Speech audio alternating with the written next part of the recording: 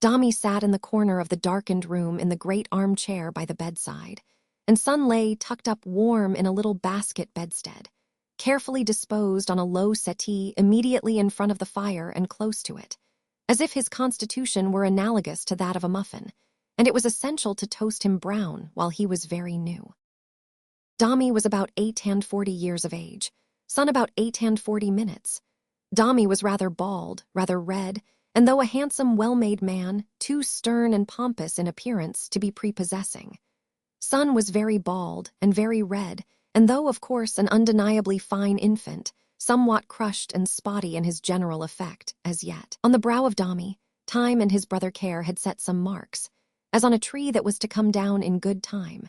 Remorseless twins they are for striding through their human forests, notching as they go, while the countenance of Son was crossed with 1,000 little creases, which the same deceitful time would take delight in smoothing out and wearing away with the flat part of his scythe, as a preparation of the surface for his deeper operations.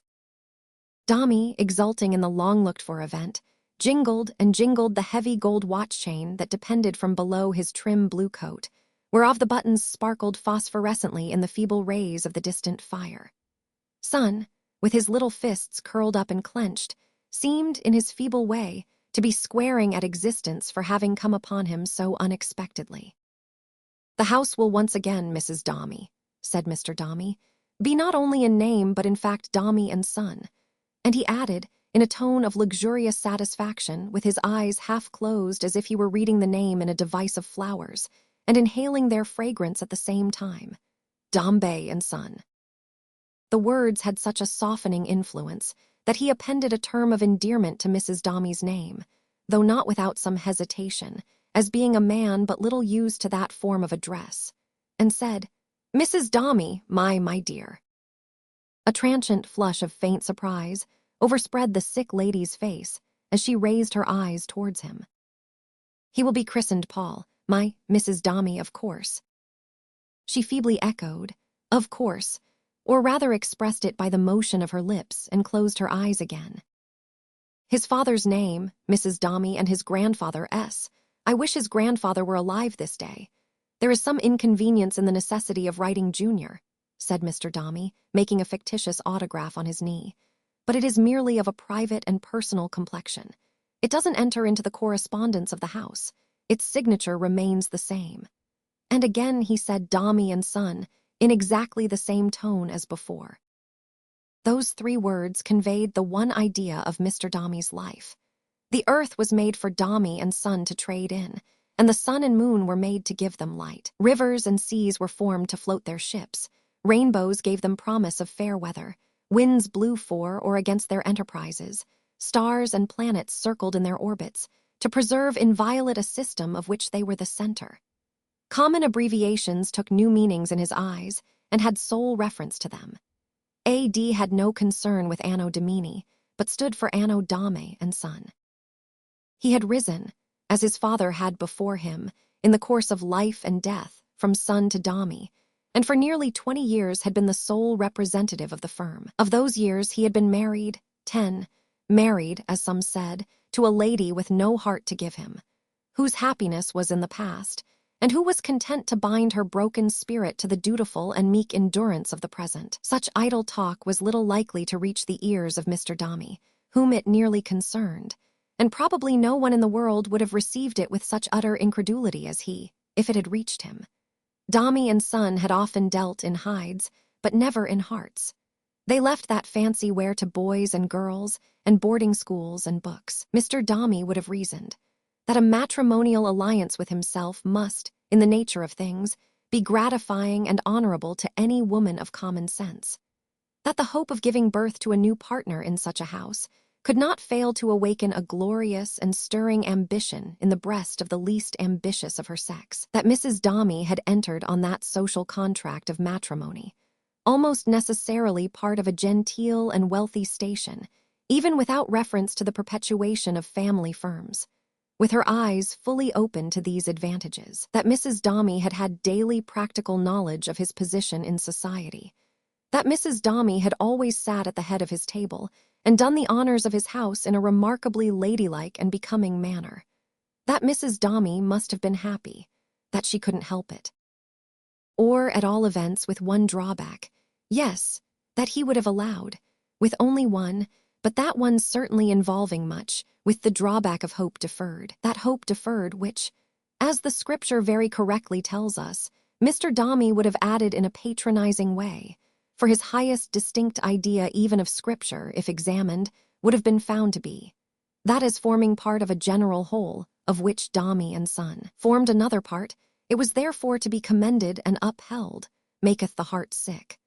They had been married 10 years, and until this present day on which Mr. Dombey sat jingling and jingling his heavy gold watch chain in the great armchair by the side of the bed, had had no issue. To speak of, none worth mentioning. There had been a girl some 6 years before, and the child, who had stolen into the chamber unobserved, was now crouching timidly, in a corner whence she could see her mother's face.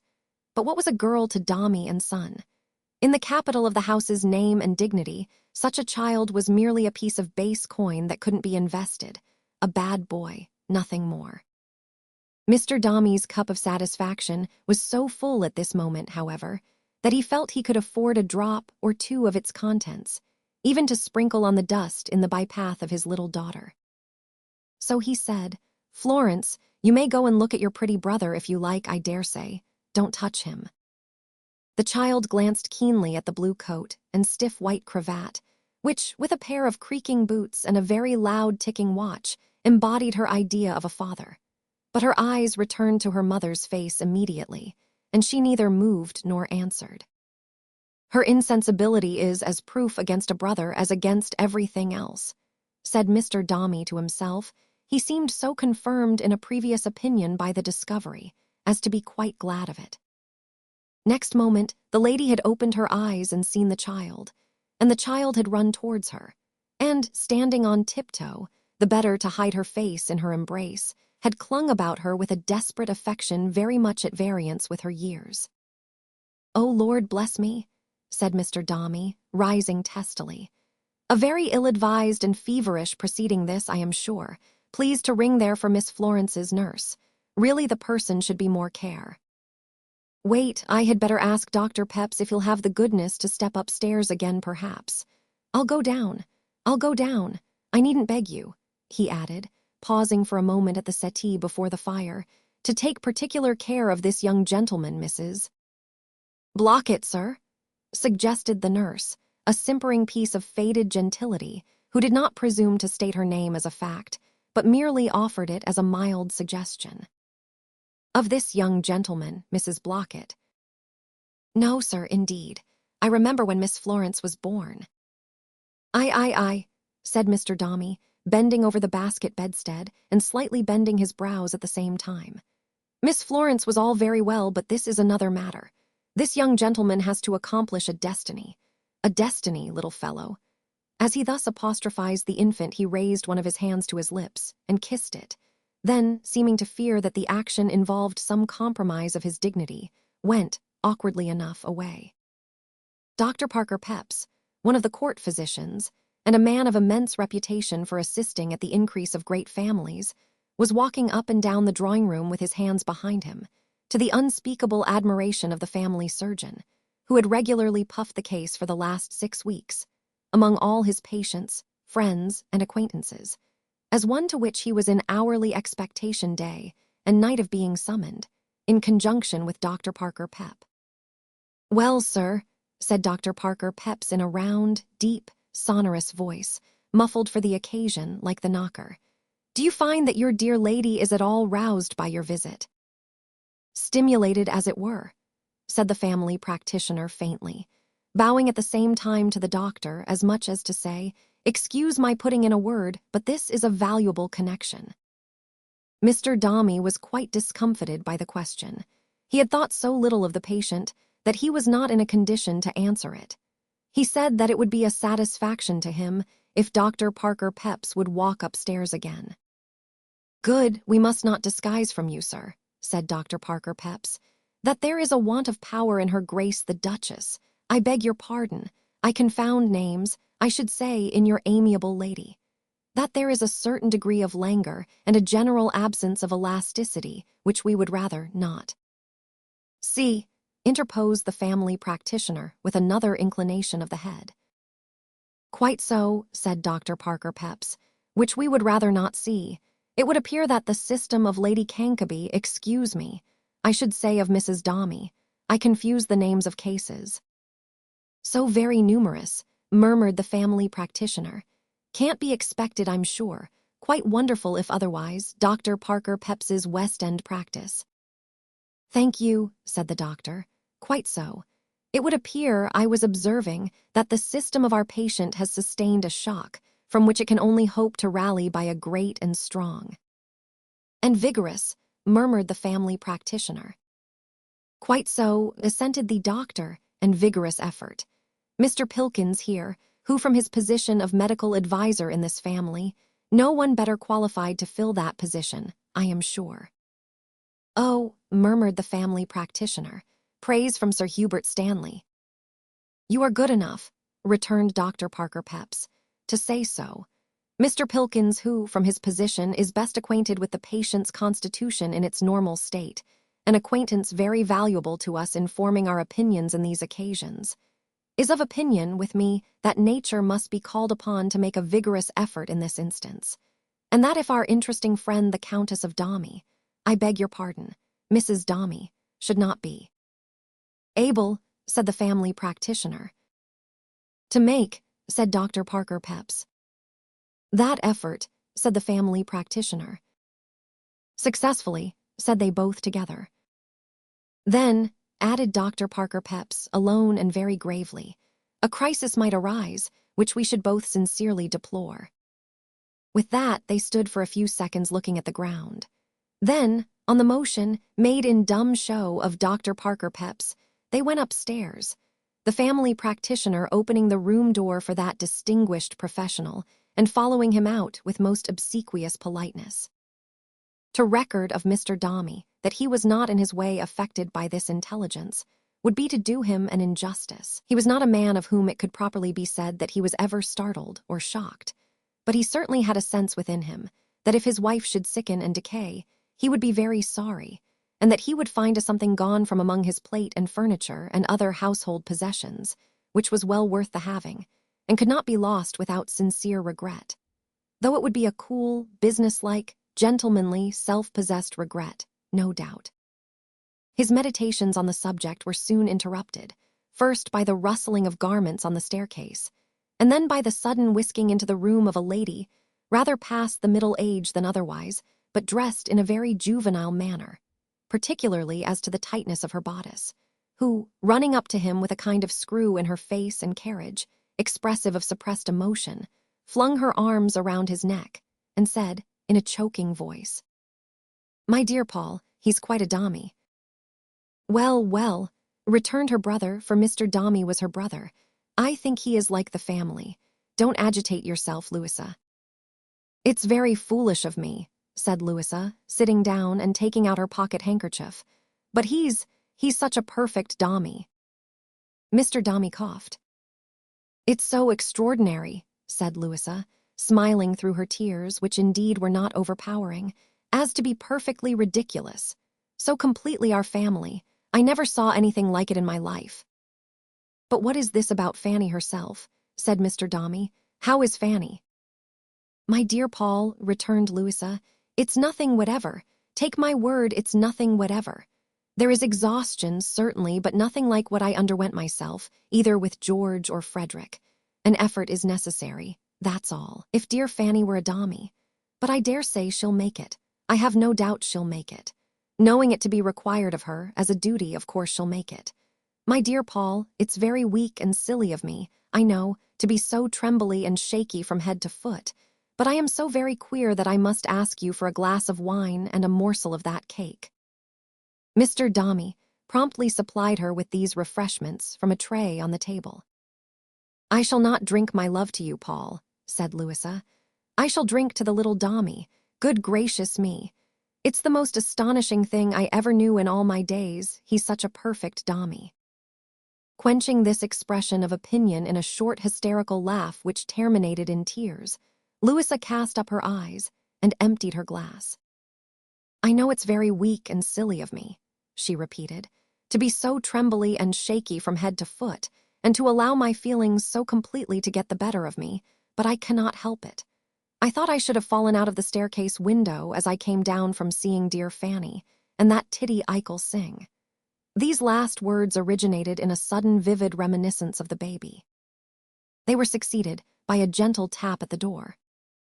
"Mrs. Chick," said a very bland female voice outside. "How are you now, my dear friend?" "My dear Paul," said Louisa in a low voice as she rose from her seat, "it's Miss Tox, the kindest creature. I never could have got here without her. Miss Tox, my brother Mr. Dombey. Paul, my dear, my very particular friend Miss Tox." The lady thus specially presented was a long, lean figure, wearing such a faded air that she seemed not to have been made in what linen drapers call fast colors originally, and to have, by little and little, washed out. But for this, she might have been described as the very pink of general propitiation and politeness, from a long habit of listening admiringly to everything that was said in her presence, and looking at the speakers as if she were mentally engaged in taking off impressions of their images upon her soul, never to part with the same but with life. Her head had quite settled on one side. Her hands had contracted a spasmodic habit of raising themselves of their own accord, as in involuntary admiration. Her eyes were liable to a similar affection. She had the softest voice that ever was heard, and her nose, stupendously aquiline, had a little knob in the very center or keystone of the bridge, whence it tended downwards towards her face, as in an invincible determination never to turn up at anything. Miss Tox's dress, though perfectly genteel and good, had a certain character of angularity and scantiness.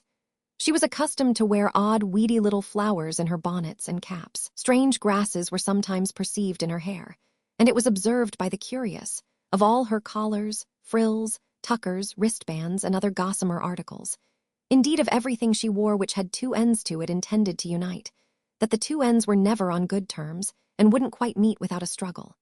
She had furry articles for winter wear, as tippets, boas, and muffs, which stood up on end in rampant manner, and were not at all sleek. She was much given to the carrying about of small bags with snaps to them, that went off like little pistols when they were shut up.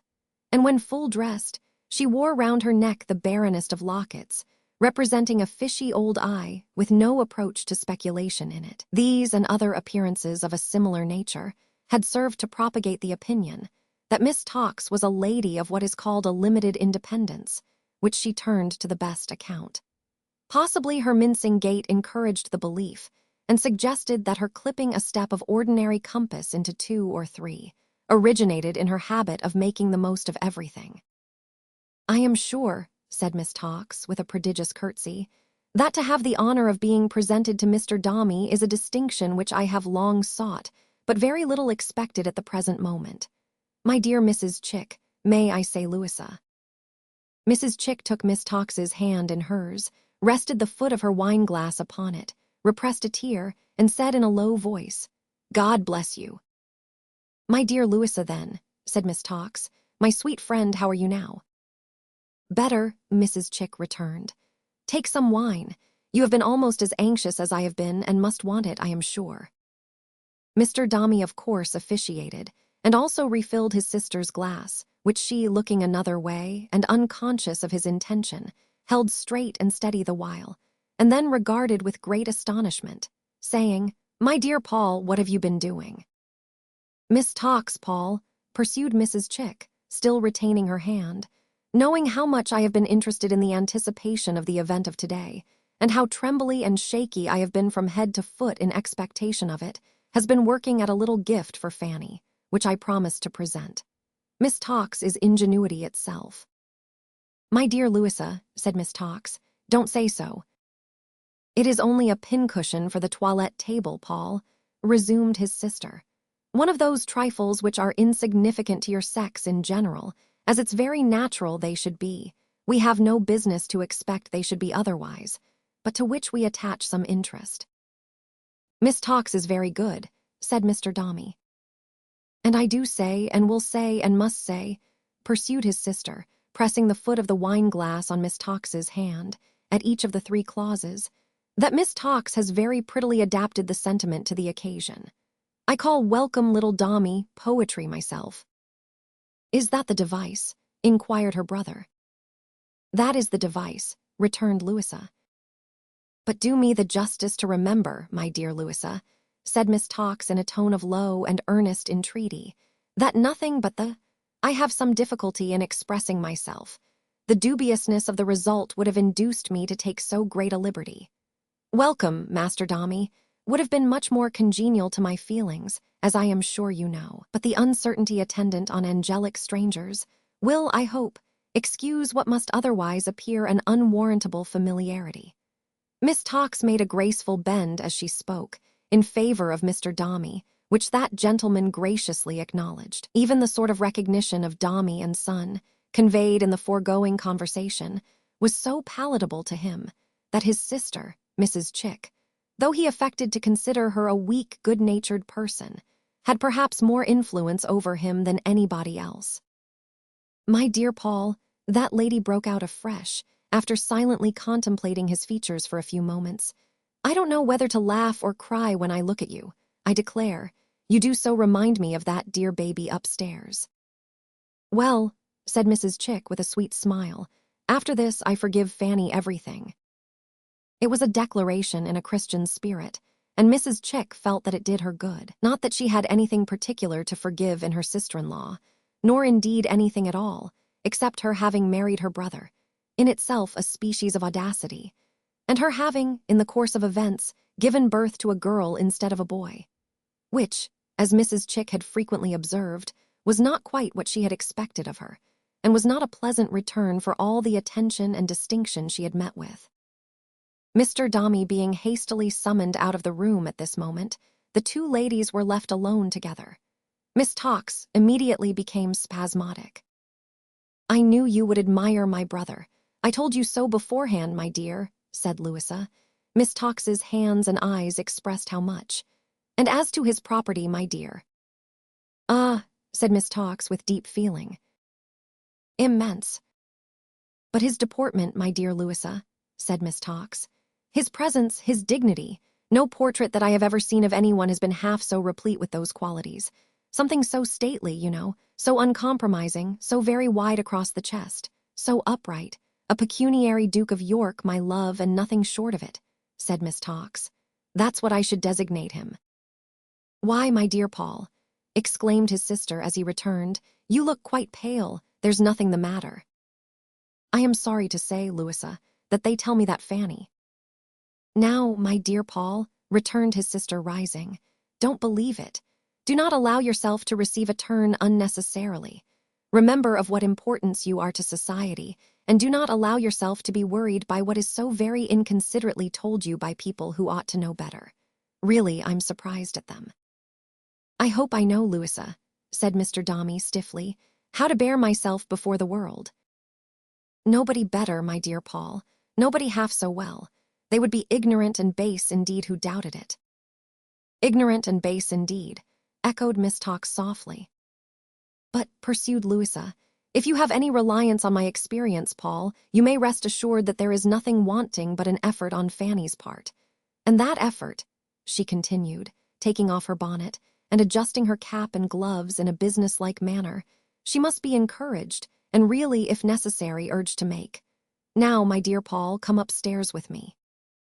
Mr. Dombey, who, besides being generally influenced by his sister for the reason already mentioned, had really faith in her as an experienced and bustling matron, acquiesced, and followed her at once to the sick chamber. The lady lay upon her bed as he had left her, clasping her little daughter to her breast. The child clung close about her, with the same intensity as before, and never raised her head, or moved her soft cheek from her mother's face, or looked on those who stood around, or spoke, or moved, or shed a tear. Restless without the little girl, the doctor whispered Mr. Dombey, "We found it best to have her in again." "Can nothing be done?" asked Mr. Dombey. The doctor shook his head. "We can do no more." The windows stood open, and the twilight was gathering without. The scent of the restoratives that had been tried was pungent in the room, but had no fragrance in the dull and languid air the lady breathed. There was such a solemn stillness round the bed, and the two medical attendants seemed to look on the impassive form with so much compassion and so little hope that Mrs. Chick was for the moment diverted from her purpose. But presently summoning courage, and what she called presence of mind, she sat down by the bedside and said in the low, precise tone of one who endeavors to awaken a sleeper, "Fanny, Fanny." There was no sound in answer, but the loud ticking of Mr. Dombey's watch and Dr. Parker Peps's watch, which seemed in the silence to be running a race. "Fanny, my dear," said Mrs. Chick with assumed lightness, "here's Mr. Dombey come to see you. Won't you speak to him? They want to lay your little boy, the baby, Fanny, you know. You have hardly seen him yet, I think, in bed. But they can't till you rouse yourself a little. Don't you think it's time you roused yourself a little, eh?" She bent her ear to the bed and listened, at the same time looking round at the bystanders and holding up her finger. "Eh," she repeated. "What was it you said, Fanny? I didn't hear you." No word or sound in answer. Mr. Dombey's watch and Dr. Parker Peps's watch seemed to be racing faster. "Now, really, Fanny, my dear," said the sister-in-law, altering her position and speaking less confidently and more earnestly in spite of herself, "I shall have to be quite cross with you if you don't rouse yourself. It's necessary for you to make an effort, and perhaps a very great and painful effort which you are not disposed to make. But this is a world of effort, you know, Fanny, and we must never yield when so much depends upon us. Come, try. I must really scold you if you do." The race in the ensuing pause was fierce and furious. The watches seemed to jostle and to trip each other up. "Fanny," said Louisa, glancing round with a gathering alarm, "only look at me. Only open your eyes to show me that you hear and understand me, will you? Good heaven, gentlemen, what is to be done?" The two medical attendants exchanged a look across the bed, and the physician, stooping down, whispered in the child's ear. Not having understood the purport of his whisper, the little creature turned her perfectly colorless face and deep dark eyes towards him, but without loosening her hold in the least. The whisper was repeated. "Mamma," said the child. The little voice, familiar and dearly loved, awakened some show of consciousness, even at that ebb. For a moment, the closed eyelids trembled, and the nostril quivered, and the faintest shadow of a smile was seen. "Mamma," cried the child, sobbing aloud. "Oh dear mamma, oh dear mamma." The doctor gently brushed the scattered ringlets of the child, aside from the face and mouth of the mother. Alas, how calm they lay there, how little breath there was to stir them. Thus, clinging fast to that slight spar within her arms, the mother drifted out upon the dark and unknown sea that rolls round all the world. Chapter 2. In which timely provision is made for an emergency that will sometimes arise in the best regulated families. "I shall never cease to congratulate myself," said Mrs. Chick, "on having said, when I little thought what was in store for us, really as if I was inspired by something, that I forgave poor dear Fanny everything. Whatever happens, that must always be a comfort to me." Mrs. Chick made this impressive observation in the drawing-room, after having descended thither from the inspection of the mantua-makers upstairs, who were busy on the family mourning. She delivered it for the behoof of Mr. Chick, who was a stout, bald gentleman, with a very large face, and his hands continually in his pockets, and who had a tendency in his nature to whistle and hum tunes, which, sensible of the indecorum of such sounds in a house of grief, he was at some pains to repress at present. "Don't you overexert yourself, Lou," said Mr. Chick, "or you'll be laid up with spasms, I see. Right tall lor rull. Bless my soul, I forgot. We're here one day and gone the next." Mrs. Chick contented herself with a glance of reproof, and then proceeded with the thread of her discourse. "I am sure," she said, "I hope this heart-rending occurrence will be a warning to all of us, to accustom ourselves to rouse ourselves, and to make efforts in time where they're required of us. There's a moral in everything if we would only avail ourselves of it. It will be our own faults if we lose sight of this one." Mr. Chick invaded the grave silence which ensued on this remark with the singularly inappropriate air of a cobbler there was, and checking himself, in some confusion, observed that it was undoubtedly our own faults if we didn't improve such melancholy occasions as the present. Which might be better improved, I should think, Mr. C., retorted his helpmate after a short pause, than by the introduction, either of the college hornpipe or the equally unmeaning and unfeeling remark of rump-tee-idity bow-wow-wow, which Mr. Chick had indeed indulged in under his breath, and which Mrs. Chick repeated in a tone of withering scorn. "Merely habit, my dear," pleaded Mr. Chick. "Nonsense, habit," returned his wife. "If you're a rational being, don't make such ridiculous excuses. Habit. If I was to get a habit, as you call it, of walking on the ceiling like the flies, I should hear enough of it, I dare say." It appeared so probable that such a habit might be attended with some degree of notoriety, that Mr. Chick didn't venture to dispute the position. "Bow-wow-wow," repeated Mrs. Chick with an emphasis of blighting contempt on the last syllable. "More like a professional singer with the hydrophobia than a man in your station of life." "How's the baby, Lou?" asked Mr. Chick, to change the subject. "What baby do you mean?" answered Mrs. Chick. "The poor bereaved little baby," said Mr. Chick. "I don't know of any other, my dear." "You don't know of any other," retorted Mrs. Chick. "More shame for you, I was going to say." Mr. Chick looked astonished. "I am sure the morning I have had, with that dining room downstairs, one mass of babies, no one in their senses would believe." "One mass of babies," repeated Mr. Chick, staring with an alarmed expression about him. "It would have occurred to most men," said Mrs. Chick. "That poor dear Fanny being no more, those words of mine will always be a balm and comfort to me." Here she dried her eyes. "It becomes necessary to provide a nurse." "Oh, ah," said Mr. Chick. "Toru, such is life, I mean, I hope you're suited, my dear."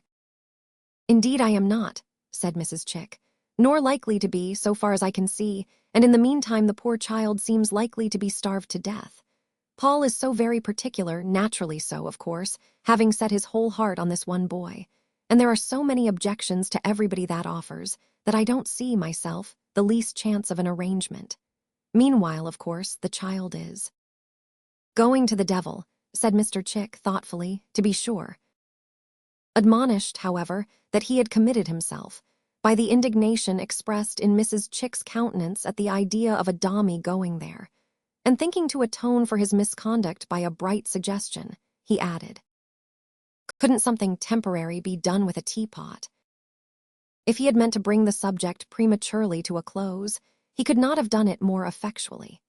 After looking at him for some moments in silent resignation, Mrs. Chick said she trusted he hadn't said it in aggravation, because that would do very little honor to his heart. She trusted he hadn't said it seriously, because that would do very little honor to his head. As in any case, he couldn't, however sanguine his disposition, hope to offer a remark that would be a greater outrage on human nature in general. We would beg to leave the discussion at that point. Mrs. Chick then walked majestically to the window and peeped through the blind, attracted by the sound of wheels. Mr. Chick, finding that his destiny was, for the time, against him, said no more and walked off. But it was not always thus with Mr. Chick. He was often in the ascendant himself, and at those times punished Louisa roundly. In their matrimonial bickerings they were, upon the whole, a well-matched, fairly balanced, give-and-take couple. It would have been, generally speaking, very difficult to have betted on the winner. Often when Mr. Chick seemed beaten, he would suddenly make a start, turn the tables, clatter them about the ears of Mrs. Chick, and carry all before him. Being liable himself to similar unlooked-for checks from Mrs. Chick, their little contests usually possessed a character of uncertainty that was very animating. Miss Tox had arrived on the wheels just now alluded to, and came running into the room in a breathless condition. "My dear Louisa," said Miss Tox, "is the vacancy still unsupplied?" "You good soul, yes," said Mrs. Chick. "Then, my dear Louisa," returned Miss Tox, "I hope and believe, but in one moment, my dear, I'll introduce the party." Running downstairs again as fast as she had run up, Miss Tox got the party out of the hackney coach, and soon returned with it under convoy.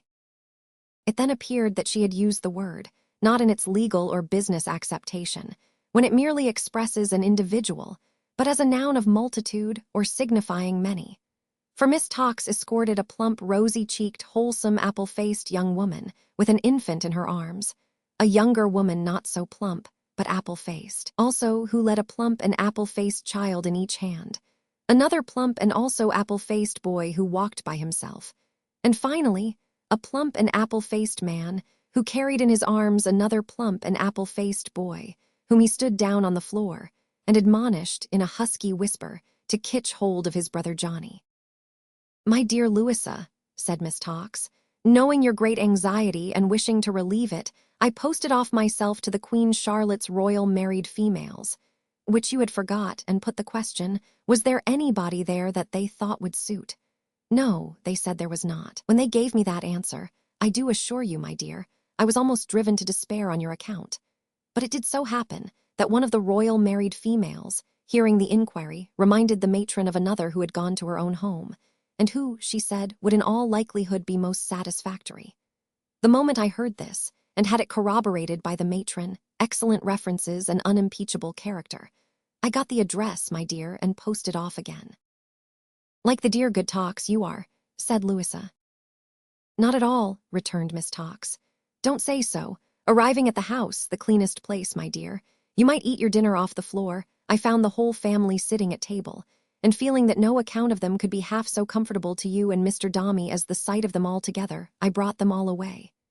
This gentleman," said Miss Tawkes, pointing out the apple-faced man, "is the father. Will you have the goodness to come a little forward, sir?" The apple-faced man, having sheepishly complied with this request, stood chuckling and grinning in a front row. "This is his wife, of course," said Miss Tawkes, singling out the young woman with the baby. "How do you do, Polly?" "I'm pretty well, I thank you, ma'am," said Polly. By way of bringing her out dexterously, Miss Tawkes had made the inquiry as in condescension to an old acquaintance whom she hadn't seen for a fortnight or so. "I'm glad to hear it," said Miss Tawkes.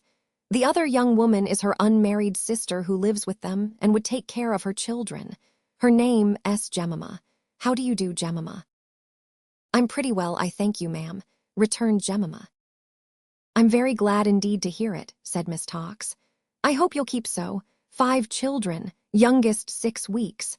The fine little boy with the blister on his nose is the eldest. The blister, I believe," said Miss Tawkes, looking round upon the family, "is not constitutional but accidental." The apple-faced man was understood to growl, "Flat iron."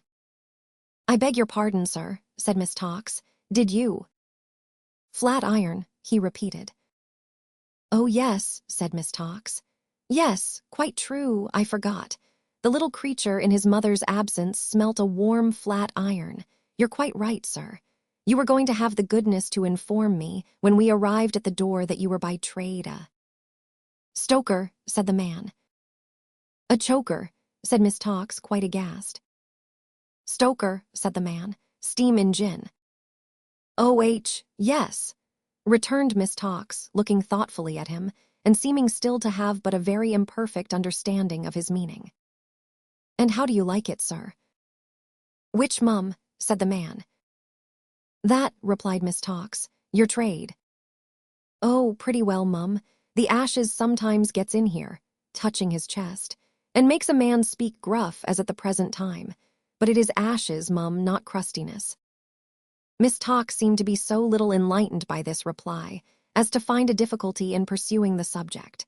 But Mrs. Chick relieved her by entering into a close private examination of Polly, her children, her marriage certificate, testimonials, and so forth. Polly coming out unscathed from this ordeal, Mrs. Chick withdrew with her report to her brother's room, and as an emphatic comment on it and corroboration of it, carried the 2 rosiest little Toodles with her. Tootle being the family name of the apple-faced family.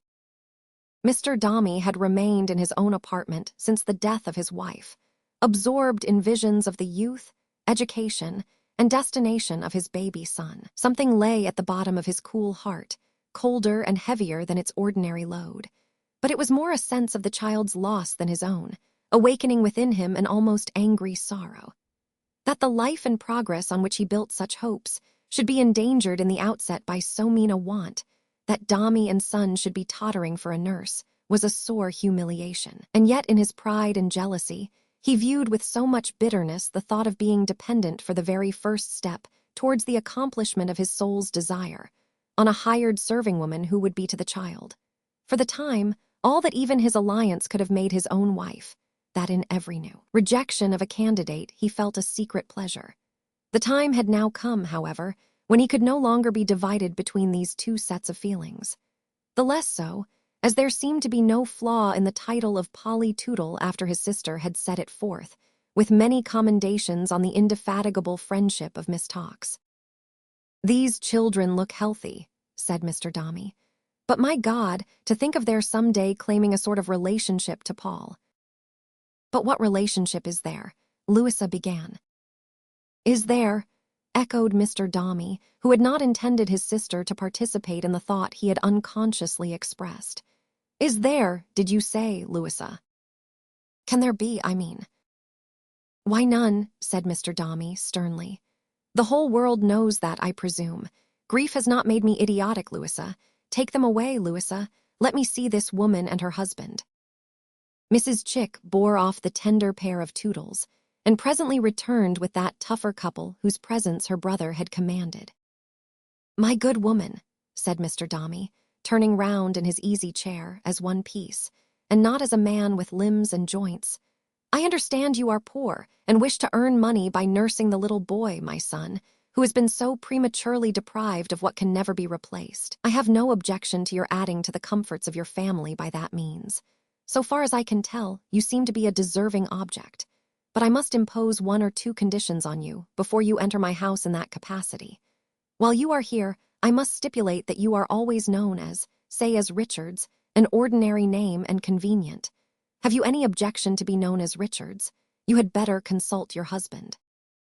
"Well," said Mr. Dombey, after a pretty long pause, "what does your husband say to your being called Richards?" As the husband did nothing but chuckle and grin, and continually draw his right hand across his mouth, moistening the palm, Mrs. Tootle, after nudging him twice or thrice in vain, dropped a curtsy and replied that perhaps if she was to be called out of her name, it would be considered in the wages. "Oh, of course," said Mr. Dombey. "I desire to make it a question of wages altogether. Now, Richards, if you nurse my bereaved child, I wish you to remember this always.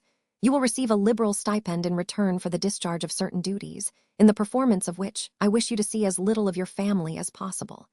When those duties cease to be required and rendered, and the stipend ceases to be paid, there is an end of all relations between us. Do you understand me?"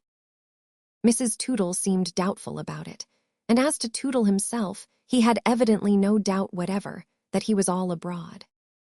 "You have children of your own," said Mr. Dombey. "It is not at all in this bargain that you need become attached to my child, or that my child need become attached to you. I don't expect or desire anything of the kind. Quite the reverse. When you go away from here, you will have concluded what is a mere matter of bargain and sale, hiring and letting, and will stay away. The child will cease to remember you, and you will cease, if you please, to remember the child." Mrs. Tootle, with a little more color in her cheeks than she had had before, said she hoped she knew her place. "I hope you do, Richards," said Mr. Dombey. "I have no doubt you know it very well. Indeed, it is so plain and obvious that it could hardly be otherwise. Louisa, my dear, arrange with Richards about money, and let her have it when and how she pleases. Mr. What's-your-name, a word with you, if you please." Thus arrested on the threshold as he was following his wife out of the room, Tootle returned and confronted Mr. Dombey alone. He was a strong, loose, round-shouldered, shuffling, shaggy fellow on whom his clothes sat negligently, with a good deal of hair and whisker, deepened in its natural tint, perhaps by smoke and coal dust, hard, knotty hands, and a square forehead as coarse in grain as the bark of an oak. A thorough contrast in all respects to Mr. Dombey, who was one of those close-shaved, close-cut moneyed gentlemen who are glossy and crisp like new banknotes, and who seem to be artificially braced and tightened as by the stimulating action of golden shower baths. "You have a son, I believe," said Mr. Dombey. "4 on 'em, sir. 4 hims and a her, all alive." "Why, it's as much as you can afford to keep them," said Mr. Dombey. "I couldn't hardly afford but one thing in the world less, sir." "What is that?" "To lose 'em, sir." "Can you read?" asked Mr. Dombey. "Why, not particular, sir." "Right." "With chalk, sir." With anything. I could make shift to chalk a little bit, I think, if I was put to it, said Tootle after some reflection. And yet, said Mr. Dombey, you are 2 or 3 and 30, I suppose. Thereabouts, I suppose, sir, answered Tootle after more reflection. Then why don't you learn? Asked Mr. Dombey. So I'm a-going to, sir. One of my little boys is a-going to learn me, when he's old enough and been to school himself. Well, said Mr. Dombey, after looking at him attentively, and with no great favor, as he stood gazing round the room, principally round the ceiling, and still drawing his hand across and across his mouth. You heard what I said to your wife just now. Polly heard it, said Tootle, jerking his hat over his shoulder in the direction of the door, with an air of perfect confidence in his better half. It's all right. But I ask you if you heard it. You did, I suppose, and understood it, pursued Mr. Dombey. I heard it, said Tootle, but I don't know as I understood it rightly, sir. Account of being no scholar and the words being ask your pardon rather high. But Polly heard it. It's all right. As you appear to leave everything to her, said Mr. Dombey, frustrated in his intention of impressing his views still more distinctly on the husband, as the stronger character, I suppose it is of no use my saying anything to you. Not a bit, said Tootle. Polly heard it. She's awake, sir. I won't detain you any longer, then, returned Mr. Dombey, disappointed. Where have you worked all your life? Mostly underground, sir, till I got married. I come to the level then. I'm a-going on one of these here railroads when they comes into full play. As he added in one of his hoarse whispers, we means to bring up little Byler to that line. Mr. Dombey inquired haughtily who little Byler was. The eldest on 'em, sir, said Tootle with a smile. It ain't a common name. So much, sir, that when he was took to church the gentleman said it wam't a christen one and he couldn't give it. But we always calls him Byler just the same. For we don't mean no harm, not we. Do you mean to say, man, inquired Mr. Dombey, looking at him with marked displeasure, that you have called a child after a boiler? No, no, sir, returned Tootle, with a tender consideration for his mistake. I should hope not. No, sir, arter a Biler, sir. The steaming-in was a most as good as a godfather to him, and so we called him Byler, don't you see? As the last straw breaks the laden camel's back, this piece of information crushed the sinking spirits of Mr. Dombey. He motioned his child's foster father to the door, who departed by no means unwillingly, and then turning the key, paced up and down the room in solitary wretchedness. It would be harsh, and perhaps not altogether true, to say of him that he felt these rubs and gratings against his pride more keenly than he had felt his wife's death. But certainly they impressed that event upon him with new force, and communicated to it added weight and bitterness. It was a rude shock to his sense of property in his child that these people, the mere dust of the earth as he thought them, should be necessary to him, and it was natural that in proportion as he felt disturbed by it, he should deplore the occurrence which had made them so. For all his starched, impenetrable dignity and composure, he wiped blinding tears from his eyes as he paced up and down his room, and often said, with an emotion of which he would not, for the world, have had a witness, poor little fellow. It may have been characteristic of Mr. Dombey's pride that he pitied himself through the child. Not poor me, not poor widower, confiding by constraint in the wife of an ignorant hind who has been working, mostly underground, all his life, and yet at whose door death had never knocked, and at whose poor table 4 sons daily sit, but poor little fellow. Those words being on his lips, it occurred to him, and it is an instance of the strong attraction with which his hopes and fears and all his thoughts were tending to one center, that a great temptation was being placed in this woman's way. Her infant was a boy, too. Now, would it be possible for her to change them?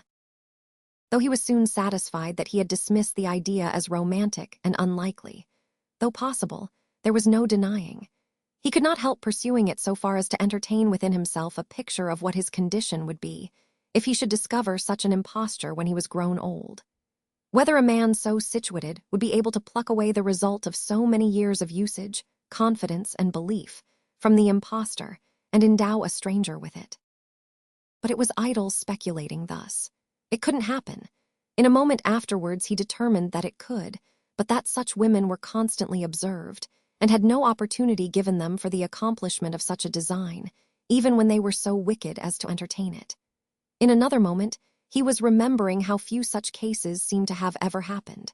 In another moment, he was wondering whether they ever happened and were not found out. As his unusual emotion subsided, these misgivings gradually melted away, though so much of their shadow remained behind, that he was constant in his resolution to look closely after Richards himself, without appearing to do so. Being now in an easier frame of mind, he regarded the woman's station as rather an advantageous circumstance than otherwise, by placing, in itself, a broad distance between her and the child, and rendering their separation easy and natural. Thence he passed to the contemplation of the future glories of Dombey and Son, and dismissed the memory of his wife, for the time being, with a tributary sigh or two. Meanwhile, terms were ratified and agreed upon between Mrs. Chick and Richards, with the assistance of Miss Tawkes, and Richards being with much ceremony invested with the Dombey baby, as if it were in order, resigned her own, with many tears and kisses, to Jemima. Glasses of wine were then produced, to sustain the drooping spirits of the family, and Miss Tawkes, busying herself in dispensing tastes to the younger branches, bred them up to their father's business with such surprising expedition that she made chokers of 4 of them in a quarter of a minute. "You'll take a glass yourself, sir, won't you?" said Miss Tawkes as Tootle appeared. "Thank ye, mum," said Tootle, "since you are suppressing. And you're very glad to leave your dear good wife in such a comfortable home, ain't you, sir?" said Miss Tawkes, nodding and winking at him stealthily. "No, mum," said Tootle. "Here's wishing of her back again." Polly cried more than ever at this. So Mrs. Chick, who had her matronly apprehensions that this indulgence in grief might be prejudicial to the little Dombey, acid indeed, she whispered Miss Tawkes, hastened to the rescue. "Your little child will thrive charmingly with your sister Jemima, Richards," said Mrs. Chick. "And you have only to make an effort.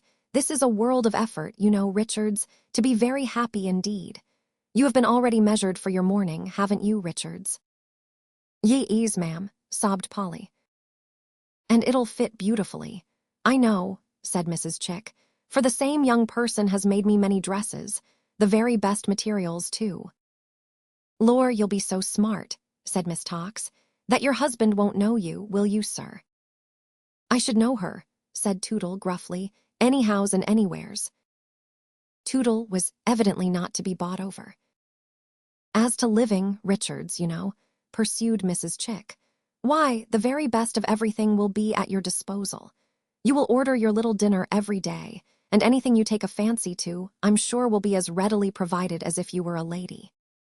"Yes, to be sure," said Miss Tawkes, keeping up the ball with great sympathy. "And as to porter, quite unlimited, will it not, Louisa?" "Oh, certainly," returned Mrs. Chick in the same tone. "With a little abstinence, you know, my dear, in point of vegetables." "And pickles, perhaps," suggested Miss Tawkes. "With such exceptions," said Louisa, "she'll consult her choice entirely, and be under no restraint at all, my love." "And then, of course, you know," said Miss Tawkes, "however fond she is of her own dear little child, and I'm sure, Louisa, you don't blame her for being fond of it." "Oh, no," cried Mrs. Chick benignantly.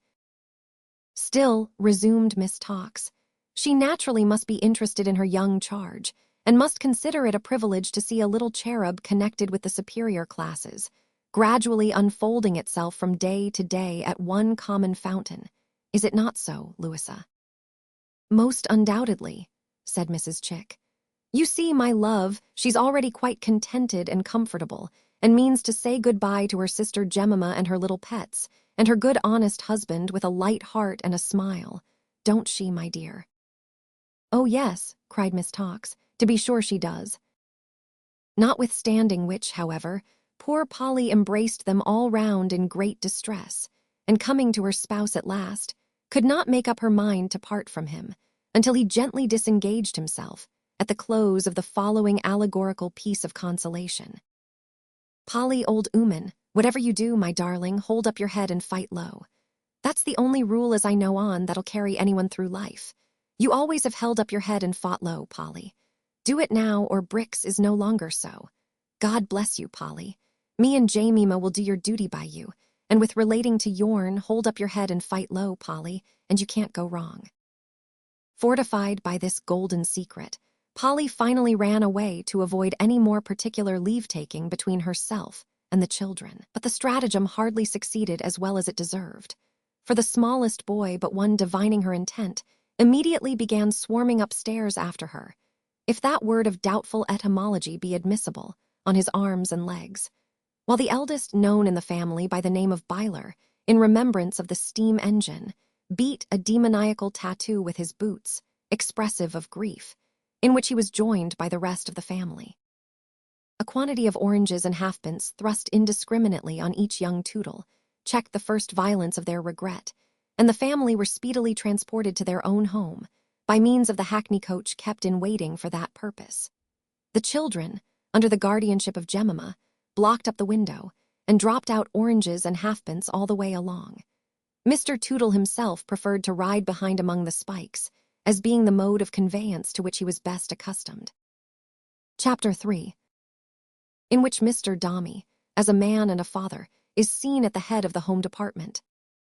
The funeral of the deceased lady having been performed to the entire satisfaction of the undertaker, as well as of the neighborhood at large, which is generally disposed to be captious on such a point, and is prone to take offense at any omissions or shortcomings in the ceremonies, the various members of Mr. Dombey's household subsided into their several places in the domestic system. That small world, like the great one out of doors, had the capacity of easily forgetting its dead. And when the cook had said she was a quiet-tempered lady, and the housekeeper had said it was the common lot, and the butler had said who'd have thought it, and the housemaid had said she couldn't hardly believe it, and the footman had said it seemed exactly like a dream, they had quite worn the subject out, and began to think their mourning was wearing rusty too. On Richards, who was established upstairs in a state of honorable captivity, the dawn of her new life seemed to break cold and gray. Mr. Dombey's house was a large one, on the shady side of a tall, dark, dreadfully genteel street in the region between Portland Place and Bryanstone Square. It was a corner house, with great wide areas containing cellars frowned upon by barred windows and leered at by crooked-eyed doors leading to dustbins. It was a house of dismal state, with a circular back to it, containing a whole suite of drawing rooms looking upon a gravelled yard, where two gaunt trees, with blackened trunks and branches, rattled rather than rustled. Their leaves were so smoke-dried. The summer sun was never on the street, but in the morning about breakfast time, when it came with the water carts and the old clothes men, and the people with geraniums and the umbrella mender, and the man who trilled the little bell of the Dutch clock as he went along. It was soon gone again to return no more that day, and the bands of music and the straggling punches shows going after it left it a prey to the most dismal of organs and white mice, with now and then a porcupine to vary the entertainments, until the butlers, whose families were dining out, began to stand at the house doors in the twilight, and the lamplighter made his nightly failure in attempting to brighten up the street with gas. It was as blank a house inside as outside. When the funeral was over, Mr. Dombey ordered the furniture to be covered up, perhaps to preserve it for the son with whom his plans were all associated, and the rooms to be ungarnished, saving such as he retained for himself on the ground floor. Accordingly, mysterious shapes were made of tables and chairs, heaped together in the middle of rooms, and covered over with great winding sheets. Bell handles, window blinds, and looking-glasses, being papered up in journals, daily and weekly, obtruded fragmentary accounts of deaths and dreadful murders. Every chandelier or luster, muffled in Holland, looked like a monstrous tear depending from the ceiling's eye. Odors, as from vaults and damp places, came out of the chimneys. The dead and buried lady was awful in a picture frame of ghastly bandages. Every gust of wind that rose brought eddying round the corner from the neighboring mews some fragments of the straw that had been strewn before the house when she was ill, mildewed remains of which were still cleaving to the neighborhood. And these, being always drawn by some invisible attraction to the threshold of the dirty house to let immediately opposite, addressed a dismal eloquence to Mr. Dombey's windows. The apartments which Mr. Dombey reserved for his own inhabiting were attainable from the hall, and consisted of a sitting-room, a library, which was in fact a dressing-room, so that the smell of hot-pressed paper, vellum, Morocco, and Russia leather contended in it with the smell of divers pairs of boots, and a kind of conservatory or little glass breakfast room beyond, commanding a prospect of the trees before mentioned, and, generally speaking, of a few prowling cats. These 3 rooms opened upon one another. In the morning, when Mr. Dombey was at his breakfast in one or other of the 2 first mentioned of them, as well as in the afternoon when he came home to dinner, a bell was rung for Richards to repair to this glass chamber, and there walk to and fro with her young charge. From the glimpses she caught of Mr. Dombey at these times, sitting in the dark distance, looking out towards the infant from among the dark, heavy furniture.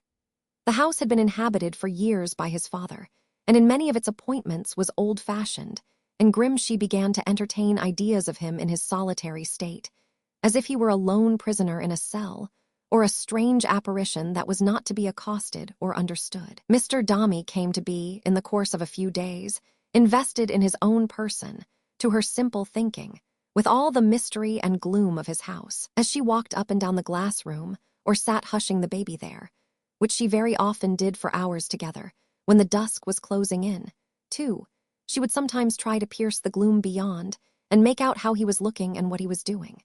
Sensible that she was plainly to be seen by him, however, she never dared to pry in that direction but very furtively, and for a moment at a time. Consequently, she made out nothing, and Mr. Dombey in his den remained a very shade. Little Paul Dombey's foster mother had led this life herself, and had carried little Paul through it for some weeks, and had returned upstairs one day from a melancholy saunter through the dreary rooms of state. She never went out without Mrs. Chick, who called on fine mornings, usually accompanied by Miss Tox, to take her and baby for an airing, or in other words, to march them gravely up and down the pavement, like a walking funeral. When, as she was sitting in her own room, the door was slowly and quietly opened, and a dark-eyed little girl looked in. "It's Miss Florence come home from her Aunt S., no doubt," thought Richards, who had never seen the child before. "Hope I see you well, miss." "Is that my brother?" asked the child, pointing to the baby. "Yes, my pretty," answered Richards. "Come and kiss him." But the child, instead of advancing, looked her earnestly in the face, and said, "What have you done with my mamma?" "Lord bless the little creetur," cried Richards. "What a sad question. I done nothing, miss." "What have they done with my mamma?" inquired the child, with exactly the same look and manner. "I never saw such a melting thing in all my life," said Richards, who naturally substituted for this child one of her own, inquiring for herself in like circumstances. "Come nearer here, my dear miss. Don't be afraid of me." "I am not afraid of you," said the child, drawing nearer, "but I want to know what they have done with my mamma." Her heart swelled so as she stood before the woman, looking into her eyes, that she was fain to press her little hand upon her breast and hold it there. Yet there was a purpose in the child that prevented both her slender figure and her searching gaze from faltering. "My darling," said Richards, "you wear that pretty black frock in remembrance of your mamma." "I can remember my mamma," returned the child, with tears springing to her eyes, "in any frock. But people put on black to remember people when they're gone." "We're gone?" asked the child. "Come and sit down by me," said Richards, "and I'll tell you a story." With a quick perception that it was intended to relate to what she had asked, little Florence laid aside the bonnet she had held in her hand until now, and sat down on a stool at the nurse's feet, looking up into her face. "Once upon a time," said Richards, "there was a lady, a very good lady, and her little daughter dearly loved her." "A very good lady and her little daughter dearly loved her," repeated the child. "Who, when God thought it right that it should be so, was taken ill and died." The child shuddered. "Died, never to be seen again by anyone on earth, and was buried in the ground where the trees grow." "The cold ground," said the child, shuddering again.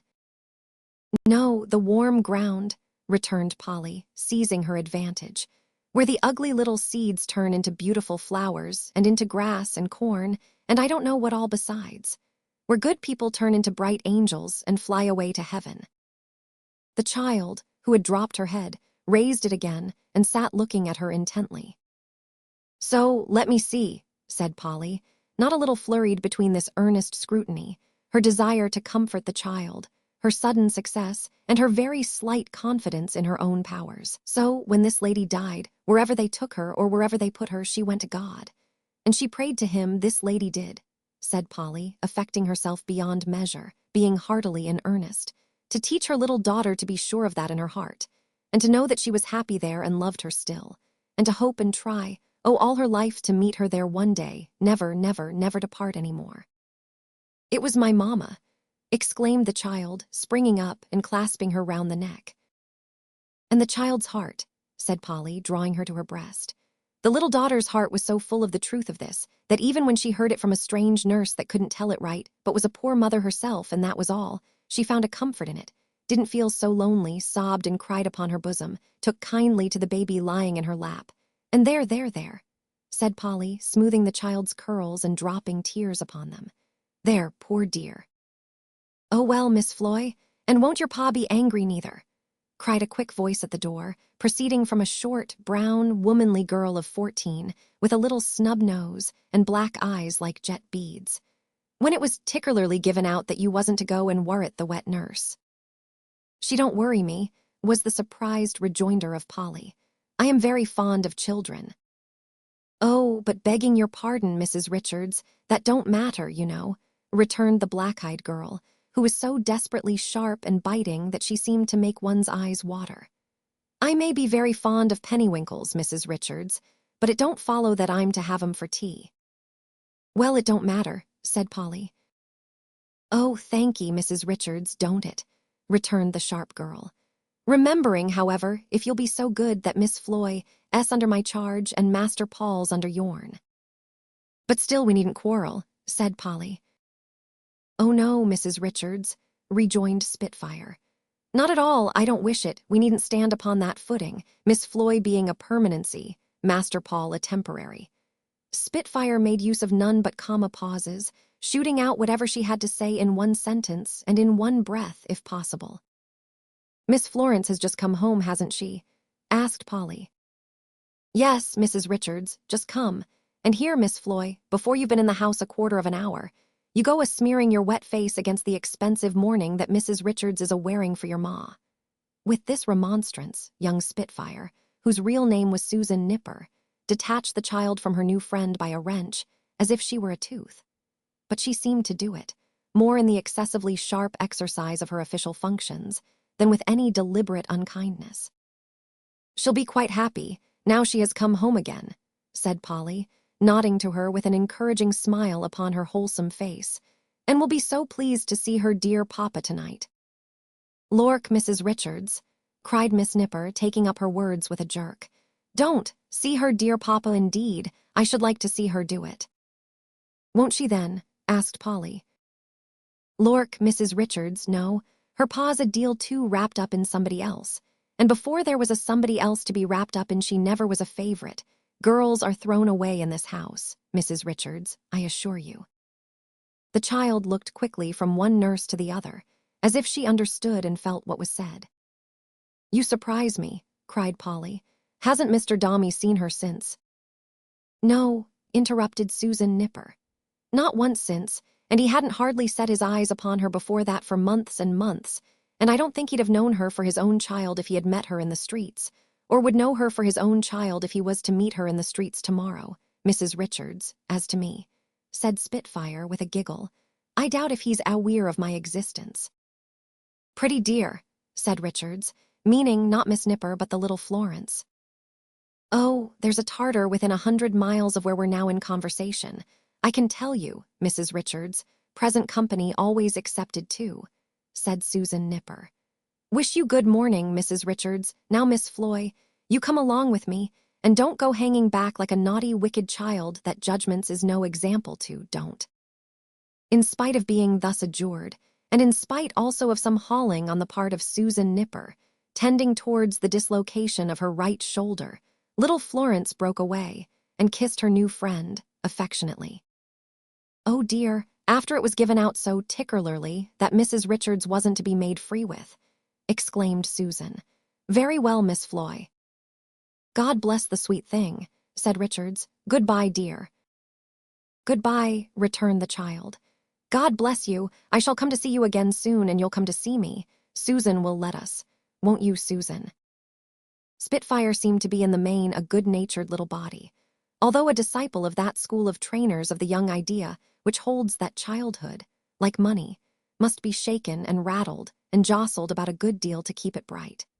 For, being thus appealed to with some endearing gestures and caresses, she folded her small arms and shook her head, and conveyed a relenting expression into her very wide-open black eyes. "It ain't right of you to ask it, Miss Floy, for you know I can't refuse you. But Mrs. Richards and me will see what can be done. If Mrs. Richards likes, I may wish, you see, to take a voyage to Cheney, Mrs. Richards, but I mayn't know how to leave the London docks." Richards assented to the proposition. "This house ain't so exactly ringing with merry-making," said Miss Nipper, "that one need be lonelier than one must be. Your Toxes and your Chickses may draw out my 2 front double teeth, Mrs. Richards, but that's no reason why I need offer 'em the whole set." This proposition was also assented to by Richards, as an obvious one. "So I'm agreeable, I'm sure," said Susan Nipper, "to live friendly, Mrs. Richards, while Master Paul continues a permanency, if the means can be planned out without going openly against orders. But goodness gracious, Miss Floy, you haven't got your things off yet. You naughty child, you haven't come along." With these words, Susan Nipper, in a transport of coercion, made a charge at her young ward and swept her out of the room. The child, in her grief and neglect, was so gentle, so quiet and uncomplaining, was possessed of so much affection that no one seemed to care to have, and so much sorrowful intelligence that no one seemed to mind or think about the wounding of, that Polly's heart was sore when she was left alone again. In the simple passage that had taken place between herself and the motherless little girl, her own motherly heart had been touched no less than the child's, and she felt, as the child did, that there was something of confidence and interest between them from that moment. Notwithstanding Mr. Tootle's great reliance on Polly, she was perhaps in point of artificial accomplishments very little his superior. She had been good-humoredly working and drudging for her life all her life, and was a sober, steady-going person, with matter-of-fact ideas about the butcher and baker, and the division of pence into farthings. But she was a good plain sample of a nature that is ever, in the mass, better, truer, higher, nobler, quicker to feel, and much more constant to retain, all tenderness and pity, self-denial and devotion, than the nature of men.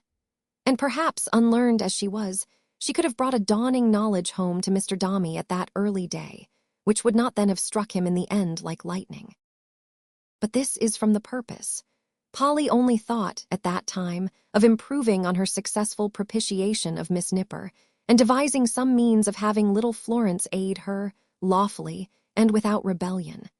An opening happened to present itself that very night. She had been rung down into the glass room as usual, and had walked about and about it a long time with the baby in her arms, when, to her great surprise and dismay, Mr. Dombey, whom she had seen at first leaning on his elbow at the table, and afterwards walking up and down the middle room, drawing, each time a little nearer, she thought, to the open folding doors, came out suddenly and stopped before her. "Good evening, Richards." Just the same austere, stiff gentleman as he had appeared to her on that first day. Such a hard-looking gentleman that she involuntarily dropped her eyes and her curtsy at the same time. "How is Master Paul, Richards?" "Quite thriving, sir, and well." "He looks so," said Mr. Dombey, glancing with great interest at the tiny face she uncovered for his observation, and yet affecting to be half careless of it. "They give you everything you want, I hope." "Oh yes, thank you, sir." She suddenly appended such an obvious hesitation to this reply, however, that Mr. Dombey, who had turned away, stopped, and turned round again inquiringly. "If you please, sir, the child is very much disposed to take notice of things," said Richards, with another curtsy, "and upstairs is a little dull for him, perhaps, sir." "I begged them to take you out for airings, constantly," said Mr. Dombey. "Very well, you shall go out oftener. You're quite right to mention it." "I beg your pardon, sir," faltered Polly, "but we go out quite plenty, sir, thank you." "What would you have then? asked Mr. Dombey. "Indeed, sir, I don't exactly know," said Polly, "unless—" "Yes. I believe nothing is so good for making children lively and cheerful, sir, as seeing other children playing about 'em," observed Polly, taking courage. "I think I mentioned to you, Richards, when you came here," said Mr. Dombey, with a frown, "that I wished you to see as little of your family as possible." "Oh dear, yes, sir. I wasn't so much as thinking of that." "I am glad of it," said Mr. Dombey hastily. "You can continue your walk if you please." With that, he disappeared into his inner room, and Polly had the satisfaction of feeling that he had thoroughly misunderstood her object, and that she had fallen into disgrace without the least advancement of her purpose. Next night, she found him walking about the conservatory when she came down. As she stopped at the door, checked by this unusual sight, and uncertain whether to advance or retreat, he called her in. His mind was too much set on Dombey and Son, it soon appeared, to admit of his having forgotten her suggestion. "If you really think that sort of society is good for the child," he said sharply, as if there had been no interval since she proposed it, "where's Miss Florence?" "Nothing could be better than Miss Florence, sir," said Polly eagerly, "but I understood from her maid that they were not to." Mr. Dombey rang the bell and walked till it was answered. "Tell them always to let Miss Florence be with Richards when she chooses, and go out with her, and so forth. Tell them to let the children be together, when Richards wishes it." The iron was now hot, and Richards striking on it boldly. It was a good cause, and she bowled in it, though instinctively afraid of Mr. Dombey, requested that Miss Florence might be sent down then and there to make friends with her little brother. She feigned to be dandling the child as the servant retired on this errand, but she thought that she saw Mr. Dombey's color changed, that the expression of his face quite altered, that he turned, hurriedly, as if to gainsay what he had said, or she had said, or both, and was only deterred by very shame. And she was right.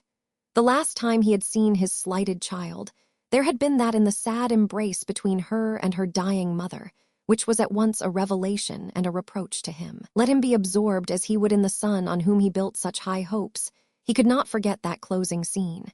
He could not forget that he had had no part in it, that, at the bottom of its clear depths of tenderness and truth lay those two figures clasped in each other's arms, while he stood on the bank above them, looking down a mere spectator, not a sharer with them, quite shut out. Unable to exclude these things from his remembrance, or to keep his mind free from such imperfect shapes of the meaning with which they were fraught, as were able to make themselves visible to him through the mist of his pride, his previous feeling of indifference towards little Florence changed into an uneasiness of an extraordinary kind. Young as she was, and possessing in any eyes but his, and perhaps in his too, even more than the usual amount of childish simplicity and confidence, he almost felt as if she watched and distrusted him, as if she held the clue to something secret in his breast, of the nature of which he was hardly informed himself, as if she had an innate knowledge of one jarring and discordant string within him, and her very breath could sound it. His feeling about the child had been negative from her birth. He had never conceived an aversion to her. It had not been worth his while or in his humor. She had never been a positively disagreeable object to him. But now he was ill at ease about her. She troubled his peace. He would have preferred to put her idea aside altogether if he had known how. Perhaps who shall decide on such mysteries? He was afraid that he might come to hate her. When little Florence timidly presented herself, Mr. Dombey stopped in his pacing up and down and looked towards her. Had he looked with greater interest, and with a father's eye, he might have read in her keen glance the impulses and fears that made her waver, the passionate desire to run clinging to him, crying, as she hid her face in his embrace, "Oh, father, try to love me. There's no one else." The dread of a repulse, the fear of being too bold and of offending him, the pitiable need in which she stood of some assurance and encouragement, and how her overcharged young heart was wandering to find some natural resting place for its sorrow and affection. But he saw nothing of this. He saw her pause irresolutely at the door and look towards him, and he saw no more. "Come in," he said. "Come in. What is the child afraid of?" She came in, and after glancing round her for a moment with an uncertain air, stood pressing her small hands hard together, close within the door. "Come here, Florence," said her father coldly. "Do you know who I am?" "Yes, Papa." "Have you nothing to say to me?" The tears that stood in her eyes as she raised them quickly to his face were frozen by the expression it wore. She looked down again and put out her trembling hand. Mr. Dombey took it loosely in his own and stood looking down upon her for a moment, as if he knew as little as the child what to say or do. "There, be a good girl," he said, patting her on the head and regarding her as it were by stealth with a disturbed and doubtful look. "Go to Richard's, go." His little daughter hesitated for another instant as though she would have clung about him still, or had some lingering hope that he might raise her in his arms and kiss her. She looked up in his face once more. He thought how like her expression was then to what it had been when she looked round at the doctor, that night, and instinctively dropped her hand and turned away. It was not difficult to perceive that Florence was at a great disadvantage in her father's presence. It was not only a constraint upon the child's mind, but even upon the natural grace and freedom of her actions. As she sported and played about her baby brother that night, her manner was seldom so winning and so pretty as it naturally was, and sometimes when in his pacing to and fro, he came near her, she had, perhaps, for the moment, forgotten him. It changed upon the instant and became forced and embarrassed. Still, Polly persevered with all the better heart for seeing this, and judging of Mr. Dombey by herself, had great confidence in the mute appeal of poor little Florence's morning dress. "It's hard indeed," thought Polly, "if he takes only to one little motherless child when he has another, and that a girl, before his eyes." So Polly kept her before his eyes as long as she could, and managed so well with little Paul as to make it very plain that he was all the livelier for his sister's company.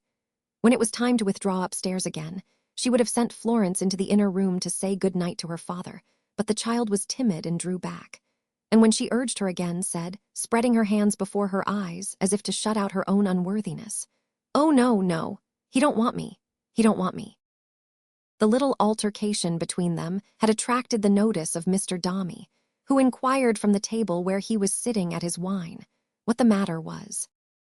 "Miss Florence was afraid of interrupting, sir, if she came in to say good night," said Richards. "It doesn't matter," returned Mr. Dombey. "You can let her come and go without regarding me." The child shrunk as she listened, and was gone before her humble friend looked round again. However, Polly triumphed not a little in the success of her well-intentioned scheme, and in the address with which she had brought it to bear, whereof she made a full disclosure to Spitfire when she was once more safely entrenched upstairs. Miss Nipper received that proof of her confidence, as well as the prospect of their free association for the future, rather coldly, and was anything but enthusiastic in her demonstrations of joy.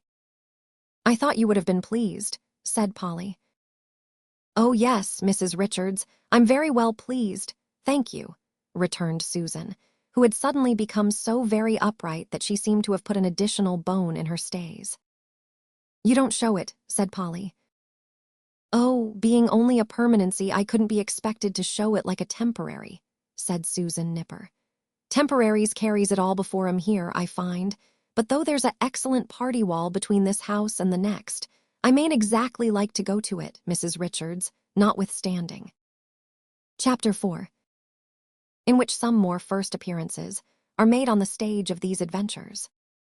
Though the offices of Dombey and Son were within the liberties of the city of London, and within hearing of Bow Bells, when their clashing voices were not drowned by the uproar in the streets, yet were there hints of adventurous and romantic story to be observed in some of the adjacent objects. Gog and Magog held their state within 10 minutes' walk. The Royal Exchange was close at hand. The Bank of England, with its vaults of gold and silver, down among the dead men underground, was their magnificent name. Just round the corner stood the rich East India House, teeming with suggestions of precious stuffs and stones, tigers, elephants, howdahs, hookahs, umbrellas, palm trees, palanquins, and gorgeous princes of a brown complexion sitting on carpets, with their slippers very much turned up at the toes. Anywhere in the immediate vicinity, there might be seen pictures of ships speeding away full sail to all parts of the world, outfitting warehouses ready to pack off anybody anywhere, fully equipped in half an hour, and little timber midshipmen in obsolete naval uniforms, eternally employed outside the shop doors of nautical instrument makers in taking observations of the hackney carriages. Sole master and proprietor of one of these effigies, of that which might be called, familiarly, the woodinest, of that which thrust itself out above the pavement, right leg foremost, with a suavity the least endurable, and had the shoe buckles and flapped waistcoat the least reconcilable to human reason, and bore at its right eye the most offensively disproportionate piece of machinery, sole master and proprietor of that midshipman, and proud of him too, an elderly gentleman in a Welsh wig had paid house rent, taxes, rates, and dues, for more years than many a full-grown midshipman of flesh and blood has numbered in his life. And midshipmen who have attained a pretty green old age have not been wanting in the English Navy.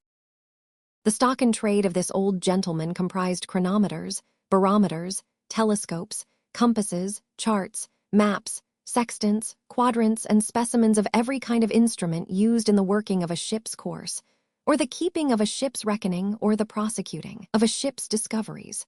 Objects in brass and glass were in his drawers and on his shelves, which none but the initiated could have found the top of, or guessed the use of, or having once examined, could have ever got back again into their mahogany nests without assistance. Everything was jammed into the tightest cases, fitted into the narrowest corners, fenced up behind the most impertinent cushions, and screwed into the acutest angles, to prevent its philosophical composure from being disturbed by the rolling of the sea. Such extraordinary precautions were taken in every instance to save room and keep the thing compact, and so much practical navigation was fitted and cushioned and screwed into every box, whether the box was a mere slab, as some were, or something between a cocked hat and a starfish, as others were, and those quite mild and modest boxes as compared with others, that the shop itself, partaking of the general infection, seemed almost to become a snug, sea-going, ship-shape concern,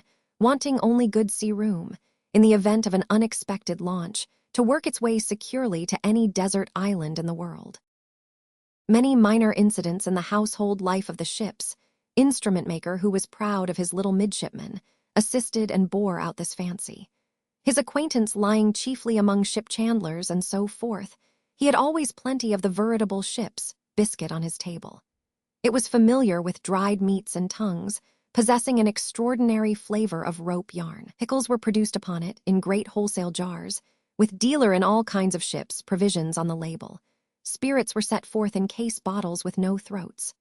Old prints of ships with alphabetical references to their various mysteries hung in frames upon the walls. The Tartar frigate under way was on the plates. Outlandish shells, seaweeds, and mosses decorated the chimney-piece. The little wainscoted back parlor was lighted by a skylight, like a cabin. Here he lived, too, in skipper-like state, all alone with his nephew Walter, a boy of 14 who looked quite enough like a midshipman to carry out the prevailing idea.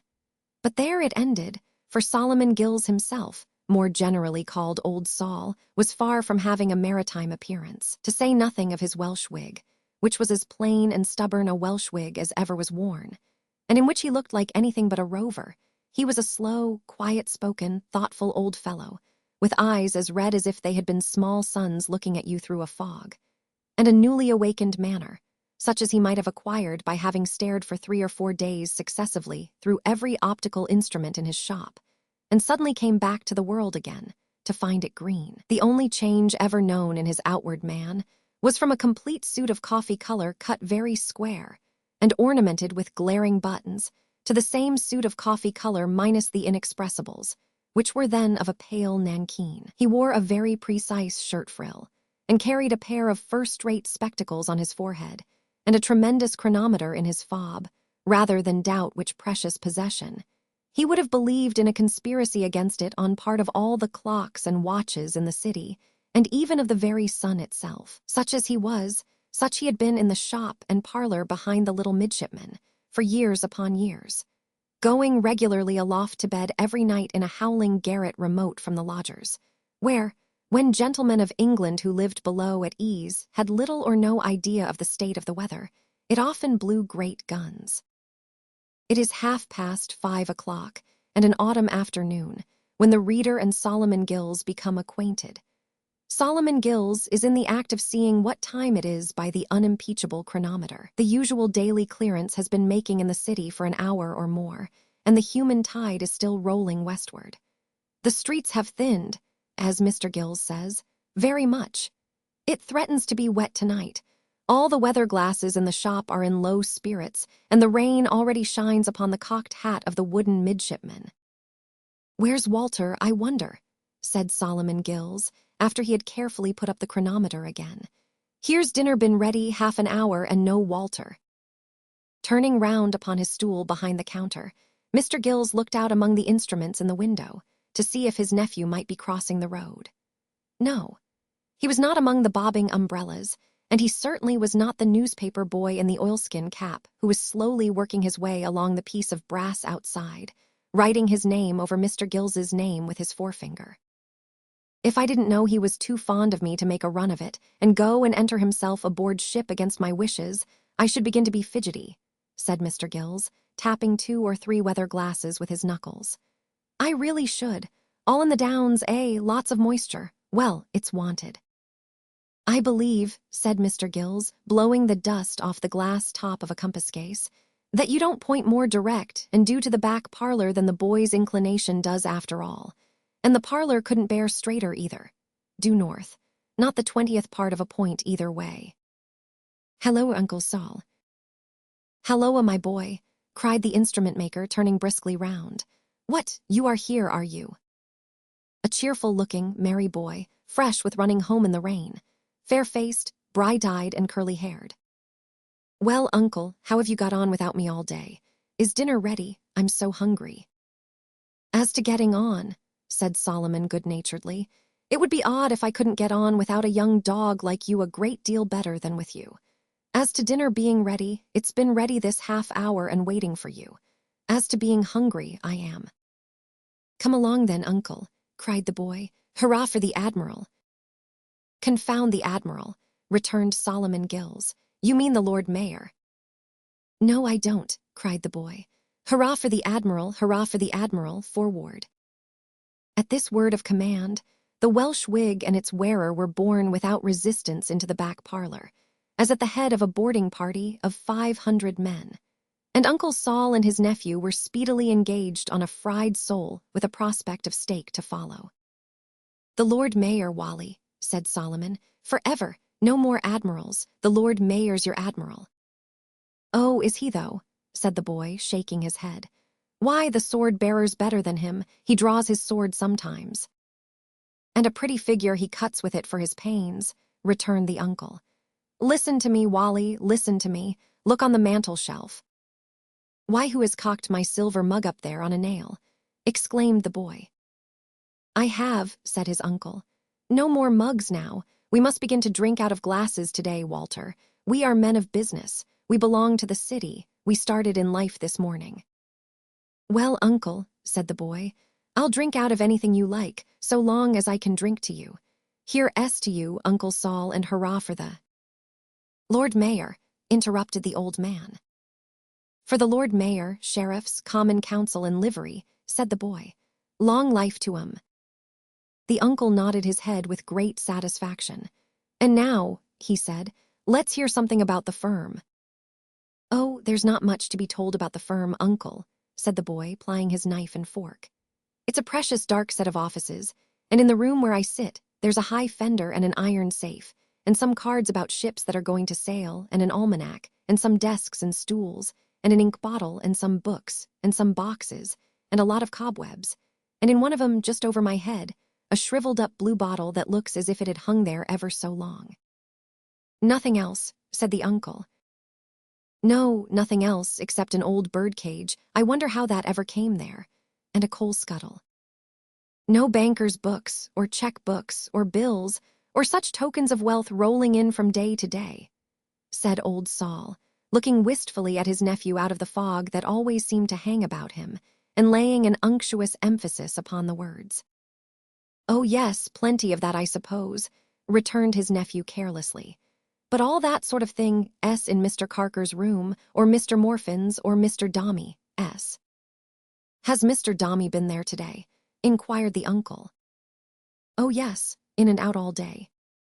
He didn't take any notice of you, I suppose. Yes, he did. He walked up to my seat. I wish he wasn't so solemn and stiff, uncle, and said, "Oh, you are the son of Mr. Gills, the ship's instrument maker." "Nephew, sir," I said. "I said nephew, boy," said he, but I could take my oath he said son, uncle. "You're mistaken, I dare say. It's no matter." No, it's no matter, but he needn't have been so sharp, I thought. There was no harm in it, though he did say son. Then he told me that you had spoken to him about me, and that he had found me employment in the house accordingly, and that I was expected to be attentive and punctual, and then he went away. I thought he didn't seem to like me much. You mean, I suppose, observed the instrument maker, that you didn't seem to like him much. Well, uncle, returned the boy, laughing. Perhaps so, I never thought of that. Solomon looked a little graver as he finished his dinner, and glanced from time to time at the boy's bright face. When dinner was done, and the cloth was cleared away, the entertainment had been brought from a neighboring eating house. He lighted a candle, and went down below into a little cellar, while his nephew, standing on the moldy staircase, dutifully held the light. After a moment's groping here and there, he presently returned with a very ancient-looking bottle, covered with dust and dirt. "Why, Uncle Sol," said the boy, "what are you about? That's the wonderful Madeira. There's only one more bottle." Uncle Sol nodded his head, implying that he knew very well what he was about, and having drawn the cork in solemn silence, filled 2 glasses and set the bottle and a third clean glass on the table. "You shall drink the other bottle, Wally," he said, "when you come to good fortune, when you are a thriving, respected, happy man, when the start in life you have made today shall have brought you, as I pray heaven it may, to a smooth part of the course you have to run, my child. My love to you." Some of the fog that hung about old Sol seemed to have got into his throat, for he spoke huskily. His hand shook too, as he clinked his glass against his nephew's. But having once got the wine to his lips, he tossed it off like a man and smacked them afterwards. "Dear uncle," said the boy, affecting to make light of it, while the tears stood in his eyes, "for the honor you have done me, etc., etc. I shall now beg to propose Mr. Solomon Gills with 3 times 3 and 1 cheer more. Hurrah! And you'll return thanks, uncle, when we drink the last bottle together, won't you?" They clinked their glasses again, and Walter, who was hoarding his wine, took a sip of it, and held the glass up to his eye with as critical an air as he could possibly assume. His uncle sat looking at him for some time in silence. When their eyes at last met, he began at once to pursue the theme that had occupied his thoughts, aloud, as if he had been speaking all the time. "You see, Walter," he said, "in truth this business is merely a habit with me. I am so accustomed to the habit that I could hardly live if I relinquished it, but there's nothing doing, nothing doing. When that uniform was worn," pointing out towards the little midshipman, "then indeed fortunes were to be made and were made. But competition, competition, new invention, alteration, alteration. The world's gone past me. I hardly know where I am myself, much less where my customers are." "Never mind him, uncle. Since you came home from weekly boarding school at Peckham, for instance, and that's 10 days, said Solomon, "I don't remember more than 1 person that has come into the shop." "2, uncle, don't you recollect? There was the man who came to ask for change for a sovereign." "That's the one," said Solomon.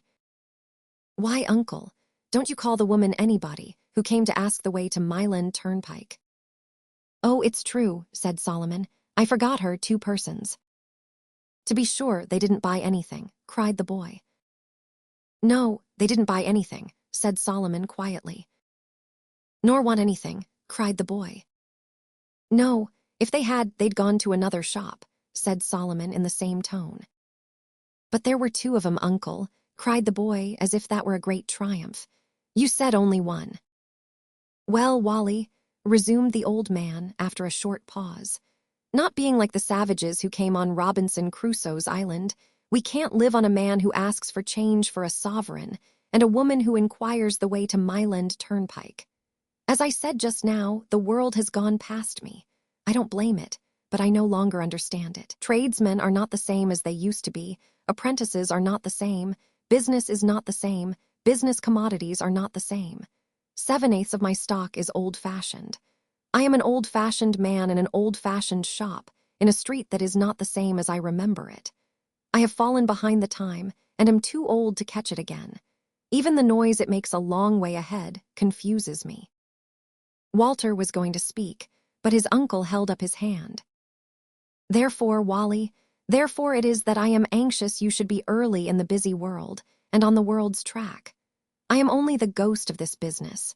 Its substance vanished long ago, and when I die, its ghost will be laid. As it is clearly no inheritance for you then, I have thought it best to use for your advantage, almost the only fragment of the old connection that stands by me, through long habit. Some people suppose me to be wealthy. I wish for your sake they were right. But whatever I leave behind me, or whatever I can give you, you in such a house as Dombey's are in the road to use well and make the most of. Be diligent, try to like it, my dear boy, work for a steady independence and be happy." "I'll do everything I can, uncle, to deserve your affection. Indeed I will," said the boy earnestly. "I know it," said Solomon. "I am sure of it," and he applied himself to a second glass of the old Madeira with increased relish. "As to the sea," he pursued, "that's well enough in fiction, Wally, but it won't do in fact. It won't do at all. It's natural enough that you should think about it, associating it with all these familiar things, but it won't do, it won't do." Solomon Gills rubbed his hands with an air of stealthy enjoyment, as he talked of the sea, though, and looked on the seafaring objects about him with inexpressible complacency. "Think of this wine, for instance," said old Sol, "which has been to the East Indies and back, I'm not able to say how often, and has been once round the world. Think of the pitch-dark nights, the roaring winds and rolling seas. The thunder, lightning, rain, hail, storm of all kinds," said the boy. "To be sure," said Solomon, "that this wine has passed through. Think what a straining and creaking of timbers and masts, what a whistling and howling of the gale through ropes and rigging. What a clambering aloft of men, vying with each other who shall lie out first upon the yards to furl the icy sails, while the ship rolls and pitches like mad," cried his nephew.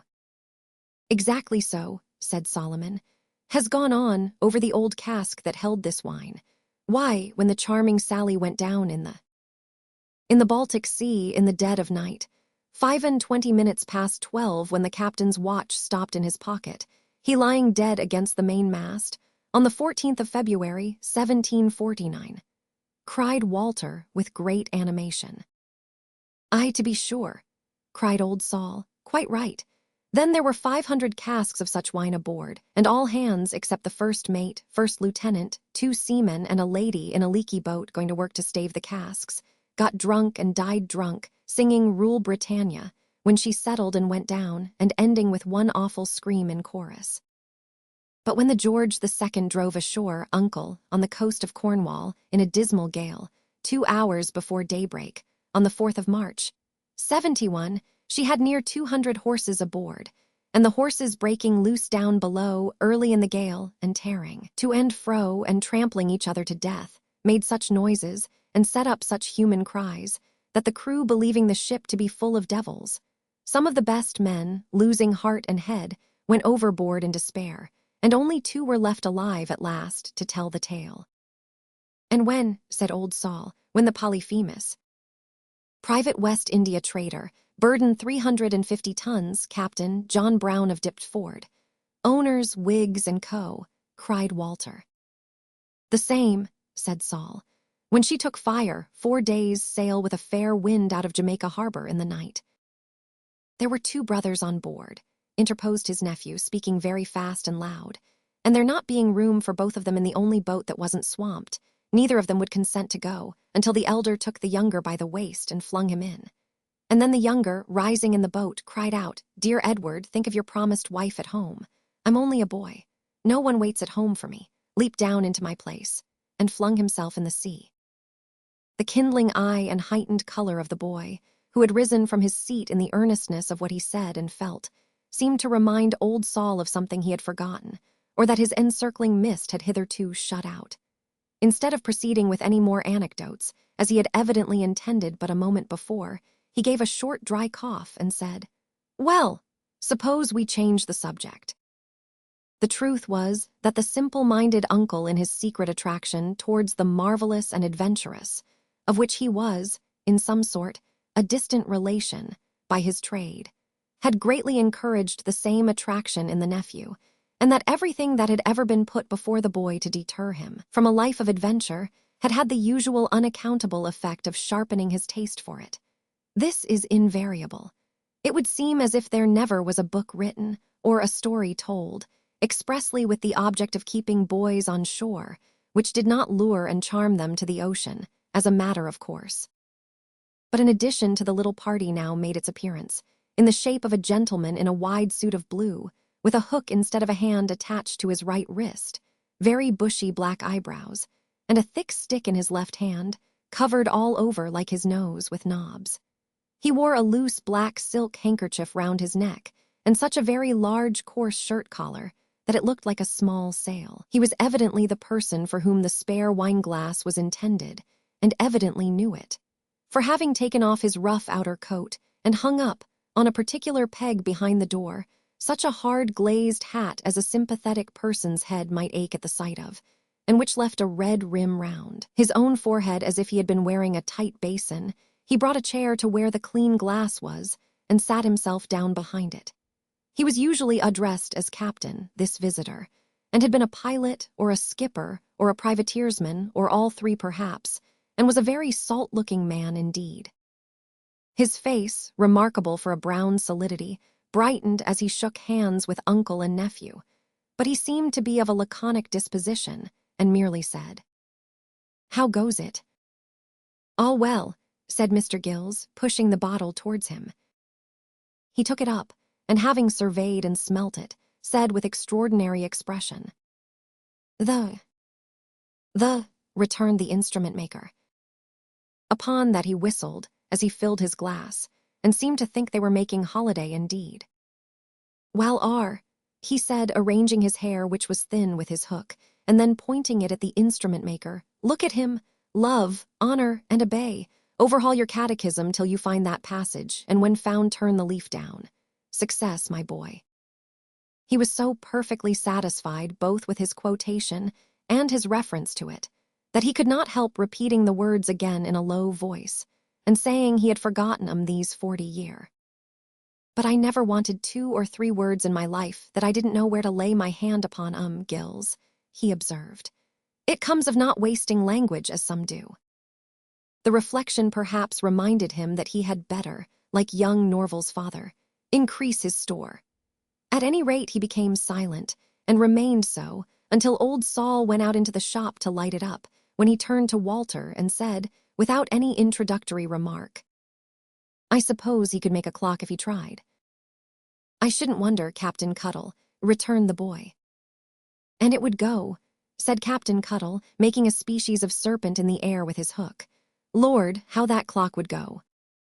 For a moment or two, he seemed quite lost in contemplating the pace of this ideal timepiece, and sat looking at the boy as if his face were the dial. "But he's chock full of science," he observed, waving his hook towards the stock in trade. "Look, here's a collection of 'em. Earth, air, or water, it's all one. Only say where you'll have it. Up in a balloon, there you are. Down in a bell, there you are. Do you want to put the North Star in a pair of scales and weigh it? He'll do it for you."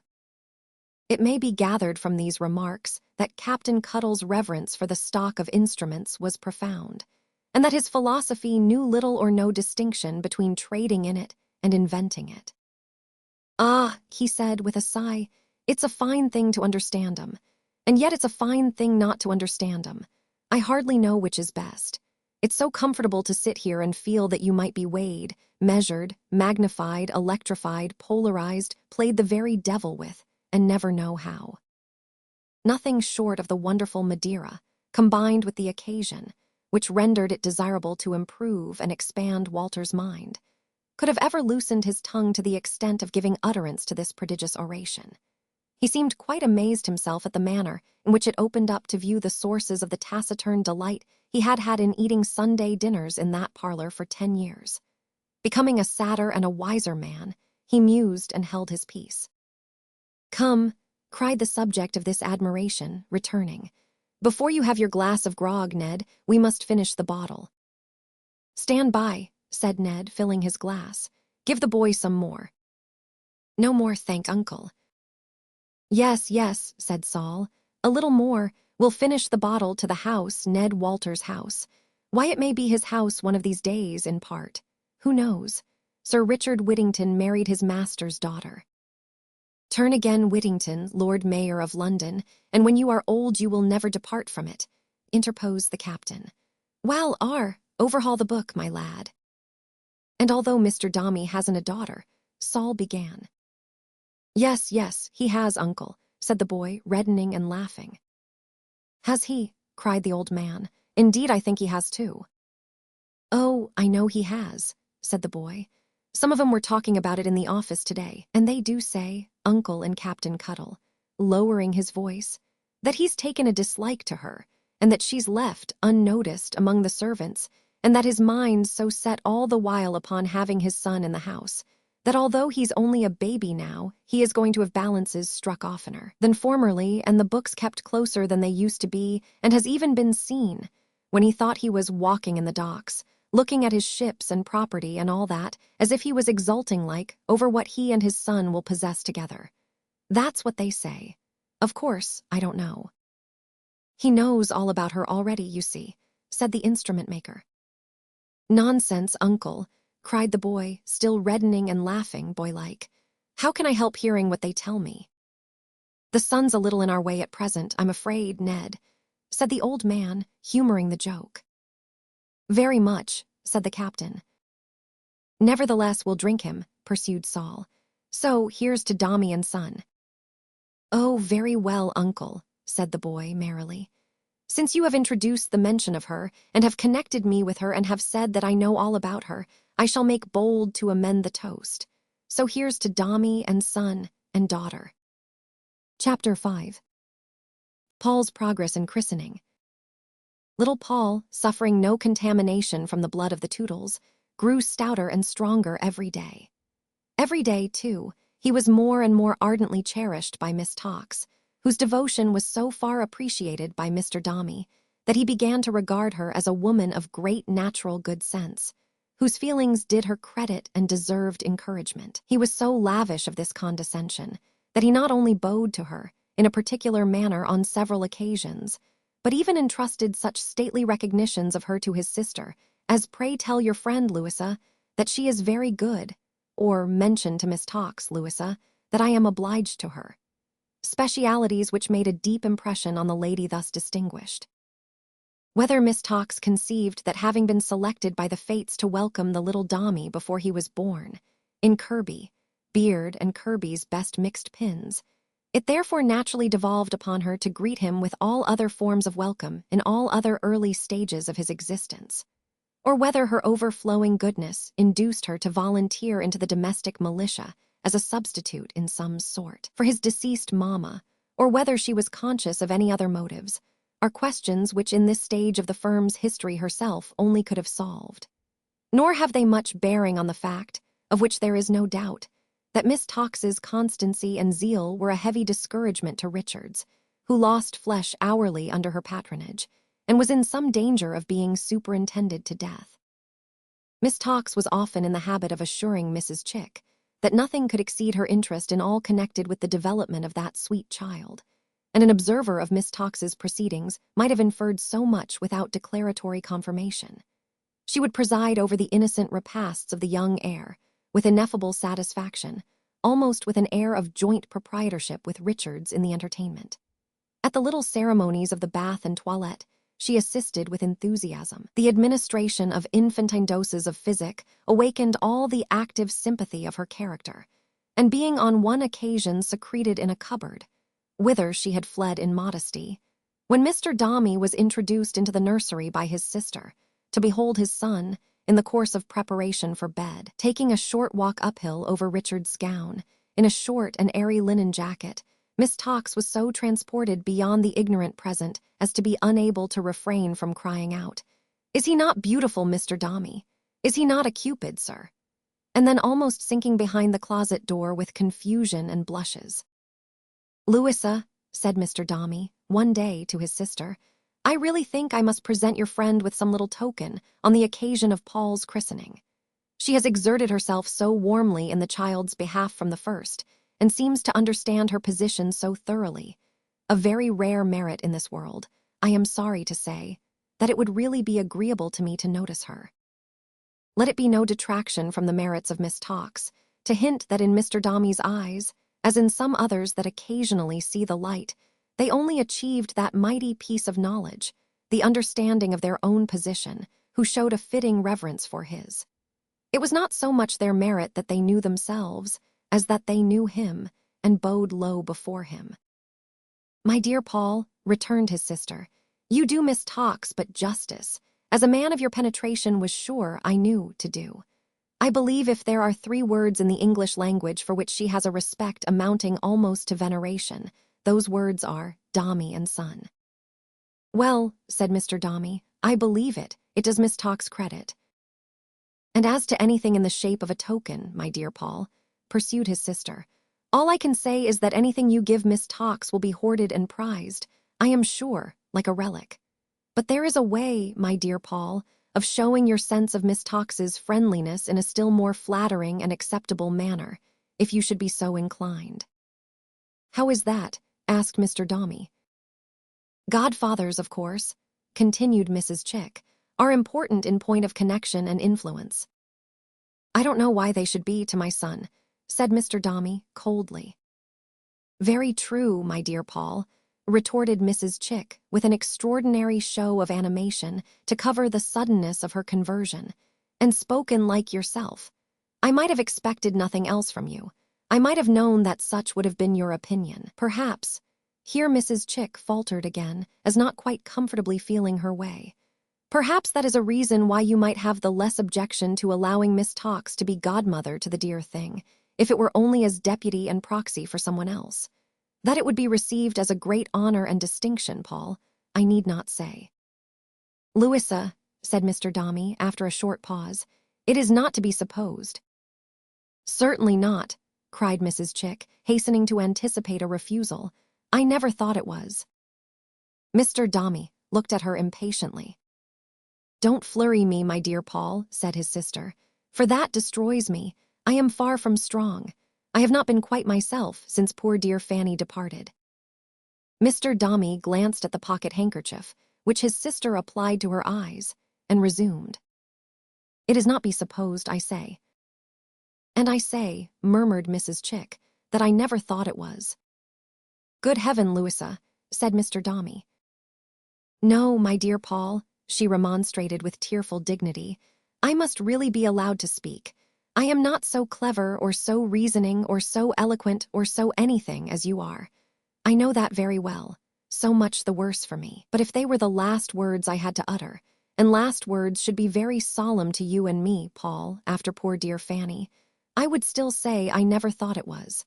And what is more," added Mrs. Chick with increased dignity, as if she had withheld her crushing argument until now, "I never did think it was." Mr. Dombey walked to the window and back again. "It is not to be supposed, Louisa," he said. Mrs. Chick had nailed her colors to the mast and repeated, "I know it isn't," but he took no notice of it. "But that there are many persons who, supposing that I recognized any claim at all in such a case, have a claim upon me, superior to Miss Tawkes's. But I do not. I recognize no such thing. Paul and myself will be able, when the time comes, to hold our own. The house, in other words, will be able to hold its own, and maintain its own, and hand down its own of itself, and without any such commonplace aids, the kind of foreign help which people usually seek for their children, I can afford to despise, being above it, I hope. So that Paul's infancy and childhood pass away well, and I see him becoming qualified without waste of time for the career on which he is destined to enter. I am satisfied. He will make what powerful friends he pleases in after life, when he is actively maintaining and extending, if that is possible, the dignity and credit of the firm. Until then, I am enough for him, perhaps, and all in all. I have no wish that people should step in between us.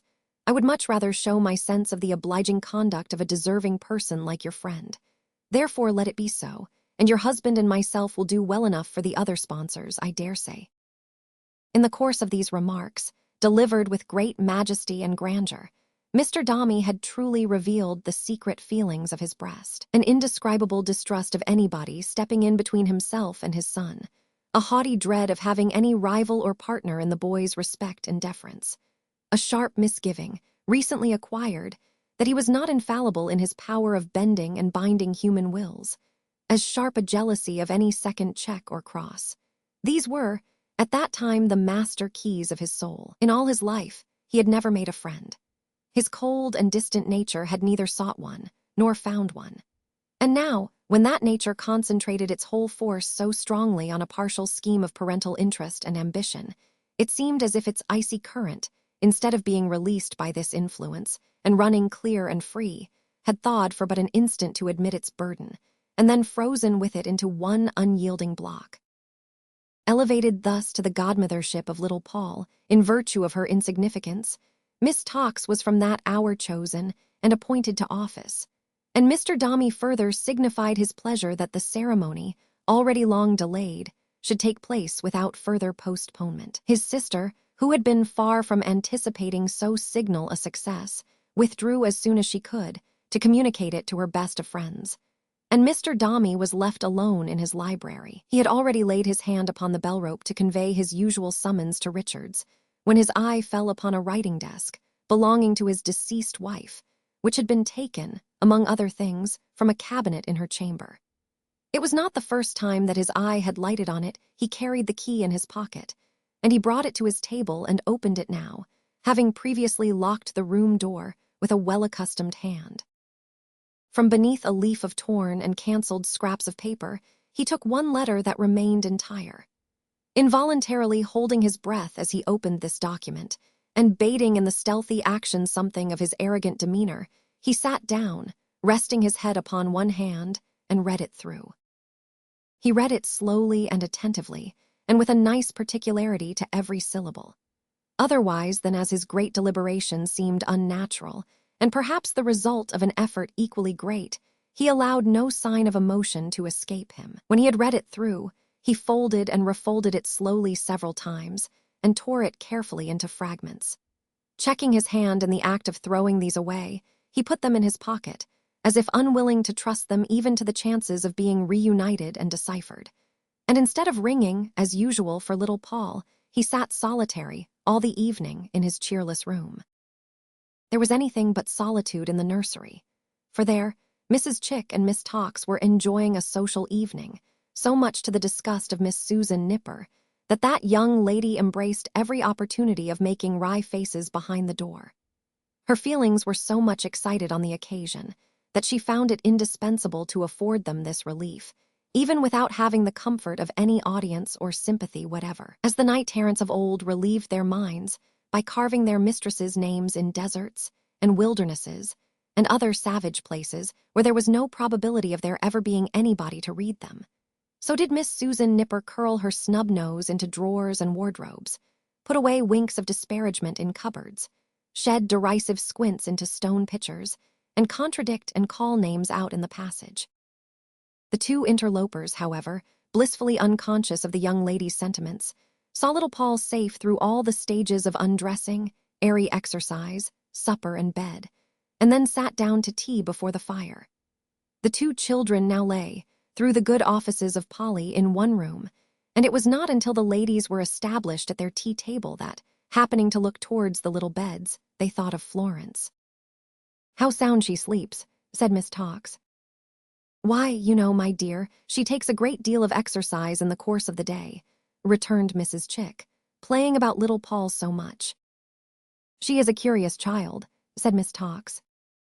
"My dear," retorted Mrs. Chick in a low voice, "her mamma all over." "Indeed," said Miss Tawkes, "ah, dear me." A tone of most extraordinary compassion Miss Tawkes set it in, though she had no distinct idea why, except that it was expected of her. "Florence will never, never, never be a Dombey," said Mrs. Chick, "not if she lives to be 1,000 years old." Miss Tawkes elevated her eyebrows, and was again full of commiseration. "I quite fret and worry myself about her," said Mrs. Chick, with a sigh of modest merit. "I really don't see what is to become of her when she grows older, or what position she is to take. She don't gain on her papa in the least. How can one expect she should when she is so very unlike a Dombey? Miss Tox looked as if she saw no way out of such a cogent argument as that, at all. And the child, you see, said Mrs. Chick in deep confidence, has poor dear Fanny's nature. She'll never make an effort in afterlife, I'll venture to say. Never. She'll never wind and twine herself about her papa's heart like the ivy, suggested Miss Tox. Like the ivy, Mrs. Chick assented. Never. She'll never glide and nestle into the bosom of her papa's affections like the startled fawn, suggested Miss Tox. Like the startled fawn, said Mrs. Chick. Never, poor Fanny, yet how I loved her. You must not distress yourself, my dear, said Miss Tox in a soothing voice. Now really, you have too much feeling. We have all our faults, said Mrs. Chick, weeping and shaking her head. I dare say we have. I never was blind to hers. I never said I was, far from it, yet how I loved her. What a satisfaction it was to Mrs. Chick. A commonplace piece of folly enough, compared with whom her sister-in-law had been a very angel of womanly intelligence and gentleness, to patronize and be tender to the memory of that lady, in exact pursuance of her conduct to her in her lifetime, and to thoroughly believe herself and take herself in, and make herself uncommonly comfortable on the strength of her toleration. What a mighty pleasant virtue toleration should be when we are right, to be so very pleasant when we are wrong, and quite unable to demonstrate how we come to be invested with the privilege of exercising it. Mrs. Chick was yet drying her eyes and shaking her head, when Richards made bold to caution her that Miss Florence was awake and sitting in her bed. She had risen, as the nurse said, and the lashes of her eyes were wet with tears. But no one saw them glistening save Polly. No one else leant over her and whispered soothing words to her, or was near enough to hear the flutter of her beating heart. "Oh, dear nurse," said the child, looking earnestly up in her face, "let me lie by my brother." "Why, my pet?" said Richards. "Oh, I think he loves me," cried the child wildly. "Let me lie by him, pray do." Mrs. Chick interposed with some motherly words about going to sleep like a dear, but Florence repeated her supplication with a frightened look and in a voice broken by sobs and tears. "I'll not wake him," she said, covering her face and hanging down her head. "I'll only touch him with my hand and go to sleep.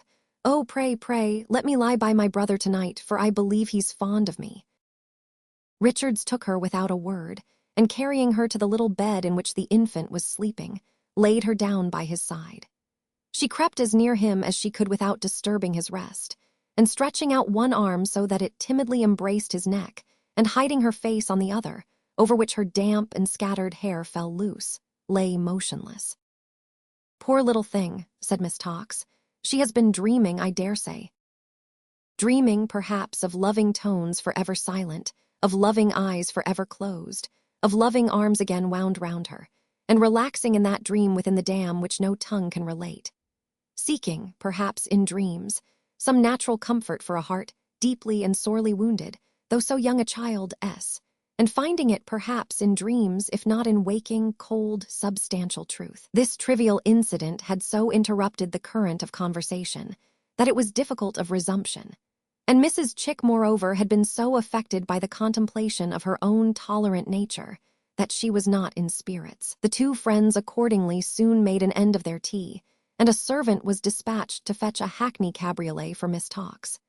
Miss Tox had great experience in hackney cabs, and her starting in one was generally a work of time, as she was systematic in the preparatory arrangements. "Have the goodness, if you please, Tollinson," said Miss Tox, "first of all to carry out a pen and ink and take his number legibly." "Yes, miss," said Tollinson. "Then, if you please, Tollinson," said Miss Tox, "have the goodness to turn the cushion, which," said Miss Tox apart to Mrs. Chick, "is generally damp, my dear." "Yes, miss," said Tollinson. "I'll trouble you also, if you please, Tollinson," said Miss Tox, "with this card and this shilling.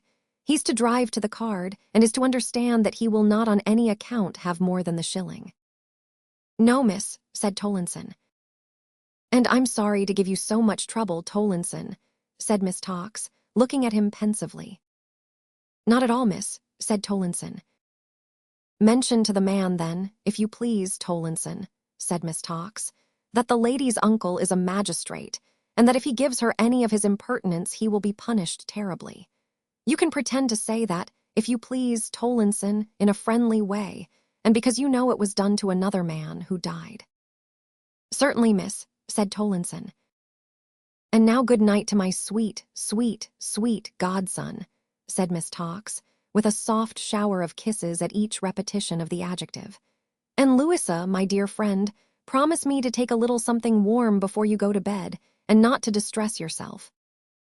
It was with extreme difficulty that Nipper, the black-eyed, who looked on steadfastly, contained herself at this crisis, and until the subsequent departure of Mrs. Chick. But the nursery being at length free of visitors, she made herself some recompense for her late restraint.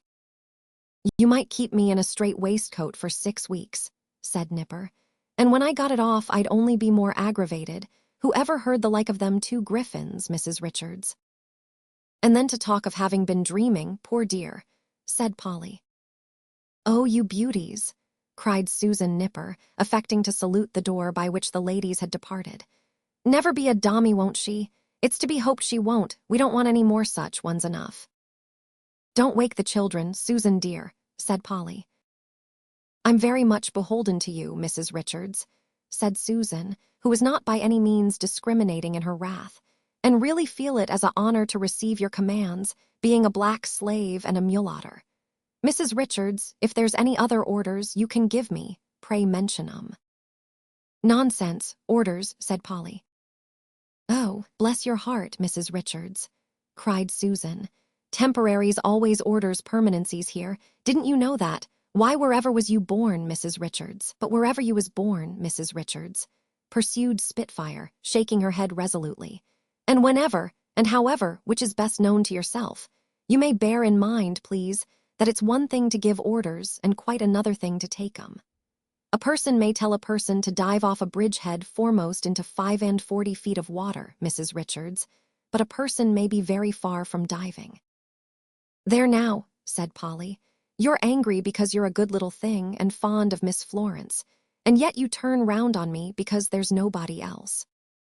"It's very easy for some to keep their tempers and be soft-spoken, Mrs. Richards," returned Susan, slightly mollified, "when their child's made as much of as a prince, and is petted and patted till it wishes its friends further.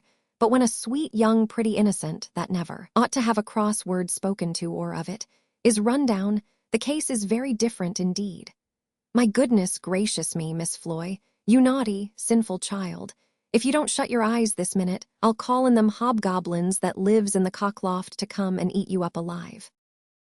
Here Miss Nipper made a horrible lowing, supposed to issue from a conscientious goblin of the bull's species, impatient to discharge the severe duty of his position. Having further composed her young charge by covering her head with the bedclothes, and making 3 or 4 angry dabs at the pillow, she folded her arms and screwed up her mouth, and sat looking at the fire for the rest of the evening.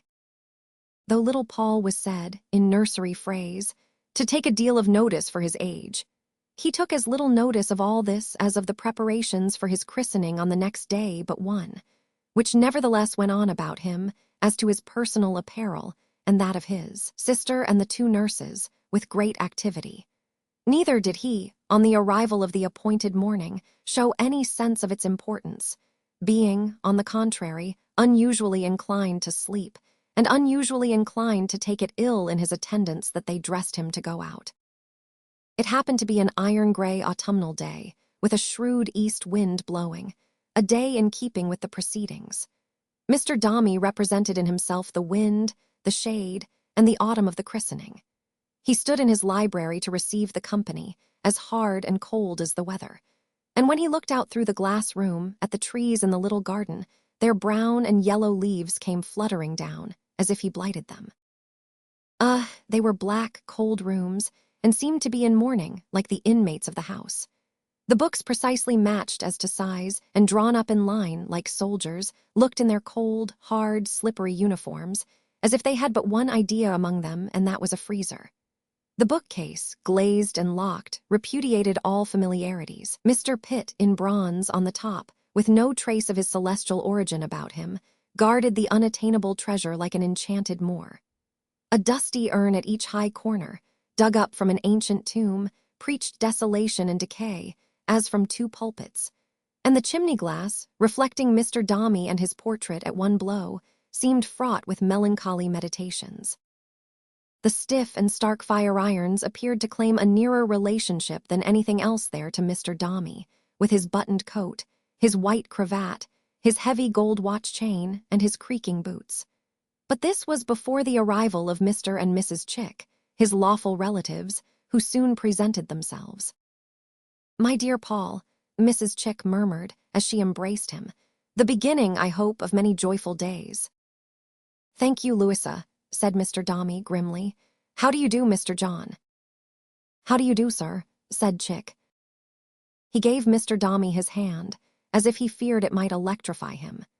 Mr. Dombey took it as if it were a fish or seaweed or some such clammy substance, and immediately returned it to him with exalted politeness.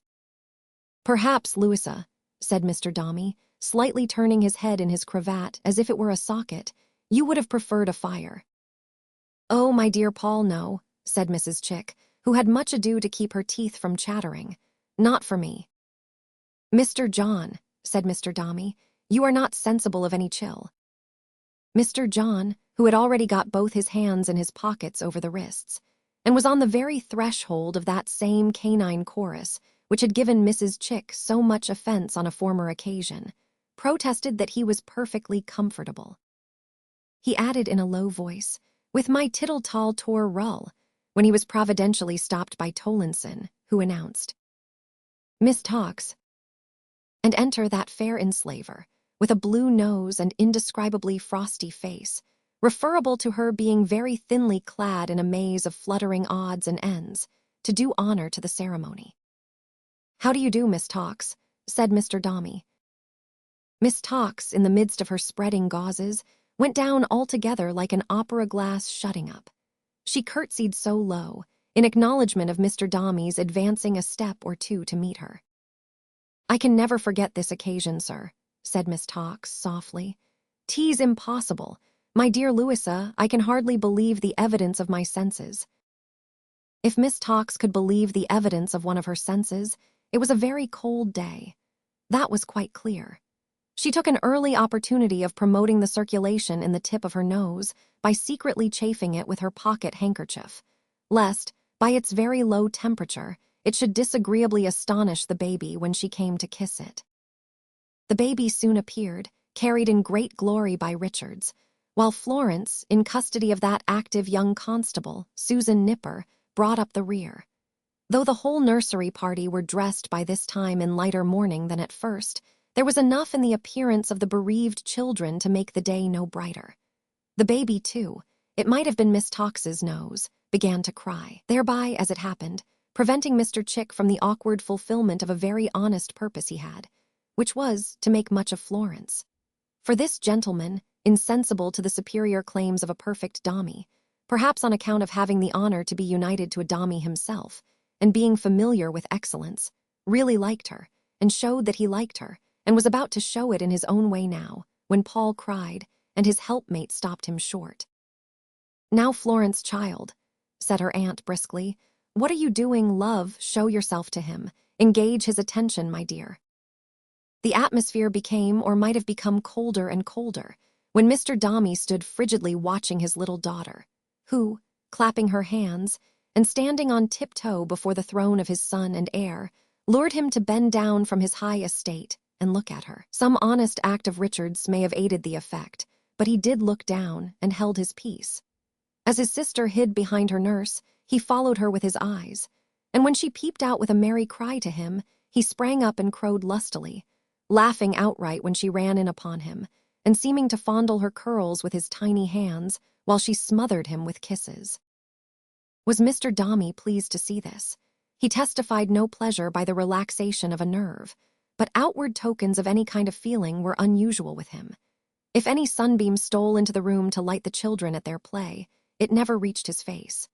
He looked on so fixedly and coldly that the warm light vanished even from the laughing eyes of little Florence, when, at last, they happened to meet his. It was a dull, gray autumn day indeed, and in a minute's pause and silence that took place, the leaves fell sorrowfully. "Mr. John," said Mr. Dombey, referring to his watch and assuming his hat and gloves. "Take my sister, if you please. My arm today is Miss Tox's. You had better go first with Master Paul, Richards. Be very careful." In Mr. Dombey's carriage, Dombey and Son, Miss Tox, Mrs. Chick, Richards, and Florence. In a little carriage following it, Susan Nipper and the owner, Mr. Chick. Susan looking out of window, without intermission, as a relief from the embarrassment of confronting the large face of that gentleman, and thinking whenever anything rattled that he was putting up in paper an appropriate pecuniary compliment for herself. Once upon the road to church, Mr. Dombey clapped his hands for the amusement of his son, at which instance of parental enthusiasm Miss Tox was enchanted. But exclusive of this incident, the chief difference between the christening party and a party in a mourning coach consisted in the colors of the carriage and horses. Arrived at the church steps, they were received by a portentous beadle. Mr. Dombey dismounting first to help the ladies out, and standing near him at the church door, looked like another beadle. A beadle less gorgeous but more dreadful, the beadle of private life, the beadle of our business and our bosoms. Miss Tox's hand trembled as she slipped it through Mr. Dombey's arm, and felt herself escorted up the steps, preceded by a cocked hat and a Babylonian collar. It seemed for a moment like that other solemn institution. "Wilt thou have this man, Lucretia?" "Yes, I will." "Please to bring the child in quick out of the air there," whispered the beadle, holding open the inner door of the church. Little Paul might have asked with Hamlet, "Into my grave."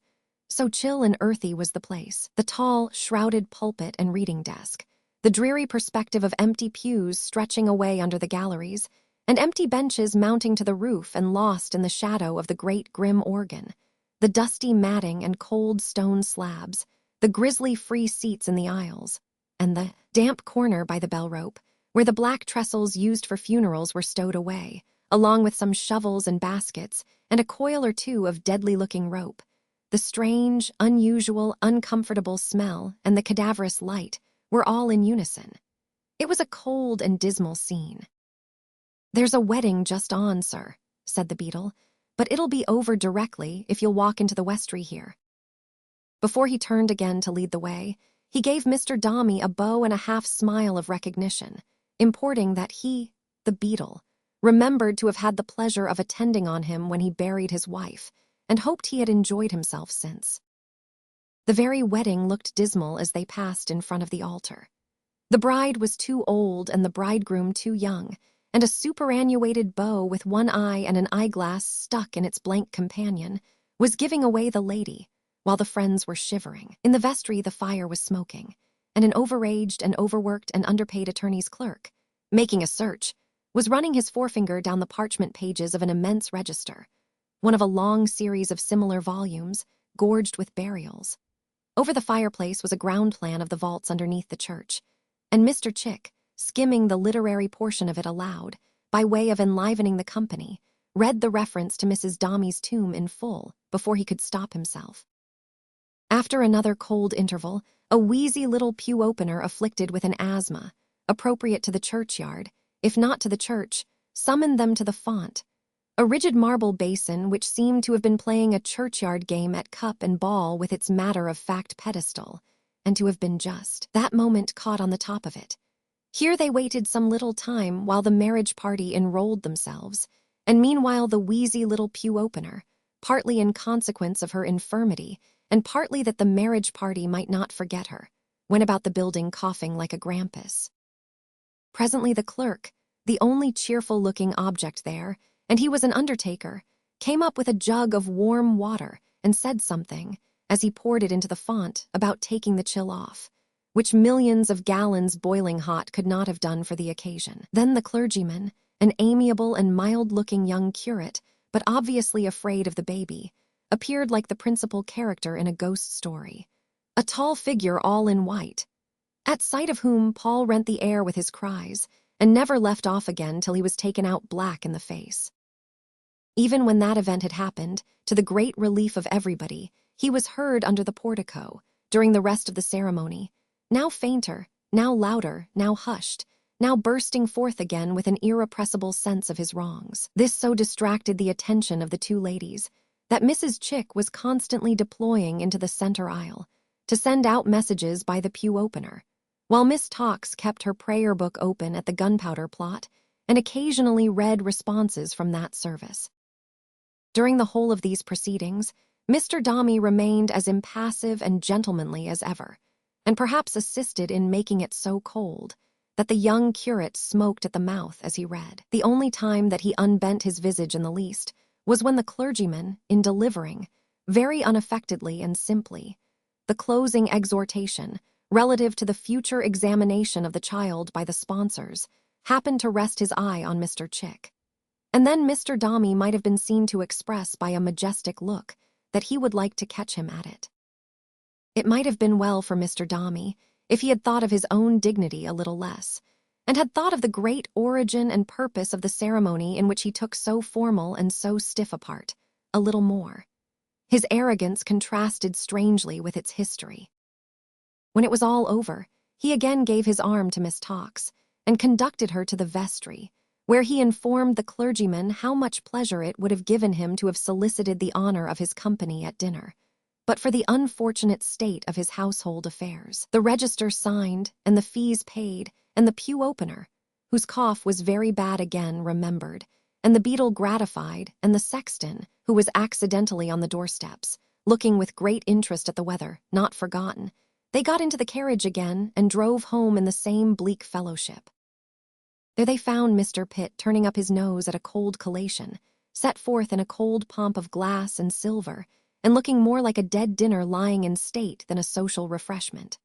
On their arrival, Miss Tox produced a mug for her godson, and Mr. Chick a knife and fork and spoon in a case. Mr. Dombey also produced a bracelet for Miss Tox, and on the receipt of this token, Miss Tox was tenderly affected. "Mr. John," said Mr. Dombey, "will you take the bottom of the table, if you please? What have you got there, Mr. John?" "I have got a cold fillet of veal here, sir," replied Mr. Chick, rubbing his numbed hands hard together. "What have you got there, sir?" "This," returned Mr. Dombey, "is some cold preparation of calf's head, I think. I see cold fowls, ham patties, salad, lobster. Miss Tox will do me the honor of taking some wine. Champagne to Miss Tox." There was a toothache in everything.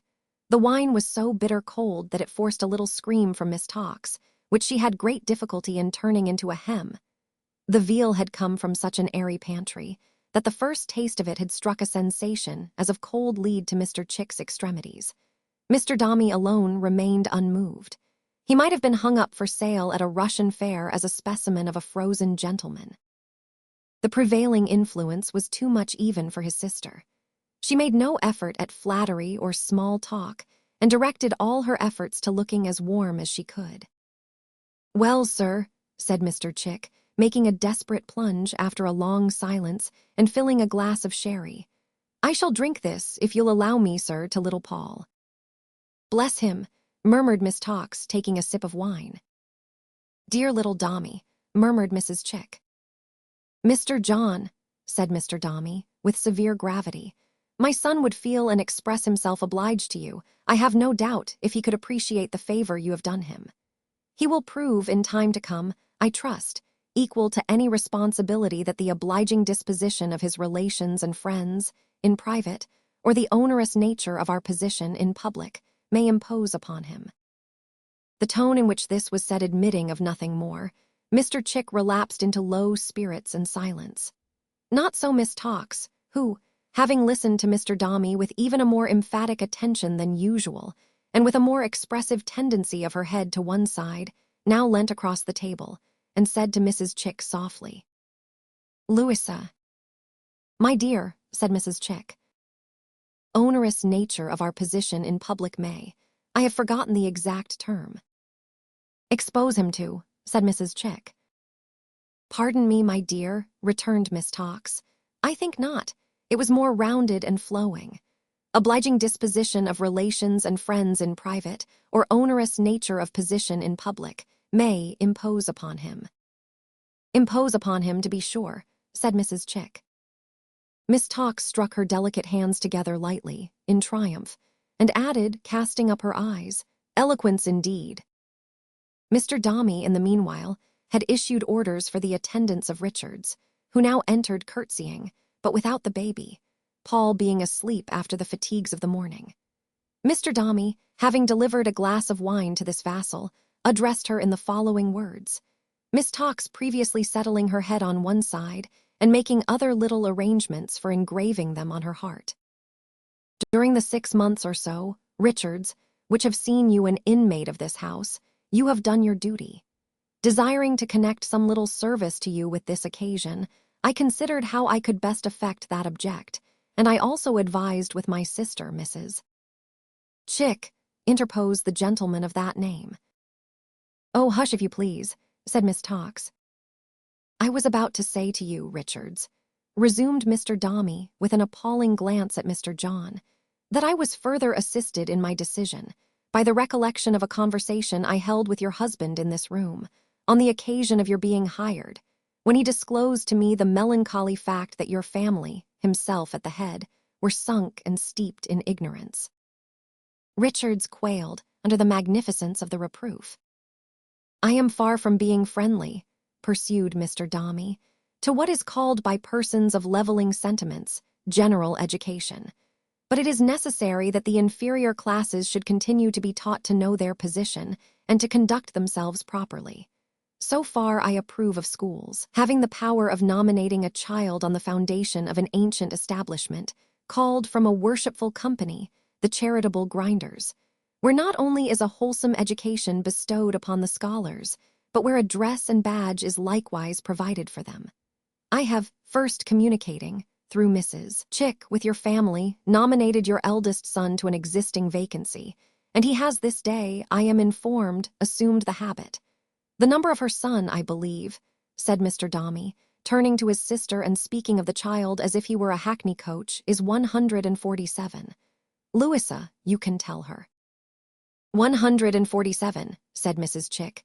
"The dress, Richards, is a nice, warm, blue baize-tailed coat and cap, turned up with orange-colored binding, red worsted stockings, and very strong leather small-clothes.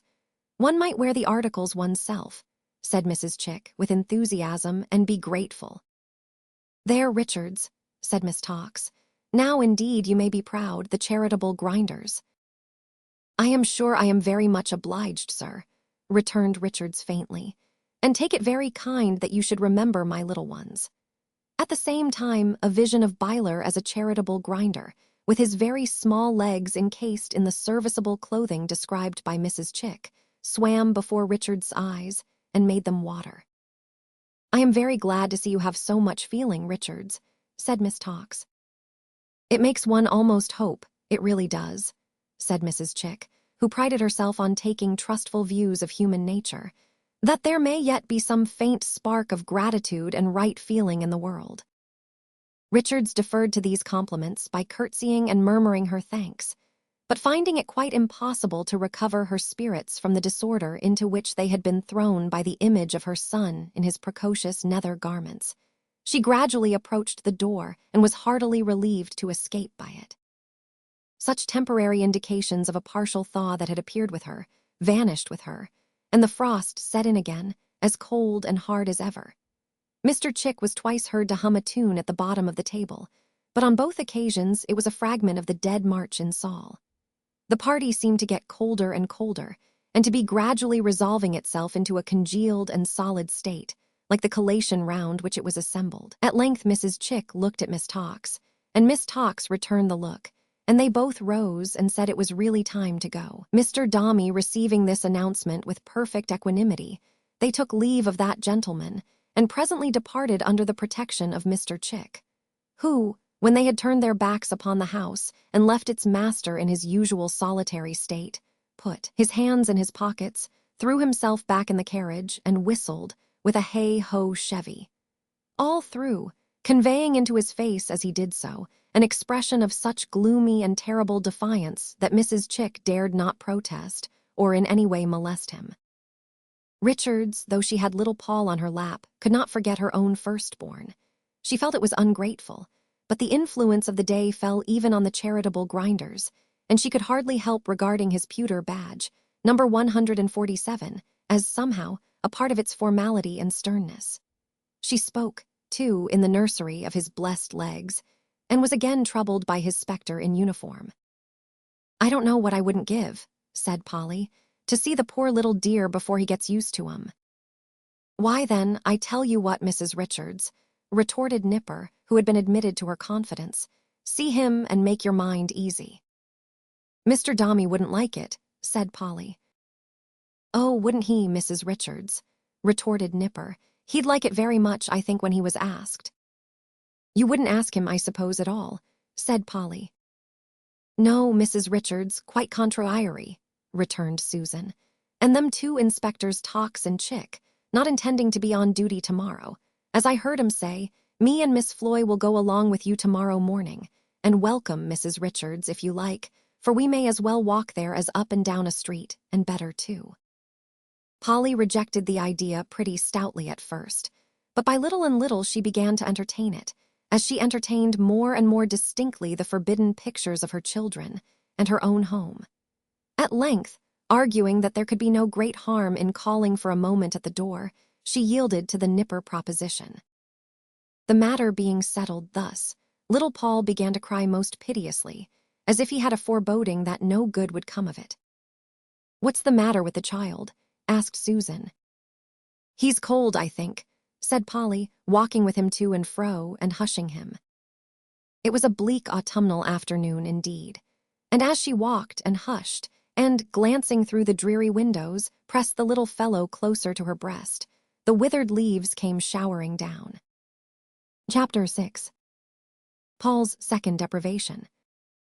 Polly was beset by so many misgivings in the morning that but for the incessant promptings of her black-eyed companion, she would have abandoned all thoughts of the expedition and formally petitioned for leave to see number 147 under the awful shadow of Mr. Dombey's roof. But Susan, who was personally disposed in favor of the excursion, and who, like Tony Lumpkin, if she could bear the disappointments of other people with tolerable fortitude, could not abide to disappoint herself, threw so many ingenious doubts in the way of this second thought and stimulated the original intention with so many ingenious arguments that almost as soon as Mr. Dombey's stately back was turned, and that gentleman was pursuing his daily road towards the city, his unconscious son was on his way to Staggs's Gardens. This euphonious locality was situated in a suburb, known by the inhabitants of Staggs's Gardens by the name of Camberling Town, a designation which the stranger's Map of London, as printed, with a view to pleasant and commodious reference on pocket handkerchiefs, condenses, with some show of reason, into Camden Town. Hither the two nurses bent their steps, accompanied by their charges, Richards carrying Paul, of course, and Susan leading little Florence by the hand, and giving her such jerks and pokes from time to time as she considered it wholesome to administer. The first shock of a great earthquake had, just at that period, rent the whole neighborhood to its center. Traces of its course were visible on every side. Houses were knocked down, streets broken through and stopped, deep pits and trenches dug in the ground, enormous heaps of earth and clay thrown up, buildings that were undermined and shaking, propped by great beams of wood. Here, a chaos of carts, overthrown and jumbled together, lay topsy-turvy at the bottom of a steep, unnatural hill. There, confused treasures of iron soaked and rusted in something that had accidentally become a pond. Everywhere were bridges that led nowhere, thoroughfares that were wholly impassable, Babel towers of chimneys, wanting half their height, temporary wooden houses and enclosures in the most unlikely situations, carcasses of ragged tenements, and fragments of unfinished walls and arches, and piles of scaffolding and wildernesses of bricks and giant forms of cranes, and tripods straddling above nothing. There were 100,000 shapes and substances of incompleteness, wildly mingled out of their places, upside down, burrowing in the earth, aspiring in the air, moldering in the water, and unintelligible as any dream. Hot springs and fiery eruptions, the usual attendants upon earthquakes, lent their contributions of confusion to the scene.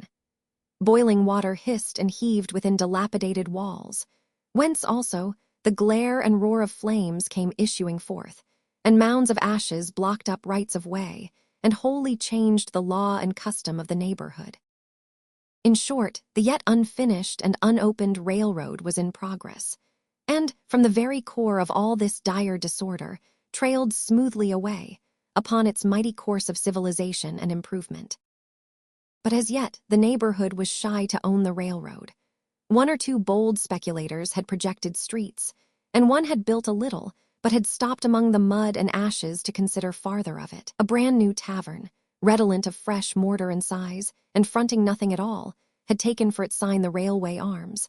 But that might be rash enterprise, and then it hoped to sell drink to the workmen.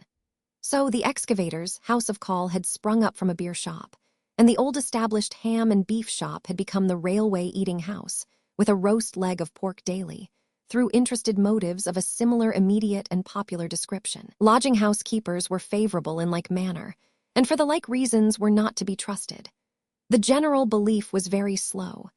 There were frowsy fields, and cow-houses, and dung-hills, and dust-heaps, and ditches, and gardens, and summer-houses, and carpet-beating grounds at the very door of the railway. Little tumuli of oyster shells in the oyster season, and of lobster shells in the lobster season, and of broken crockery and faded cabbage leaves in all seasons, encroached upon its high places. Posts and rails and old cautions to trespassers, and backs of mean houses, and patches of wretched vegetation stared it out of countenance. Nothing was the better for it, or thought of being so. If the miserable waste ground lying near it could have laughed, it would have laughed it to scorn, like many of the miserable neighbors. Staggs's Gardens was uncommonly incredulous. It was a little row of houses, with little squalid patches of ground before them, fenced off with old doors, barrel staves, scraps of tarpaulin and dead bushes, with bottomless tin kettles and exhausted iron fenders thrust into the gaps. Here the Staggs's gardeners trained scarlet beans, kept fowls and rabbits, erected rotten summer houses. One was an old boat, dried clothes and smoked pipes. Some were of opinion that Staggs's Gardens derived its name from a deceased capitalist, one Mr. Staggs, who had built it for his delectation. Others, who had a natural taste for the country, held that it dated from those rural times when the antlered herd, under the familiar denomination of Staggs's, had resorted to its shady precincts. Be this as it may, Staggs's Gardens was regarded by its population as a sacred grove not to be withered by railroads, and so confident were they generally of its long outliving any such ridiculous inventions, that the master chimney-sweeper at the corner, who was understood to take the lead in the local politics of the gardens, had publicly declared that on the occasion of the railroad opening, if ever it did open, 2 of his boys should ascend the flues of his dwelling, with instructions to hail the failure with derisive cheers from the chimney-pots. To this unhallowed spot, the very name of which had hitherto been carefully concealed from Mr. Dombey by his sister, was little Paul now borne by fate and Richards. "That's my house, Susan," said Polly, pointing it out. "Is it indeed, Mrs. Richards?" said Susan, condescendingly. "And there's my sister Jemima at the door, I do declare," cried Polly, "with my own sweet precious baby in her arms." The sight added such an extensive pair of wings to Polly's impatience that she set off down the gardens at a run, and bouncing on Jemima, changed babies with her in a twinkling, to the unutterable astonishment of that young damsel, on whom the heir of the Dombeys seemed to have fallen from the clouds. "Why, Polly," cried Jemima, what a turn you have given me, who'd have thought it? Come along in, Polly. How well you do look, to be sure. The children will go half wild to see you, Polly, that they will." That they did, if one might judge from the noise they made, and the way in which they dashed at Polly and dragged her to a low chair in the chimney corner, where her own honest apple face became immediately the center of a bunch of smaller pippins, all laying their rosy cheeks close to it, and all evidently the growth of the same tree. As to Polly, she was full as noisy and vehement as the children, and it was not until she was quite out of breath, and her hair was hanging all about her flushed face, and her new christening attire was very much disheveled, that any pause took place in the confusion. Even then, the smallest Tootle but one remained in her lap, holding on tight with both arms round her neck, while the smallest Tootle but 2 mounted on the back of the chair, and made desperate efforts, with one leg in the air, to kiss her round the corner. "Look, there's a pretty little lady come to see you," said Polly, And see how quiet she is. What a beautiful little lady, ain't she?" This reference to Florence, who had been standing by the door not unobservant of what passed, directed the attention of the younger branches towards her, and had likewise the happy effect of leading to the formal recognition of Miss Nipper, who was not quite free from a misgiving that she had been already slighted. "Oh, do come in and sit down a minute, Susan, please," said Polly. "This is my sister Jemima, this is. Jemima, I don't know what I should ever do with myself if it wasn't for Susan Nipper. I shouldn't be here now but for her." "Oh, do sit down, Miss Nipper, if you please," quoth Jemima. Susan took the extreme corner of a chair, with a stately and ceremonious aspect. "I never was so glad to see anybody in all my life. Now really I never was, Miss Nipper," said Jemima. Susan, relaxing, took a little more of the chair and smiled graciously. "Do untie your bonnet strings and make yourself at home, Miss Nipper, please," entreated Jemima. "I am afraid it's a poorer place than you're used to, but you'll make allowances, I'm sure." The black-eyed was so softened by this deferential behavior that she caught up little Miss Tootle, who was running past, and took her to Banbury Cross immediately. "But where's my pretty boy?" said Polly.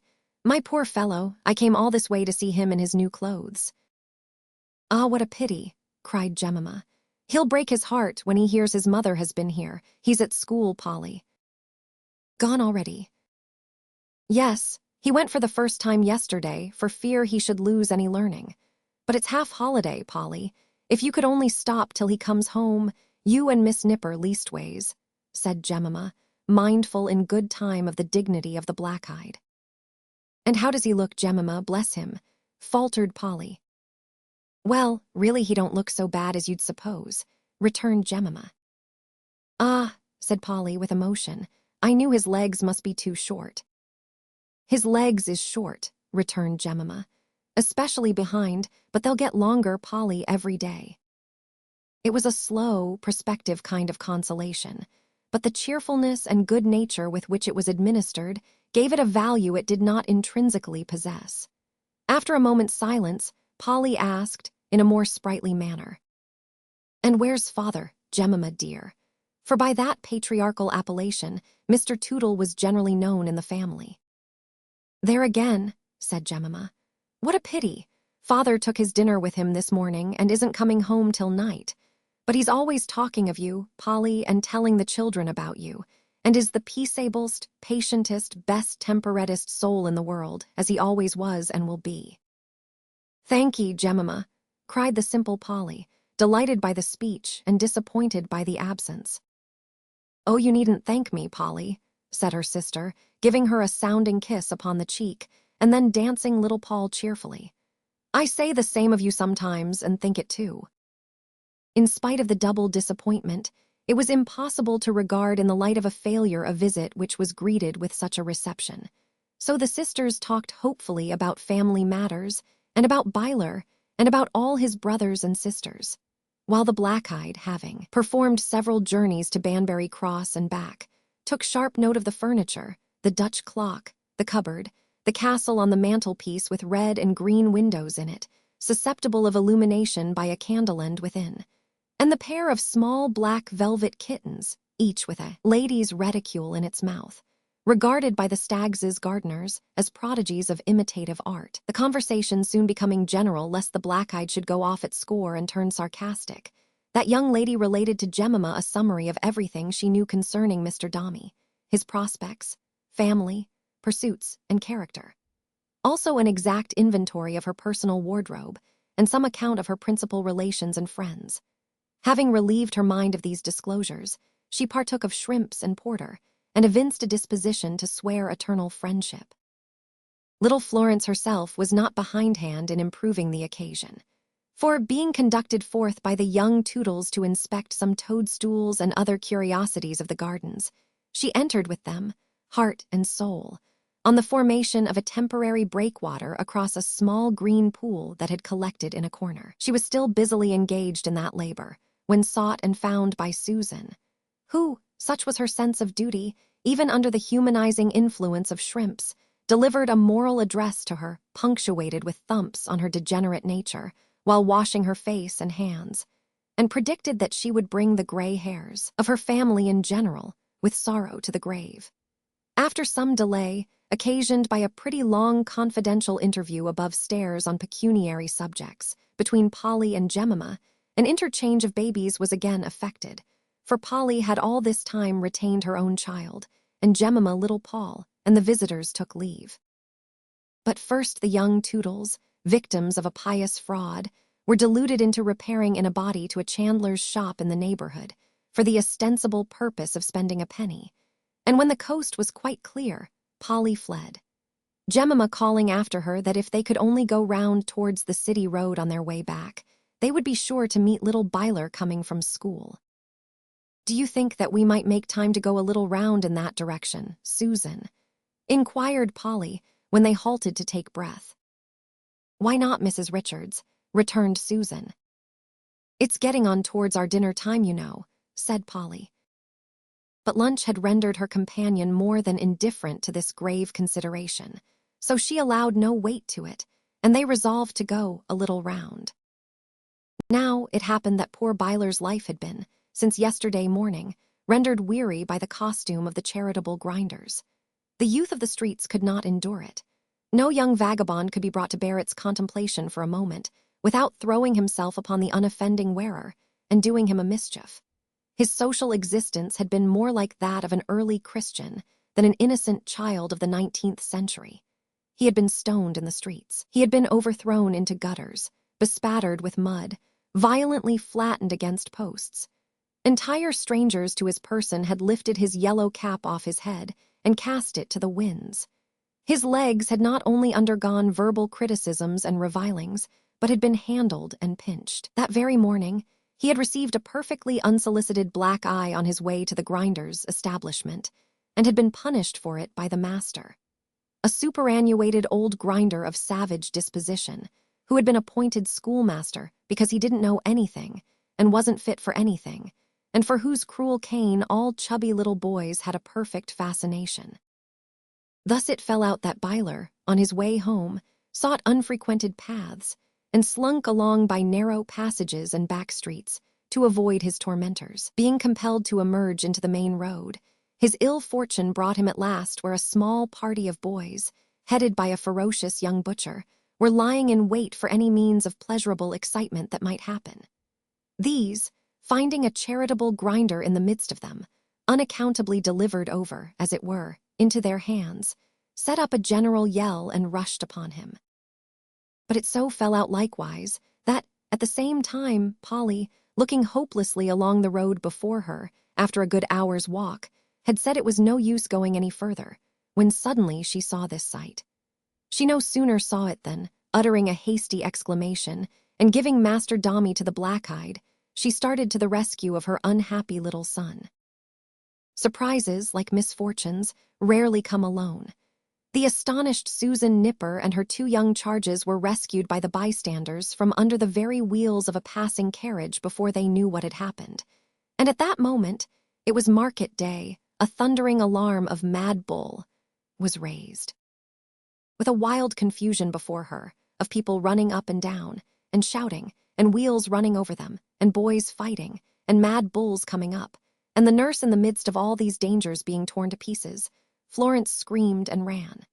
She ran till she was exhausted, urging Susan to do the same, and then, stopping and wringing her hands as she remembered they had left the other nurse behind, found, with a sensation of terror not to be described, that she was quite alone.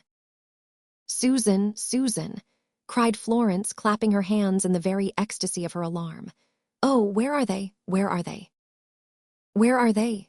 said an old woman, coming hobbling across as fast as she could from the opposite side of the way. "Why did you run away from 'em?" "I was frightened," answered Florence. "I didn't know what I did. I thought they were with me. Where are they?"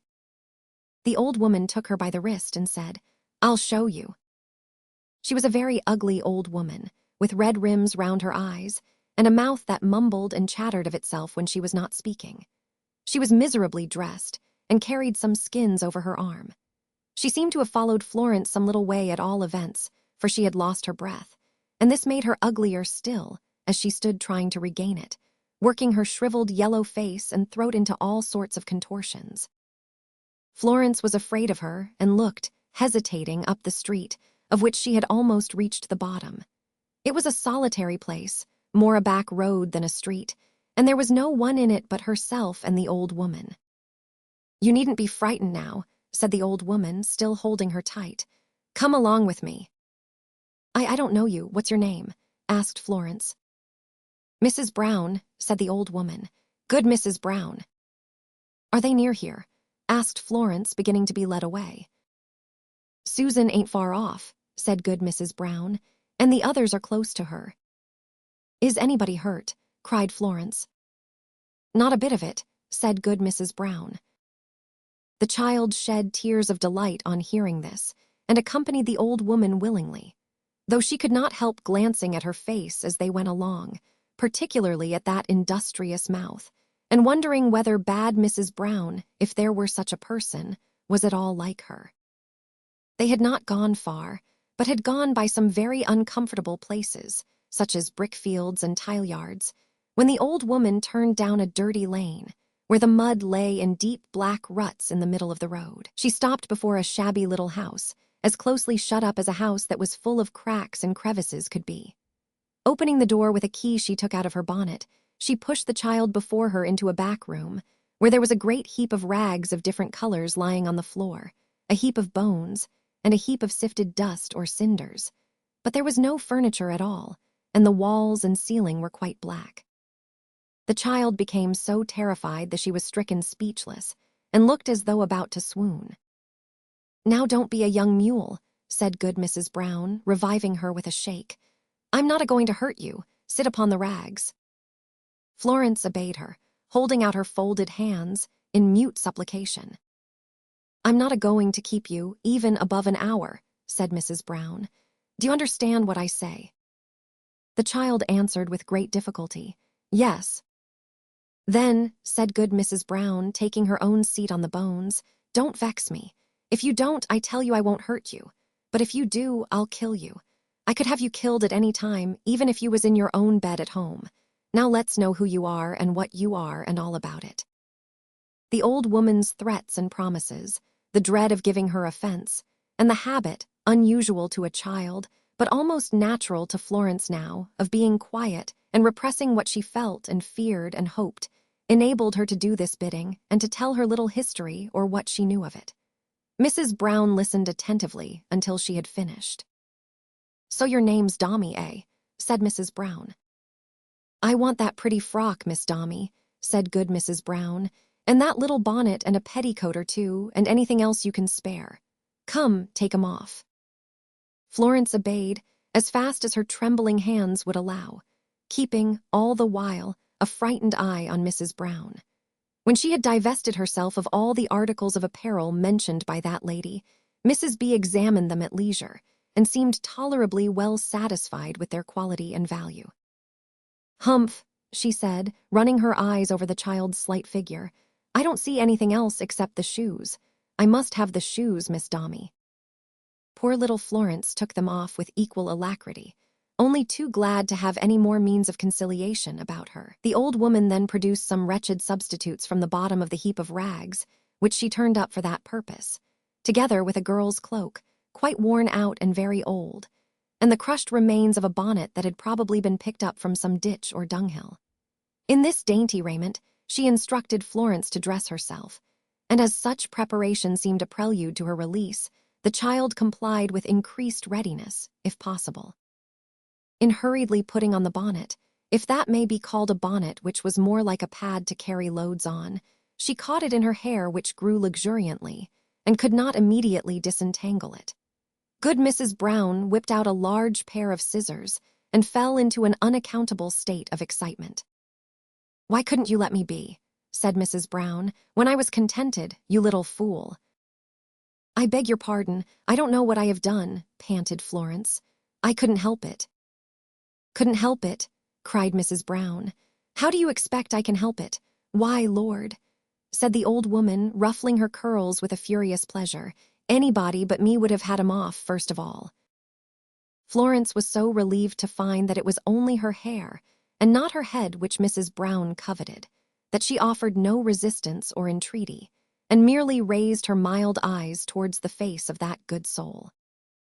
"If I hadn't once had a gal of my own, beyond seas now, that was proud of her hair," said Mrs. Brown, "I'd have had every lock of it. She's far away, oh ho, oh ho."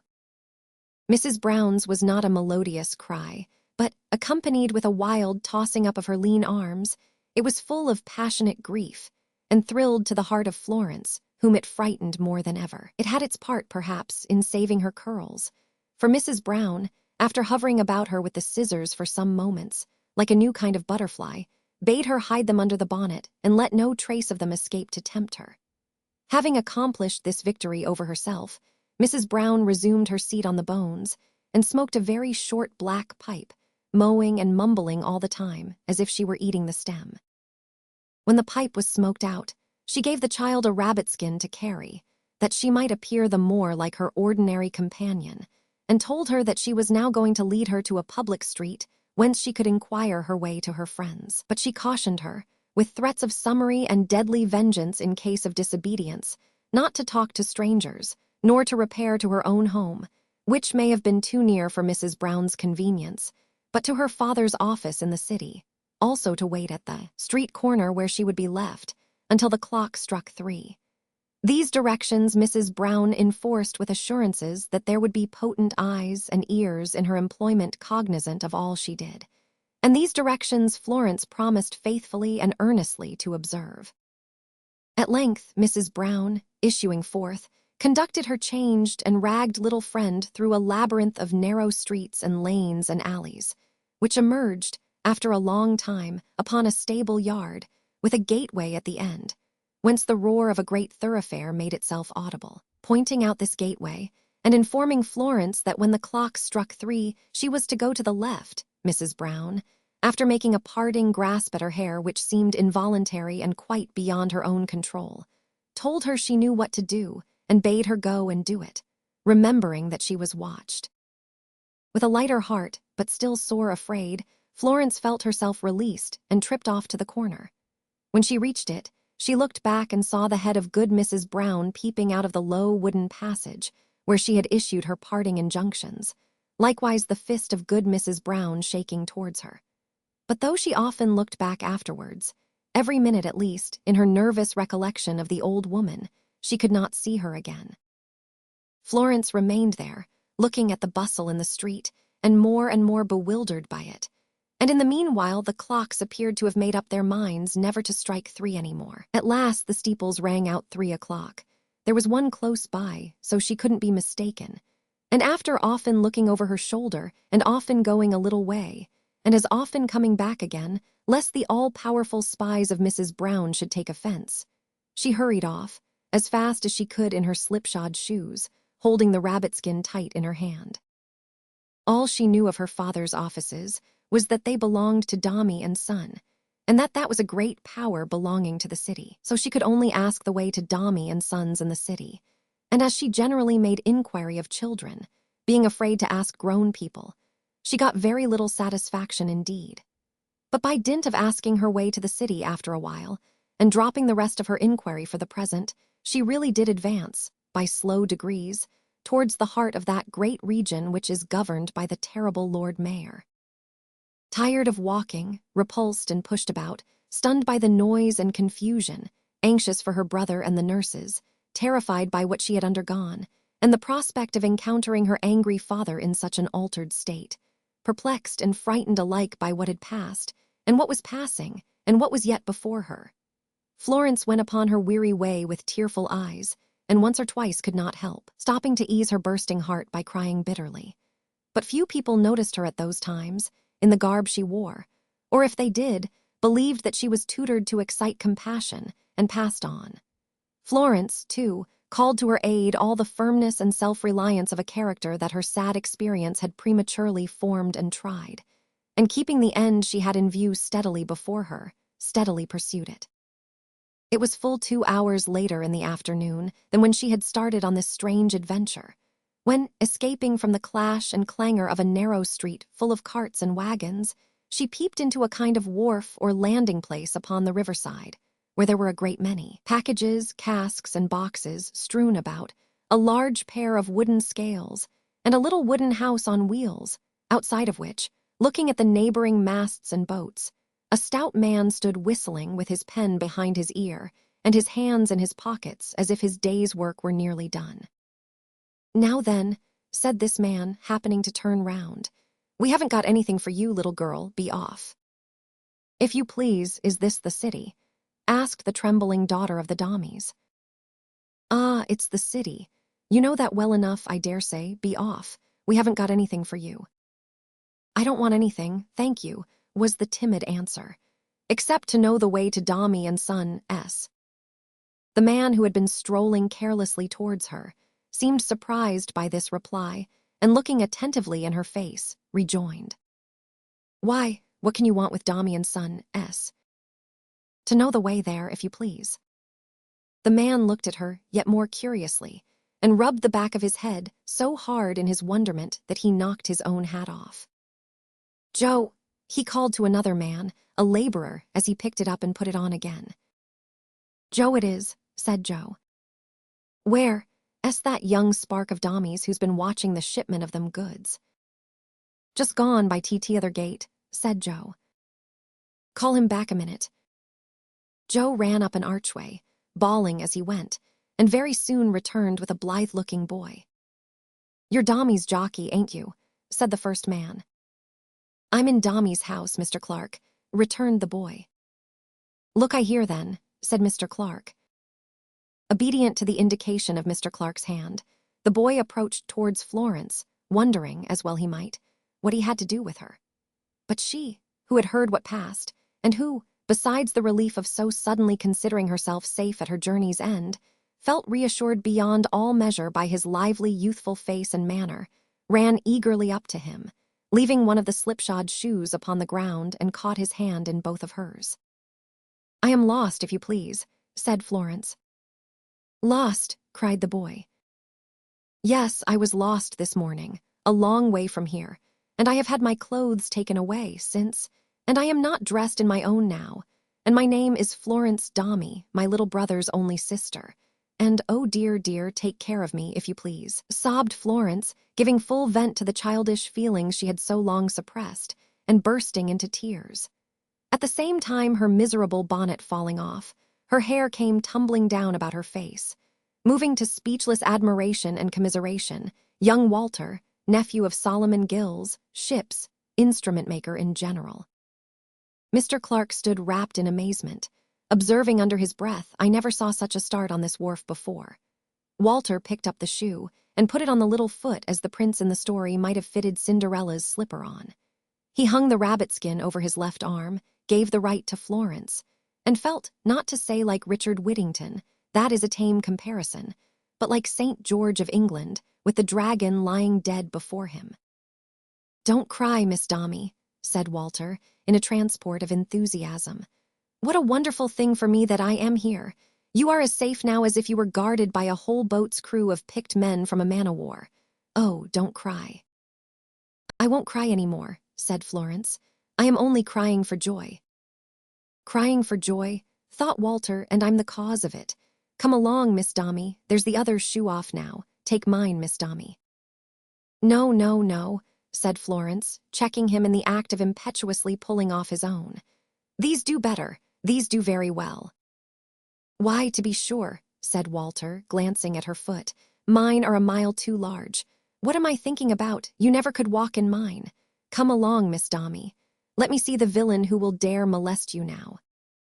So Walter, looking immensely fierce, led off Florence, looking very happy, and they went arm in arm along the streets, perfectly indifferent to any astonishment that their appearance might or did excite by the way.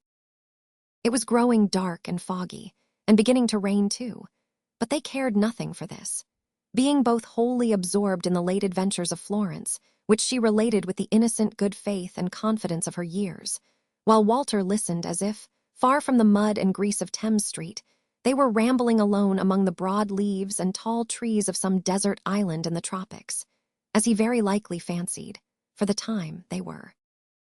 "Have we far to go?" asked Florence at last, lilting up her eyes to her companion's face. "Ah, by the by," said Walter, stopping. "Let me see, where are we? Oh, I know. But the offices are shut up now, Miss Dombey. There's nobody there. Mr. Dombey has gone home long ago. I suppose we must go home too, or stay. Suppose I take you to my uncle's where I live, it's very near here, and go to your house in a coach to tell them you are safe and bring you back some clothes. Won't that be best?" "I think so," answered Florence. "Don't you? What do you think?" As they stood deliberating in the street, a man passed them, who glanced quickly at Walter as he went by, as if he recognized him.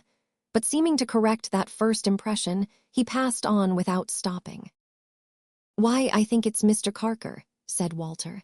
"Carker in our house. Not Carker our manager, Miss Dombey, the other Carker, the junior Halloa, Mr. Carker." "Is that Walter Gay?" said the other, stopping and returning. "I couldn't believe it with such a strange companion." As he stood near a lamp, listening with surprise to Walter's hurried explanation, he presented a remarkable contrast to the two youthful figures arm-in-arm before him. He was not old, but his hair was white, his body was bent, or bowed as if by the weight of some great trouble, and there were deep lines in his worn and melancholy face. The fire of his eyes, the expression of his features, the very voice in which he spoke, were all subdued and quenched, as if the spirit within him lay in ashes. He was respectably, though very plainly dressed, in black, but his clothes, molded to the general character of his figure, seemed to shrink and abase themselves upon him, and to join in the sorrowful solicitation which the whole man from head to foot expressed, to be left unnoticed, and alone in his humility. And yet his interest in youth and hopefulness was not extinguished with the other embers of his soul, for he watched the boy's earnest countenance as he spoke with unusual sympathy, though with an inexplicable show of trouble and compassion which escaped into his looks, however hard he strove to hold it prisoner. When Walter, in conclusion, put to him the question he had put to Florence, he still stood glancing at him with the same expression, as if he had read some fate upon his face, mournfully at variance with its present brightness. "What do you advise, Mr. Carker?" said Walter, smiling. "You always give me good advice, when you do speak to me. That's not often, though." "I think your own idea is the best," he answered, looking from Florence to Walter and back again. "Mr. Carker," said Walter, brightening with a generous thought, "come, here's a chance for you. Go you to Mr. Dombey S. and be the messenger of good news. It may do you some good, sir. I'll remain at home. You shall go." "I," returned the other. "Yes, why not, Mr. Carker?" said the boy. He merely shook him by the hand in answer. He seemed in a manner ashamed and afraid even to do that, and bidding him good night and advising him to make haste, turned away. "Come, Miss Dombey," said Walter, looking after him as they turned away also. "We'll go to my Uncle S. as quick as we can. Did you ever hear Mr. Dombey speak of Mr. Carker the Junior, Miss Florence?" "No," returned the child mildly. "I don't often hear Papa speak." "Ah, true, more shame for him," thought Walter. After a minute's pause, during which he had been looking down upon the gentle, patient little face moving on at his side, he said, "The strangest man Mr. Carker the Junior is, Miss Florence, that ever you heard of. If you could understand what an extraordinary interest he takes in me, and yet how he shuns me and avoids me, and what a low place he holds in our office, and how he is never advanced and never complains, though year after year he sees young men passed over his head, and though his brother, younger than he is our head manager, you would be as much puzzled about him as I am." As Florence could hardly be expected to understand much about it, Walter bestirred himself with his accustomed boyish animation and restlessness to change the subject, and one of the unfortunate shoes coming off again opportunely, proposed to carry Florence to his uncle S. in his arms. Florence, though very tired, laughingly declined the proposal, lest he should let her fall, and as they were already near the wooden midshipman, and as Walter went on to cite various precedents, from shipwrecks and other moving accidents, where younger boys than he had triumphantly rescued and carried off older girls than Florence, they were still in full conversation about it when they arrived at the instrument-maker's door. "Halloa, Uncle Saul," cried Walter, bursting into the shop and speaking incoherently and out of breath from that time forth for the rest of the evening. Here's a wonderful adventure. Here's Mr. Dombey's daughter lost in the streets and robbed of her clothes by an old witch of a woman, found by me brought home to our parlor to rest. Look here." "Good heaven," said Uncle Sol, starting back against his favorite compass case. "It can't be. Well, No, nor anybody else," said Walter, anticipating the rest. "Nobody would, nobody could, you know. Here, just help me lift the little sofa near the fire, will you, Uncle Sol? Take care of the plates, cut some dinner for her, will you, Uncle? Throw those shoes under the grate. Miss Florence, put your feet on the fender to dry. How damp they are here. An adventure, Uncle, eh? God bless my soul, how hot I am." Solomon Gills was quite as hot, by sympathy, and in excessive bewilderment. He patted Florence's head, pressed her to eat, pressed her to drink, rubbed the soles of her feet with his pocket handkerchief heated at the fire, followed his locomotive nephew with his eyes and ears, and had no clear perception of anything except that he was being constantly knocked against and tumbled over by that excited young gentleman, as he darted about the room attempting to accomplish 20 things at once and doing nothing at all. "Here, wait a minute, Uncle," he continued, catching up a candle, "till I run upstairs and get another jacket on, and then I'll be off. I say, Uncle, isn't this an adventure?" "My dear boy," said Solomon, who, with his spectacles on his forehead and the great chronometer in his pocket, was incessantly oscillating between Florence on the sofa and his nephew in all parts of the parlor. "It's the most extraordinary." "No, but do, Uncle, please. Do, Miss Florence, dinner, you know, Uncle." "Yes, yes, yes," cried Solomon, cutting instantly into a leg of mutton as if he were catering for a giant. "I'll take care of her, Wally, I understand. Pretty dear. Famished, of course. You go and get ready. Lord bless me. Sir Richard Whittington, thrice Lord Mayor of London." Walter was not very long in mounting to his lofty garret and descending from it, but in the meantime Florence, overcome by fatigue, had sunk into a doze before the fire. The short interval of quiet, though only a few minutes in duration, enabled Solomon Gills so far to collect his wits as to make some little arrangements for her comfort, and to darken the room, and to screen her from the blaze. Thus, when the boy returned, she was sleeping peacefully. "That's capital," he whispered, giving Solomon such a hug that it squeezed a new expression into his face. "Now I'm off. I'll just take a crust of bread with me, for I'm very hungry, and don't wake her, Uncle Sol." "No, no," said Solomon. "Pretty child." "Pretty indeed," cried Walter. "I never saw such a face, Uncle Sol. Now I'm off." "That's right," said Solomon, greatly relieved. "I say, Uncle Sol," cried Walter, putting his face in at the door. "Here he is again," said Solomon. "How does she look now?" "Quite happy," said Solomon. "That's famous. Now I'm off." "I hope you are," said Solomon to himself. "I say, Uncle Sol," cried Walter, reappearing at the door. "Here he is again," said Solomon. "We met Mr. Carker the Junior in the street, queerer than ever. He bade me goodbye, but came behind us here. There's an odd thing.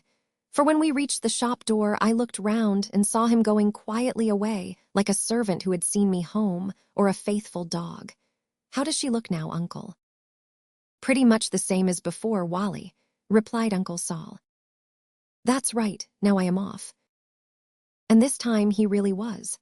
And Solomon Gills, with no appetite for dinner, sat on the opposite side of the fire, watching Florence in her slumber, building a great many airy castles of the most fantastic architecture, and looking, in the dim shade, and in the close vicinity of all the instruments, like a magician disguised in a Welsh wig and a suit of coffee color, who held the child in an enchanted sleep. In the meantime, Walter proceeded towards Mr. Dombey's house at a pace seldom achieved by a hack horse from the stand, and yet with his head out of window every 2 or 3 minutes, in impatient remonstrance with the driver. Arriving at his journey's end, he leaped out, and breathlessly announcing his errand to the servant, followed him straight into the library, where there was a great confusion of tongues, and where Mr. Dombey, his sister, and Miss Tox, Richards, and Nipper were all congregated together. "Oh, I beg your pardon, sir," said Walter, rushing up to him, "but I'm happy to say it's all right, sir. Miss Dombey's found." The boy, with his open face, and flowing hair, and sparkling eyes, panting with pleasure and excitement, was wonderfully opposed to Mr. Dombey, as he sat confronting him in his library chair. "I told you, Louisa, that she would certainly be found," said Mr. Dombey, looking slightly over his shoulder at that lady who wept in company with Miss Tawkes. "Let the servants know that no further steps are necessary. This boy who brings the information is young Gay from the office. How was my daughter found, sir? I know how she was lost." Here he looked majestically at Richards. "But how was she found? Who found her?" "Why, I believe I found Miss Dombey, sir," said Walter modestly. "At least I don't know that I can claim the merit of having exactly found her, sir, but I was the fortunate instrument of—" "What do you mean, sir?" interrupted Mr. Dombey, regarding the boy's evident pride and pleasure in his share of the transaction with an instinctive dislike. "By not having exactly found my daughter, and by being a fortunate instrument. Be plain and coherent, if you please." It was quite out of Walter's power to be coherent, but he rendered himself as explanatory as he could, in his breathless state, and stated why he had come alone. "You hear this, girl?" said Mr. Dombey sternly to the black-eyed. "Take what is necessary and return immediately with this young man to fetch Miss Florence home. Gay, you will be rewarded tomorrow." "Oh, thank you, sir," said Walter. "You are very kind. I'm sure I was not thinking of any reward, sir." "You are a boy," said Mr. Dombey, suddenly and almost fiercely. "And what you think of or affect to think of is of little consequence. You have done well, sir. Don't undo it. Louisa, please to give the lad some wine." Mr. Dombey's glance followed Walter Gay with sharp disfavor as he left the room under the pilotage of Mrs. Chick, and it may be that his mind's eye followed him with no greater relish as he rode back to his uncle, with Miss Susan Nipper. There they found that Florence, much refreshed by sleep, had dined, and greatly improved the acquaintance of Solomon Gills, with whom she was on terms of perfect confidence and ease. The black-eyed, who had cried so much that she might now be called the red-eyed, and who was very silent and depressed, caught her in her arms without a word of contradiction or reproach, and made a very hysterical meeting of it. Then converting the parlor, for the nonce, into a private tiring room, she dressed her, with great care, in proper clothes, and presently led her forth, as like a Dombey as her natural disqualifications admitted of her being made. "Good night," said Florence, running up to Solomon. "You have been very good to me." Old Sol was quite delighted, and kissed her like her grandfather. "Good night, Walter, goodbye," said Florence. "Goodbye," said Walter, giving both his hands. "I'll never forget you," pursued Florence. "No, indeed I never will. Goodbye, Walter." In the innocence of her grateful heart, the child lifted up her face to his. Walter, bending down his own, raised it again, all red and burning, and looked at Uncle Sol quite sheepishly. "Where—S. Walter? Good night, Walter. Goodbye, Walter. Shake hands once more, Walter." This was still Florence's cry after she was shut up with her little maid in the coach. And when the coach at length moved off, Walter on the doorstep gaily returned the waving of her handkerchief, while the wooden midshipman behind him seemed, like himself, intent upon that coach alone, excluding all the other passing coaches from his observation. In good time Mr. Dombey's mansion was gained again, and again there was a noise of tongues in the library. Again, too, the coach was ordered to wait for Mrs. Richards. One of Susan's fellow servants ominously whispered as she passed with Florence. The entrance of the lost child made a slight sensation, but not much. Mr. Dombey, who had never found her, kissed her once upon the forehead and cautioned her not to run away again or wander anywhere with treacherous attendants. Mrs. Chick stopped in her lamentations on the corruption of human nature, even when beckoned to the paths of virtue by a charitable grinder, and received her with a welcome something short of the reception due to none but perfect Dombeys. Miss Tawkes regulated her feelings by the models before her. Richards, the culprit Richards, alone poured out her heart in broken words of welcome, and bowed herself over the little wandering head as if she really loved it. "Ah, Richards," said Mrs. Chick, with a sigh. "It would have been much more satisfactory to those who wish to think well of their fellow creatures, and much more becoming in you, if you had shown some proper feeling in time for the little child that is now going to be prematurely deprived of its natural nourishment." "Cut off," said Miss Tawkes in a plaintive whisper, "from one common fountain." "If it was my ungrateful case," said Mrs. Chick solemnly. "And I had your reflections, Richards. I should feel as if the charitable grinder's dress would blight my child and the education choke him." For the matter of that, but Mrs. Chick didn't know it. He had been pretty well blighted by the dress already. And as to the education, even its retributive effect might be produced in time, for it was a storm of sobs and blows. "Louisa," said Mr. Dombey, "it is not necessary to prolong these observations. The woman is discharged and paid. You leave this house, Richards, for taking my son, said Mr. Dombey, emphatically repeating these two words, into haunts and into society which are not to be thought of without a shudder. As to the accident which befell Miss Florence this morning, I regard that as, in one great sense, a happy and fortunate circumstance, inasmuch as, but for that occurrence, I never could have known, and from your own lips, too, of what you had been guilty. I think Louisa, the other nurse, the young person," here Miss Nipper sobbed aloud, "being so much younger and necessarily influenced by Paul's nurse, may remain. Have the goodness to direct that this woman's coach is paid to." Mr. Dombey stopped and winced, "to Staggs's Gardens."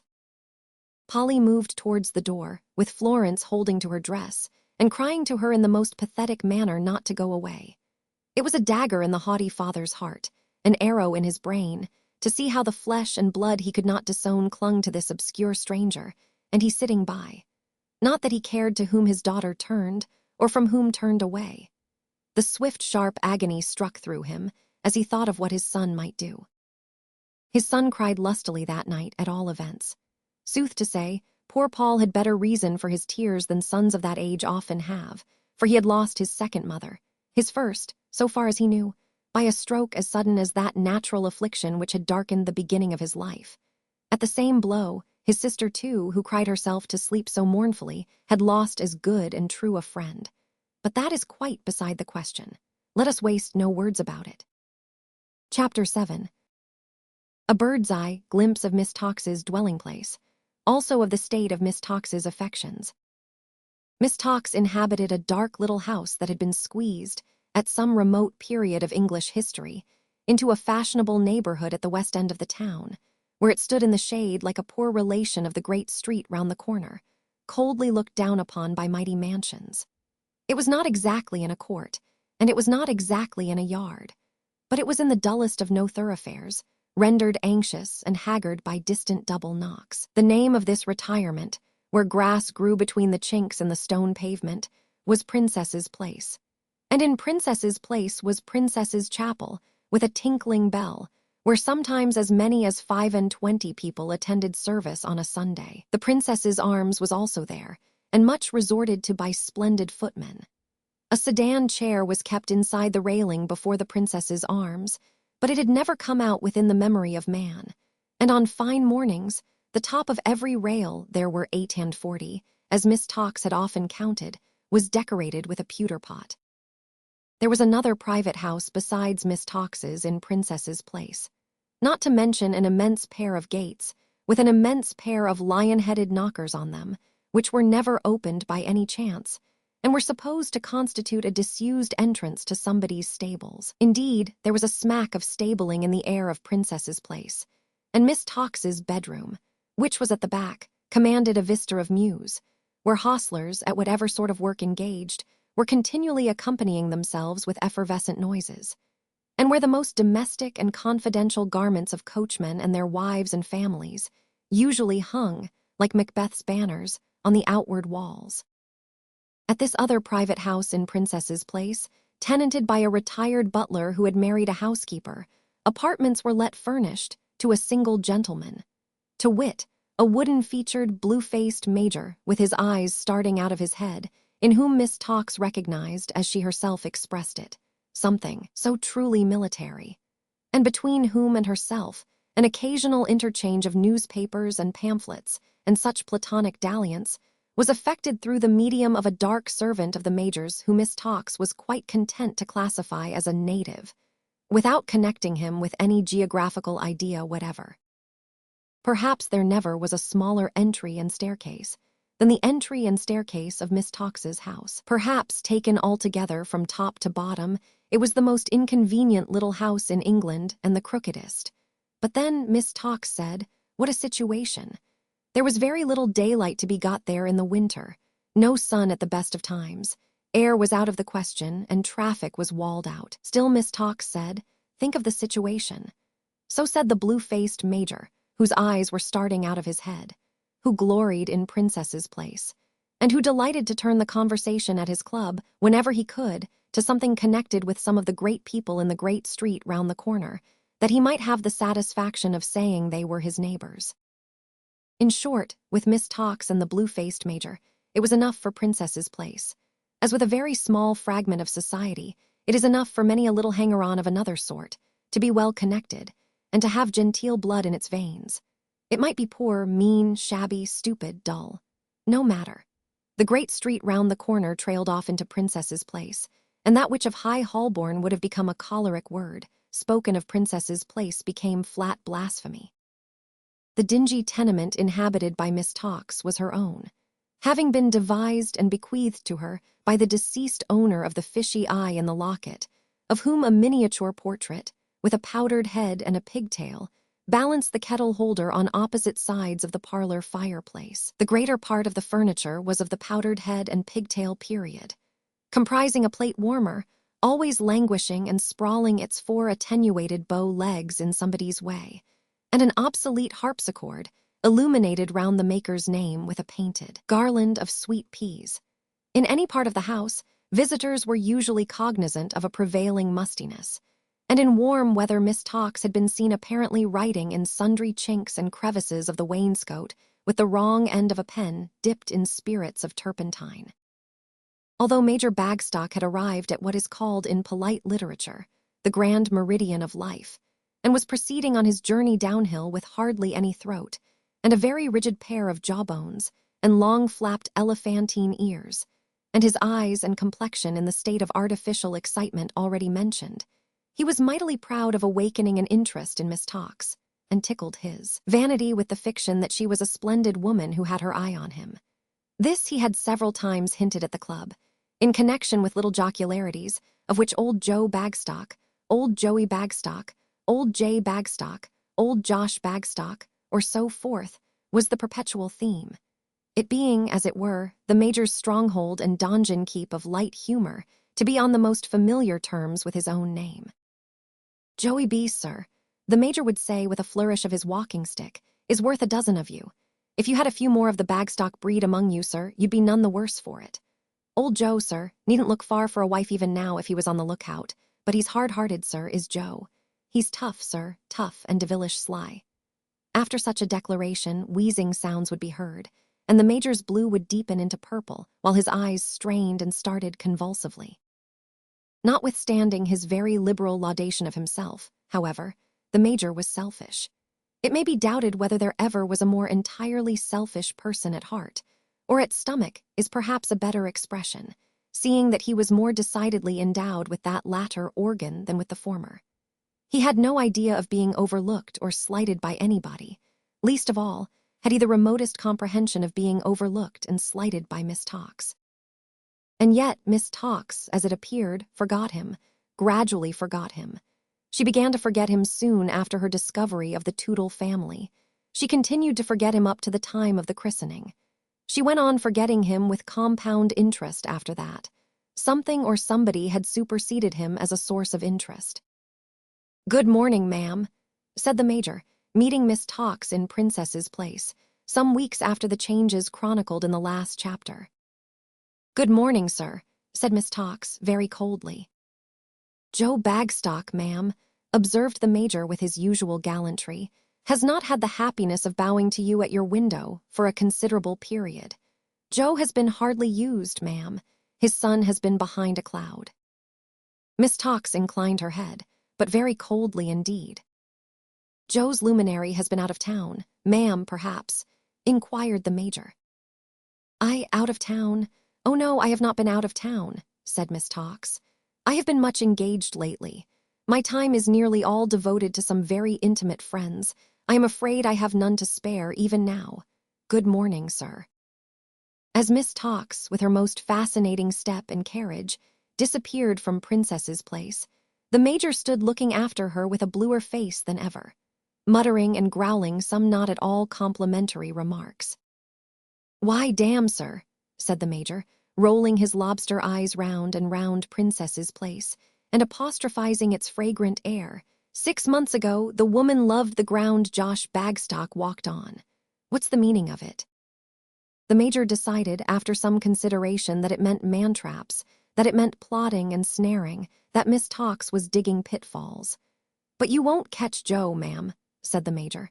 "He's tough, ma'am, tough is J.B. Tough and devilish sly," over which reflection he chuckled for the rest of the day. But still, when that day and many other days were gone and past, it seemed that Miss Tox took no heed whatever of the Major, and thought nothing at all about him.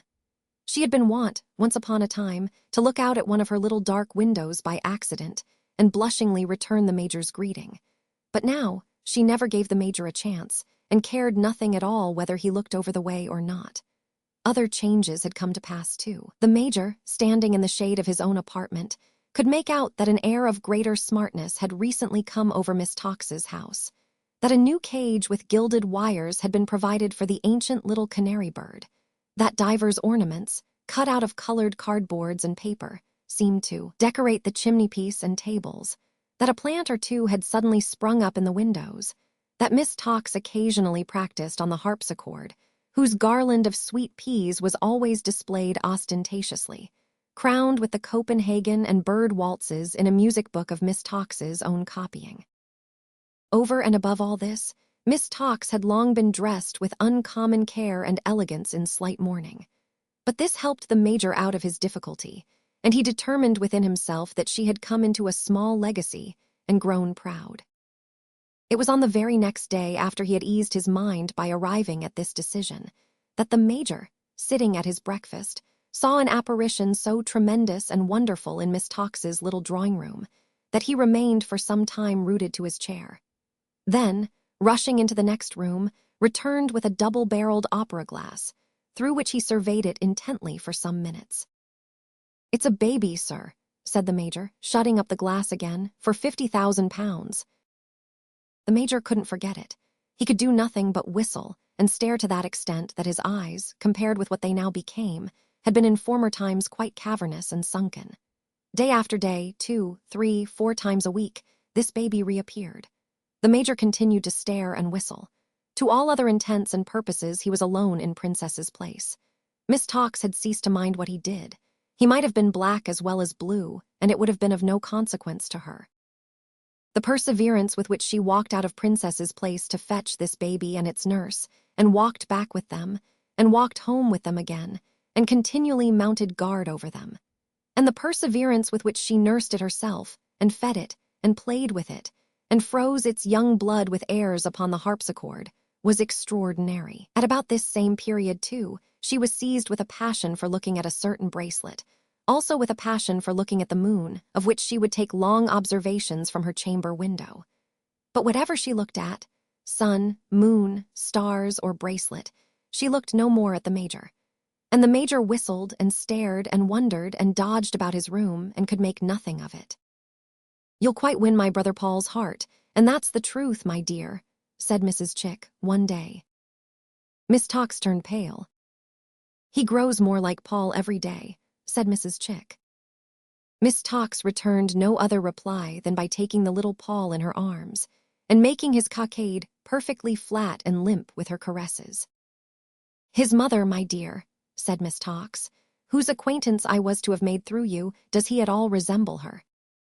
"Not at all," returned Louisa. She was pretty, I believe," faltered Miss Tox.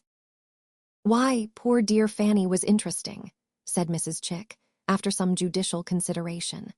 "Certainly interesting. She had not that air of commanding superiority which one would somehow expect, almost as a matter of course, to find in my brother's wife, nor had she that strength and vigor of mind which such a man requires." Miss Tox heaved a deep sigh. "But she was pleasing," said Mrs. Chick, "extremely so, and she meant. Oh dear, how well poor Fanny meant." "You angel," cried Miss Tox to little Paul, "you picture of your own papa." If the Major could have known how many hopes and ventures, what a multitude of plans and speculations, rested on that baby head, and could have seen them hovering, in all their heterogeneous confusion and disorder, round the puckered cap of the unconscious little Paul. He might have stared indeed. Then would he have recognized, among the crowd, some few ambitious motes and beams belonging to Miss Tox. Then would he perhaps have understood the nature of that lady's faltering investment in the Dombey firm. If the child himself could have awakened in the night and seen, gathered about his cradle curtains, faint reflections of the dreams that other people had of him, they might have scared him with good reason. But he slumbered on, alike unconscious of the kind intentions of Miss Tox, the wonder of the Major, the early sorrows of his sister, and the stern visions of his father, and innocent that any spot of earth contained a Dombey or a son. Chapter 8. Paul's further progress, growth and character. Beneath the watching and attentive eyes of time, so far another Major, Paul's slumbers gradually changed.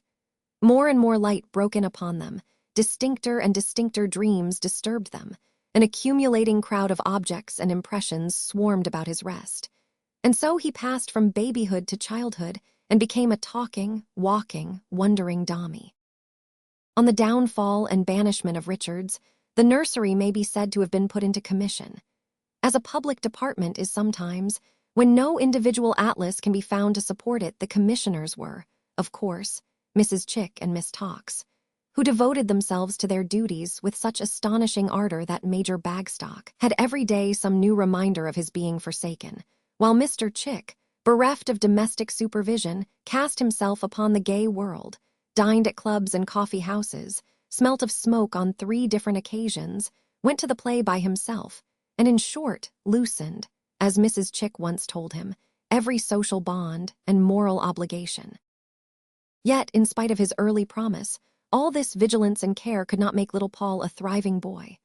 Naturally delicate, perhaps, he pined and wasted after the dismissal of his nurse, and for a long time seemed but to wait his opportunity of gliding through their hands and seeking his lost mother. This dangerous ground in his steeplechase towards manhood past, he still found it very rough riding, and was grievously beset by all the obstacles in his course. Every tooth was a breakneck fence, and every pimple in the measles a stone wall to him. He was down in every fit of the whooping cough, and rolled upon and crushed by a whole field of small diseases that came trooping on each other's heels to prevent his getting up again. Some bird of prey got into his throat instead of the thrush, and the very chickens turning ferocious, if they have anything to do with that infant malady to which they lend their name, worried him like tiger cats. The chill of Paul's christening had struck home, perhaps to some sensitive part of his nature, which could not recover itself in the cold shade of his father, but he was an unfortunate child from that day. Mrs. Wickham often said she never see a dear so put upon. Mrs. Wickham was a waiter's wife, which would seem equivalent to being any other man's widow, whose application for an engagement in Mr. Dombey's service had been favorably considered, on account of the apparent impossibility of her having any followers, or anyone to follow, and who, from within a day or 2 of Paul's sharp weaning, had been engaged as his nurse. Mrs. Wickham was a meek woman, of a fair complexion, with her eyebrows always elevated, and her head always drooping, who was always ready to pity herself, or to be pitied, or to pity anybody else, and who had a surprising natural gift of viewing all subjects in an utterly forlorn and pitiable light, and bringing dreadful precedents to bear upon them, and deriving the greatest consolation from the exercise of that talent. It is hardly necessary to observe that no touch of this quality ever reached the magnificent knowledge of Mr. Dombey. It would have been remarkable, indeed, if any had, when no one in the house, not even Mrs. Chick or Miss Tox, dared ever whisper to him that there had, on any one occasion, been the least reason for uneasiness in reference to little Paul. He had settled within himself that the child must necessarily pass through a certain routine of minor maladies, and that the sooner he did so the better. If he could have bought him off, or provided a substitute, as in the case of an unlucky drawing for the militia, he would have been glad to do so, on liberal terms. But as this was not feasible, he merely wondered, in his haughty manner, now and then, what nature meant by it, and comforted himself with the reflection that there was another milestone passed upon the road, and that the great end of the journey lay so much the nearer. For the feeling uppermost in his mind, now and constantly intensifying, and increasing in it as Paul grew older, was impatience. impatience for the time to come, when his visions of their united consequence and grandeur would be triumphantly realized. Some philosophers tell us that selfishness is at the root of our best loves and affections. Mr. Dombey's young child was, from the beginning, so distinctly important to him as a part of his own greatness, or, which is the same thing of the greatness of Dombey and Son, that there is no doubt his parental affection might have been easily traced, like many a goodly superstructure of fair fame, to a very low foundation. But he loved his son with all the love he had. If there were a warm place in his frosty heart, his son occupied it. If its very hard surface could receive the impression of any image, the image of that son was there. Though not so much as an infant or as a boy, but as a grown man, the son of the firm. Therefore he was impatient to advance into the future, and to hurry over the intervening passages of his history. Therefore he had little or no anxiety about them, in spite of his love, feeling as if the boy had a charmed life, and must become the man with whom he held such constant communication in his thoughts, and for whom he planned and projected, as for an existing reality, every day.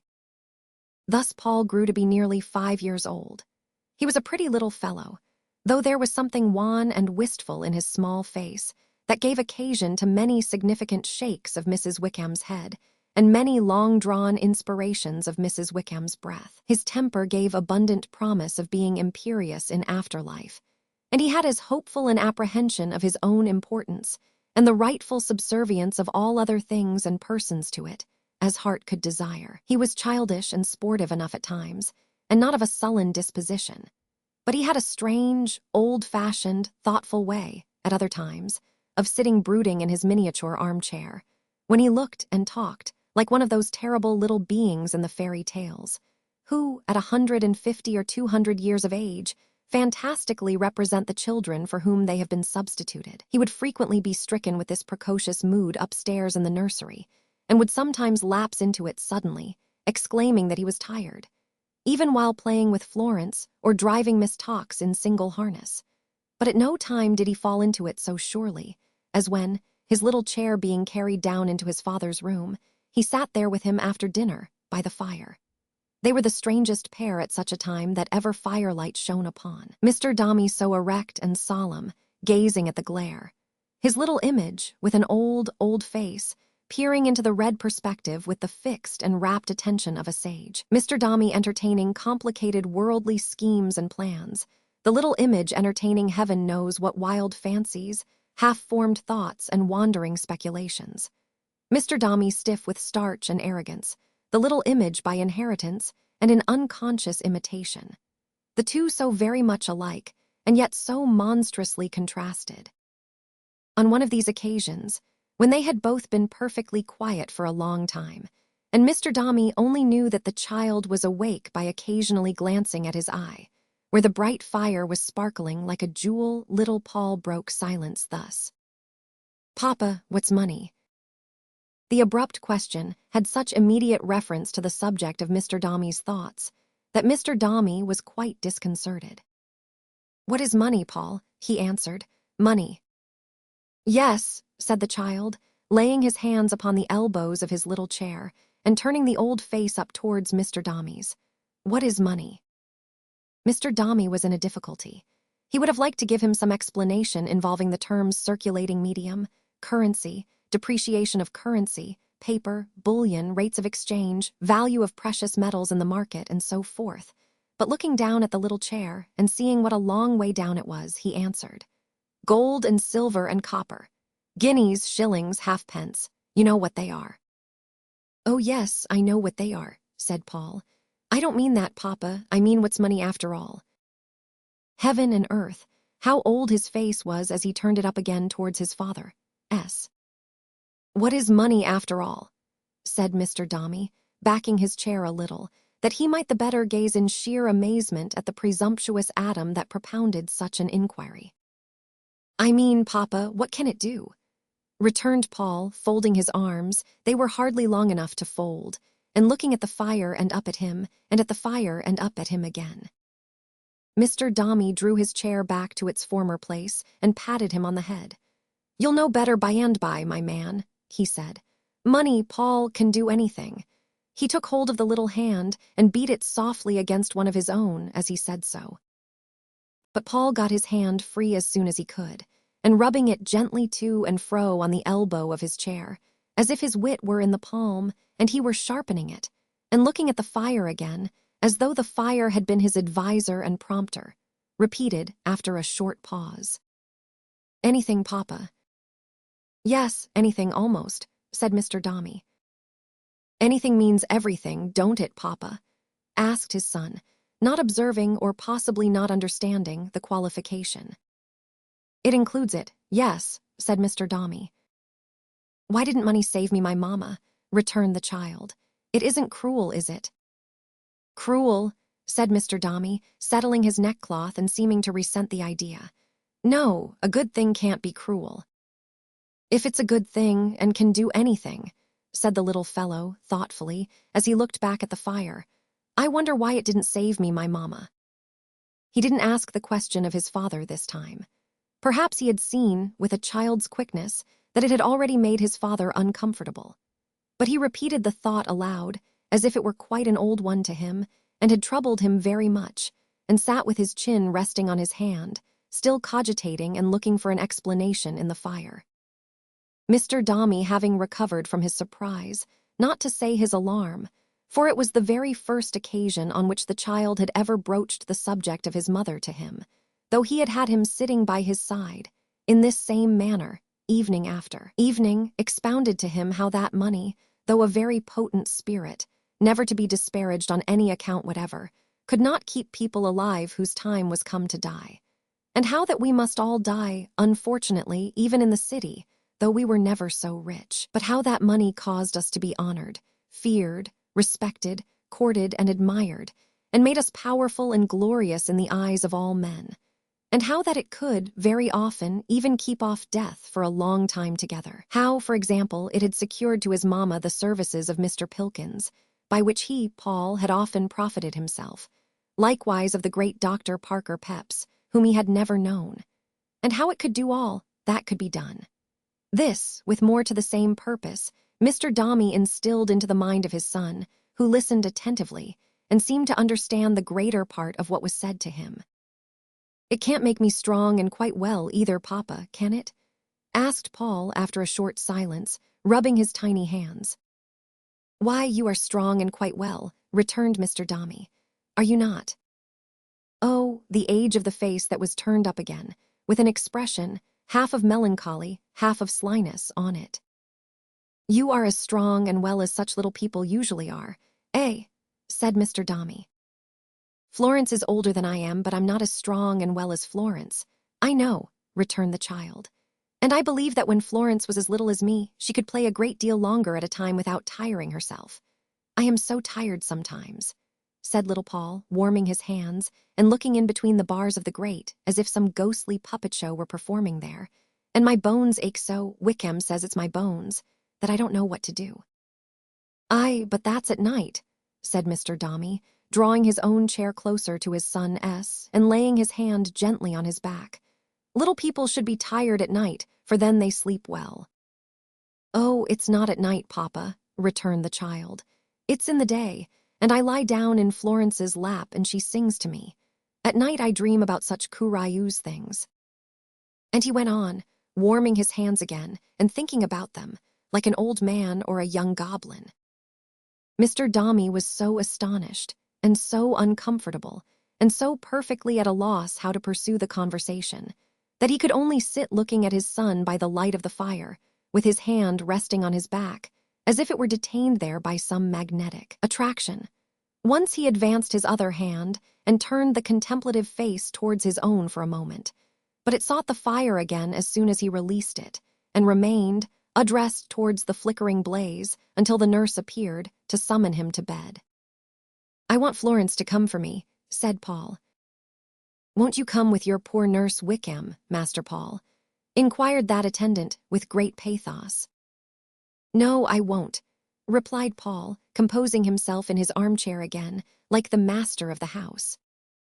Invoking a blessing upon his innocence, Mrs. Wickham withdrew, and presently Florence appeared in her stead. The child immediately started up with sudden readiness and animation, and raised towards his father in bidding him good night, a countenance so much brighter, so much younger, and so much more childlike altogether, that Mr. Dombey, while he felt greatly reassured by the change, was quite amazed at it.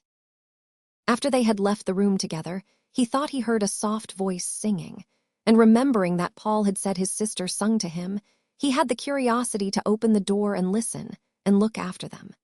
She was toiling up the great, wide, vacant staircase, with him in her arms.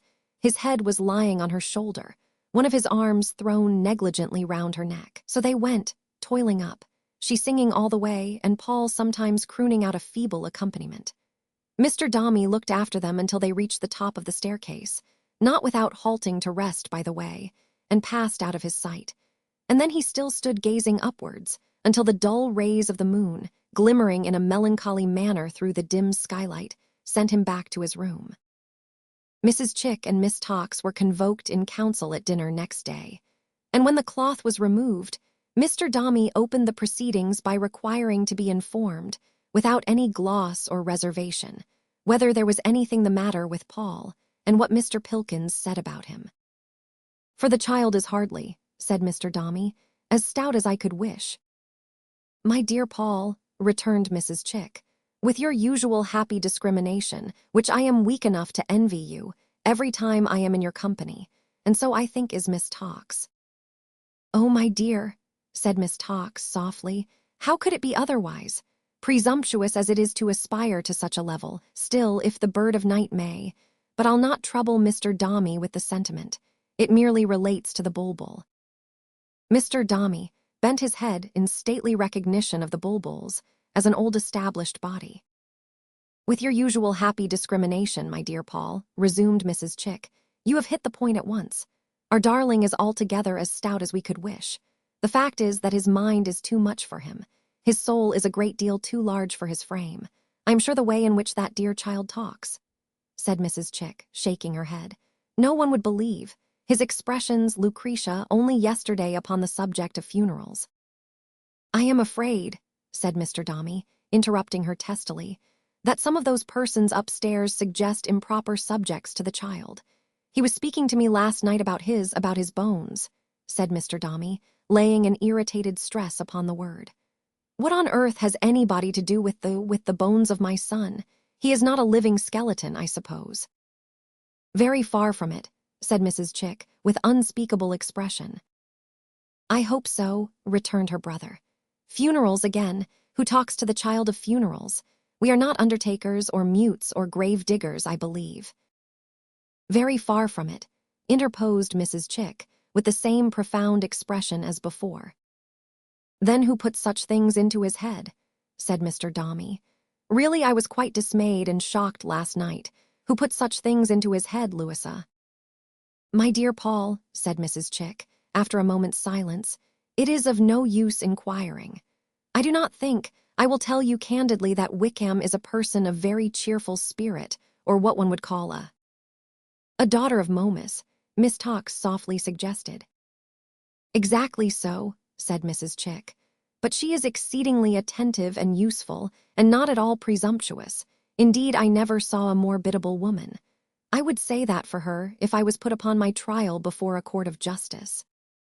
"Well, you are not put upon your trial before a court of justice at present, Louisa," returned Mr. Dombey, chafing, "and therefore it don't matter." "My dear Paul," said Mrs. Chick, in a warning voice, "I must be spoken to kindly, or there is an end of me." At the same time, a premonitory redness developed itself in Mrs. Chick's eyelids, which was an invariable sign of rain, unless the weather changed directly. "I was inquiring, Louisa," observed Mr. Dombey in an altered voice and after a decent interval, "about Paul's health and actual state." "If the dear child," said Mrs. Chick, in the tone of one who was summing up what had been previously quite agreed upon, instead of saying it all for the first time, "is a little weakened by that last attack, and is not in quite such vigorous health as we could wish, and if he has some temporary weakness in his system, and does occasionally seem about to lose, for the moment, the use of his—" Mrs. Chick was afraid to say limbs, after Mr. Dombey's recent objection to bones, and therefore waited for a suggestion from Miss Tox, who, true to her office, hazarded members. Members, repeated Mr. Dombey. I think the medical gentleman mentioned legs this morning, my dear Louisa, did he not? Said Miss Tawkes. Why, of course he did, my love, retorted Mrs. Chick, mildly reproachful. How can you ask me? You heard him. I say if our dear Paul should lose, for the moment, the use of his legs, these are casualties common to many children at his time of life, and not to be prevented by any care or caution. The sooner you understand that, Paul, and admit that, the better. If you have any doubt as to the amount of care, and caution, and affection and self-sacrifice that has been bestowed upon little Paul, I should wish to refer the question to your medical attendant, or to any of your dependents in this house. Call Tollinson, said Mrs. Chick. I believe he has no prejudice in our favor, quite the contrary. I should wish to hear what accusation Tollinson can make. Surely you must know, Louisa, observed Mr. Dombey, that I don't question your natural devotion to and regard for the future head of my house. I am glad to hear it, Paul, said Mrs. Chick, but really you are very odd and sometimes talk very strangely, though without meaning it, I know. If your dear boy's soul is too much for his body, Paul, you should remember whose fault that is, who he takes after, I mean, and make the best of it. He's as like his papa as he can be. People have noticed it in the streets. The very beadle, I am informed, observed it, so long ago as at his christening. He's a very respectable man with children of his own. He ought to know. Mr. Pilkins saw Paul this morning, I believe, said Mr. Dombey. Yes, he did, returned his sister. Miss Tawkes and myself were present. Miss Tawkes and myself are always present. We make a point of it. Mr. Pilkins has seen him for some days past, and a very clever man I believe him to be. He says it is nothing to speak of, which I can confirm if that is any consolation, but he recommended today heir. Very wisely, Paul, I feel convinced. Heir, repeated Mr. Dombey, looking at his sister. There is nothing to be made uneasy by in that, said Mrs. Chick. My George and Frederick were both ordered heir when they were about his age, and I have been ordered it myself a great many times. I quite agree with you, Paul, that perhaps topics may be incautiously mentioned upstairs before him, which it would be as well for his little mind not to expatiate upon. But I really don't see how that is to be helped in the case of a child of his quickness. If he were a common child, there would be nothing in it. I must say I think, with Miss Tawkes, that a short absence from this house, the air of Brighton, and the bodily and mental training of so judicious a person as Mrs. Pipchin, for instance. Who is Mrs. Pipchin, Louisa? Asked Mr. Dombey, aghast at this familiar introduction of a name he had never heard before. Mrs. Pipchin, my dear Paul, returned his sister, is an elderly lady, Miss Tawkes knows her whole history, who has for some time devoted all the energies of her mind, with the greatest success, to the study and treatment of infancy, and who has been extremely well connected. Her husband broke his heart in. How did you say her husband broke his heart, my dear? I forget the precise circumstances. In pumping water out of the Peruvian mines, replied Miss Tawkes. Not being a pumper himself, of course, said Mrs. Chick, glancing at her brother, and it really did seem necessary to offer the explanation, for Miss Tawkes had spoken of him as if he had died at the handle. But having invested money in the speculation, which failed, I believe that Mrs. Pipchin's management of children is quite astonishing. I have heard it commended in private circles ever since I was, dear me, how high? Mrs. Chick's eye wandered about the bookcase near the bust of Mr. Pitt, which was about 10 feet from the ground. Perhaps I should say of Mrs. Pipchin, my dear sir, observed Miss Tawkes, with an ingenuous blush, having been so pointedly referred to, that the encomium which has been passed upon her by your sweet sister is well merited. Many ladies and gentlemen, now grown up to be interesting members of society, have been indebted to her care. The humble individual who addresses you was once under her charge. I believe juvenile nobility itself is no stranger to her establishment. Do I understand that this respectable matron keeps an establishment, Miss Tawkes? The Mr. Dombey, condescendingly. Why, I really don't know, rejoined that lady, whether I am justified in calling it so. It is not a preparatory school by any means. Should I express my meaning, said Miss Tawkes, with peculiar sweetness, if I designated it an infantine boarding house of a very select description? on an exceedingly limited and particular scale, suggested Mrs. Chick, with a glance at her brother. "Oh, exclusion itself," said Miss Tox. There was something in this. Mrs. Pipchin's husband having broken his heart of the Peruvian mines was good. It had a rich sound. Besides, Mr. Dombey was in a state almost amounting to consternation at the idea of Paul remaining where he was 1 hour after his removal had been recommended by the medical practitioner. It was a stoppage and delay upon the road the child must traverse, slowly at the best, before the goal was reached. Their recommendation of Mrs. Pipchin had great weight with him, for he knew that they were jealous of any interference with their charge, and he never for a moment took it into account that they might be solicitous to divide a responsibility, of which he had, as shown just now, his own established views. Broke his heart of the Peruvian mines, mused Mr. Dombey. Well, a very respectable way of doing it. Supposing we should decide, on tomorrow's inquiries, to send Paul down to Brighton to this lady, who would go with him? Inquired Mr. Dombey, after some reflection.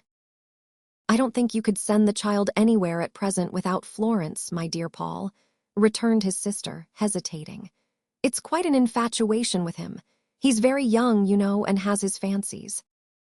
Mr. Dombey turned his head away, and going slowly to the bookcase, and unlocking it, brought back a book to read.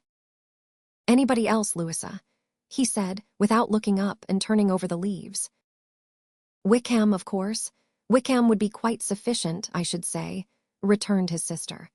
"Paul being in such hands as Mrs. Pipchin's, you could hardly send anybody who would be a further check upon her.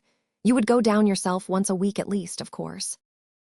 "Of course," said Mr. Dombey, and sat looking at one page for an hour afterwards without reading one word. This celebrated Mrs. Pipchin was a marvelous ill-favored, ill-conditioned old lady, of a stooping figure, with a mottled face, like bad marble, a hook nose, and a hard gray eye, that looked as if it might have been hammered at on an anvil without sustaining any injury. 40 years at least had elapsed since the Peruvian mines had been the death of Mr. Pipchin, but his relict still wore black bombazine, of such a lusterless, deep, dead, somber shade, that gas itself couldn't light her up after dark, and her presence was a quencher to any number of candles. She was generally spoken of as a great manager of children, and the secret of her management was to give them everything that they didn't like, and nothing that they did, which was found to sweeten their dispositions very much. She was such a bitter old lady that one was tempted to believe there had been some mistake in the application of the Peruvian machinery, and that all her waters of gladness and milk of human kindness had been pumped out dry instead of the mines. The castle of this ogress and child-queller was in a steep by-street at Brighton, where the soil was more than usually chalky, flinty, and sterile, and the houses were more than usually brittle and thin, where the small front gardens had the unaccountable property of producing nothing but marigolds, whatever was sown in them, and where snails were constantly discovered holding on to the street. Doors and other public places they were not expected to ornament, with the tenacity of cupping glasses. In the winter time, the air couldn't be got out of the castle, and in the summer time it couldn't be got in. There was such a continual reverberation of wind in it that it sounded like a great shell, which the inhabitants were obliged to hold to their ears night and day, whether they liked it or no. It was not, naturally, a fresh-smelling house, and in the window of the front parlor, which was never opened, Mrs. Pipchin kept a collection of plants in pots, which imparted an earthy flavor of their own to the establishment. However choice examples of their kind, too, these plants were of a kind peculiarly adapted to the embowerment of Mrs. Pipchin. There were half a dozen specimens of the cactus, writhing round bits of lath, like hairy serpents. Another specimen shooting out broad claws like a green lobster, several creeping vegetables possessed of sticky and adhesive leaves, and one uncomfortable flower pot hanging to the ceiling, which appeared to have boiled over, and tickling people underneath with its long green ends, reminded them of spiders, in which Mrs. Pipchin's dwelling was uncommonly prolific, though perhaps it challenged competition still more proudly, in the season, in point of earwigs. Mrs. Pipchin's scale of charges being high, however, to all who could afford to pay, and Mrs. Pipchin very seldom sweetening the equable acidity of her nature in favor of anybody. She was held to be an old lady of remarkable firmness, who was quite scientific in her knowledge of the childish character. On this reputation, and on the broken heart of Mr. Pipchin, she had contrived, taking 1 year with another, to eke out a tolerable sufficient living since her husband's demise. Within 3 days after Mrs. Chick's first allusion to her, this excellent old lady had the satisfaction of anticipating a handsome addition to her current receipts from the pocket of Mr. Dombey, and of receiving Florence and her little brother Paul as inmates of the castle. Mrs. Chick and Miss Tox, who had brought them down on the previous night, which they all passed at an hotel, had just driven away from the door on their journey home again, and Mrs. Pipchin, with her back to the fire, stood reviewing the newcomers like an old soldier. Mrs. Pipchin's middle-aged niece, her good-natured and devoted slave, but possessing a gaunt and iron-bound aspect, and much afflicted with boils on her nose, was divesting Master Bitherstone of the clean collar he had worn on parade. Miss Pankey, the only other little boarder at present, had that moment been walked off to the castle dungeon, an empty apartment at the back, devoted to correctional purposes, for having sniffed thrice in the presence of visitors. "Well, sir," said Mrs. Pipchin to Paul, "how do you think you shall like me?" "I don't think I shall like you at all," replied Paul. "I want to go away, this isn't my house." "No, it's mine," retorted Mrs. Pipchin. "It's a very nasty one," said Paul. "There's a worse place in it than this, though," said Mrs. Pipchin, "where we shut up our bad boys." "Has he ever been in it?" asked Paul, pointing out Master Bitherstone. Mrs. Pipchin nodded assent, and Paul had enough to do, for the rest of that day, in surveying Master Bitherstone from head to foot, and watching all the workings of his countenance, with the interest attaching to a boy of mysterious and terrible experiences. At 1 o'clock there was a dinner, chiefly of the farinaceous and vegetable kind, when Miss Pankey, a mild little blue-eyed morsel of a child, who was shampooed every morning, and seemed in danger of being rubbed away, altogether was led in from captivity by the ogress herself, and instructed that nobody who sniffed before visitors ever went to heaven. When this great truth had been thoroughly impressed upon her, she was regaled with rice, and subsequently repeated the form of grace established in the castle, in which there was a special clause, thanking Mrs. Pipchin for a good dinner. Mrs. Pipchin's niece, Berinthia, took cold pork. Mrs. Pipchin, whose constitution required warm nourishment, made a special repast of mutton chops, which were brought in hot between 2 plates and smelt very nice. As it rained after dinner, and they couldn't go out walking on the beach, and Mrs. Pipchin's constitution required rest after chops, they went away with Barry, otherwise Berinthia, to the dungeon, an empty room looking out upon a chalk wall and a water butt, and made ghastly by a ragged fireplace without any stove. In it, enlivened by company, however, this was the best place after all, for Barry played with them there and seemed to enjoy a game at romps as much as they did, until Mrs. Pipchin, knocking angrily at the wall, like the Cock Lane ghost, revived. They left off, and Barry told them stories in a whisper until twilight. For tea there was plenty of milk and water, and bread and butter, with a little black teapot for Mrs. Pipchin and Barry, and buttered toast unlimited for Mrs. Pipchin, which was brought in, hot, like the chops. Though Mrs. Pipchin got very greasy outside over this dish, it didn't seem to lubricate her internally at all, for she was as fierce as ever, and the hard gray I knew no softening. After tea, Barry brought out a little work-box, with the Royal Pavilion on the lid, and fell to working busily, while Mrs. Pipchin, having put on her spectacles and opened a great volume bound in green baize, began to nod. And whenever Mrs. Pipchin caught herself falling forward into the fire and woke up, she filliped Master Bitherstone on the nose for nodding too. At last it was the children's bedtime, and after prayers they went to bed. As little Miss Pankey was afraid of sleeping alone in the dark, Mrs. Pipchin always made a point of driving her upstairs herself, like a sheep, and it was cheerful to hear Miss Pankey moaning long afterwards in the least eligible chamber, and Mrs. Pipchin now and then going in to shake her. At about 9:30 the odor of a warm sweetbread, Mrs. Pipchin's constitution wouldn't go to sleep without sweetbread, diversified the prevailing fragrance of the house, which Mrs. Wickham said was a smell of building, and slumber fell upon the castle shortly after. The breakfast next morning was like the tea overnight, except that Mrs. Pipchin took her roll instead of toast, and seemed a little more irate when it was over. Master Bitherstone read aloud to the rest a pedigree from Genesis, judiciously selected by Mrs. Pipchin, getting over the names with the ease and clearness of a person tumbling up the treadmill. That done, Miss Panky was borne away to be shampooed, and Master Bitherstone to have something else done to him with salt water, from which he always returned very blue and dejected. Paul and Florence went out in the meantime on the beach with Wickham, who was constantly in tears, and at about noon, Mrs. Pipchin presided over some early readings, it being a part of Mrs. Pipchin's system not to encourage a child's mind to develop and expand itself like a young flower, but to open it by force like an oyster. The moral of these lessons was usually of a violent and stunning character. The hero, a naughty boy, seldom, in the mildest catastrophe, being finished off anything less than a lion or a bear. Such was life at Mrs. Pipchin's. On Saturday, Mr. Dombey came down, and Florence and Paul would go to his hotel and have tea.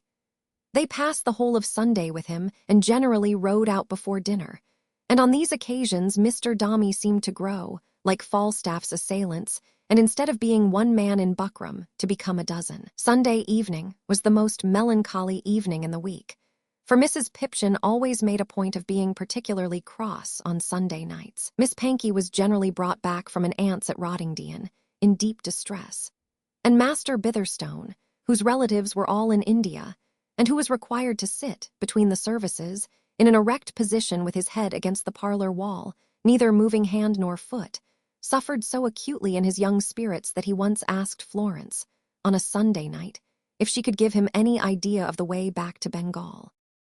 But it was generally said that Mrs. Pipchin was a woman of system with children, and no doubt she was. Certainly the wild ones went home tame enough, after sojourning for a few months beneath her hospitable roof.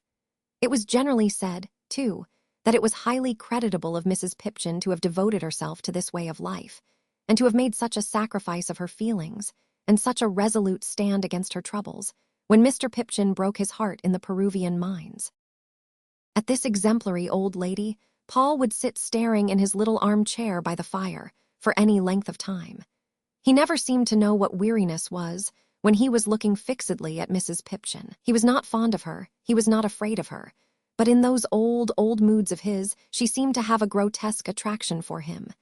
There he would sit, looking at her and warming his hands and looking at her, until he sometimes quite confounded Mrs. Pipchin, ogress as she was. Once she asked him, when they were alone, what he was thinking about. "You," said Paul without the least reserve. "And what are you thinking about me?" asked Mrs. Pipchin. "I'm thinking how old you must be," said Paul.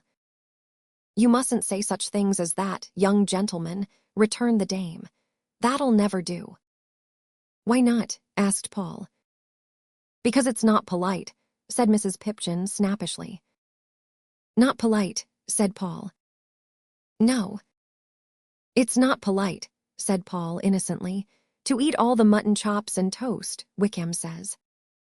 "Wickham," retorted Mrs. Pipchin, coloring, "is a wicked, impudent, bold-faced hussy." "What's that?" inquired Paul.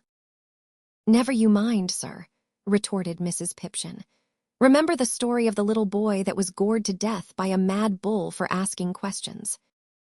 "If the bull was mad," said Paul, "how did he know that the boy had asked questions?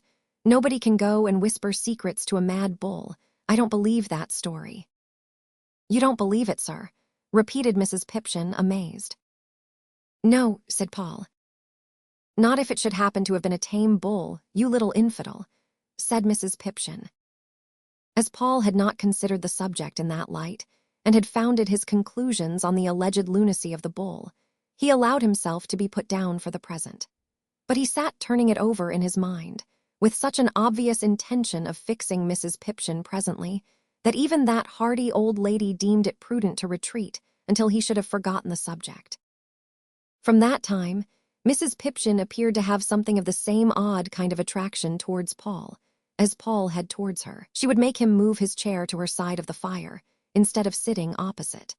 And there he would remain in a nook between Mrs. Pipchin and the fender, with all the light of his little face absorbed into the black bombazine drapery, studying every line and wrinkle of her countenance, and peering at the hard gray eye, until Mrs. Pipchin was sometimes fain to shut it, on pretense of dozing. Mrs. Pipchin had an old black cat, who generally lay coiled upon the center foot of the fender, purring egotistically and winking at the fire until the contracted pupils of his eyes were like two notes of admiration. The good old lady might have been, not to record it disrespectfully, a witch, and Paul and the cat her two familiars, as they all sat by the fire together. It would have been quite in keeping with the appearance of the party if they had all sprung up the chimney in a high wind one night and never been heard of any more. This, however, never came to pass. The cat and Paul and Mrs. Pipchin were constantly to be found in their usual places after dark, and Paul, eschewing the companionship of Master Bitherstone, went on studying Mrs. Pipchin, and the cat, and the fire night after night as if they were a book of necromancy in 3 volumes.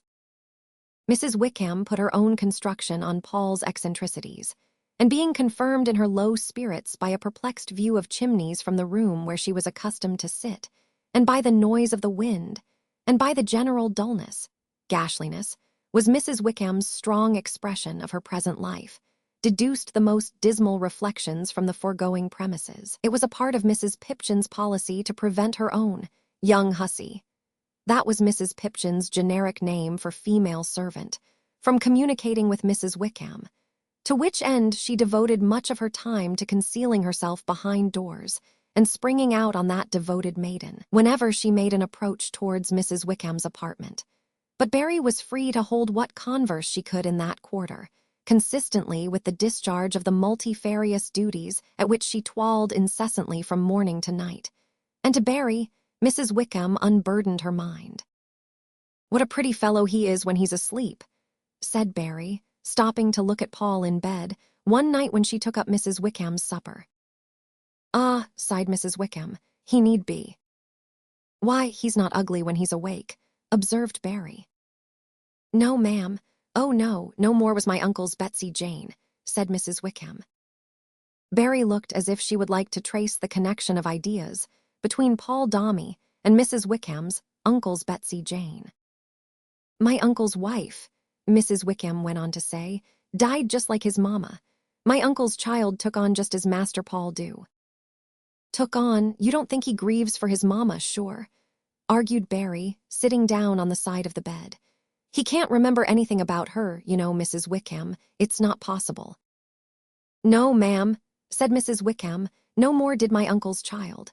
But my uncle's child said very strange things sometimes, and looked very strange, and went on very strange, and was very strange altogether. My uncle's child made people's blood run cold, sometimes, she did." "How?" asked Barry. "I wouldn't have sat up all night alone with Betsy Jane," said Mrs. Wickham, "not if you'd have put Wickham into business next morning for himself. I couldn't have done it, Miss Barry." Miss Barry naturally asked why not. But Mrs. Wickham, agreeably to the usage of some ladies in her condition, pursued her own branch of the subject without any compunction. "Betsy Jane," said Mrs. Wickham, "was as sweet a child as I could wish to see. I couldn't wish to see a sweeter. Everything that a child could have in the way of illnesses, Betsy Jane had come through. The cramps was as common to her," said Mrs. Wickham, "as biles is to yourself, Miss Barry." Miss Barry involuntarily wrinkled her nose. "But Betsy Jane," said Mrs. Wickham, lowering her voice and looking round the room and towards Paul in bed, "had been minded in her cradle by her departed mother. I couldn't say how, nor I couldn't say when, nor I couldn't say whether the dear child knew it or not, but Betsy Jane had been watched by her mother, Miss Barry." And Mrs. Wickham, with a very white face and with watery eyes and with a tremulous voice, again looked fearfully round the room and towards Paul in bed. "Nonsense," cried Miss Barry, somewhat resentful of the idea. "You may say nonsense. I ain't offended, miss. I hope you may be able to think in your own conscience that it is nonsense. You'll find your spirits all the better for it in this. You'll excuse my being so free in this burying ground of a place, which is wearing of me down. Master Paul's a little restless in his sleep. Pat his back, if you please." "Of course you think," said Barry, gently doing what she was asked, "that he has been nursed by his mother, too." "Betsy Jane," returned Mrs. Wickham in her most solemn tones, "was put upon as that child has been put upon, and changed as that child has changed. I have seen her sit often and often, thinking like him. I have seen her look often and often, old like him. I have heard her many a time talk just like him. I consider that child and Betsy Jane on the same footing entirely, Miss Barry." "Is your uncle's child alive?" asked Barry. "Yes, miss, she is alive," returned Mrs. Wickham with an air of triumph, for it was evident Miss Barry expected the reverse, "and is married to a silver chaser." "Oh, yes, Miss S.H.E. is alive," said Mrs. Wickham, laying strong stress on her nominative case. It being clear that somebody was dead, Mrs. Pipchin's niece inquired who it was. "I wouldn't wish to make you uneasy," returned Mrs. Wickham, pursuing her supper. "Don't ask me." This was the surest way of being asked again. Miss Barry repeated her question, therefore, and after some resistance and reluctance, Mrs. Wickham laid down her knife, and again glancing round the room and at Paul in bed, replied. She took fancies to people, whimsical fancies, some of them, others, affections that one might expect to see only stronger than common. They all died. This was so very unexpected and awful to Mrs. Pipchin's niece, that she sat upright on the hard edge of the bedstead, breathing short, and surveying her informant with looks of undisguised alarm. Mrs. Wickham shook her left forefinger stealthily towards the bed where Florence lay, then turned it upside down and made several emphatic points at the floor, immediately below which was the parlor in which Mrs. Pipchin habitually consumed the toast. "Remember my words, Miss Barry," said Mrs. Wickham, "and be thankful that Master Paul is not too fond of you. I am that he's not too fond of me, I assure you. Though there isn't much to live for, you'll excuse my being so free in this jail of a house." Miss Barry's emotion might have led to her patting Paul too hard on the back, or might have produced a cessation of that soothing monotony. But he turned in his bed just now, and presently awaking, sat up in it with his hair hot and wet from the effects of some childish dream, and asked for Florence. She was out of her own bed at the first sound of his voice, and bending over his pillow immediately, sang him to sleep again. Mrs. Wickham, shaking her head and letting fall several tears, pointed out the little group to Barry and turned her eyes up to the ceiling. "He's asleep now, my dear," said Mrs. Wickham after a pause. "You'd better go to bed again. Don't you feel cold?" "No, nurse," said Florence, laughing. "Not at all." "Ah," sighed Mrs. Wickham, and she shook her head again, expressing to the watchful Barry, "We shall be cold enough, some of us, by and by." Barry took the frugal supper tray, with which Mrs. Wickham had by this time done, and bade her good night. "Good night, miss," returned Wickham softly. "Good night. Your aunt is an old lady, Miss Barry, and it's what you must have looked for often." This consolatory farewell Mrs. Wickham accompanied with a look of heartfelt anguish, and being left alone with the two children again, and becoming conscious that the wind was blowing mournfully, she indulged in melancholy, that cheapest and most accessible of luxuries, until she was overpowered by slumber. Although the niece of Mrs. Pipchin did not expect to find that exemplary dragon prostrate on the hearthrug when she went downstairs, she was relieved to find her unusually fractious and severe, and with every present appearance of intending to live a long time to be a comfort to all who knew her. Nor had she any symptoms of declining in the course of the ensuing week, when the constitutional viands still continued to disappear in regular succession, notwithstanding that Paul studied her as attentively as ever, and occupied his usual seat between the black skirts and the fender, with unwavering constancy. But as Paul himself was no stronger at the expiration of that time than he had been on his first arrival, though he looked much healthier in the face, a little carriage was got for him, in which he could lie at his ease, with an alphabet and other elementary works of reference, and be wheeled down to the seaside. Consistent in his odd tastes, the child set aside a ruddy-faced lad who was proposed as the drawer of this carriage, and selected, instead, his grandfather, a weazen, old, crab-faced man in a suit of battered oilskin, who had got tough and stringy from long pickling in salt water, and who smelt like a weedy sea beach when the tide is out. With this notable attendant to pull him along, and Florence always walking by his side, and the despondent Wickham bringing up the rear, he went down to the margin of the ocean every day, And there he would sit or lie in his carriage for hours together, never so distressed as by the company of children, Florence alone excepted, always. "Go away, if you please," he would say to any child who came to bear him company. "Thank you, but I don't want you." Some small voice near his ear would ask him how he was, perhaps. "I am very well, I thank you," he would answer. "But you had better go and play, if you please." Then he would turn his head and watch the child away and say to Florence, "We don't want any others, do we? Kiss me, Floy." He had even a dislike, at such times, to the company of Wickham, and was well pleased when she strolled away, as she generally did, to pick up shells and acquaintances. His favorite spot was quite a lonely one, far away from most loungers, and with Florence sitting by his side at work, or reading to him, or talking to him, and the wind blowing on his face, and the water coming up among the wheels of his bed, he wanted nothing more. "Floy," he said one day, "where's India, where that boy's friends live?"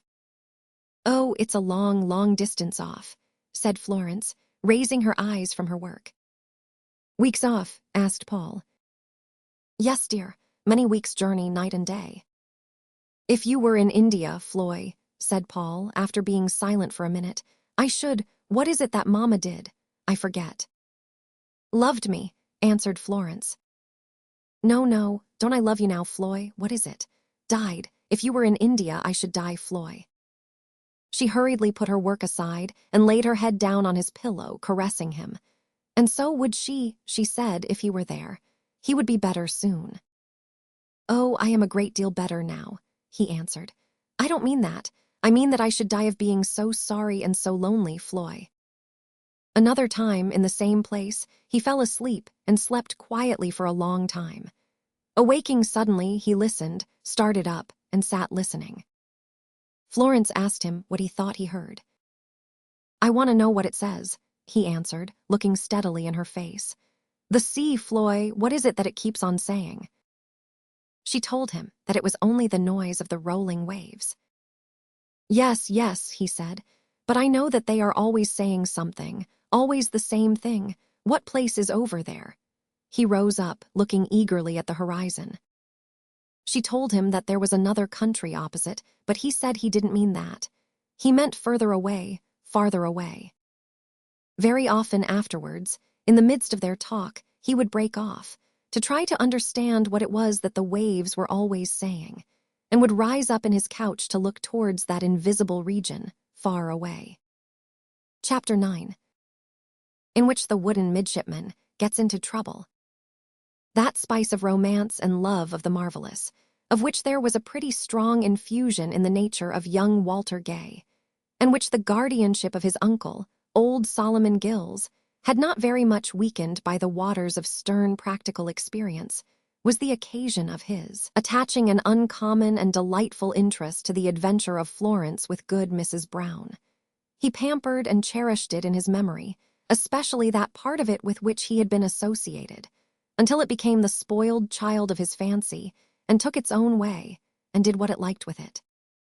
The recollection of those incidents, and his own share in them, may have been made the more captivating, perhaps, by the weekly dreamings of old Sol and Captain Cuttle on Sundays. Hardly a Sunday passed, without mysterious references being made by one or other of those worthy chums to Richard Whittington, and the latter gentleman had even gone so far as to purchase a ballad of considerable antiquity, that had long fluttered among many others, chiefly expressive of maritime sentiments, on a dead wall in the Commercial Road, which poetical performance set forth the courtship and nuptials of a promising young coal-whipper with a certain lovely Peg, the accomplished daughter of the master and part-owner of a Newcastle collier.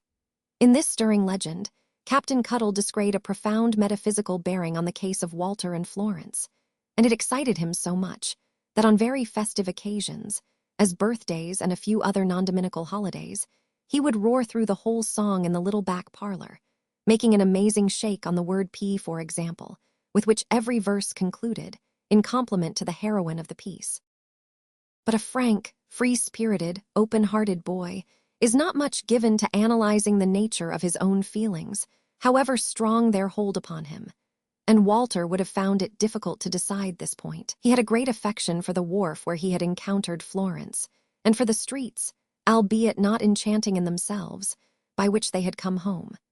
The shoes that had so often tumbled off by the way, he preserved in his own room, and, sitting in the little back parlor of an evening, he had drawn a whole gallery of fancy portraits of good Mrs. Brown. It may be that he became a little smarter in his dress after that memorable occasion, and he certainly liked in his leisure time to walk towards that quarter of the town where Mr. Dombey's house was situated, on the vague chance of passing little Florence in the street. But the sentiment of all this was as boyish and innocent as could be. Florence was very pretty, and it is pleasant to admire a pretty face. Florence was defenseless and weak, and it was a proud thought that he had been able to render her any protection and assistance. Florence was the most grateful little creature in the world, and it was delightful to see her bright gratitude beaming in her face. Florence was neglected and coldly looked upon, and his breast was full of youthful interest for the slighted child in her dull, stately home. Thus it came about that, perhaps some half a dozen times in the course of the year, Walter pulled off his hat to Florence in the street, and Florence would stop to shake hands. Mrs. Wickham, who, with a characteristic alteration of his name, invariably spoke of him as young Graves, was so well used to this, knowing the story of their acquaintance, that she took no heed of it at all. Miss Nipper, on the other hand, rather looked out for these occasions, her sensitive young heart being secretly propitiated by Walter's good looks, and inclining to the belief that its sentiments were responded to. In this way, Walter, so far from forgetting or losing sight of his acquaintance with Florence, only remembered it better and better. As to its adventurous beginning, and all those little circumstances which gave it a distinctive character and relish, he took them into account, more as a pleasant story very agreeable to his imagination, and not to be dismissed from it, than as a part of any matter of fact with which he was concerned.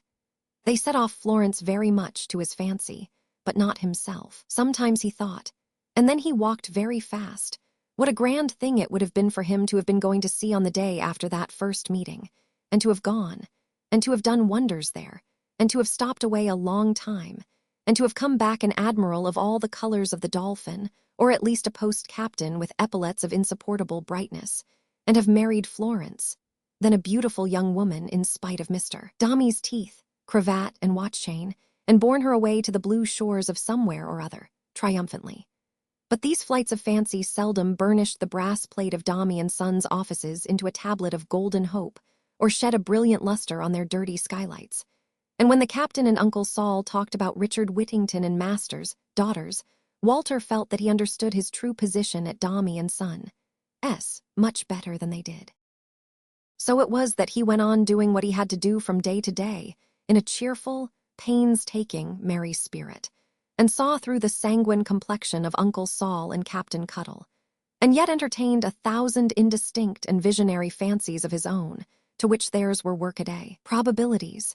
Such was his condition at the Piptian period, when he looked a little older than of yore, but not much, and was the same light-footed, light-hearted, light-headed lad, as when he charged into the parlor at the head of Uncle Sol and the imaginary boarders, and lighted him to bring up the Madeira.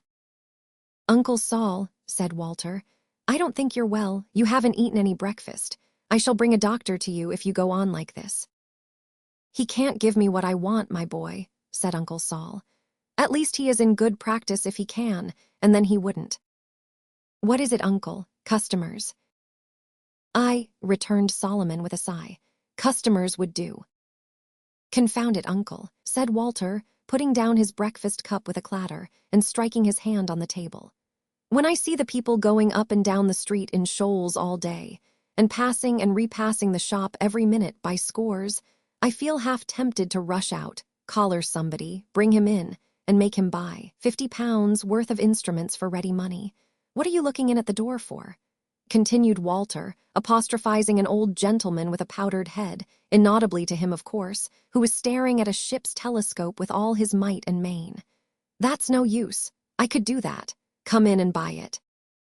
The old gentleman, however, having satiated his curiosity, walked calmly away. "There he goes," said Walter. "That's the way with 'em all. But I say, Uncle Sol," for the old man was meditating and had not responded to his first appeal. "Don't be cast down, don't be out of spirits, uncle. When orders do come, they'll come in such a crowd you won't be able to execute 'em." I shall be past executing 'em, whenever they come, my boy, returned Solomon Gills. They'll never come to this shop again, till I am out of tea. I say, uncle, you mustn't really, you know, urged Walter. Don't. Old Sol endeavored to assume a cheery look, and smiled across the little table at him as pleasantly as he could. There's nothing more than usual the matter, is there, uncle? Said Walter, leaning his elbows on the tea tray and bending over to speak the more confidentially and kindly. Be open with me, uncle, if there is, and tell me all about it. No, no, no, returned old Sol. More than usual. No, no, what should there be the matter more than usual? Walter answered with an incredulous shake of his head. That's what I want to know, he said, and you ask me. I'll tell you what, uncle, when I see you like this, I am quite sorry that I live with you.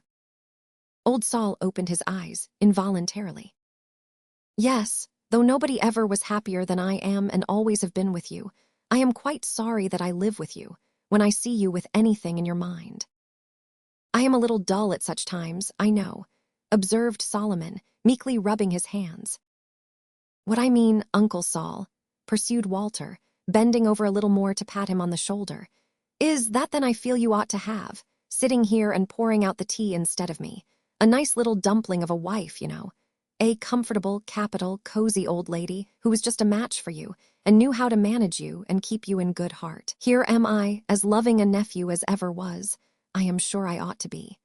But I am only a nephew, and I can't be such a companion to you when you're low and out of sorts as she would have made herself, years ago, though I'm sure I'd give any money if I could cheer you up. And so I say, when I see you with anything on your mind, that I feel quite sorry you haven't got somebody better about you than a blundering young rough-and-tough boy like me, who has got the will to console you, uncle, but hasn't got the way.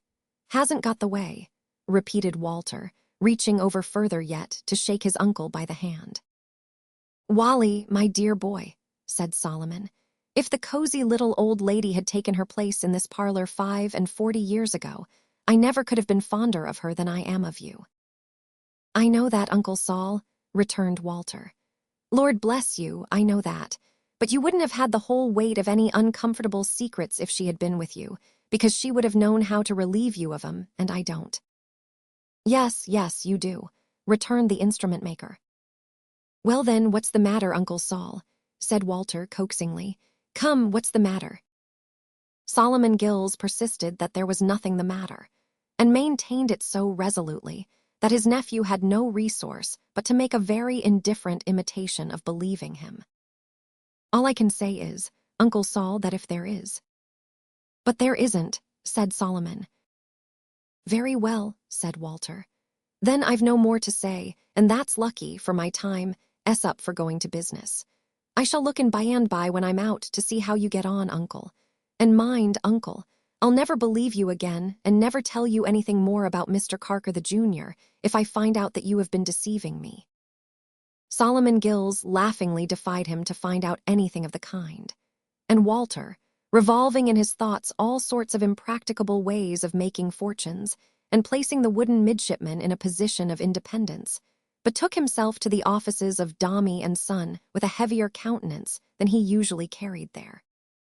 There lived in those days, round the corner, in Bishopsgate Street without, one Brogley sworn broker and appraiser, who kept a shop where every description of second-hand furniture was exhibited in the most uncomfortable aspect, and under circumstances and in combinations the most completely foreign to its purpose. Dozens of chairs hooked onto washing stands, which with difficulty poised themselves on the shoulders of sideboards, which in their turn stood upon the wrong side of dining tables, gymnastic with their legs upward on the tops of other dining tables, were among its most reasonable arrangements. A banquet array of dish covers, wine glasses, and decanters was generally to be seen, spread forth upon the bosom of a four-post bedstead, for the entertainment of such genial company as half a dozen pokers and a hall lamp. A set of window curtains with no windows belonging to them would be seen gracefully draping a barricade of chests of drawers, loaded with little jars from chemists' shops, while a homeless hearthrug, severed from its natural companion the fireside, braved the shrewd east wind in its adversity, and trembled in melancholy accord with the shrill complainings of a cabinet piano, wasting away, a string a day, and faintly resounding to the noises of the street in its jangling and distracted brain. Of motionless clocks that never stirred a finger and seemed as incapable of being successfully wound up as the pecuniary affairs of their former owners, there was always great choice in Mr. Broglie's shop. And various looking glasses, accidentally placed at compound interest of reflection and refraction, presented to the eye an eternal perspective of bankruptcy and ruin. Mr. Broglie himself was a moist-eyed, pink-complexioned, crisp-haired man, of a bulky figure and an easy temper, for that class of Caius Marius who sits upon the ruins of other people's Carthages can keep up his spirits well enough. He had looked in at Solomon's shop sometimes to ask a question about articles in Solomon's way of business, and Walter knew him sufficiently to give him good day when they met in the street. But as that was the extent of the broker's acquaintance with Solomon Gills also, Walter was not a little surprised when he came back in the course of the forenoon, agreeably to his promise, to find Mr. Broglie sitting in the back parlor with his hands in his pockets and his hat hanging up behind the door. "Well, Uncle Sol," said Walter. The old man was sitting ruefully on the opposite side of the table, with his spectacles over his eyes, for a wonder, instead of on his forehead. "How are you now?" Solomon shook his head and waved one hand towards the broker, as introducing him. "Is there anything the matter?" asked Walter with a catching in his breath. No, there's nothing the matter," said Mr. Broglie. "Don't let it put you out of the way." Walter looked from the broker to his uncle in mute amazement. "The fact is," said Mr. Broglie, "there's a little payment on a bond debt, 370 odd overdue, and I'm in possession." "In possession," cried Walter, looking round at the shop. "Ah," said Mr. Broglie in confidential assent, and nodding his head as if he would urge the advisability of their all being comfortable together. "It's an execution, that's what it is. Don't let it put you out of the way. I come myself because of keeping it quiet and sociable. You know me, it's quite private." "Uncle Sol," faltered Walter. "Wally, my boy," returned his uncle. "It's the first time. Such a calamity never happened to me before. I'm an old man to begin."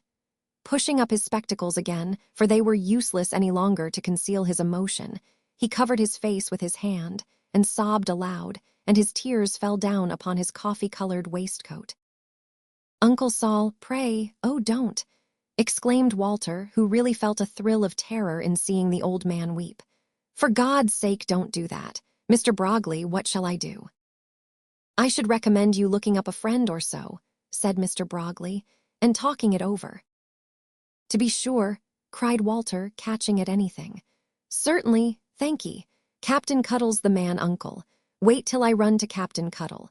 Keep your eye upon my uncle, will you, Mr. Broglie, and make him as comfortable as you can while I am gone. Don't despair, Uncle Sol. Try and keep a good heart, there's a dear fellow." Saying this with great fervor, and disregarding the old man's broken remonstrances, Walter dashed out of the shop again as hard as he could go, and having hurried round to the office to excuse himself on the plea of his uncle's sudden illness, set off, full speed, for Captain Cuttle's residence. Everything seemed altered as he ran along the streets. There were the usual entanglement and noise of carts, drays, omnibuses, wagons, and foot passengers, but the misfortune that had fallen on the wooden midshipman made it strange and new. Houses and shops were different from what they used to be, and bore Mr. Broglie's warrant on their fronts in large characters. The broker seemed to have got hold of the very churches, for their spires rose into the sky with an unwonted air. Even the sky itself was changed, and had an execution in it plainly. Captain Cuttle lived on the brink of a little canal near the India docks, where there was a swivel bridge which opened now, and then, to let some wandering monster of a ship come roaming up the street like a stranded leviathan. The gradual change from land to water on the approach to Captain Cuttle's lodgings was curious. It began with the erection of flagstaffs as appurtenances to public houses. Then came slop sellers' shops with Guernsey shirts, sou'wester hats, and canvas pantaloons, at once the tightest and the loosest of their order, hanging up outside. These were succeeded by anchor and chain cable forges, where sledgehammers were dinging upon iron all day long. Then came rows of houses, with little vane-surmounted masts uprearing themselves from among the scarlet beans. Then ditches. Then pollard willows. Then more ditches. Then unaccountable patches of dirty water, hardly to be disgrayed, for the ships that covered them. Then the air was perfumed with chips, and all other trades were swallowed up in mast, oar, and block-making and boat-building. Then the ground grew marshy and unsettled. Then there was nothing to be smelt but rum and sugar. Then Captain Cuttle's lodgings, at once a first floor and a top story in Brig Place, were close before you. The captain was one of those timber-looking men, suits of oak as well as hearts, whom it is almost impossible for the liveliest imagination to separate from any part of their dress, however insignificant. Accordingly, when Walter knocked at the door, and the captain instantly poked his head out of one of his little front windows, and hailed him, with the hard glared hat already on it, and the shirt collar like a sail, and the wide suit of blue all standing as usual, Walter was as fully persuaded that he was always in that state, as if the captain had been a bird and those had been his feathers. "Well, my lad," said Captain Cuttle, "stand by and knock again, hard it's washing day." Walter, in his impatience, gave a prodigious thump with the knocker. "Hard it is," said Captain Cuttle, and immediately drew in his head, as if he expected a squall. Nor was he mistaken, for a widow lady, with her sleeves rolled up to her shoulders, and her arms frothy with soap suds and smoking with hot water, replied to the summons with startling rapidity. Before she looked at Walter, she looked at the knocker, and then, measuring him with her eyes from head to foot, said she wondered he had left any of it. "Captain Cuttle's at home, I know," said Walter with a conciliatory smile. "Is he?" replied the widow lady. "Indeed." "He has just been speaking to me," said Walter, in breathless explanation. "Has he?" replied the widow lady. "Then p'raps you'll give him Mrs. Maxtinger's respects, and say that the next time he lowers himself and his lodgings by talking out of the winder, she'll thank him to come down and open the door too." Mrs. Maxtinger spoke loud, and listened for any observations that might be offered from the first floor. "I'll mention it," said Walter, "if you'll have the goodness to let me in, ma'am." For he was repelled by a wooden fortification extending across the doorway, and put there to prevent the little Maxtingers in their moments of recreation from tumbling down the steps. "A boy that can knock my door down," said Mrs. Maxtinger contemptuously, "can get over that, I should hope." But Walter, taking this as a permission to enter, and getting over it, Mrs. Maxtinger immediately demanded whether an Englishwoman's house was her castle or not, and whether she was to be broken upon by wrath. On these subjects her thirst for information was still very importunate, when Walter, having made his way up the little staircase through an artificial fog occasioned by the washing, which covered the banisters with a clammy perspiration, entered Captain Cuttle's room, and found that gentleman in ambush behind the door. "Never owed her a penny, said Captain Cuttle, in a low voice and with visible marks of trepidation on his countenance. "Done her a world of good turns, and the children too. Vixen at times, though. Hugh." "I should go away, Captain Cuttle," said Walter. "Dursn't do it, returned the captain. "She'd find me out wherever I went. Sit down, how's Gills?" The captain was dining, in his hat, off cold loin of mutton, porter, and some smoking hot potatoes, which he had cooked himself, and took out of a little saucepan before the fire as he wanted them. He unscrewed his hook at dinner time, and screwed a knife into its wooden socket instead, with which he had already begun to peel one of these potatoes for Walter. His rooms were very small, and strongly impregnated with tobacco smoke, but snug enough, everything being stowed away, as if there were an earthquake regularly every half-hour. "How Gills?" inquired the captain. Walter, who had by this time recovered his breath and lost his spirits, or such temporary spirits as his rapid journey had given him, looked at his questioner for a moment, said, "Oh, Captain Cuttle," and burst into tears. No words can describe the captain's consternation at this sight. Mrs. Maxtinger faded into nothing before it. He dropped the potato and the fork, and would have dropped the knife too if he could, and sat gazing at the boy as if he expected to hear next moment that a gulf had opened in the city, which had swallowed up his old friend, coffee-colored suit, buttons, chronometer, spectacles, and all. But when Walter told him what was really the matter, Captain Cuttle, after a moment's reflection, started up into full activity. He emptied out of a little tin canister on the top shelf of the cupboard his whole stock of ready money, amounting to 13 pounds and half a crown, which he transferred to one of the pockets of his square blue coat. Further enriched that repository with the contents of his plate chest, consisting of 2 withered atomies of teaspoons and an obsolete pair of knock-kneed sugar tongs, pulled up his immense double-cased silver watch from the depths in which it reposed, to assure himself that that valuable was sound and whole, reattached the hook to his right wrist, and seizing the stick covered over with knobs, bade Walter come along. Remembering, however, in the midst of his virtuous excitement, that Mrs. Maxtinger might be lying in wait below, Captain Cuttle hesitated at last, not without glancing at the window, as if he had some thoughts of escaping by that unusual means of egress, rather than encounter his terrible enemy. He decided, however, in favor of stratagem. "Well, said the captain with a timid wink, "go afore, my lad. Sing out, 'Goodbye, Captain Cuttle,' when you're in the passage, and shut the door. Then wait at the corner of the street till you see me." These directions were not issued without a previous knowledge of the enemy's tactics, for when Walter got downstairs, Mrs. Maxtinger glided out of the little back kitchen, like an avenging spirit. But not gliding out upon the captain, as she had expected, she merely made a further allusion to the knocker, and glided in again. Some 5 minutes elapsed before Captain Cuttle could summon courage to attempt his escape, for Walter waited so long at the street corner, looking back at the house, before there were any symptoms of the hard glazed hat. At length, the captain burst out of the door with the suddenness of an explosion, and coming towards him at a great pace, and never once looking over his shoulder, pretended, as soon as they were well out of the street, to whistle a tune. "Uncle much hove down while inquired the captain as they were walking along. "I am afraid so. If you had seen him this morning, you would never have forgotten it." "Walk fast while my lad," returned the captain, mending his pace, "and walk the same all the days of your life. Overhaul the catechism for that advice and keep it." The captain was too busy with his own thoughts of Solomon Gills, mingled perhaps with some reflections on his late escape from Mrs. Maxtinger, to offer any further quotations on the way for Walter's moral improvement.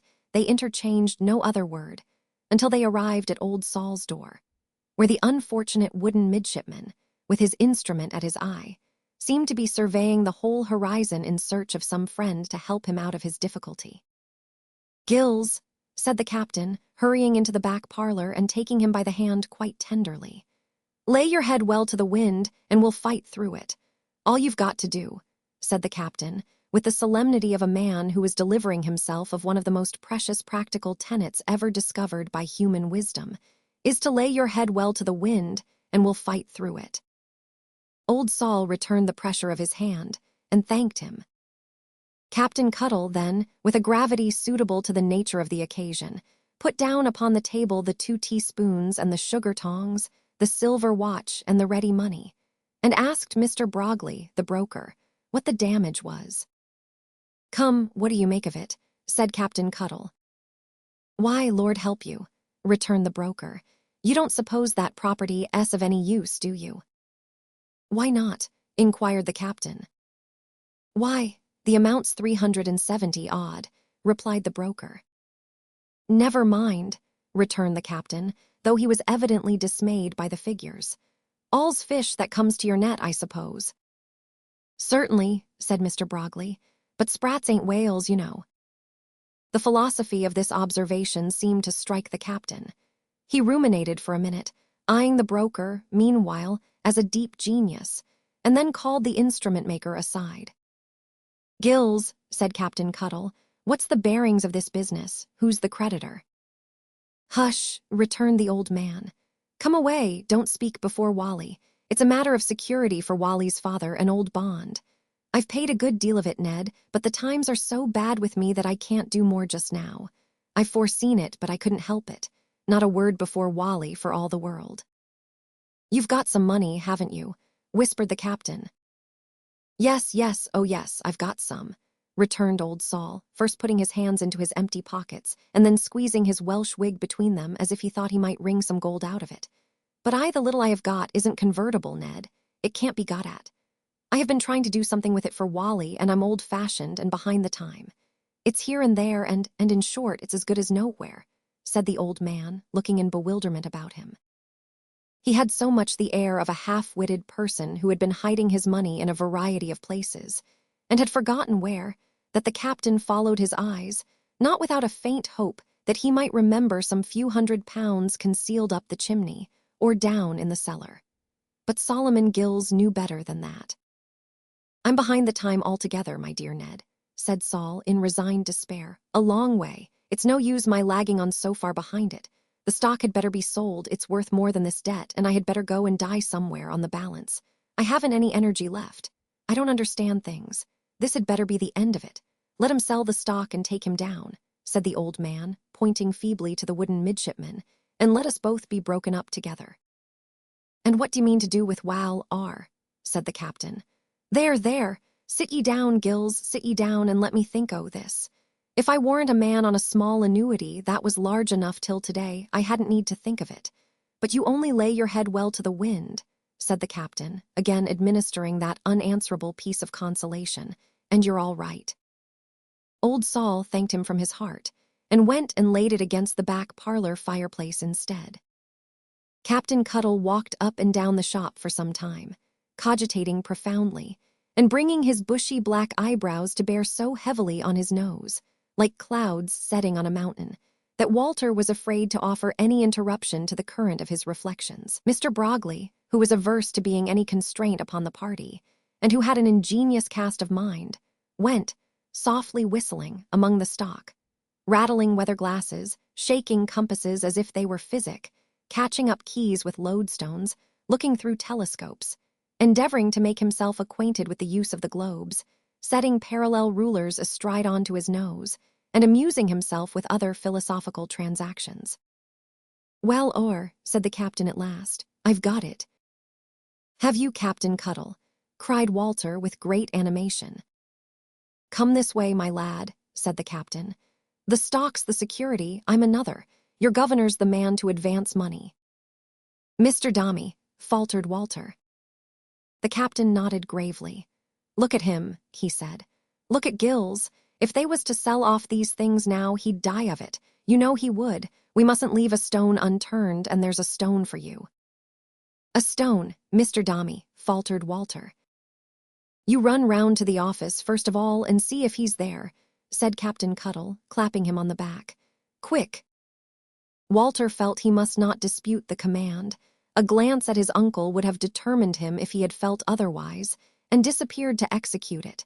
He soon returned, out of breath, to say that Mr. Dombey was not there. It was Saturday, and he had gone to Brighton.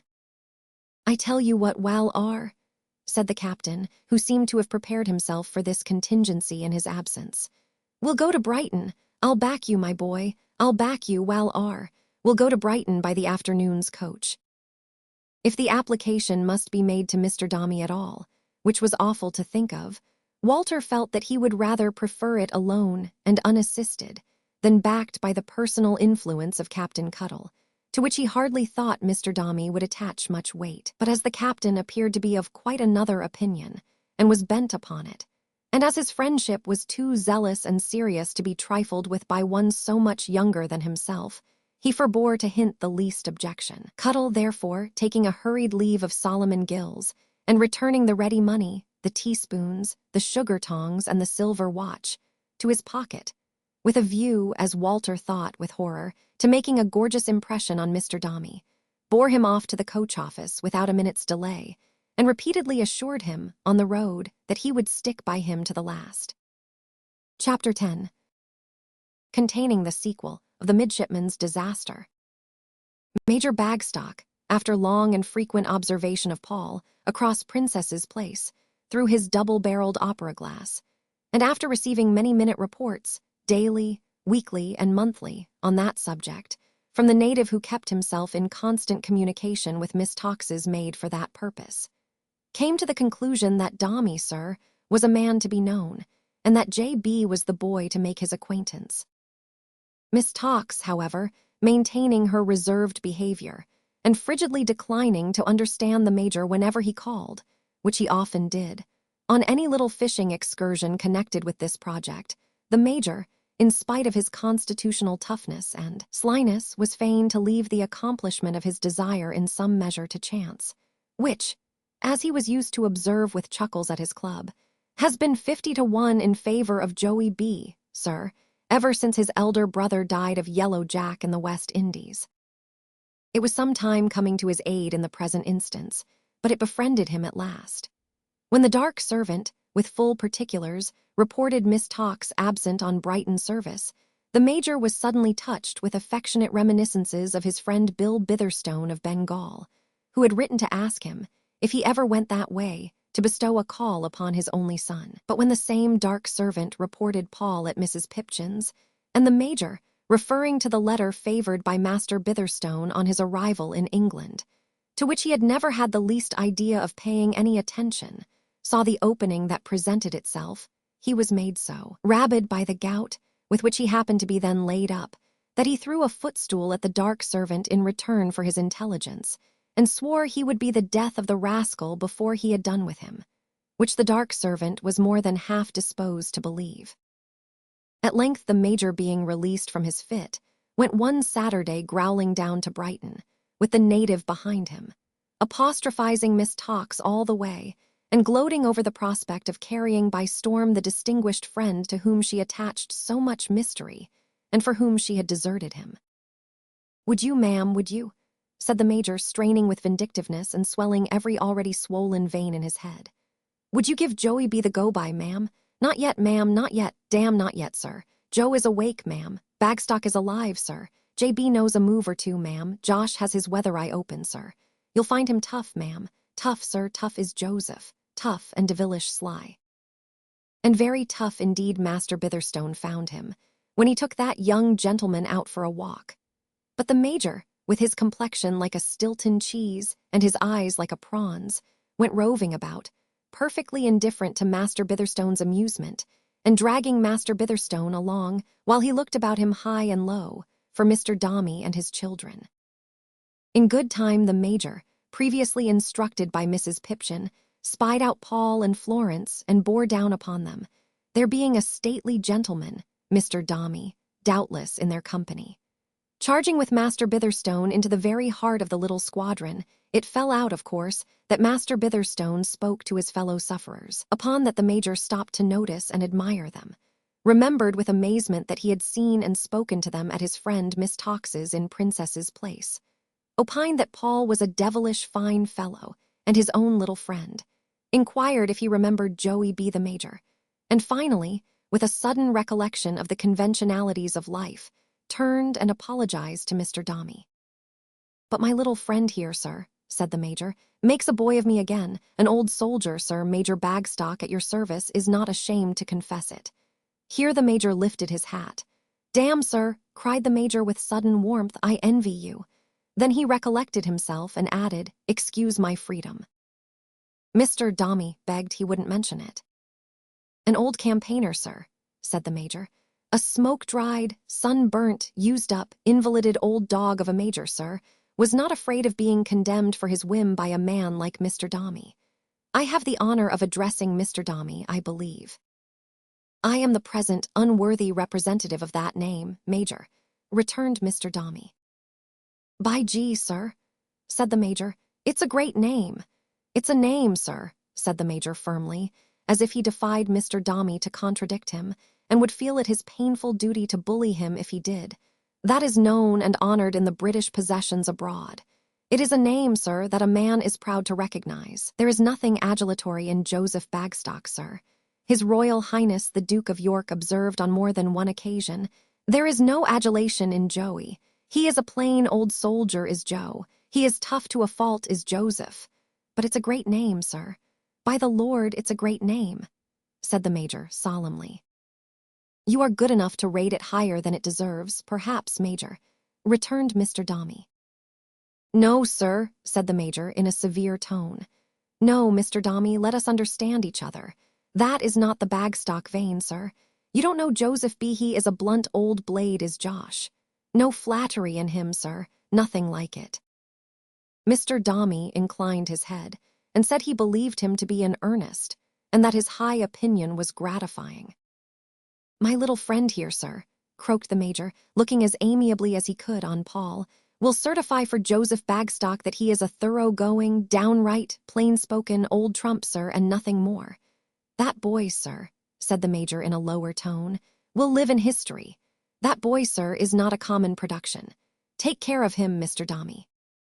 Mr. Dombey seemed to intimate that he would endeavor to do so.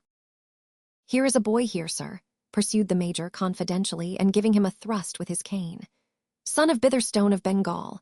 Bill Bitherstone, formerly of ours. That boy's father and myself, sir, were sworn friends. Wherever you went, sir, you heard of nothing but Bill Bitherstone and Joe Bagstock. Am I blind to that boy's defects? By no means. He's a fool, sir." Mr. Dombey glanced at the libeled Master Bitherstone, of whom he knew at least as much as the Major did, and said, in quite a complacent manner, "Really?" "That is what he is, sir," said the Major. "He's a fool. Joe Bagstock never minces matters. The son of my old friend Bill Bitherstone of Bengal is a born fool, sir." Here the Major laughed till he was almost black. "My little friend is destined for a public school, I presume, Mr. Dombey," said the Major when he had recovered. "I am not quite decided," returned Mr. Dombey. "I think not. He is delicate." "If he's delicate, sir," said the Major, "you are right. None but the tough fellows could live through it, sir, at Sandhurst. We put each other to the torture there, sir. We roasted the new fellows at a slow fire and hung 'em out of a 3-pair of stairs window with their heads downwards. Joseph Bagstock, sir, was held out of the window by the heels of his boots for 13 minutes by the college clock." The Major might have appealed to his countenance in corroboration of this story. It certainly looked as if he had hung out a little too long. "But it made us what we were, sir," said the Major, settling his shirt frill. "We were iron, sir, and it forged us. Are you remaining here, Mr. Dombey?" "I generally come down once a week, Major," returned that gentleman. "I stay at the Bedford." "I shall have the honor of calling at the Bedford, sir, if you'll permit me," said the Major. "Joey B., sir, is not in general a calling man, but Mr. Dombey's is not a common name. I am much indebted to my little friend, sir, for the honor of this introduction." Mr. Dombey made a very gracious reply, and Major Bagstock, having patted Paul on the head, and said of Florence that her eyes would play the devil with the youngsters before long. "And the oldsters too, sir, if you come to that," added the Major, chuckling very much, stirred up Master Bitherstone with his walking-stick, and departed with that young gentleman at a kind of half-trot, rolling his head and coughing with great dignity as he staggered away, with his legs very wide asunder. In fulfillment of his promise, the Major afterwards called on Mr. Dombey, and Mr. Dombey, having referred to the army list, afterwards called on the Major. Then the Major called at Mr. Dombey's house in town, and came down again in the same coach as Mr. Dombey. In short, Mr. Dombey and the Major got on uncommonly well together, and uncommonly fast. And Mr. Dombey observed of the Major, to his sister, that besides being quite a military man, he was really something more, as he had a very admirable idea of the importance of things unconnected with his own profession. At length Mr. Dombey, bringing down Miss Tawkes and Mrs. Chick to see the children, and finding the Major again at Brighton, invited him to dinner at the Bedford, and complimented Miss Tawkes highly beforehand on her neighbor and acquaintance. "My dearest Louisa," said Miss Tawkes to Mrs. Chick, when they were alone together on the morning of the appointed day, "if I should seem at all reserved to Major Bagstock, or under any constraint with him, promise me not to notice it." "My dear Lucretia," returned Mrs. Chick, "what mystery is involved in this remarkable request? I must insist upon knowing." "Since you are resolved to extort a confession from me, Louisa," said Miss Tawkes instantly, "I have no alternative but to confide to you that the Major has been particular." "Particular," repeated Mrs. Chick. "The Major has long been very particular indeed, my love, in his attentions," said Miss Tawkes. "Occasionally they have been so very marked that my position has been one of no common difficulty." "Is he in good circumstances?" inquired Mrs. Chick. "I have every reason to believe, my dear, indeed I may say I know," returned Miss Tawkes, "that he is wealthy. He is truly military and full of anecdote. I have been informed that his valor, when he was in active service, knew no bounds. I am told that he did all sorts of things in the peninsula, with every description of firearm, and in the East and West Indies, my love, I really couldn't undertake to say what he did not do." "Very creditable to him indeed," said Mrs. Chick. "Extremely so, and you have given him no encouragement, my dear." "If I were to say, Louisa," replied Miss Tawkes, with every demonstration of making an effort that rent her soul, "that I never encouraged Major Bagstock slightly, I should not do justice to the friendship which exists between you and me. It is, perhaps, hardly in the nature of woman to receive such attentions as the Major once lavished upon myself without betraying some sense of obligation. But that is past, long past. Between the Major and me there is now a yawning chasm, and I will not feign to give encouragement, Louisa, where I cannot give my heart. My affections," said Miss Tawkes. "But, Louisa, this is madness," and departed from the room. All this Mrs. Chick communicated to her brother before dinner, and it by no means indisposed Mr. Dombey to receive the Major with unwonted cordiality.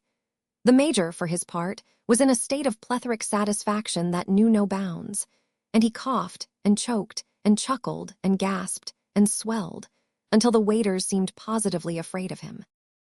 "Your family monopolizes Joe's light, sir," said the Major, when he had saluted Miss Tawkes. "Joe lives in darkness. Princess's Place is changed into Kamschatka in the winter time. There is no ray of sun, sir, for Joey B. now." "Miss Tawkes is good enough to take a great deal of interest in Paul, Major," returned Mr. Dombey on behalf of that blushing virgin. "Damn, sir," said the Major, "I'm jealous of my little friend. I'm pining away, sir. The Bagstock breed is degenerating in the forsaken person of old Joe." And the Major, becoming bluer and puffing his cheeks further and further over the stiff ridge of his tight cravat, stared at Miss Tawkes, until his eyes seemed as if he were at that moment being overdone before the slow fire at the military college. Notwithstanding the palpitation of the heart which these allusions occasioned her, they were anything but disagreeable to Miss Tawkes, as they enabled her to be extremely interesting, and to manifest an occasional incoherence and distraction which she was not at all unwilling to display. The Major gave her abundant opportunities of exhibiting this emotion, being profuse in his complaints, at dinner, of her desertion of him and Princess's Place. And as he appeared to derive great enjoyment from making them, they all got on very well. None the worse on account of the Major taking charge of the whole conversation, and showing as great an appetite in that respect as in regard of the various dainties on the table, among which he may be almost said to have wallowed, greatly to the aggravation of his inflammatory tendencies. Mr. Dombey's habitual silence and reserve yielding readily to this usurpation, the Major felt that he was coming out and shining, and in the flow of spirits thus engendered, rang such an infinite number of new changes on his own name that he quite astonished himself. In a word, they were all very well pleased. The Major was considered to possess an inexhaustible fund of conversation, and when he took a late farewell, after a long rubber, Mr. Dombey again complimented the blushing Miss Tawkes on her neighbor and acquaintance. But all the way home to his own hotel, the Major incessantly said to himself, and of himself, sly, sir, devilish sly." And when he got there, sat down in a chair and fell into a silent fit of laughter with which he was sometimes seized, and which was always particularly awful. It held him so long on this occasion that the dark servant, who stood watching him at a distance, but dared not for his life approach, twice or thrice gave him over for lost. His whole form, but especially his face and head, dilated beyond all former experience, and presented to the dark man's view nothing but a heaving mass of indigo. At length he burst into a violent paroxysm of coughing, and when that was a little better burst into such ejaculations as the following. "Would you, ma'am, would you? Mrs. Dombey, ma'am? I think not, ma'am. Not while Joe B. can put a spoke in your wheel, ma'am. J.B. S. even with you now, ma'am. He isn't altogether bowled out yet, sir, isn't Bagstock. She's deep, sir, deep, but Josh is deeper. Wide awake is old Joe, broad awake, and staring, sir." There was no doubt of this last assertion being true, and to a very fearful extent, as it continued to be during the greater part of that night, which the Major chiefly passed in similar exclamations, diversified with fits of coughing and choking that startled the whole house. It was on the day after this occasion, being Sunday, when, as Mr. Dombey, Mrs. Chick, and Miss Tox were sitting at breakfast, still eulogizing the Major, Florence came running in, her face suffused with a bright color and her eyes sparkling joyfully, and cried, "Papa, Papa, here's Walter, and he won't come in." "Who?" cried Mr. Dombey. "What does she mean? What is this?" "Walter, Papa," said Florence timidly, sensible of having approached the presence with too much familiarity. "Who found me when I was lost?" "Does she mean young Gay, Louisa?" inquired Mr. Dombey, knitting his brows. "Really, this child's manners have become very boisterous. She cannot mean young Gay, I think. See what it is, will you?" Mrs. Chick hurried into the passage and returned with the information that it was young Gay, accompanied by a very strange-looking person. And that young Gay said he would not take the liberty of coming in, hearing Mr. Dombey was at breakfast, but would wait until Mr. Dombey should signify that he might approach. "Tell the boy to come in now," said Mr. Dombey. "Now, Gay, what is the matter? Who sent you down here? Was there nobody else to come?" "I beg your pardon, sir," returned Walter. "I have not been sent. I have been so bold as to come on my own account, which I hope you'll pardon when I mention the cause." But Mr. Dombey, without attending to what he said, was looking impatiently on either side of him, as if he were a pillar in his way at some object behind. "What's that?" said Mr. Dombey. "Who is that? I think you have made some mistake in the door, sir." "Oh, I'm very sorry to intrude with anyone, sir," cried Walter hastily.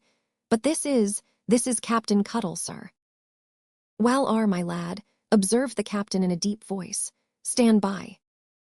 At the same time, the captain, coming a little further in, brought out his wide suit of blue, his conspicuous shirt collar, and his knobby nose in full relief, and stood bowing to Mr. Dombey, and waving his hook politely to the ladies, with the hard glazed hat in his one hand, and a red equator round his head which it had newly imprinted there. Mr. Dombey regarded this phenomenon with amazement and indignation, and seemed by his looks to appeal to Mrs. Chick and Miss Tox against it. Little Paul, who had come in after Florence, backed towards Miss Tox as the captain waved his hook, and stood on the defensive. "Now, Gay," said Mr. Dombey, "what have you got to say to me?" Again the captain observed, as a general opening of the conversation that could not fail to propitiate all parties, "Well, stand by."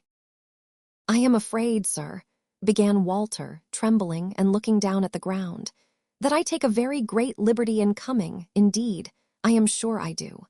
I should hardly have had the courage to ask to see you, sir. Even after coming down, I am afraid, if I had not overtaken Miss Dombey, and—" "Well," said Mr. Dombey, following his eyes as he glanced at the attentive Florence, and frowning unconsciously as she encouraged him with a smile. "Go on, if you please." I observed the captain, considering it incumbent on him, as a point of good breeding, to support Mr. Dombey. "Well said. Go on, Captain Cuttle ought to have been withered by the look which Mr. Dombey bestowed upon him in acknowledgment of his patronage. But quite innocent of this, he closed one eye in reply, and gave Mr. Dombey to understand, by certain significant motions of his hook, that Walter was a little bashful at first, and might be expected to come out shortly.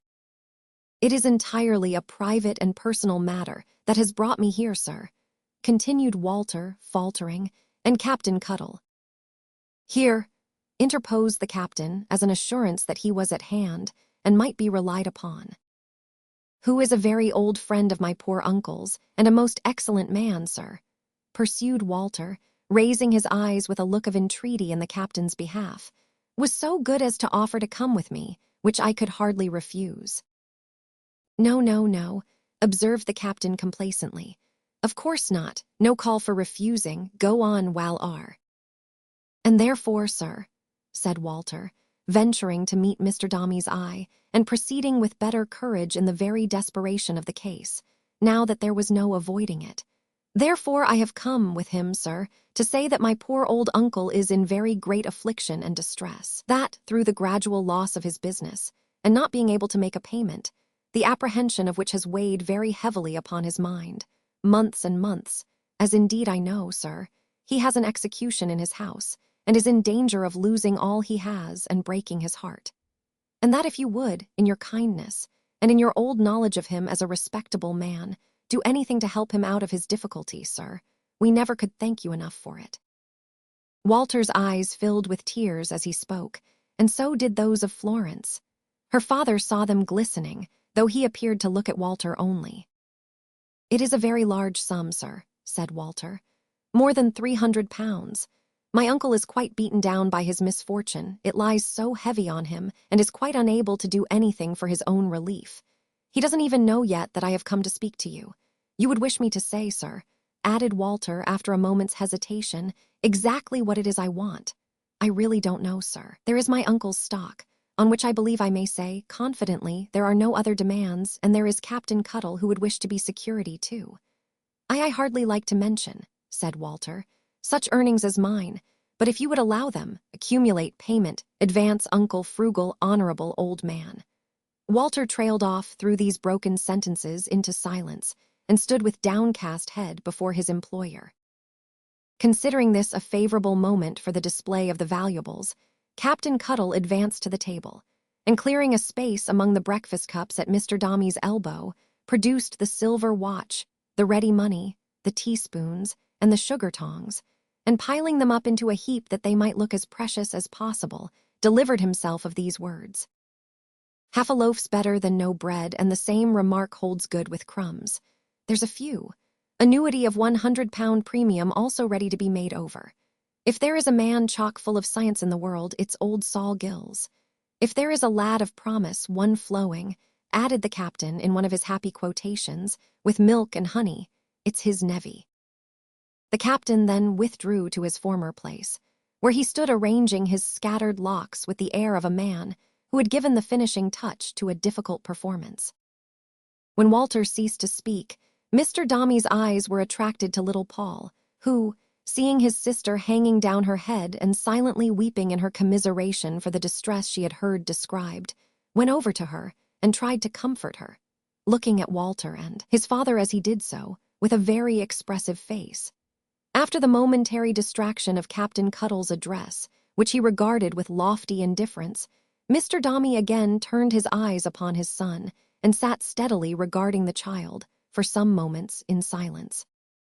"What was this debt contracted for?" asked Mr. Dombey at length. "Who is the creditor?" "He don't know," replied the captain, putting his hand on Walter's shoulder. "I do. It came of helping a man that's dead now, and that's cost my friend Gills many £100 already. More particulars in private, if agreeable." "People who have enough to do to hold their own way," said Mr. Dombey, unobservant of the captain's mysterious signs behind Walter and still looking at his son, "had better be content with their own obligations and difficulties, and not increase them by engaging for other men. It is an act of dishonesty and presumption, too," said Mr. Dombey sternly. "Great presumption, for the wealthy could do no more. Paul, come here." The child obeyed, and Mr. Dombey took him on his knee. "If you had money now," said Mr. Dombey, "look at me." Paul, whose eyes had wandered to his sister, and to Walter, looked his father in the face. "If you had money now," said Mr. Dombey, "as much money as young Gay has talked about, what would you do?" "Give it to his old uncle," returned Paul. "Lend it to his old uncle, eh?" retorted Mr. Dombey. "Well, when you are old enough, you know, you will share my money and we shall use it together." "Dombey and Son," interrupted Paul, who had been tutored early in the phrase. "Dombey and Son," repeated his father. "Would you like to begin to be Dombey and Son, now, and lend this money to young Gay's uncle?" "Oh, if you please, Papa," said Paul, "and so would Florence." "Girls," said Mr. Dombey, "have nothing to do with Dombey and Son. Would you like it?" "Yes, Papa, yes." "Then you shall do it," returned his father. "And you see, Paul," he added, dropping his voice, "how powerful money is and how anxious people are to get it. Young Gay comes all this way to beg for money, and you, who are so grand and great having got it, are going to let him have it as a great favor and obligation." Paul turned up the old face for a moment, in which there was a sharp understanding of the reference conveyed in these words. But it was a young and childish face immediately afterwards, when he slipped down from his father's knee and ran to tell Florence not to cry any more, for he was going to let young Gay have the money. Mr. Dombey then turned to a side table and wrote a note and sealed it. During the interval, Paul and Florence whispered to Walter, and Captain Cuttle beamed on the three, with such aspiring and ineffably presumptuous thoughts as Mr. Dombey never could have believed in. The note being finished, Mr. Dombey turned round to his former place and held it out to Walter. "Give that," he said, "the first thing tomorrow morning to Mr. Carker.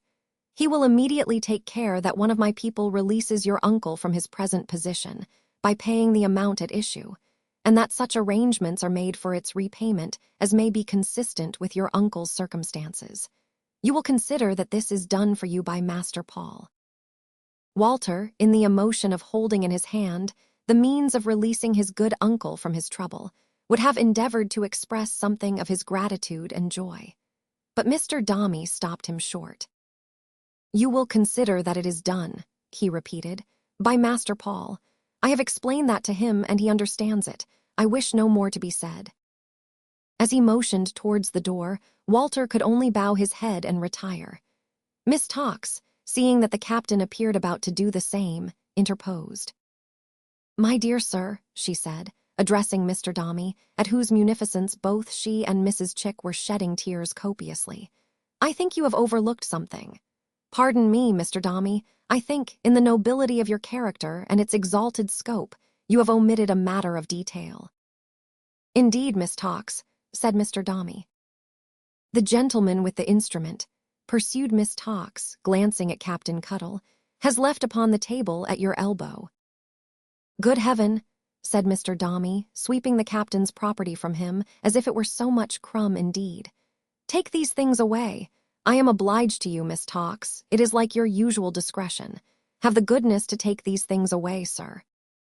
Captain Cuttle felt he had no alternative but to comply, but he was so much struck by the magnanimity of Mr. Dombey, in refusing treasures lying heaped up to his hand, that when he had deposited the teaspoons and sugar tongs in one pocket, and the ready money in another, and had lowered the great watch down slowly into its proper vault, he could not refrain from seizing that gentleman's right hand in his own solitary left, and while he held it open with his powerful fingers, bringing the hook down upon its palm in a transport of admiration.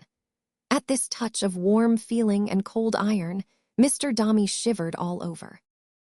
Captain Cuttle then kissed his hook to the ladies several times, with great elegance and gallantry, and having taken a particular leave of Paul and Florence, accompanied Walter out of the room. Florence was running after them in the earnestness of her heart to send some message to old Saul, when Mr. Dombey called her back and bade her stay where she was. "Will you never be a Dombey, my dear child?" said Mrs. Chick with pathetic reproachfulness. "Dear aunt," said Florence, "don't be angry with me, I am so thankful to Papa." She would have run and thrown her arms about his neck if she had dared. But as she did not dare, she glanced with thankful eyes towards him, as he sat musing, sometimes bestowing an uneasy glance on her, but, for the most part, watching Paul, who walked about the room with the new-blown dignity of having let young Gay have the money. And young Gay, Walter, what of him? He was overjoyed to purge the old man's hearth from bailiffs and brokers, and to hurry back to his uncle with the good tidings. He was overjoyed to have it all arranged and settled next day before noon, and to sit down at evening in the little back parlor with old Saul and Captain Cuttle, and to see the instrument-maker already reviving and hopeful for the future, and feeling that the wooden midshipman was his own again, but without the least impeachment of his gratitude to Mr. Dombey. It must be confessed that Walter was humbled and cast down. It is when our budding hopes are nipped beyond recovery by some rough wind that we are the most disposed to picture to ourselves what flowers they might have borne if they had flourished. And now, when Walter found himself cut off from that great Dombey height by the depth of a new and terrible tumble, and felt that all his old wild fancies had been scattered to the winds in the fall, he began to suspect that they might have led him on to harmless visions of aspiring to Florence in the remote distance of time. The captain viewed the subject in quite a different light. He appeared to entertain a belief that the interview at which he had assisted was so very satisfactory and encouraging, as to be only a step or two removed from a regular betrothal of Florence to Walter, and that the late transaction had immensely forwarded, if not thoroughly established, the Whittingtonian hopes. Stimulated by this conviction, and by the improvement in the spirits of his old friend, and by his own consequent gaiety, he even attempted, in favoring them with the ballad of Lovely Peg, for the third time in one evening, to make an extemporaneous substitution of the name Florence. But finding this difficult, on account of the word peg invariably rhyming to leg, in which personal beauty the original was described as having excelled all competitors, he hit upon the happy thought of changing it to flee, for example, which he accordingly did, with an archness almost supernatural, and a voice quite vociferous, notwithstanding that the time was close at hand when he must seek the abode of the dreadful Mrs. Maxtinger. That same evening the Major was diffuse at his club, on the subject of his friend Dombey in the city. "Damn, sir," said the Major, "he's a prince, is my friend Dombey in the city. I tell you what, sir, if you had a few more men among you like old Joe Bagstock and my friend Dombey in the city, sir, you'd do." Chapter 11. Paul's introduction to a new scene. Mrs. Pipchin's constitution was made of such hard metal, in spite of its liability to the fleshly weaknesses of standing in need of repose after chops, and of requiring to be coaxed to sleep by the soporific agency of sweetbreads, that it utterly set at naught the predictions of Mrs. Wickham, and showed no symptoms of decline. Yet, as Paul's rapt interest in the old lady continued unabated, Mrs. Wickham would not budge an inch from the position she had taken up. Fortifying and entrenching herself on the strong ground of her uncle's Betsy Jane, she advised Miss Barry, as a friend, to prepare herself for the worst, and forewarned her that her aunt might, at any time, be expected to go off suddenly, like a powder mill. "I hope, Miss Barry," Mrs. Wickham would observe, "that you'll come into whatever little property there may be to leave. You deserve it, I am sure, for yours is a trying life. Though there don't seem much worth coming into, you'll excuse my being so open in this dismal den." Poor Barry took it all in good part, and drudged and slaved away as usual, perfectly convinced that Mrs. Pipchin was one of the most meritorious persons in the world, and making every day innumerable sacrifices of herself upon the altar of that noble old woman. But all these immolations of Barry were somehow carried to the credit of Mrs. Pipchin by Mrs. Pipchin's friends and admirers, and were made to harmonize with, and carry out, that melancholy fact of the deceased Mr. Pipchin having broken his heart in the Peruvian mines.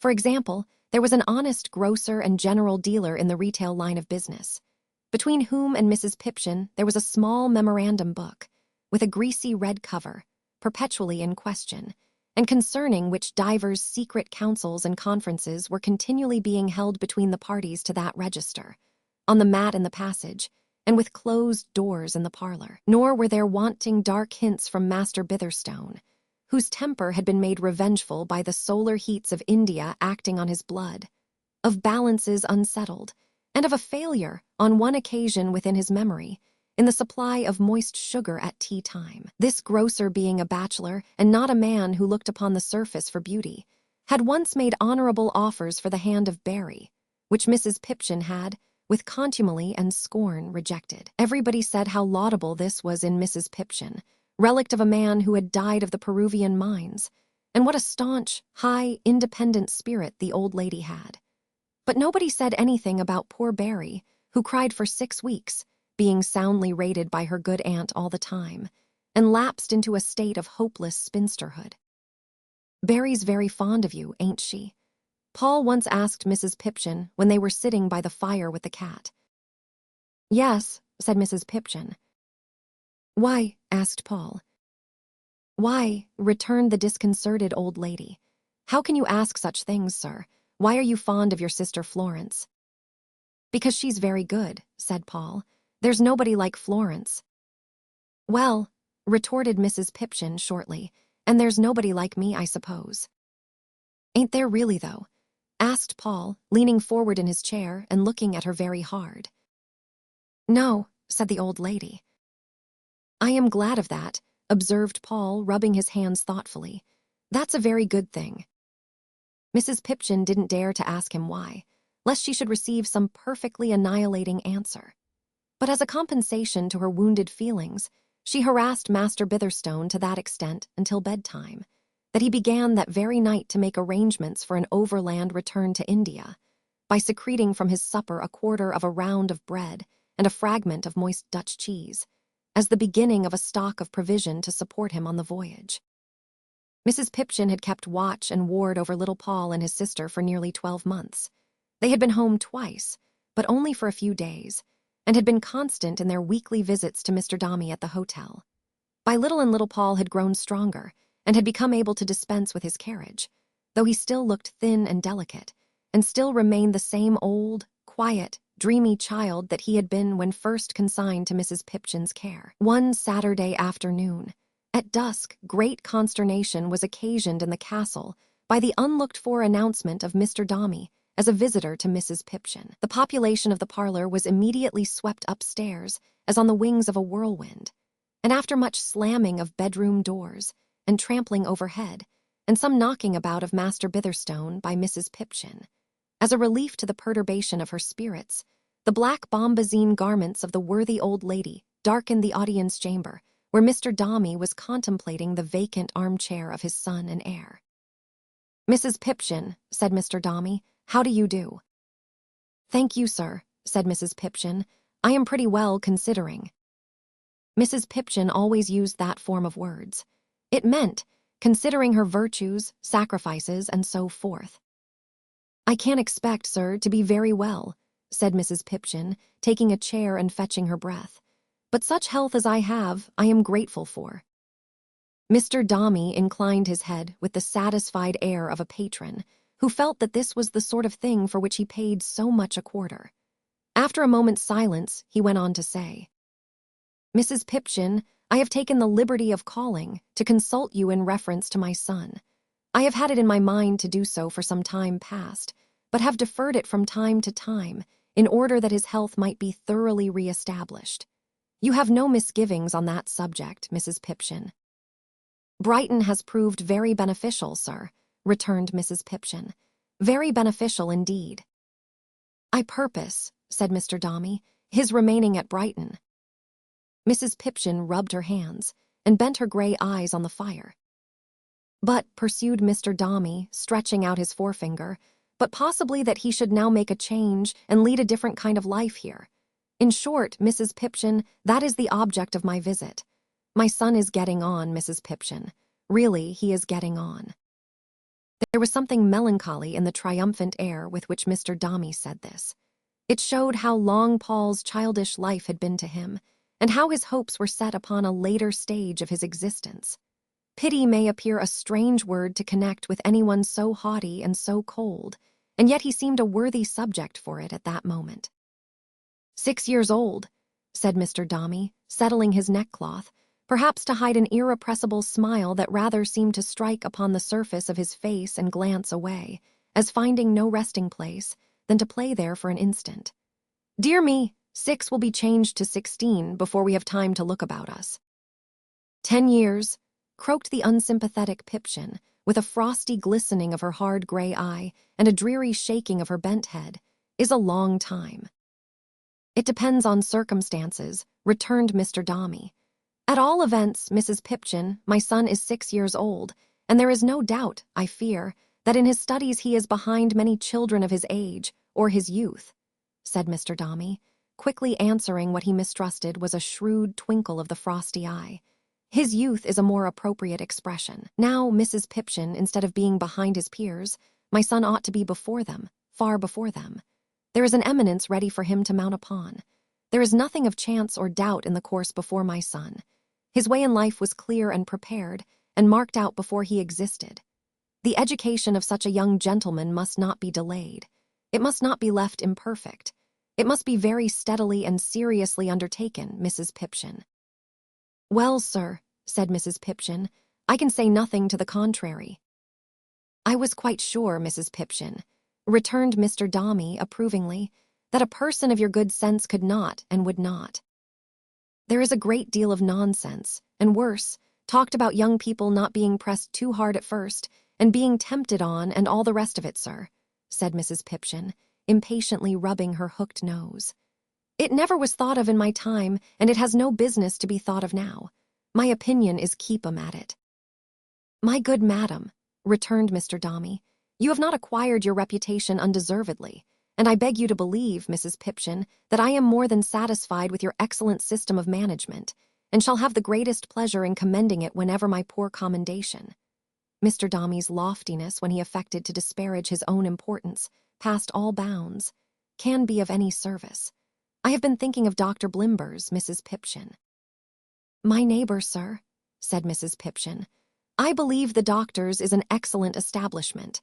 I've heard that it's very strictly conducted, and there is nothing but learning going on from morning to night." "And it's very expensive," added Mr. Dombey. "And it's very expensive, sir," returned Mrs. Pipchin, catching at the fact, as if in omitting that she had omitted one of its leading merits. "I have had some communication with the doctor, Mrs. Pipchin," said Mr. Dombey, hitching his chair anxiously a little nearer to the fire, "and he does not consider Paul at all too young for his purpose. He mentioned several instances of boys in Greek at about the same age. If I have any little uneasiness in my own mind, Mrs. Pipchin, on the subject of this change, it is not on that head. My son, not having known a mother, has gradually concentrated much, too much, of his childish affection on his sister. Whether their separation—" Mr. Dombey said no more, but sat silent. "Hoity-toity!" exclaimed Mrs. Pipchin, shaking out her black bombazine skirts and plucking up all the ogress within her. "If she don't like it, Mr. Dombey, she must be taught to lump it."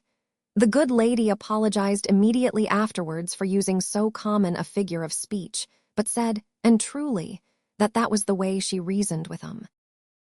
Mr. Dombey waited until Mrs. Pipchin had done bridling and shaking her head, and frowning down a legion of bitherstones and pankies, and then said quietly, but correctively, "My good madam, he."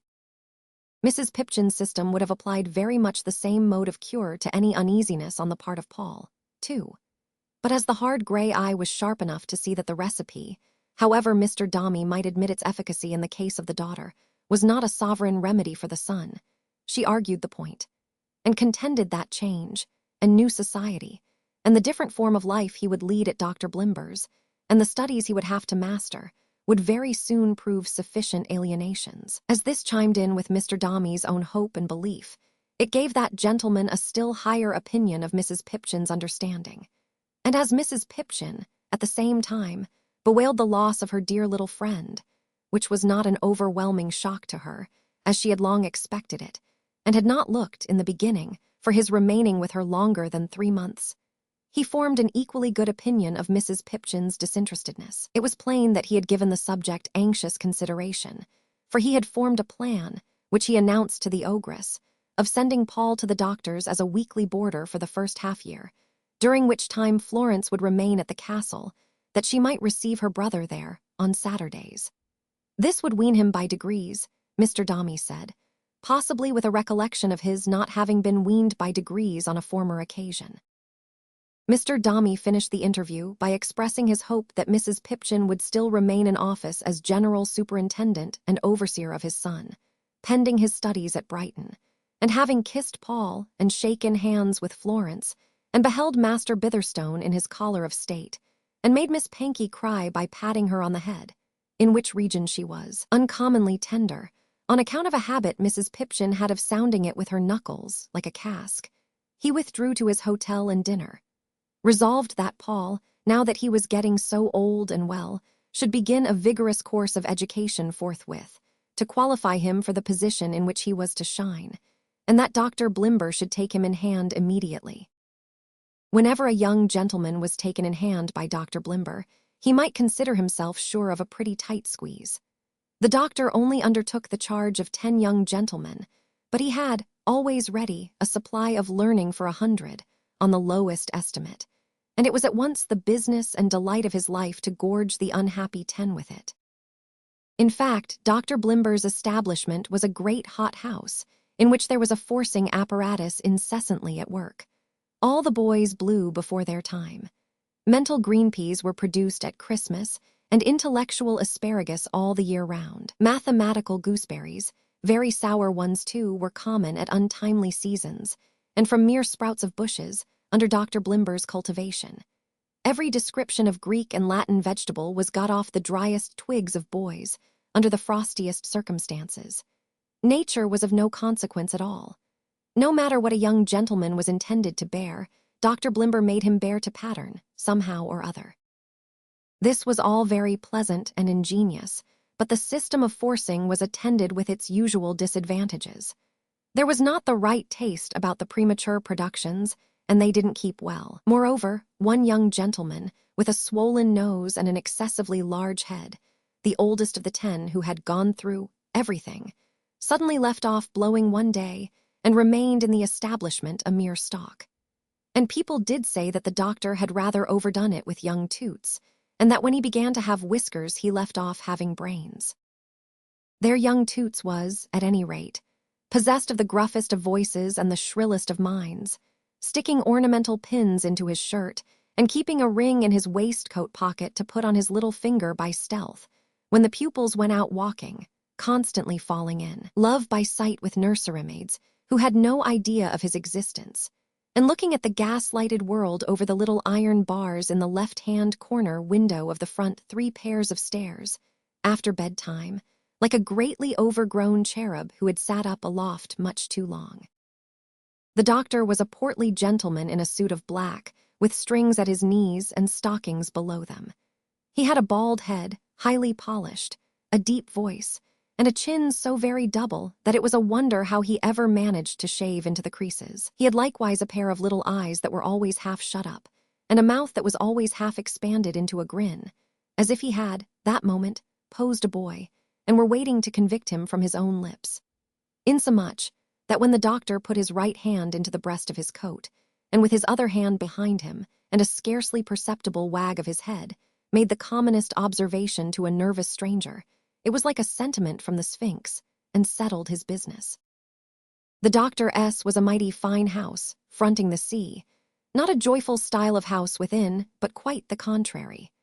Sad-colored curtains, whose proportions were spare and lean, hid themselves despondently behind the windows. The tables and chairs were put away in rows, like figures in a sum. Fires were so rarely lighted in the rooms of ceremony that they felt like wells, and a visitor represented the bucket. The dining room seemed the last place in the world where any eating or drinking was likely to occur. There was no sound through all the house but the ticking of a great clock in the hall, which made itself audible in the very garrets, and sometimes a dull cooing of young gentlemen at their lessons, like the murmurings of an assemblage of melancholy pigeons. Miss Blimber, too, although a slim and graceful maid, did no soft violence to the gravity of the house. There was no light nonsense about Miss Blimber. She kept her hair short and crisp and wore spectacles. She was dry and sandy with working in the graves of deceased languages. None of your live languages for Miss Blimber. They must be dead, stone dead, and then Miss Blimber dug them up like a ghoul. Mrs. Blimber, her mamma, was not learned herself, but she pretended to be, and that did quite as well. She said at evening parties that if she could have known Cicero, she thought she could have died contented. It was the steady joy of her life to see the doctor's young gentlemen go out walking, unlike all other young gentlemen, in the largest possible shirt collars and the stiffest possible cravats. It was so classical, she said. As to Mr. Feeder, B.A., Dr. Blimber's assistant, he was a kind of human barrel organ, with a little list of tunes at which he was continually working, over and over again, without any variation. He might have been fitted up with a change of barrels, perhaps, in early life, if his destiny had been favorable, but it had not been, and he had only one, with which, in a monotonous round, it was his occupation to bewilder the young ideas of Dr. Blimber's young gentlemen. The young gentlemen were prematurely full of carking anxieties. They knew no rest from the pursuit of stony-hearted verbs, savage noun substantives, inflexible syntactic passages, and ghosts of exercises that appeared to them in their dreams. Under the forcing system, a young gentleman usually took leave of his spirits in 3 weeks. He had all the cares of the world on his head in 3 months. He conceived bitter sentiments against his parents or guardians in 4. He was an old misanthrope in 5. Envied courteous that blessed refuge in the earth in 6. and at the end of the first 12-month had arrived at the conclusion, from which he never afterwards departed, that all the fancies of the poets and lessons of the sages were a mere collection of words and grammar, and had no other meaning in the world. But he went on blowing in the doctor's hothouse all the time, and the doctor's glory and reputation were great when he took his wintry growth home to his relations and friends. Upon the doctor's doorsteps one day, Paul stood with a fluttering heart and with his small right hand in his father's. His other hand was locked in that of Florence. How tight the tiny pressure of that one, and how loose and cold the other. Mrs. Pipchin hovered behind the victim, with her sable plumage and her hooked beak, like a bird of ill omen. She was out of breath, for Mr. Dombey, full of great thoughts, had walked fast, and she croaked hoarsely as she waited for the opening of the door. "Now, Paul," said Mr. Dombey exultingly, "this is the way indeed to be Dombey and Son and have money. You are almost a man already." "Almost," returned the child. Even his childish agitation could not master the sly and quaint yet touching look with which he accompanied the reply. It brought a vague expression of dissatisfaction into Mr. Dombey's face, but the door being opened, it was quickly gone. "Dr. Blimber is at home, I believe," said Mr. Dombey. The man said yes, and as they passed in, looked at Paul as if he were a little mouse and the house were a trap. He was a weak-eyed young man, with the first faint streaks or early dawn of a grin on his countenance. It was mere imbecility, but Mrs. Pipchin took it into her head that it was impudence, and made a snap at him directly. "How dare you laugh behind the gentleman's back?" said Mrs. Pipchin. "And what do you take me for?" "I ain't a-laughing at nobody, and I'm sure I don't take you for nothing, ma'am," returned the young man in consternation. "A pack of idle dogs," said Mrs. Pipchin, "only fit to be turnspits. Go and tell your master that Mr. Dombey's here, or it'll be worse for you." The weak-eyed young man went, very meekly, to discharge himself of this commission, and soon came back to invite them to the doctor's study. "You're laughing again, sir," said Mrs. Pipchin, when it came to her turn, bringing up the rear to pass him in the hall. "I ain't," returned the young man, grievously oppressed. "I never see such a thing as this." "What is the matter, Mrs. Pipchin?" said Mr. Dombey, looking round. "Softly, pray." Mrs. Pipchin, in her deference, merely muttered at the young man as she passed on, and said, "Oh, he was a precious fellow," leaving the young man, who was all meekness and incapacity, affected even to tears by the incident. But Mrs. Pipchin had a way of falling foul of all meek people, and her friends said who could wonder at it, after the Peruvian mines. The doctor was sitting in his portentous study, with a globe at each knee, books all round him, Homer over the door, and Minerva on the mantel-shelf. "And how do you do, sir?" he said to Mr. Dombey. "And how is my little friend?" Grave as an organ was the doctor's speech, and when he ceased, the great clock in the hall seemed to Paul at least to take him up, and to go on saying, "How is my lit friend? How is my lit friend?" over and over and over again. The little friend being something too small to be seen at all from where the doctor sat, over the books on his table, the doctor made several futile attempts to get a view of him round the legs, which Mr. Dombey, perceiving, relieved the doctor from his embarrassment by taking Paul up in his arms and sitting him on another little table, over against the doctor, in the middle of the room. "Ha," said the doctor, leaning back in his chair with his hand in his breast. "Now I see my little friend. How do you do, my little friend?" The clock in the hall wouldn't subscribe to this alteration in the form of words, but continued to repeat how is my friend? How is my friend? "Very well, I thank you, sir," returned Paul, answering the clock quite as much as the doctor. "Ha," said Dr. Blimber, "shall we make a man of him?" "Do you hear, Paul?" added Mr. Dombey, Paul being silent. "Shall we make a man of him?" repeated the doctor. "I had rather be a child," replied Paul. "Indeed," said the doctor. "Why?" The child sat on the table looking at him, with a curious expression of suppressed emotion in his face, and beating one hand proudly on his knee as if he had the rising tears beneath it and crushed them. But his other hand strayed a little way the while, a little farther from him yet, until it lighted on the neck of Florence. "This is why," it seemed to say, and then the steady look was broken up and gone, the working lip was loosened, and the tears came streaming forth. "Mrs. Pipchin," said his father in a querulous manner, "I am really very sorry to see this." "Come away from him, do, Miss Dombey," quoth the matron. "Never mind," said the doctor, blandly nodding his head to keep Mrs. Pipchin back. "Never mind. We shall substitute new cares and new impressions, Mr. Dombey, very shortly. You would still wish my little friend to acquire." "Everything, if you please, doctor," returned Mr. Dombey firmly. "Yes," said the doctor, who, with his half-shut eyes and his usual smile, seemed to survey Paul with the sort of interest that might attach to some choice little animal he was going to stuff. "Yes, exactly. Ha! We shall impart a great variety of information to our little friend, and bring him quickly forward, I dare say. Quite a virgin soil, I believe you said, Mr. Dombey.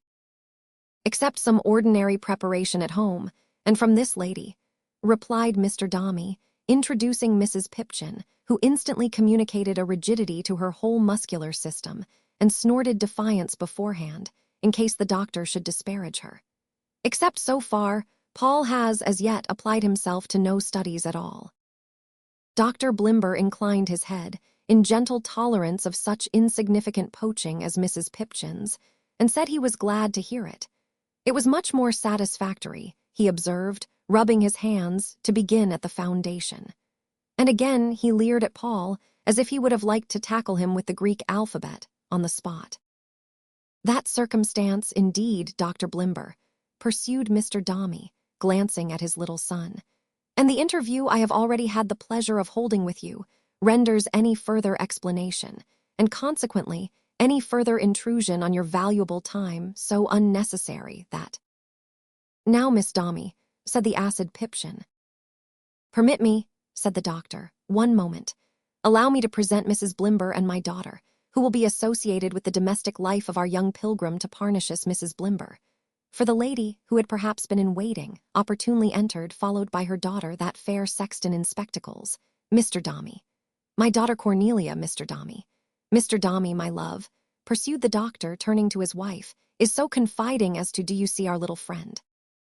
Mrs. Blimber, in an excess of politeness, of which Mr. Dombey was the object, apparently did not, for she was backing against the little friend, and very much endangering his position on the table. But on this hint, she turned to admire his classical and intellectual lineaments, and turning again to Mr. Dombey, said, with a sigh, that she envied his dear son. "Like a bee, sir," said Mrs. Blimber with uplifted eyes, "about to plunge into a garden of the choicest flowers, and sip the sweets for the first time Virgil, Horace, Ovid, Terence, Plautus, Cicero. What a world of honey have we here! It may appear remarkable, Mr. Dombey, in one who is a wife, the wife of such a husband."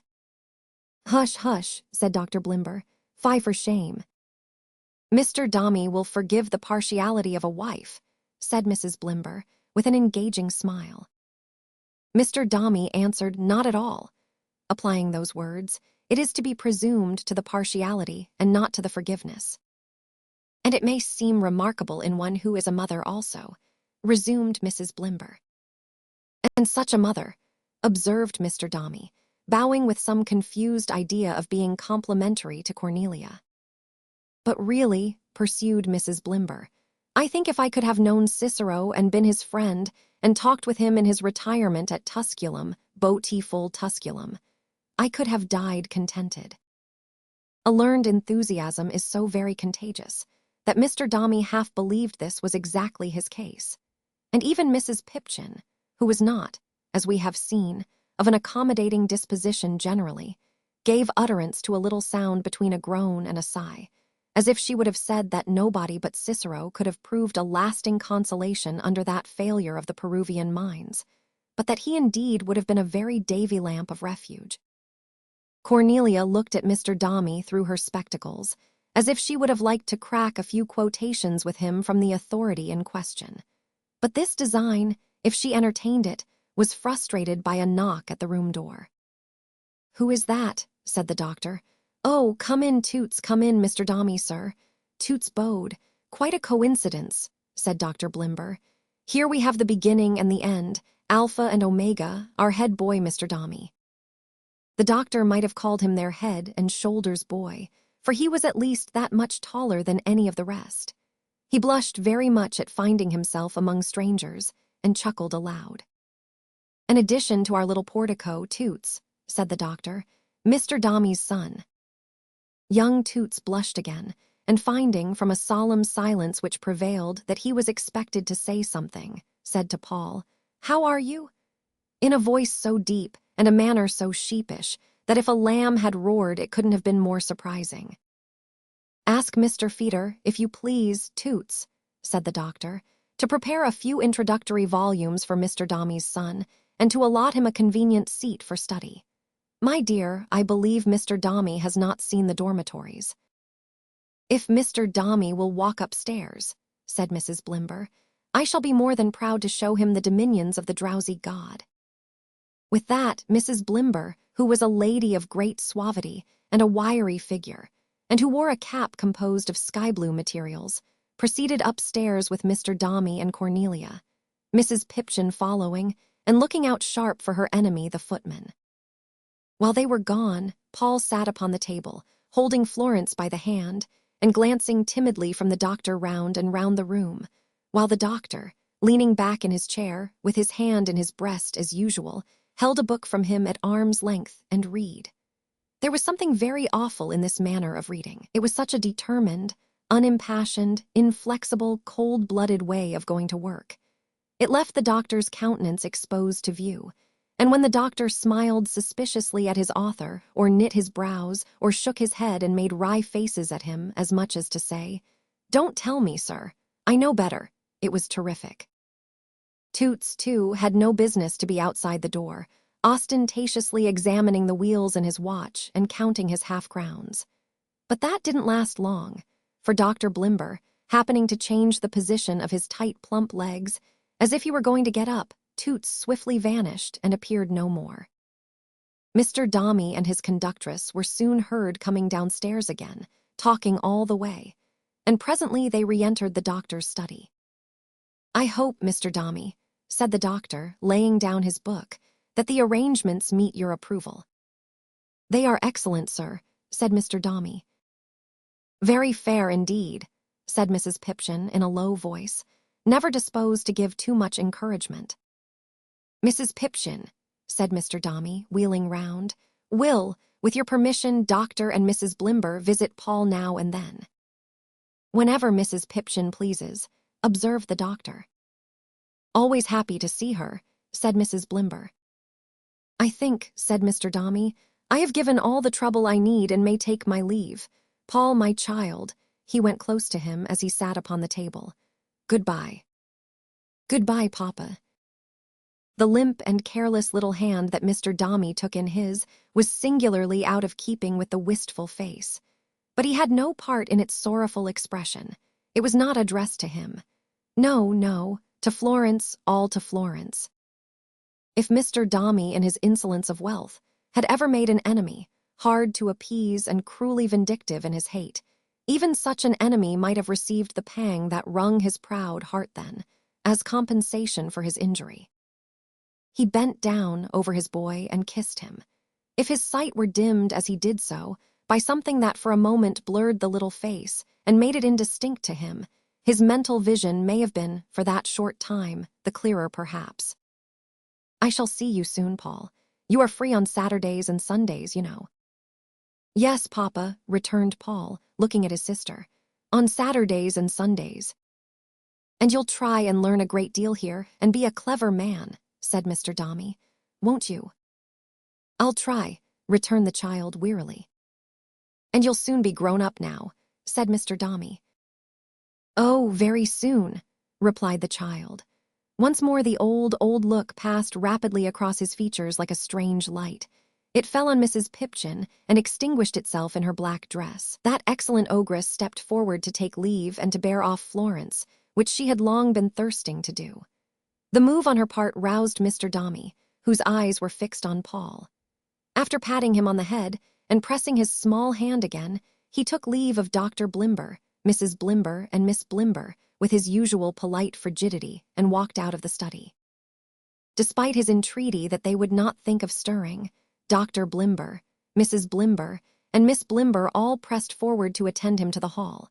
And thus Mrs. Pipchin got into a state of entanglement with Miss Blimber and the doctor, and was crowded out of the study before she could clutch Florence, to which happy accident Paul stood afterwards indebted for the dear remembrance, that Florence ran back to throw her arms round his neck, and that hers was the last face in the doorway, turned towards him with a smile of encouragement, the brighter for the tears through which it beamed.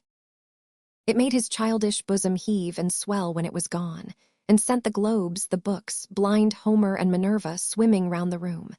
But they stopped all of a sudden, and then he heard the loud clock in the hall still gravely inquiring, "How is my lit TLE friend? How is my lit TLE friend?" as it had done before. He sat with folded hands upon his pedestal, silently listening. But he might have answered, "Weary, weary, very lonely, very sad."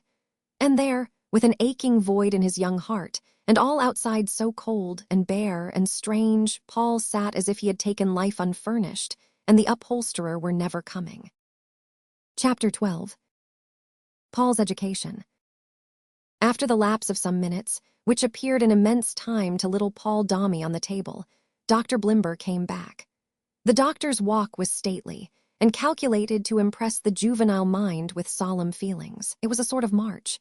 But when the doctor put out his right foot, he gravely turned upon his axis, with a semicircular sweep towards the left, and when he put out his left foot, he turned in the same manner towards the right, so that he seemed, at every stride he took, to look about him as though he were saying, "Can anybody have the goodness to indicate any subject in any direction on which I am uninformed?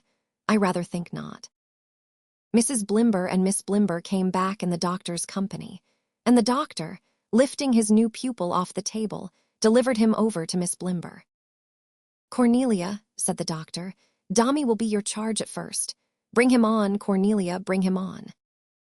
Miss Blimber received her young ward from the doctor's hands, and Paul, feeling that the spectacles were surveying him, cast down his eyes.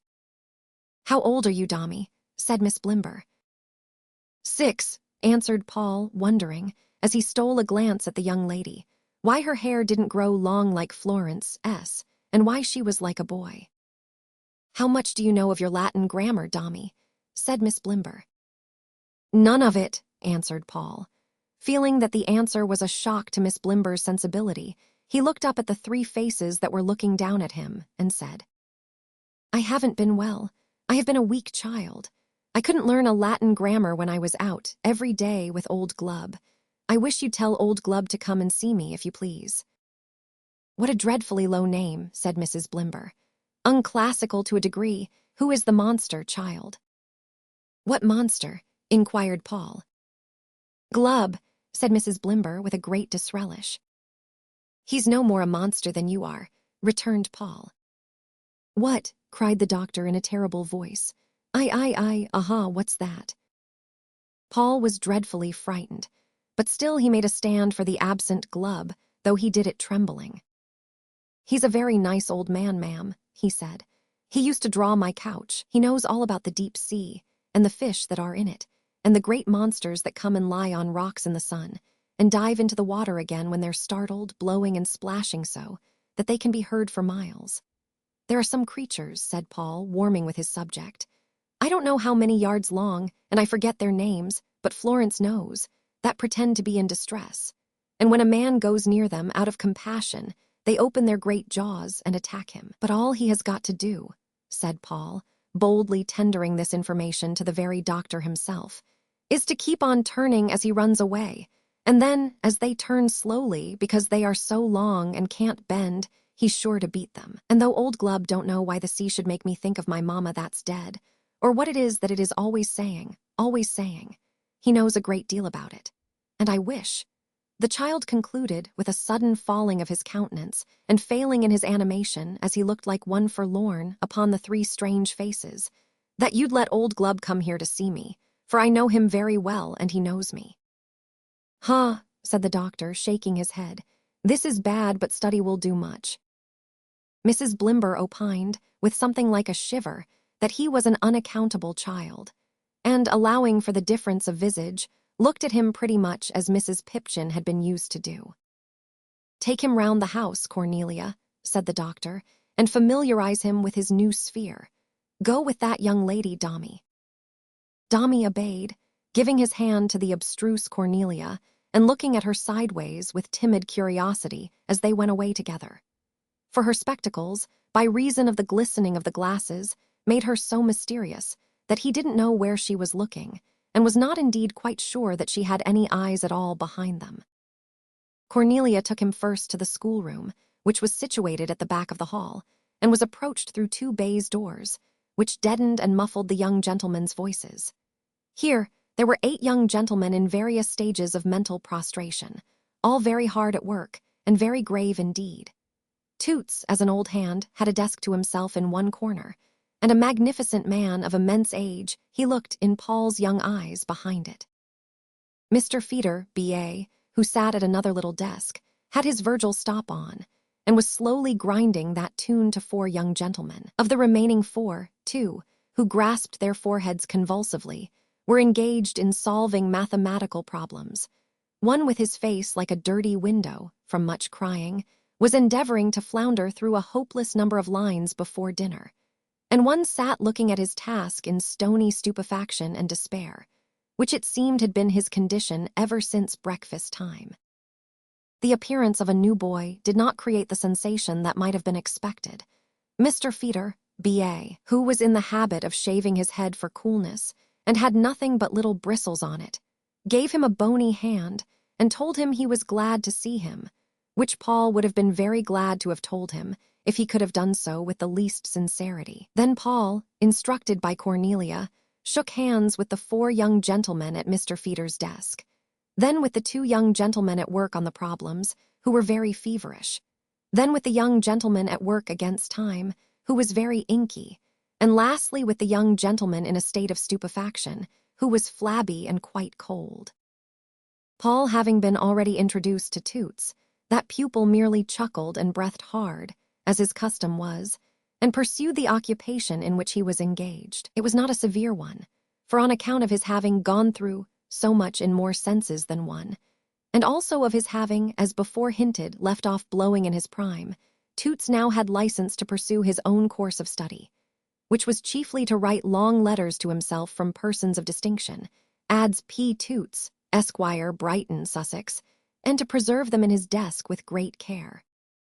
These ceremonies past, Cornelia led Paul upstairs to the top of the house, which was rather a slow journey, on account of Paul being obliged to land both feet on every stair before he mounted another. But they reached their journey's end at last, and there, in a front room, looking over the wild sea, Cornelia showed him a nice little bed with white hangings, close to the window, on which there was already beautifully written on a card in round text, downstrokes very thick, and upstrokes very fine, Dombey, while 2 other little bedsteads in the same room were announced, through like means, as respectively appurtening unto Briggs and Tozer.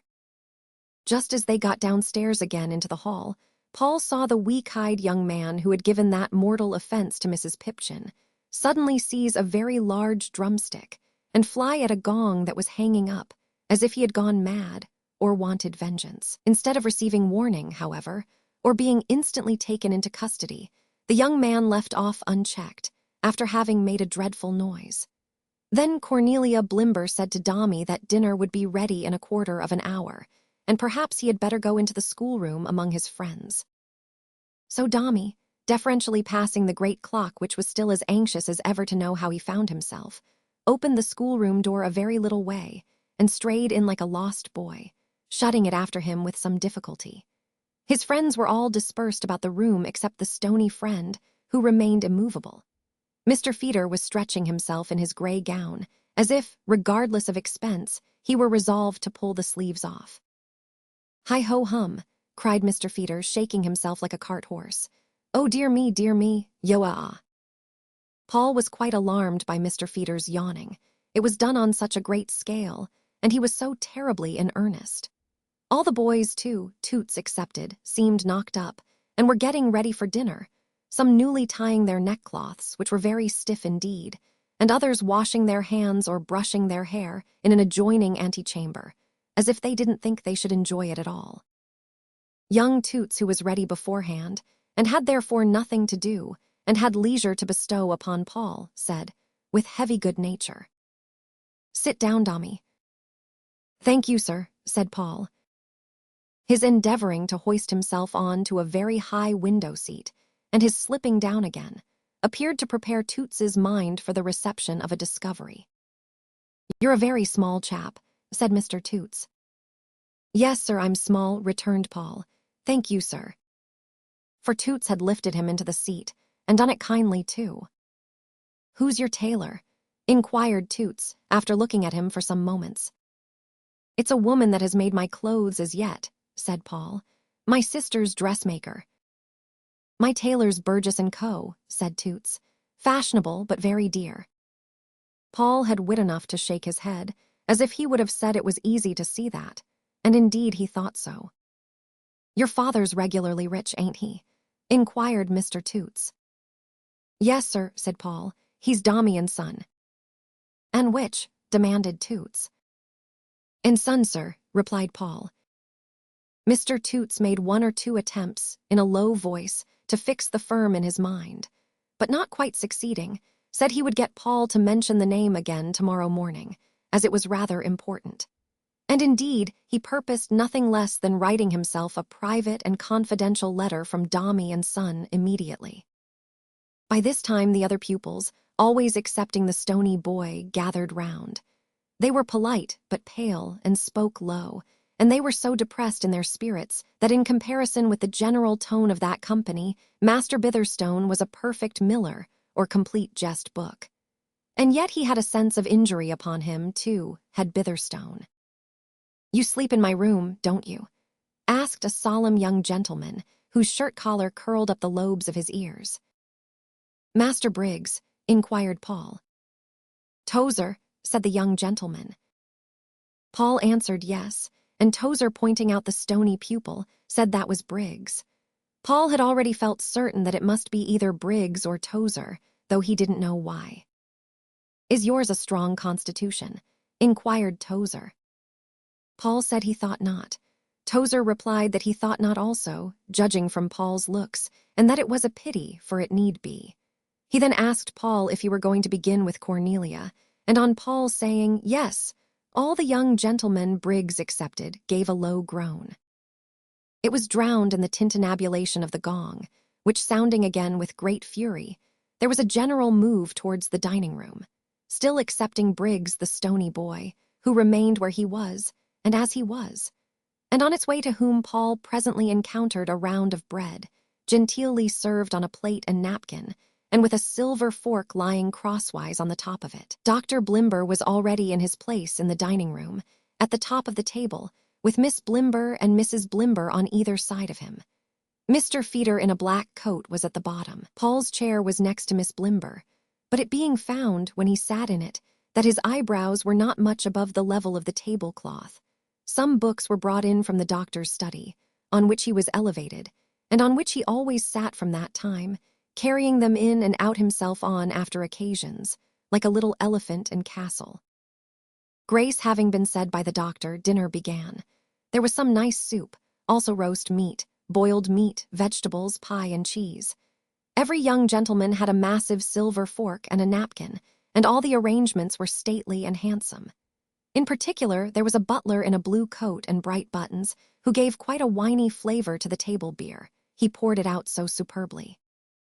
Nobody spoke, unless spoken to, except Dr. Blimber, Mrs. Blimber, and Miss Blimber, who conversed occasionally. Whenever a young gentleman was not actually engaged with his knife and fork or spoon, his eye, with an irresistible attraction, sought the eye of Dr. Blimber, Mrs. Blimber, or Miss Blimber, and modestly rested there. Toots appeared to be the only exception to this rule.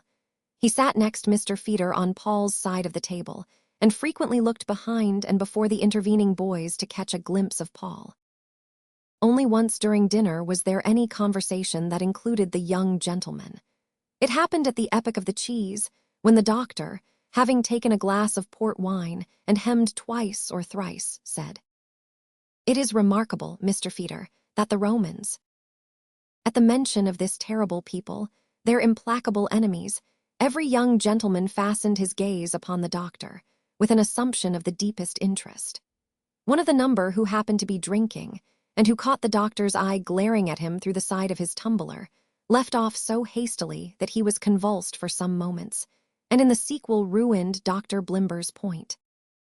"It is remarkable, Mr. Feeder," said the doctor, beginning again slowly, "that the Romans, in those gorgeous and profuse entertainments of which we read in the days of the emperors, when luxury had attained a height unknown before or since, and when whole provinces were ravaged to supply the splendid means of one imperial banquet." Here the offender, who had been swelling and straining, and waiting in vain for a full stop, broke out violently. "Johnson," said Mr. Feeder in a low, reproachful voice, "take some water." The doctor, looking very stern, made a pause until the water was brought, and then resumed. "And when, Mr. Feeder?" But Mr. Feeder, who saw that Johnson must break out again, and who knew that the doctor would never come to a period before the young gentleman until he had finished all he meant to say, couldn't keep his eye off Johnson, and thus was caught in the fact of not looking at the doctor, who consequently stopped. "I beg your pardon, sir," said Mr. Feeder, reddening. "I beg your pardon, Dr. Blimber." "And when," said the doctor, raising his voice, "when, sir, as we read, and have no reason to doubt, incredible as it may appear to the vulgar of our time, the brother of Vitellius prepared for him a feast, in which were served of fish 2,000 dishes." "Take some water, Johnson, dishes, sir," said Mr. Feeder. "Of various sorts of fowl, 5,000 dishes." "Or try a crust of bread," said Mr. Feeder. "And one dish," pursued Dr. Blimber, raising his voice still higher as he looked all round the table, "called, from its enormous dimensions, the shield of Minerva, and made, among other costly ingredients, of the brains of pheasants." "Ow, ow, ow," from Johnson. "Woodcocks." "Ow, ow, ow." The sounds of the fish called scary. "You'll burst some vessel in your head," said Mr. Feeder. "You had better let it come." "And the spawn of the lamprey, brought from the Carpathian Sea," pursued the doctor in his severest voice.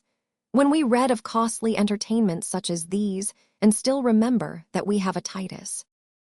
"What would be your mother's feelings if you died of apoplexy?" said Mr. Feeder. "A Domitian."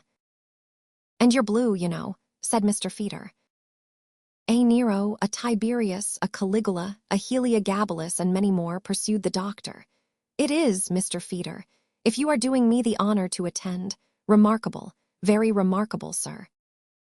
But Johnson, unable to suppress it any longer, burst at that moment into such an overwhelming fit of coughing, that although both his immediate neighbors thumped him on the back, and Mr. Feeder himself held a glass of water to his lips, and the butler walked him up and down several times between his own chair and the sideboard, like a sentry, it was a full 5 minutes before he was moderately composed. Then there was a profound silence. "Gentlemen," said Dr. Blimber, "rise for grace. Cornelia, lift Dombey down," nothing of whom but his scalp was accordingly seen above the tablecloth. "Johnson will repeat to me tomorrow morning before breakfast without book, and from the Greek Testament, the first chapter of the Epistle of St. Paul to the Ephesians. We will resume our studies, Mr. Feeder, in half an hour." The young gentleman bowed and withdrew. Mr. Feeder did likewise. During the half-hour, the young gentleman, broken into pairs, loitered arm-in-arm up and down a small piece of ground behind the house, or endeavored to kindle a spark of animation in the breast of Briggs. But nothing happened so vulgar as play. Punctually at the appointed time, the gong was sounded, and the studies, under the joint auspices of Dr. Blimber and Mr. Feeder, were resumed. As the Olympic game of lounging up and down had been cut shorter than usual that day, on Johnson's account, they all went out for a walk before tea. Even Briggs, though he hadn't begun yet, partook of this dissipation, in the enjoyment of which he looked over the cliff 2 or 3 times darkly. Dr. Blimber accompanied them, and Paul had the honor of being taken in tow by the doctor himself, a distinguished state of things, in which he looked very little and feeble. Tea was served in a style no less polite than the dinner, and after tea, the young gentleman, rising and bowing as before, withdrew to fetch up the unfinished tasks of that day, or to get up the already looming tasks of tomorrow. In the meantime, Mr. Feeder withdrew to his own room, and Paul sat in a corner wondering whether Florence was thinking of him and what they were all about at Mrs. Pipchin's. Mr. Toots, who had been detained by an important letter from the Duke of Wellington, found Paul out after a time, and having looked at him for a long while, as before, inquired if he was fond of waistcoats. Paul said, "Yes, sir." "So am I," said Toots. No word more spoke Toots that night, but he stood looking at Paul as if he liked him, and as there was company in that, and Paul was not inclined to talk, it answered his purpose better than conversation.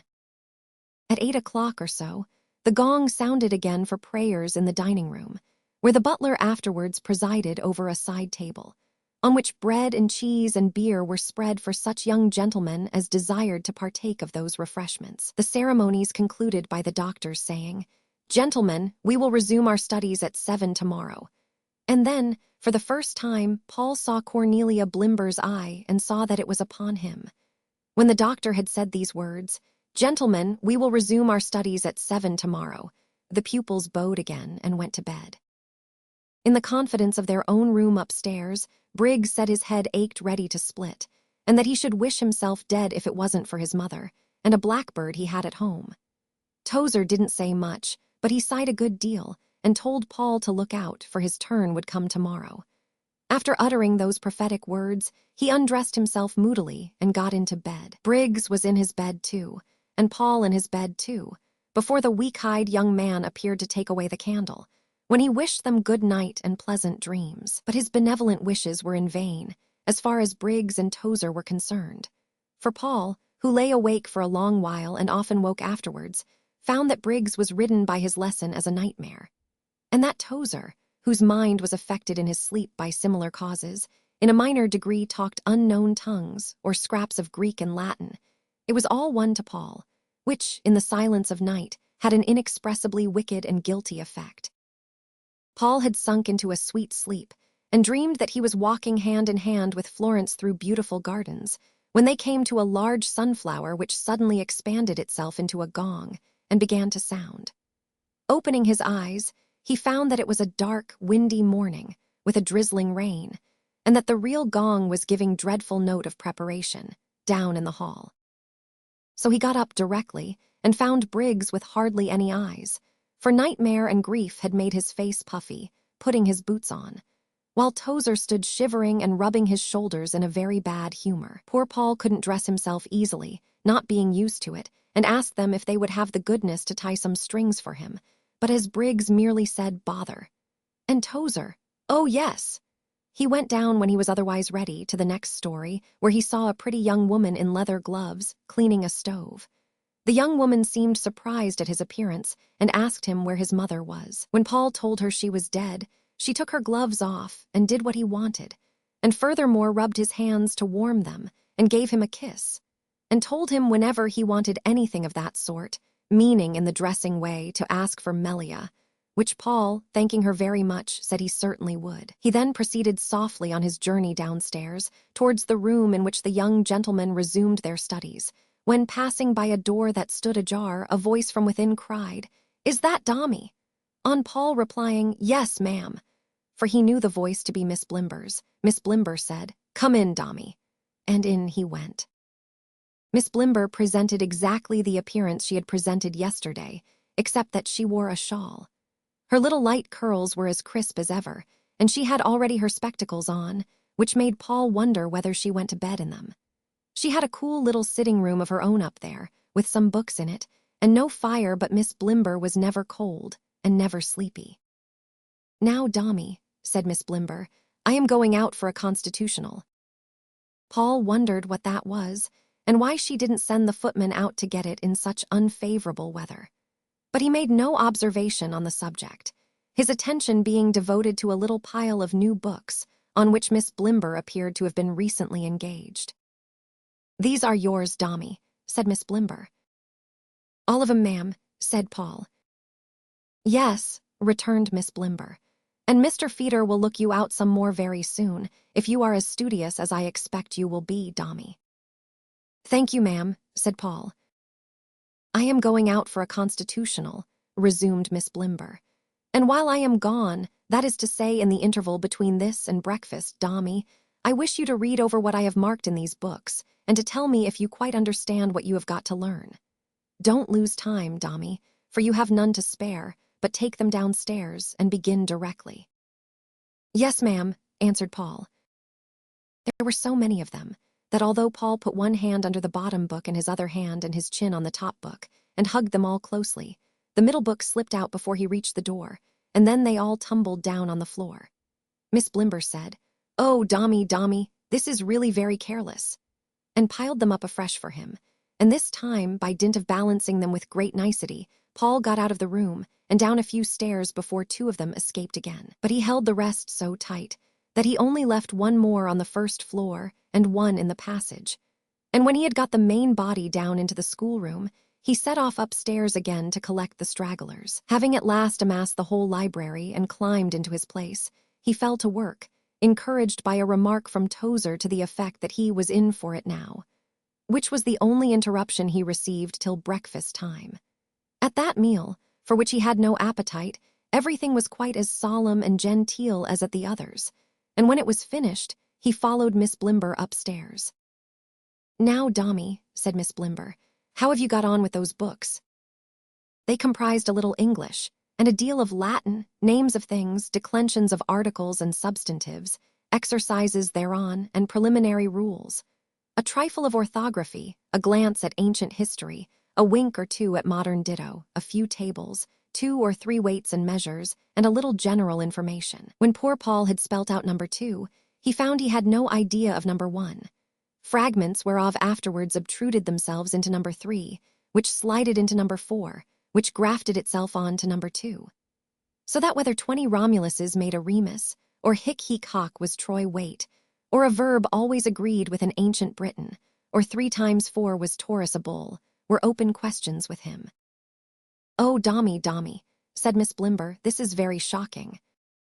"If you please," said Paul, "I think if I might sometimes talk a little to old Glubb, I should be able to do better." "Nonsense, Dombey," said Miss Blimber. "I couldn't hear of it. This is not the place for Glubbs of any kind. You must take the books down, I suppose, Dombey, one by one, and perfect yourself in the day's installment of Subject A, before you turn at all to Subject B. I am sorry to say, Dombey, that your education appears to have been very much neglected."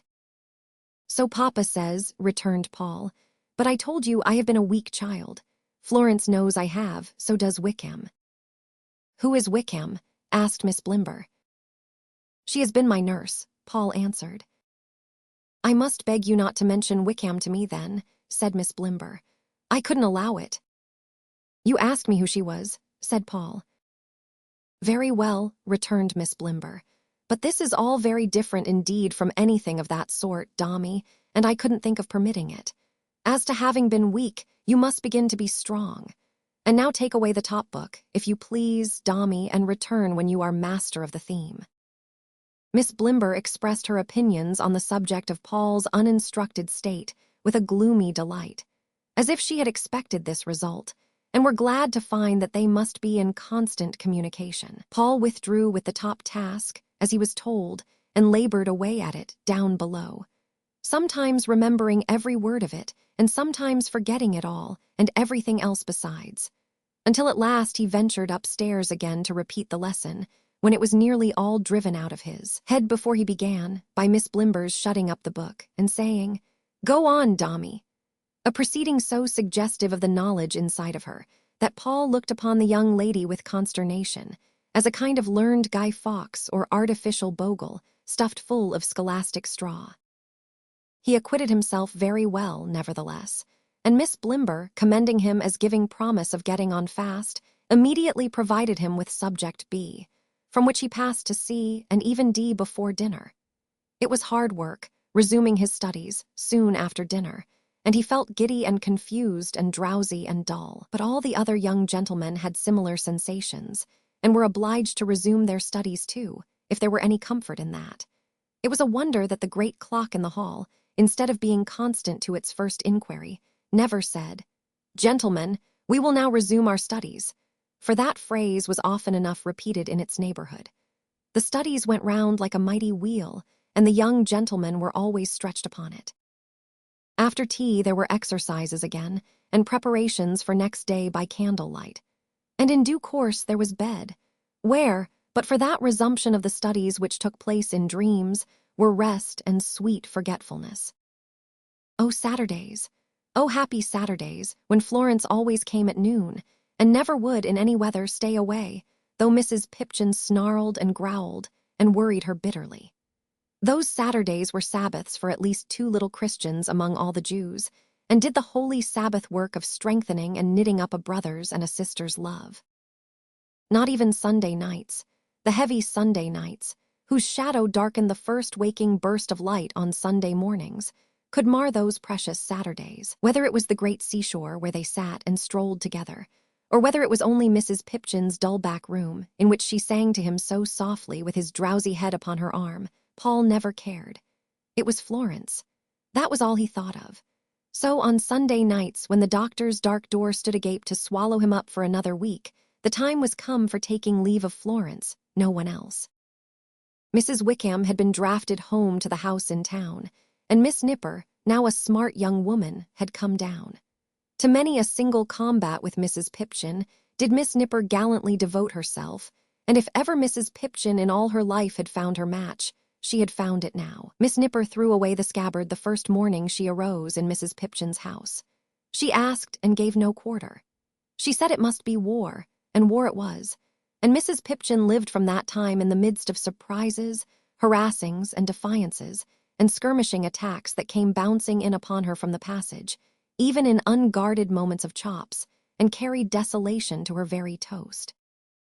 Miss Nipper had returned one Sunday night with Florence, from walking back with Paul to the doctor's, when Florence took from her bosom a little piece of paper, on which she had penciled down some words. "See here, Susan," she said. "These are the names of the little books that Paul brings home to do those long exercises with when he is so tired. I copied them last night while he was writing." "Don't show 'em to me, Miss Floy, if you please," returned Nipper. "I'd as soon see Mrs. Pipchin." "I want you to buy them for me, Susan, if you will, tomorrow morning. I have money enough," said Florence. "Why, goodness gracious me, Miss Floy," returned Miss Nipper. "How can you talk like that when you have books upon books already, and masterses and missuses a teaching of you everything continual, though my belief is that your pa, Miss Dombey, never would have learnt you nothing, never would have thought of it unless you'd asked him, when he couldn't well refuse. But giving consent when asked, and offering when unasked, miss, is quite 2 things. I may not have my objections to a young man's keeping company with me, and when he puts the question may say yes, but that's not saying, would you be so kind as like me? But you can buy me the books, Susan, and you will, when you know why I want them." "Well, miss, and why do you want 'em?" replied Nipper, adding in a lower voice, "If it was to fling at Mrs. Pipchin's head, I'd buy a cart load." "Paul has a great deal too much to do, Susan," said Florence. "I am sure of it." "And well you may be, miss," returned her maid, "and make your mind quite easy that the willing deer is worked and worked away. If those is Latin legs," exclaimed Miss Nipper with strong feeling, in allusion to Paul S., "give me English ones." "I am afraid he feels lonely and lost at Dr. Blimber's, Susan," pursued Florence, turning away her face. "Ah," said Miss Nipper with great sharpness, "oh, them Blimbers." "Don't blame anyone," said Florence. "It's a mistake." "I say nothing about blame, miss," cried Miss Nipper, "for I know that you object, but I may wish, miss, that the family was set to work to make new roads, and that Miss Blimber went in front and had the pickaxe." After this speech, Miss Nipper, who was perfectly serious, wiped her eyes. "I think I could perhaps give Paul some help, Susan, if I had these books," said Florence, "and make the coming week a little easier to him. At least I want to try. So buy them for me, dear, and I will never forget how kind it was of you to do it." It must have been a harder heart than Susan Nipper's that could have rejected the little purse Florence held out with these words, or the gentle look of entreaty with which she seconded her petition. Susan put the purse in her pocket without reply, and trotted out at once upon her errand. The books were not easy to procure, and the answer at several shops was either that they were just out of them, or that they never kept them, or that they had had a great many last month, or that they expected a great many next week, but Susan was not easily baffled in such an enterprise. And, having entrapped a white-haired youth, in a black calico apron, from a library where she was known, to accompany her in her quest, she led him such a life in going up and down, that he exerted himself to the utmost, if it were only to get rid of her, and finally enabled her to return home in triumph. With these treasures, then, after her own daily lessons were over, Florence sat down at night to track Paul's footsteps through the thorny ways of learning, and being possessed of a naturally quick and sound capacity, and taught by that most wonderful of masters, love, it was not long before she gained upon Paul's heels, and caught and passed him. Not a word of this was breath to Mrs. Pipchin, but many a night when they were all in bed, and when Miss Nipper, with her hair in papers and herself asleep in some uncomfortable attitude, reposed unconscious by her side, and when the chinking ashes in the grate were cold and gray, and when the candles were burnt down and guttering out, Florence tried so hard to be a substitute for one small Dombey that her fortitude and perseverance might have almost won her a free right to bear the name herself. And high was her reward when one Saturday evening, as little Paul was sitting down as usual to resume his studies, she sat down by his side and showed him all that was so rough made smooth and all that was so dark made clear and plain before him. It was nothing but a startled look in Paul's wan face, a flush, a smile, and then a close embrace, but God knows how her heart leapt up at this rich payment for her trouble. "Oh, Floy," cried her brother, how I love you, Floy." "And I you, dear." "Oh, I'm sure of that, Floy." He said no more about it, but all that evening sat close by her, very quiet, and in the night he called out from his little room within hers 3 or 4 times that he loved her. Regularly, after that, Florence was prepared to sit down with Paul on Saturday night and patiently assist him through so much as they could anticipate together of his next week's work. The cheering thought that he was laboring on where Florence had just twalled before him would, of itself, have been a stimulant to Paul in the perpetual resumption of his studies, but coupled with the actual lightening of his load, consequent on this assistance, it saved him, possibly, from sinking underneath the burden which the fair Cornelia Blimber piled upon his back. It was not that Miss Blimber meant to be too hard upon him, or that Dr. Blimber meant to bear too heavily on the young gentleman in general. Cornelia merely held the faith in which she had been bred, and the doctor, in some partial confusion of his ideas, regarded the young gentlemen as if they were all doctors, and were born grown up. Comforted by the applause of the young gentleman's nearest relations, and urged on by their blind vanity and ill-considered haste, it would have been strange if Dr. Blimber had discovered his mistake, or trimmed his swelling sails to any other tack. Thus in the case of Paul. When Dr. Blimber said he made great progress and was naturally clever, Mr. Dombey was more bent than ever on his being forced and crammed. In the case of Briggs, when Dr. Blimber reported that he did not make great progress yet, and was not naturally clever, Briggs Sr. was inexorable in the same purpose. In short, however high and false the temperature at which the doctor kept his hothouse, the owners of the plants were always ready to lend a helping hand at the bellows and to stir the fire. Such spirits as he had in the outset, Paul soon lost, of course, but he retained all that was strange and old and thoughtful in his character, and under circumstances so favorable to the development of those tendencies, became even more strange and old and thoughtful than before. The only difference was that he kept his character to himself. He grew more thoughtful and reserved every day, and had no such curiosity in any living member of the doctor's household as he had had in Mrs. Pipchin. He loved to be alone, and in those short intervals when he was not occupied with his books, liked nothing so well as wandering about the house by himself, or sitting on the stairs, listening to the great clock in the hall. He was intimate with all the paper hanging in the house, saw things that no one else saw in the patterns, found out miniature tigers and lions running up the bedroom walls, and squinting faces leering in the squares and diamonds of the floor-cloth. The solitary child lived on, surrounded by this arabesque work of his musing fancy, and no one understood him. Mrs. Blimber thought him odd, and sometimes the servants said among themselves that little Dombey moped, but that was all. unless young Toots had some idea on the subject, to the expression of which he was wholly unequal. Ideas, like ghosts, according to the common notion of ghosts, must be spoken to a little before they will explain themselves, and Toots had long left off asking any questions of his own mind. Some mist there may have been, issuing from that leaden casket, his cranium, which, if it could have taken shape and form, would have become a genie. But it could not, and it only so far followed the example of the smoke in the Arabian story, as to roll out in a thick cloud, and there hang and hover. But it left a little figure visible upon a lonely shore, and Toots was always staring at it. "How are you?" he would say to Paul 50 times a day. "Quite well, sir, thank you," Paul would answer. "Shake hands" would be Toots's next advance, which Paul, of course, would immediately do. Mr. Toots generally said again, after a long interval of staring and hard breathing, "How are you?" To which Paul again replied, "Quite well, sir, thank you." One evening Mr. Toots was sitting at his desk, oppressed by correspondence, when a great purpose seemed to flash upon him. He laid down his pen and went off to seek Paul, whom he found at last, after a long search, looking through the window of his little bedroom. "I say," cried Toots, speaking the moment he entered the room lest he should forget it, "what do you think about?" "Oh, I think about a great many things," replied Paul. "Do you, though?" said Toots, appearing to consider that fact in itself surprising.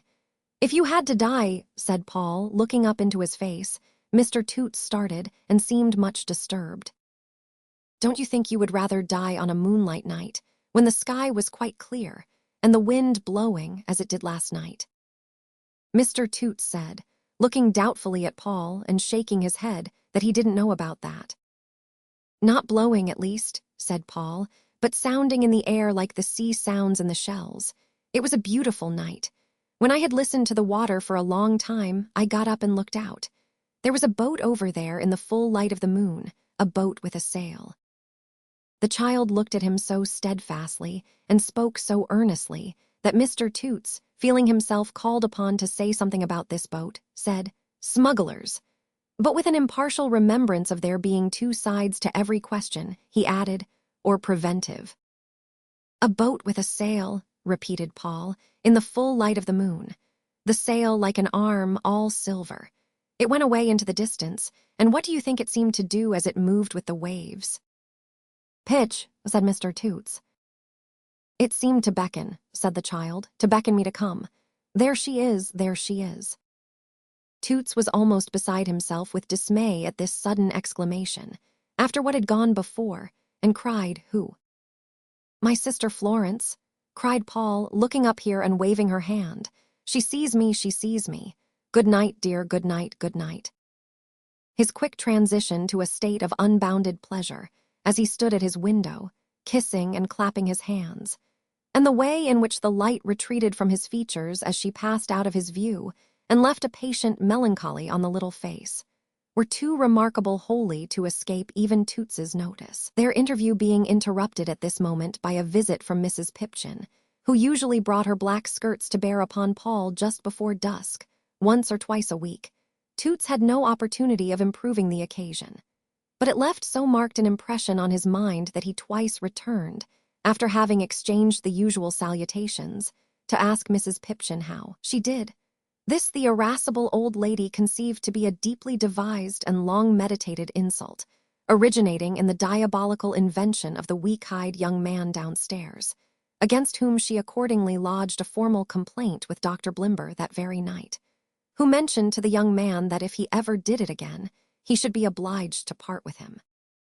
The evenings being longer now, Paul stole up to his window every evening to look out for Florence. She always passed and repassed at a certain time, until she saw him, and their mutual recognition was a gleam of sunshine in Paul's daily life. Often after dark, one other figure walked alone before the doctor's house. He rarely joined them on the Saturdays now. He could not bear it. He would rather come unrecognized and look up at the windows where his son was qualifying for a man, and wait and watch and plan and hope.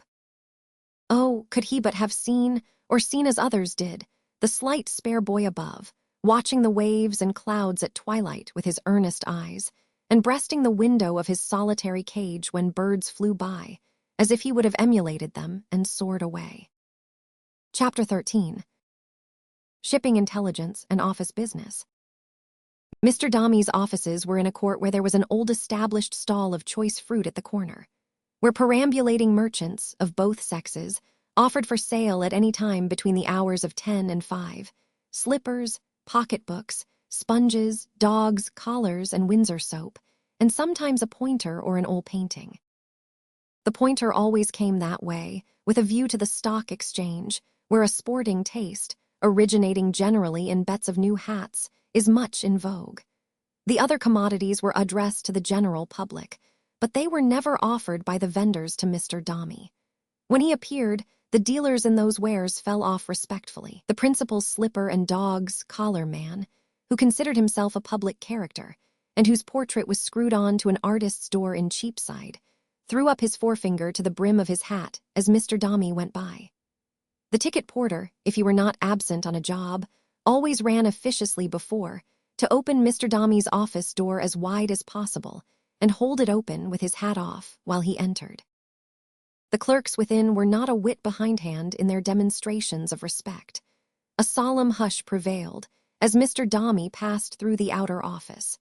The wit of the counting-house became in a moment as mute as the row of leathern fire buckets hanging up behind him. Such vapid and flat daylight as filtered through the ground-glass windows and skylights, leaving a black sediment upon the panes, showed the books and papers, and the figures bending over them, enveloped in a studious gloom, and as much abstracted in appearance from the world, without as if they were assembled at the bottom of the sea, while a mouldy little strong room in the obscure perspective, where a shaded lamp was always burning, might have represented the cavern of some ocean monster, looking on with a red eye at these mysteries of the deep.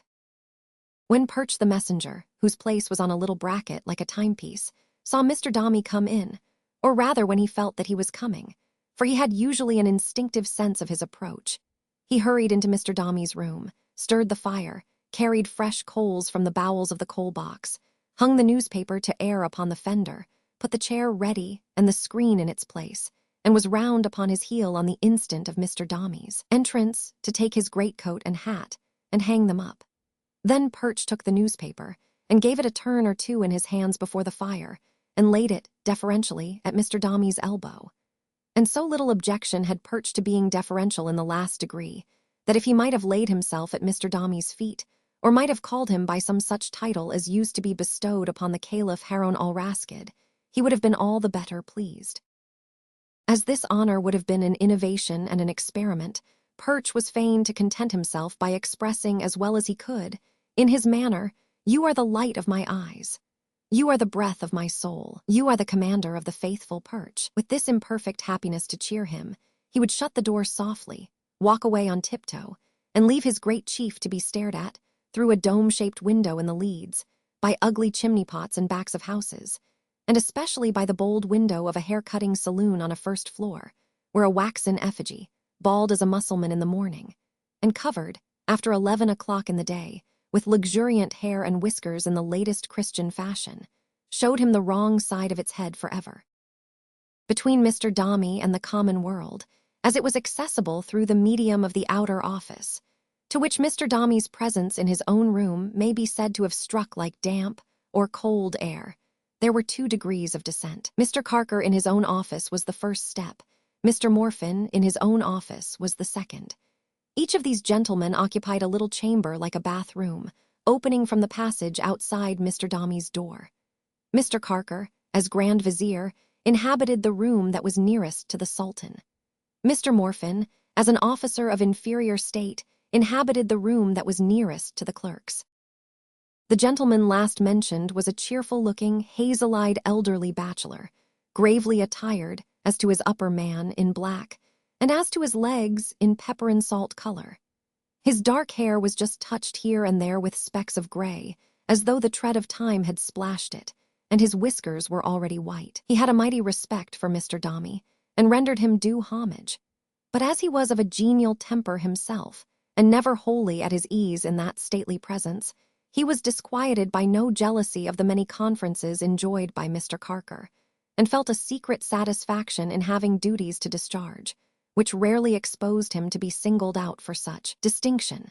He was a great musical amateur in his way, after business, and had a paternal affection for his violoncello, which was once in every week transported from Islington, his place of abode, to a certain clubroom hard by the bank, where quartets of the most tormenting and excruciating nature were executed every Wednesday evening by a private party. Mr. Carker was a gentleman 38 or 40 years old, of a florid complexion, and with 2 unbroken rows of glistening teeth, whose regularity and whiteness were quite distressing. It was impossible to escape the observation of them, for he showed them whenever he spoke, and bore so wide a smile upon his countenance. A smile, however, very rarely indeed, extending beyond his mouth, that there was something in it like the snarl of a cat. He affected a stiff white cravat, after the example of his principal, and was always closely buttoned up and tightly dressed. His manner towards Mr. Dombey was deeply conceived and perfectly expressed. He was familiar with him, in the very extremity of his sense of the distance between them. Mr. Dombey, to a man in your position from a man in mine, there is no show of subservience compatible with the transaction of business between us, that I should think sufficient. I frankly tell you, sir, I give it up altogether. I feel that I could not satisfy my own mind, and heaven knows, Mr. Dombey, you can afford to dispense with the endeavor. If he had carried these words about with him printed on a placard, and had constantly offered it to Mr. Dombey's perusal on the breast of his coat, he could not have been more explicit than he was. This was Carker the manager. Mr. Carker the junior, Walter's friend, was his brother, 2 or 3 years older than he, but widely removed in station. The younger brother's post was on the top of the official ladder, the elder brother S at the bottom. The elder brother never gained a stave or raised his foot to mount one. Young men passed above his head and rose, but he was always at the bottom. He was quite resigned to occupy that low condition, never complained of it, and certainly never hoped to escape from it. "How do you do this morning?" said Mr. Carker the manager, entering Mr. Dombey's room soon after his arrival one day, with a bundle of papers in his hand. "How do you do, Carker?" said Mr. Dombey. "Coolish," observed Carker, stirring the fire. "Rather," said Mr. Dombey. "Any news of the young gentleman who is so important to us all?" asked Carker, with his whole regiment of teeth on parade. "Yes, not direct news. I hear he's very well," said Mr. Dombey, who had come from Brighton overnight, but no one knew it. "Very well, and becoming a great scholar, no doubt," observed the manager. "I hope so," returned Mr. Dombey. "Egad," said Mr. Carker, shaking his head, "time flies." "I think so, sometimes," returned Mr. Dombey, glancing at his newspaper. "Oh, you have no reason to think so," observed Carker. "One who sits on such an elevation as yours and can sit there unmoved in all seasons hasn't much reason to know anything about the flight of time. It's men like myself, who are low down and are not superior in circumstances, and who inherit new masters in the course of time, that have cause to look about us. I shall have a rising sun to worship soon." Time enough, Carker," said Mr. Dombey, rising from his chair and standing with his back to the fire. "Have you anything there for me?" "I don't know that I need trouble you," returned Carker, turning over the papers in his hand. "You have a committee today at 3, you know." "And one at 3:75, added Mr. Dombey. "Catch you forgetting anything," exclaimed Carker, still turning over his papers. "If Mr. Paul inherits your memory, he'll be a troublesome customer in the house. One of you is enough." "You have an accurate memory of your own," said Mr. Dombey. "Oh, aye," returned the manager. "It's the only capital of a man like me." Mr. Dombey did not look less pompous or at all displeased, as he stood leaning against the chimney-piece, surveying his, of course unconscious, clerk, from head to foot. The stiffness and nicety of Mr. Carker's dress, and a certain arrogance of manner, either natural to him or imitated from a pattern not far off, gave great additional effect to his humility. He seemed a man who would contend against the power that vanquished him, if he could, but who was utterly borne down by the greatness and superiority of Mr. Dombey. "Is Morphin here?" asked Mr. Dombey after a short pause, during which Mr. Carker had been fluttering his papers and muttering little abstracts of their contents to himself. "Morphin's here," he answered, looking up with his widest and almost sudden smile. "Humming musical recollections of his last night's quartet party, I suppose, through the walls between us and driving me half mad. I wish he'd make a bonfire of his violoncello and burn his music books in it." "You respect nobody, Carker, I think," said Mr. Dombey. "No," inquired Carker with another wide and most feline show of his teeth. "Well, not many people, I believe. I wouldn't answer perhaps," he murmured, as if he were only thinking it, "for more than one. A dangerous quality, if real, and a not less dangerous one, if feigned." But Mr. Dombey hardly seemed to think so, as he still stood with his back to the fire, drawn up to his full height, and looking at his head clerk with a dignified composure, in which there seemed to lurk a stronger latent sense of power than usual. "Talking of Morphin," resumed Mr. Carker, taking out one paper from the rest, "he reports a junior dead in the agency at Barbados, and proposes to reserve a passage in the Son and Heir. She'll sail in a month or so for the successor. You don't care who goes, I suppose. We have nobody of that sort here." Mr. Dombey shook his head with supreme indifference.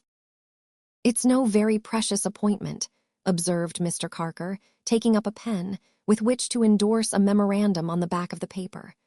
"I hope he may bestow it on some orphan nephew of a musical friend. It may perhaps stop his fiddle playing if he has a gift that way. Who's that? Come in." "I beg your pardon, Mr. Carker. I didn't know you were here, sir," answered Walter, appearing with some letters in his hand, unopened and newly arrived. "Mr. Carker the junior, sir." At the mention of this name, Mr. Carker the manager was, or affected to be, touched to the quick with shame and humiliation. He cast his eyes full on Mr. Dombey with an altered and apologetic look, abased them on the ground, and remained for a moment without speaking. "I thought, sir," he said suddenly and angrily, turning on Walter, "that you had been before requested not to drag Mr. Carker the junior into your conversation." "I beg your pardon," returned Walter. "I was only going to say that Mr. Carker the junior had told me he believed you were gone out, or I should not have knocked at the door when you were engaged with Mr. Dombey. These are letters for Mr. Dombey, sir." "Very well, sir," returned Mr. Carker the manager, plucking them sharply from his hand. "Go about your business." But in taking them with so little ceremony, Mr. Carker dropped one on the floor and did not see what he had done. Neither did Mr. Dombey observe the letter lying near his feet. Walter hesitated for a moment, thinking that one or other of them would notice it, but finding that neither did, he stopped, came back, picked it up, and laid it himself on Mr. Dombey's desk. The letters were post letters, and it happened that the one in question was Mrs. Pipchin's regular report, directed as usual, for Mrs. Pipchin was but an indifferent penwoman, by Florence. Mr. Dombey, having his attention silently called to this letter by Walter, started, and looked fiercely at him, as if he believed that he had purposely selected it from all the rest. "You can leave the room, sir," said Mr. Dombey haughtily. He crushed the letter in his hand, and having watched Walter out at the door, put it in his pocket without breaking the seal. These continual references to Mr. Carker the junior, Mr. Carker the manager began, as soon as they were alone, are, to a man in my position, uttered before one in yours, so unspeakably distressing. "Nonsense, Carker," Mr. Dombey interrupted. "You are too sensitive." "I am sensitive," he returned. "If one in your position could by any possibility imagine yourself in my place, which you cannot, you would be so too." As Mr. Dombey's thoughts were evidently pursuing some other subject, his discreet ally broke off here, and stood with his teeth ready to present to him when he should look up. "You want somebody to send to the West Indies, you were saying," observed Mr. Dombey hurriedly. "Yes," replied Carker. "Send young Gay."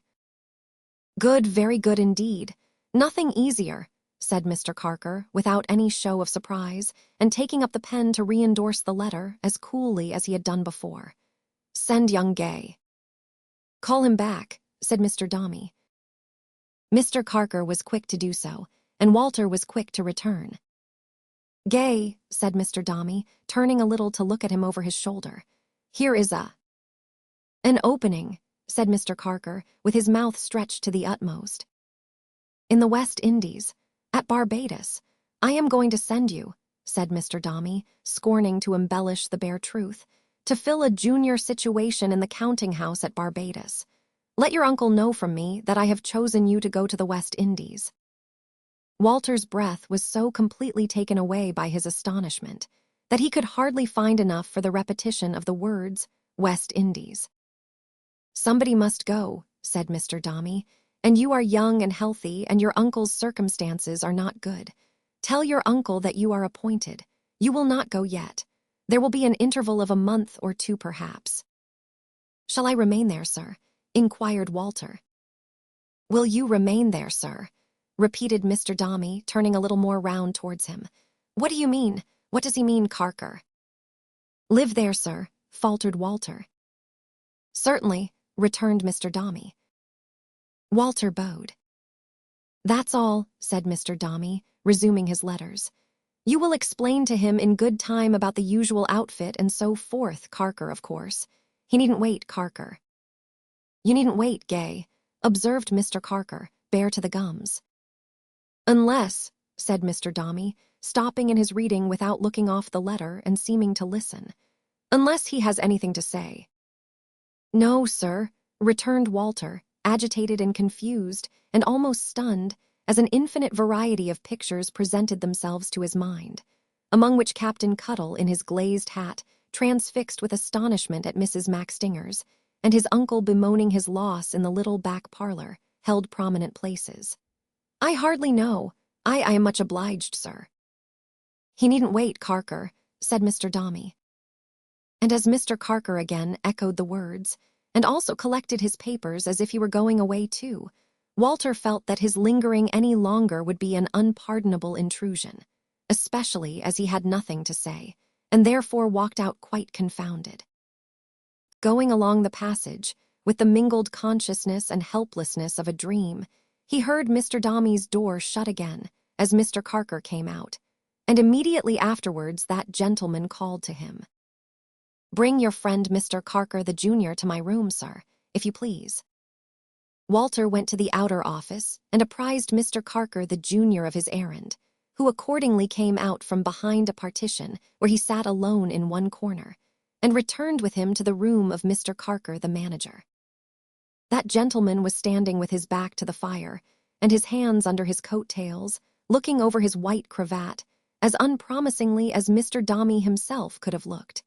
He received them without any change in his attitude or softening of his harsh and black expression, merely signing to Walter to close the door.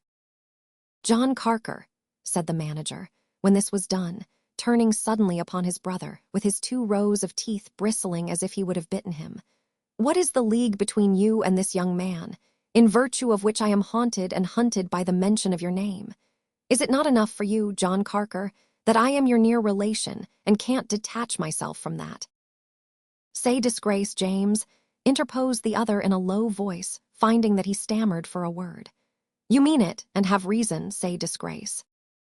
"From that disgrace," assented his brother with keen emphasis, "but is the fact to be blurted out and trumpeted, and proclaimed continually in the presence of the very house. In moments of confidence, too. Do you think your name is calculated to harmonize in this place with trust and confidence, John Carker?" "No," returned the other. "No, James, God knows I have no such thought." "What is your thought, then?" said his brother, "and why do you thrust yourself in my way? Haven't you injured me enough already?" "I have never injured you, James, willfully." "You are my brother," said the manager. "That's injury enough." "I wish I could undo it, James." "I wish you could and would." During this conversation, Walter had looked from one brother to the other, with pain and amazement.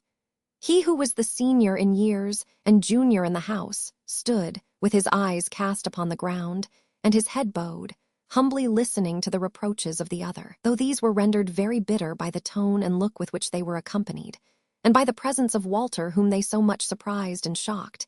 He entered no other protest against them than by slightly raising his right hand in a deprecatory manner, as if he would have said, Spare me. So, had they been blows, and he a brave man under strong constraint and weakened by bodily suffering, he might have stood before the executioner. Generous and quick in all his emotions, and regarding himself as the innocent occasion of these taunts, Walter now struck in, with all the earnestness he felt. "Mr. Carker," he said, addressing himself to the manager, indeed, this is my fault solely. In a kind of heedlessness, for which I cannot blame myself enough, I have no doubt mentioned Mr. Carker the junior much oftener than was necessary, and have allowed his name sometimes to slip through my lips when it was against your expressed wish. But it has been my own mistake, sir. We have never exchanged one word upon the subject, very few indeed on any subject. And it has not been," added Walter after a moment's pause, "all heedlessness on my part, sir, for I have felt an interest in Mr. Carker ever since I have been here, and have hardly been able to help speaking of him sometimes, when I have thought of him so much." Walter said this from his soul, and with the very breath of honor. For he looked upon the bowed head, and the downcast eyes and upraised hand, and thought, "I have felt it, and why should I not avow it in behalf of this unfriended, broken man?" Mr. Carker, the manager, looked at him, as he spoke, and when he had finished speaking, with a smile that seemed to divide his face into two parts. "You are an excitable youth, Gay," he said, "and should endeavor to cool down a little now, for it would be unwise to encourage feverish predispositions. Be as cool as you can, Gay, be as cool as you can. You might have asked Mr. John Carker himself, if you have not done so, whether he claims to be, or is, an object of such strong interest." "James, do me justice," said his brother. "I have claimed nothing, and I claim nothing. Believe me on my honor," said his brother with another smile, as he warmed himself before the fire. "On my fallen life," returned the other in the same low voice, but with a deeper stress on his words than he had yet seemed capable of giving them. "Believe me, I have held myself aloof and kept alone. This has been unsought by me. I have avoided him and everyone." "Indeed, you have avoided me, Mr. Carker," said Walter, with the tears rising to his eyes, so true was his compassion. "I know it to my disappointment and regret. When I first came here, and ever since, I am sure I have tried to be as much your friend as one of my age could presume to be, but it has been of no use." "And observe," said the manager, taking him up quickly, "it will be of still less use, Gay, if you persist in forcing Mr. John Carker's name on people's attention. That is not the way to befriend Mr. John Carker. Ask him if he thinks it is." "It is no service to me," said the brother. "It only leads to such a conversation as the present, which I need not say I could have well spared. No one can be a better friend to me." He spoke here very distinctly, as if he would impress it upon Walter. "Than in forgetting me and leaving me to go my way unquestioned and unnoticed. Your memory not being retentive, Gay, of what you are told by others," said Mr. Carker, the manager, warming himself with great and increased satisfaction. "I thought it well that you should be told this from the best authority," nodding towards his brother. "You are not likely to forget it now, I hope. That's all, Gay. You can go." Walter passed out at the door and was about to close it after him, when, hearing the voices of the brothers again, and also the mention of his own name, he stood irresolutely, with his hand upon the lock, and the door ajar, uncertain whether to return or go away. In this position he could not help overhearing what followed. "Think of me more leniently, if you can, James," said John Carker. "When I tell you I have had, how could I help having, with my history written here," striking himself upon the breast, "my whole heart awakened by my observation of that boy, Walter Gay. I saw in him, when he first came here, almost my other self."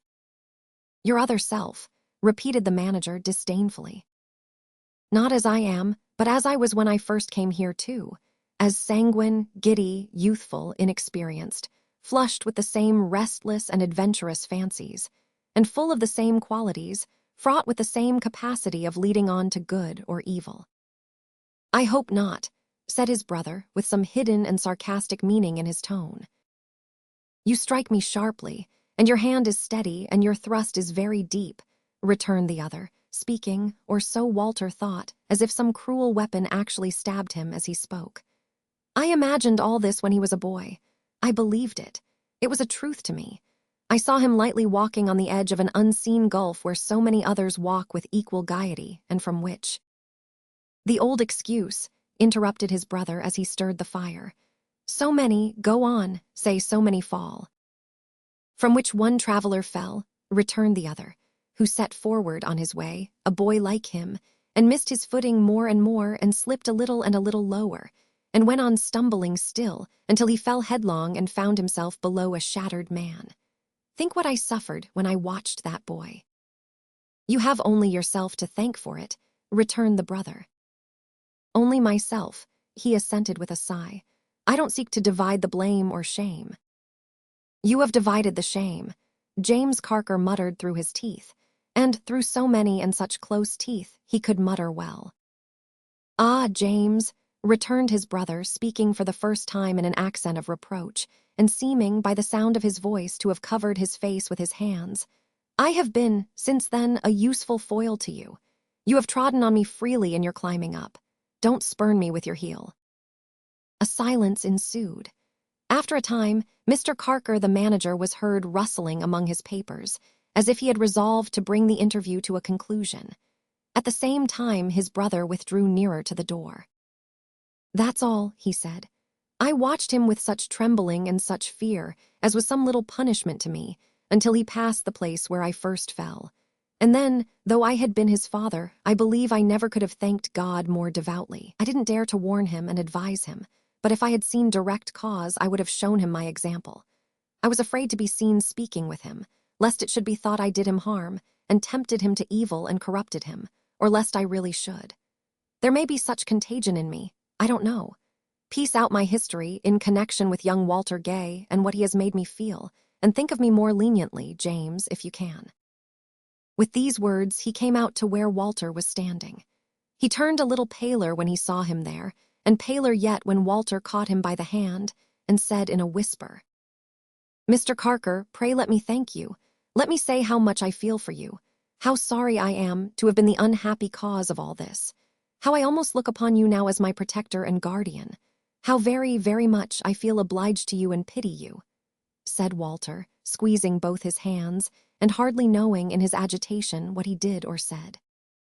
Mr. Morfin's room being close at hand and empty, and the door wide open, they moved thither by one accord, the passage being seldom free from someone passing to or fro. When they were there, and Walter saw in Mr. Carker's face some traces of the emotion within, he almost felt as if he had never seen the face before. It was so greatly changed. Walter, he said, laying his hand on his shoulder, I am far removed from you, and may I ever be. Do you know what I am? What you are, appeared to hang on Walter's lips as he regarded him attentively. It was begun, said Carker, before my 21st birthday, led up to long before, but not begun till near that time. I had robbed them when I came of age. I robbed them afterwards. Before my 22nd birthday, it was all found out, and then, Walter, from all men's society, I died. Again his last few words hung trembling upon Walter's lips, but he could neither utter them, nor any of his own. The house was very good to me. May heaven reward the old man for his forbearance. This one, too, his son, who was then newly in the firm where I had held great trust. I was called into that room which is now his. I have never entered it since, and came out what you know me. For many years I sat in my present seat, alone as now, but then a known and recognized example to the rest. They were all merciful to me, and I lived. Time has altered that part of my poor expiation, and I think, except the three heads of the house, there is no one here who knows my story rightly. Before the little boy grows up and has it told to him, my corner may be vacant. I would rather that it might be so. This is the only change to me since that day, when I left all youth and hope and good men's company behind me in that room. God bless you, Walter. Keep you, and all dear to you, in honesty, or strike them dead. Some recollection of his trembling from head to foot, as if with excessive cold, and of his bursting into tears, was all that Walter could add to this, when he tried to recall exactly what had passed between them. When Walter saw him next, he was bending over his desk in his old silent, drooping, humbled way. Then, observing him at his work, and feeling how resolved he evidently was that no further intercourse should arise between them, and thinking again and again on all he had seen, and heard that morning in so short a time. In connection with the history of both the Carkers, Walter could hardly believe that he was under orders for the West Indies, and would soon be lost to Uncle Sol and Captain Cuttle, and to glimpses few and far between of Florence Dombey. No, he meant Paul, and to all he loved and liked and looked for in his daily life. But it was true, and the news had already penetrated to the outer office. For while he sat with a heavy heart, pondering on these things, and resting his head upon his arm, Perch the messenger, descending from his mahogany bracket and jogging his elbow, begged his pardon but wished to say in his ear, did he think he could arrange to send home to England a jar of preserved ginger, cheap, for Mrs. Perch's own eating, in the course of her recovery from her next confinement? Chapter 14. Paul grows more and more old-fashioned and goes home for the holidays. When the midsummer vacation approached, no indecent manifestations of joy were exhibited by the leaden-eyed young gentlemen assembled at Dr. Blimber's. Any such violent expression as breaking up would have been quite inapplicable to that polite establishment. The young gentlemen oozed away, semi-annually, to their own homes, but they never broke up. They would have scorned the action. Tozer, who was constantly galled and tormented by a starched white cambric neckerchief, which he wore at the express desire of Mrs. Tozer. His parent, who, designing him for the church, was of opinion that he couldn't be in that forward state of preparation too soon. Tozer said, indeed, that choosing between two evils, he thought he would rather stay where he was than go home. However inconsistent this declaration might appear with that passage in Tozer's essay on the subject, wherein he had observed that the thoughts of home and all its recollections awakened in his mind the most pleasing emotions of anticipation and delight, and had also likened himself to a Roman general, flushed with a recent victory over the Iceni, or laden with Carthaginian spoil, advancing within a few hours. March of the capital, presupposed, for the purposes of the simile, to be the dwelling place of Mrs. Tozer. Still, it was very sincerely made, for it seemed that Tozer had a dreadful uncle, who not only volunteered examinations of him, in the holidays on abstruse points, but twisted innocent events and things, and wrenched them to the same fell purpose, so that if this uncle took him to the play, or, on a similar pretense of kindness, carried him to see a giant, or a dwarf, or a conjurer, or anything, Tozer knew he had read up some classical allusion to the subject beforehand, and was thrown into a state of mortal apprehension, not foreseeing where he might break out, or what authority he might not quote against him. As to Briggs, his father made no show of artifice about it. He never would leave him alone. So numerous and severe were the mental trials of that unfortunate youth in vacation time, that the friends of the family, then resident near Bayswater, London, seldom approached the ornamental piece of water in Kensington Gardens without a vague expectation of seeing Master Briggs's hat floating on the surface, and an unfinished exercise lying on the bank. Briggs, therefore, was not at all sanguine on the subject of holidays, and these two sharers of little Paul's bedroom were so fair a sample of the young gentlemen in general, that the most elastic among them contemplated the arrival of those festive periods with genteel resignation. It was far otherwise with little Paul. The end of these first holidays was to witness his separation from Florence, but who ever looked forward to the end of holidays whose beginning was not yet come? Not Paul, assuredly. As the happy time drew near, the lions and tigers climbing up the bedroom walls became quite tame and frolicsome. The grim, sly faces in the squares and diamonds of the floorcloth relaxed and peeped out at him with less wicked eyes.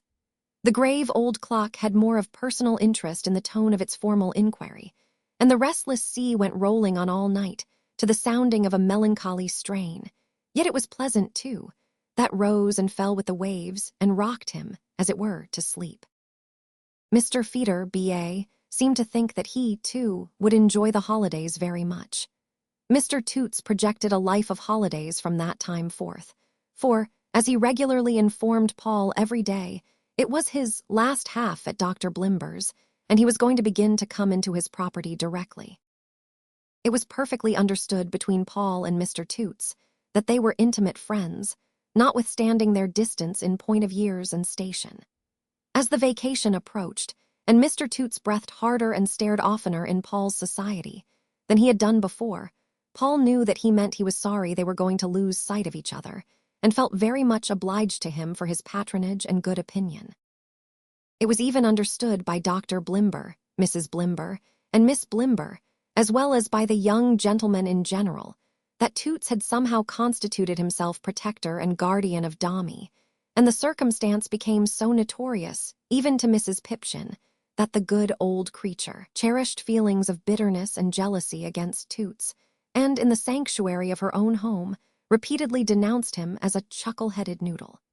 Whereas the innocent Toots had no more idea of awakening Mrs. Pipchin's wrath than he had of any other definite possibility or proposition. On the contrary, he was disposed to consider her rather a remarkable character, with many points of interest about her. For this reason he smiled on her with so much urbanity, and asked her how she did, so often in the course of her visits to little Paul, that at last she one night told him plainly she wasn't used to it, whatever he might think, and she could not and she would not bear it, either from himself or any other puppy then existing. At which unexpected acknowledgment of his civilities, Mr. Toots was so alarmed that he secreted himself in a retired spot until she had gone. Nor did he ever again face the doughty Mrs. Pipchin under Dr. Blimber's roof. They were within 2 or 3 weeks of the holidays, when one day Cornelia Blimber called Paul into her room and said, "Dombey, I am going to send home your analysis." "Thank you, ma'am," returned Paul. "You know what I mean, do you, Dombey?" inquired Miss Blimber, looking hard at him through the spectacles. "No, ma'am," said Paul. Dombey, said Miss Blimber, "I begin to be afraid you are a sad boy. When you don't know the meaning of an expression, why don't you seek for information?" "Mrs. Pipchin told me I wasn't to ask questions," returned Paul. "I must beg you not to mention Mrs. Pipchin to me, on any account, Dombey," returned Miss Blimber. "I couldn't think of allowing it. The course of study here is very far removed from anything of that sort. A repetition of such allusions would make it necessary for me to request to hear, without a mistake, before breakfast time tomorrow morning, from verbum personale down to similimia signo." "I didn't mean, ma'am," began little Paul. "I must trouble you not to tell me that you didn't mean, if you please, Dombey," said Miss Blimber, who preserved an awful politeness in her admonitions. "That is a line of argument I couldn't dream of permitting." Paul felt it safest to say nothing at all, so he only looked at Miss Blimber's spectacles. Miss Blimber, having shaken her head at him gravely, referred to a paper lying before her. "Analysis of the character of P. Dombey. If my recollection serves me," said Miss Blimber, breaking off, "the word analysis as opposed to synthesis is thus defined by Walker: the resolution of an object, whether of the senses or of the intellect, into its first elements. As opposed to synthesis, you observe. Now you know what analysis is, Dombey." Dombey didn't seem to be absolutely blinded by the light let in upon his intellect, but he made Miss Blimber a little bow. "Analysis," resumed Miss Blimber, casting her eye over the paper, "of the character of P. Dombey. I find that the natural capacity of Dombey is extremely good, and that his general disposition to study may be stated in an equal ratio. Thus, taking 8 as our standard and highest number, I find these qualities in Dombey stated each at 6¾ Miss Blimber paused to see how Paul received this news. Being undecided whether 6¾ meant £6.15, or 6 3 farthings, or 6'3", or 3/4 past 6, or 6 somethings that he hadn't learnt yet, with 3 unknown something elses over, Paul rubbed his hands and looked straight at Miss Blimber. It happened to answer as well as anything else he could have done, and Cornelia proceeded.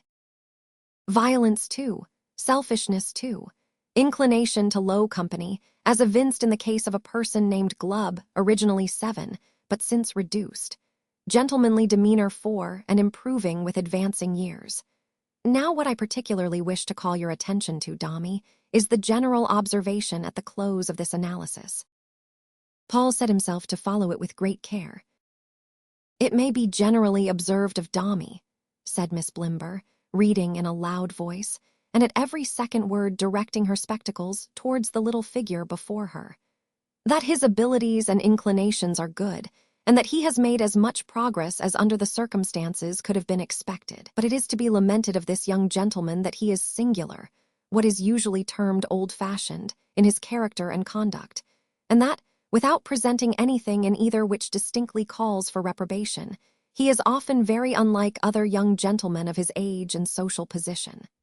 "Now, Dombey," said Miss Blimber, laying down the paper, "do you understand that?" "I think I do, ma'am," said Paul. "This analysis, you see, Dombey," Miss Blimber continued, "is going to be sent home to your respected parent. It will naturally be very painful to him to find that you are singular in your character and conduct. It is naturally painful to us, for we can't like you, you know, Dombey, as well as we could wish." She touched the child upon a tender point. He had secretly become more and more solicitous from day to day, as the time of his departure drew more near, that all the house should like him, from some hidden reason, very imperfectly understood by himself, if understood at all. He felt a gradually increasing impulse of affection towards almost everything and everybody in the place. He could not bear to think that they would be quite indifferent to him when he was gone. He wanted them to remember him kindly, and he had made it his business even to conciliate a great hoarse, shaggy dog, chained up at the back of the house, who had previously been the terror of his life, that even he might miss him when he was no longer there.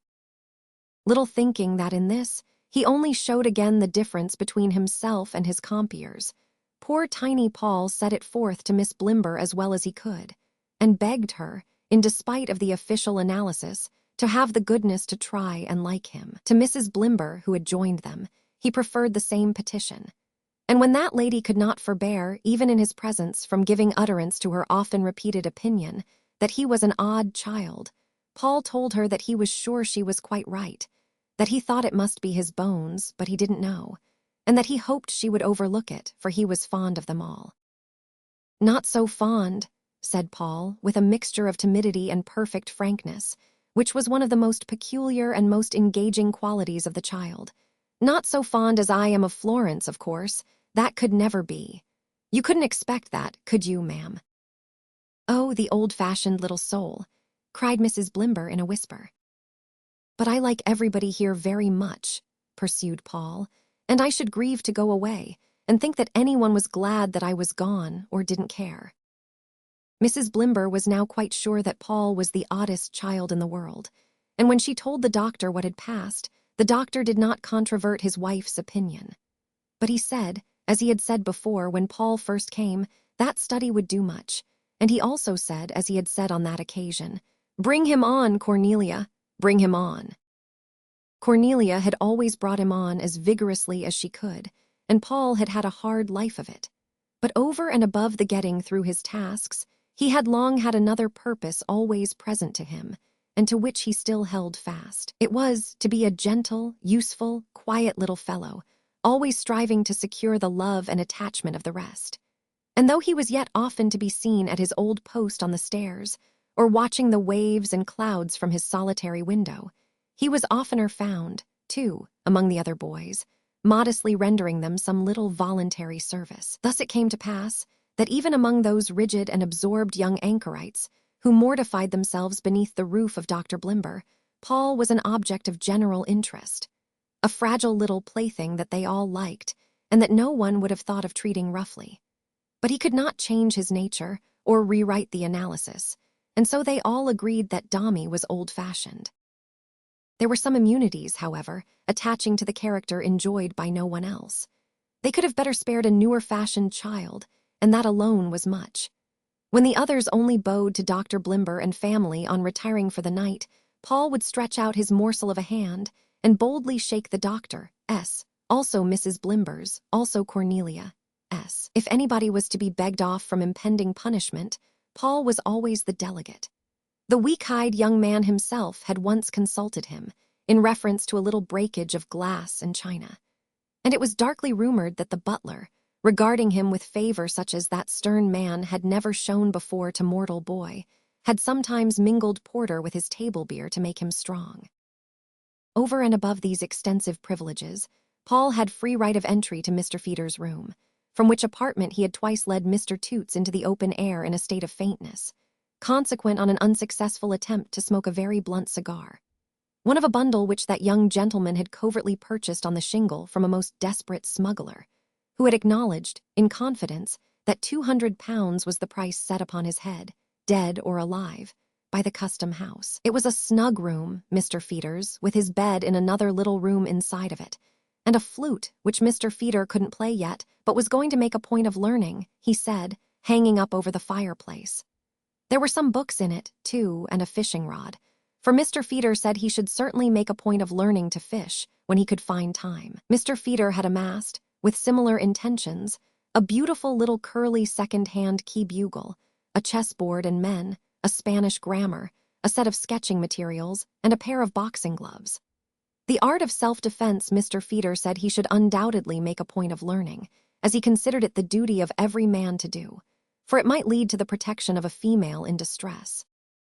But Mr. Feeder's great possession was a large green jar of snuff, which Mr. Toots had brought down as a present at the close of the last vacation, and for which he had paid a high price, having been the genuine property of the Prince Regent. Neither Mr. Toots nor Mr. Feeder could partake of this or any other snuff, even in the most stinted and moderate degree, without being seized with convulsions of sneezing. Nevertheless, it was their great delight to moisten a boxful with cold tea, stir it up on a piece of parchment with a paper knife, and devote themselves to its consumption then and there. In the course of which cramming of their noses, they endured surprising torments with the constancy of martyrs, and, drinking table beer at intervals, felt all the glories of dissipation. To little Paul sitting silent in their company, and by the side of his chief patron, Mr. Toots, there was a dread charm in these reckless occasions. And when Mr. Feeder spoke of the dark mysteries of London, and told Mr. Toots that he was going to observe it himself closely in all its ramifications in the approaching holidays, and for that purpose had made arrangements to board with 2 old maiden ladies at Peckham, Paul regarded him as if he were the hero of some book of travels or wild adventure, and was almost afraid of such a slashing person. Going into this room one evening, when the holidays were very near, Paul found Mr. Feeder filling up the blanks in some printed letters, while some others, already filled up and strewn before him, were being folded and sealed by Mr. Toots. Mr. Feeder said, "Aha, Dombey, there you are you?" For they were always kind to him and glad to see him, and then said, tossing one of the letters towards him, "And there you are too, Dombey. That's yours." "Mine, sir," said Paul. "Your invitation," returned Mr. Feeder. Paul, looking at it, found in copperplate print, with the exception of his own name and the date, which were in Mr. Feeder's penmanship, that Dr. and Mrs. Blimber requested the pleasure of Mr. P. Dombey's company at an early party on Wednesday evening the 17th instant, and that the hour was 7:30 o'clock, and that the object was quadrilles. Mr. Toots also showed him, by holding up a companion sheet of paper, that Dr. and Mrs. Blimber requested the pleasure of Mr. Toots's company at an early party on Wednesday evening the 17th instant, when the hour was 7:30 o'clock, and when the object was quadrilles. He also found, on glancing at the table where Mr. Feeder sat, that the pleasure of Mr. Briggs's company, and of Mr. Tozer's company, and of every young gentleman's company, was requested by Dr. and Mrs. Blimber on the same genteel occasion. Mr. Feeder then told him, to his great joy, that his sister was invited, and that it was a half-yearly event, and that, as the holidays began that day, he could go away with his sister after the party, if he liked, which Paul interrupted him to say he would like, very much.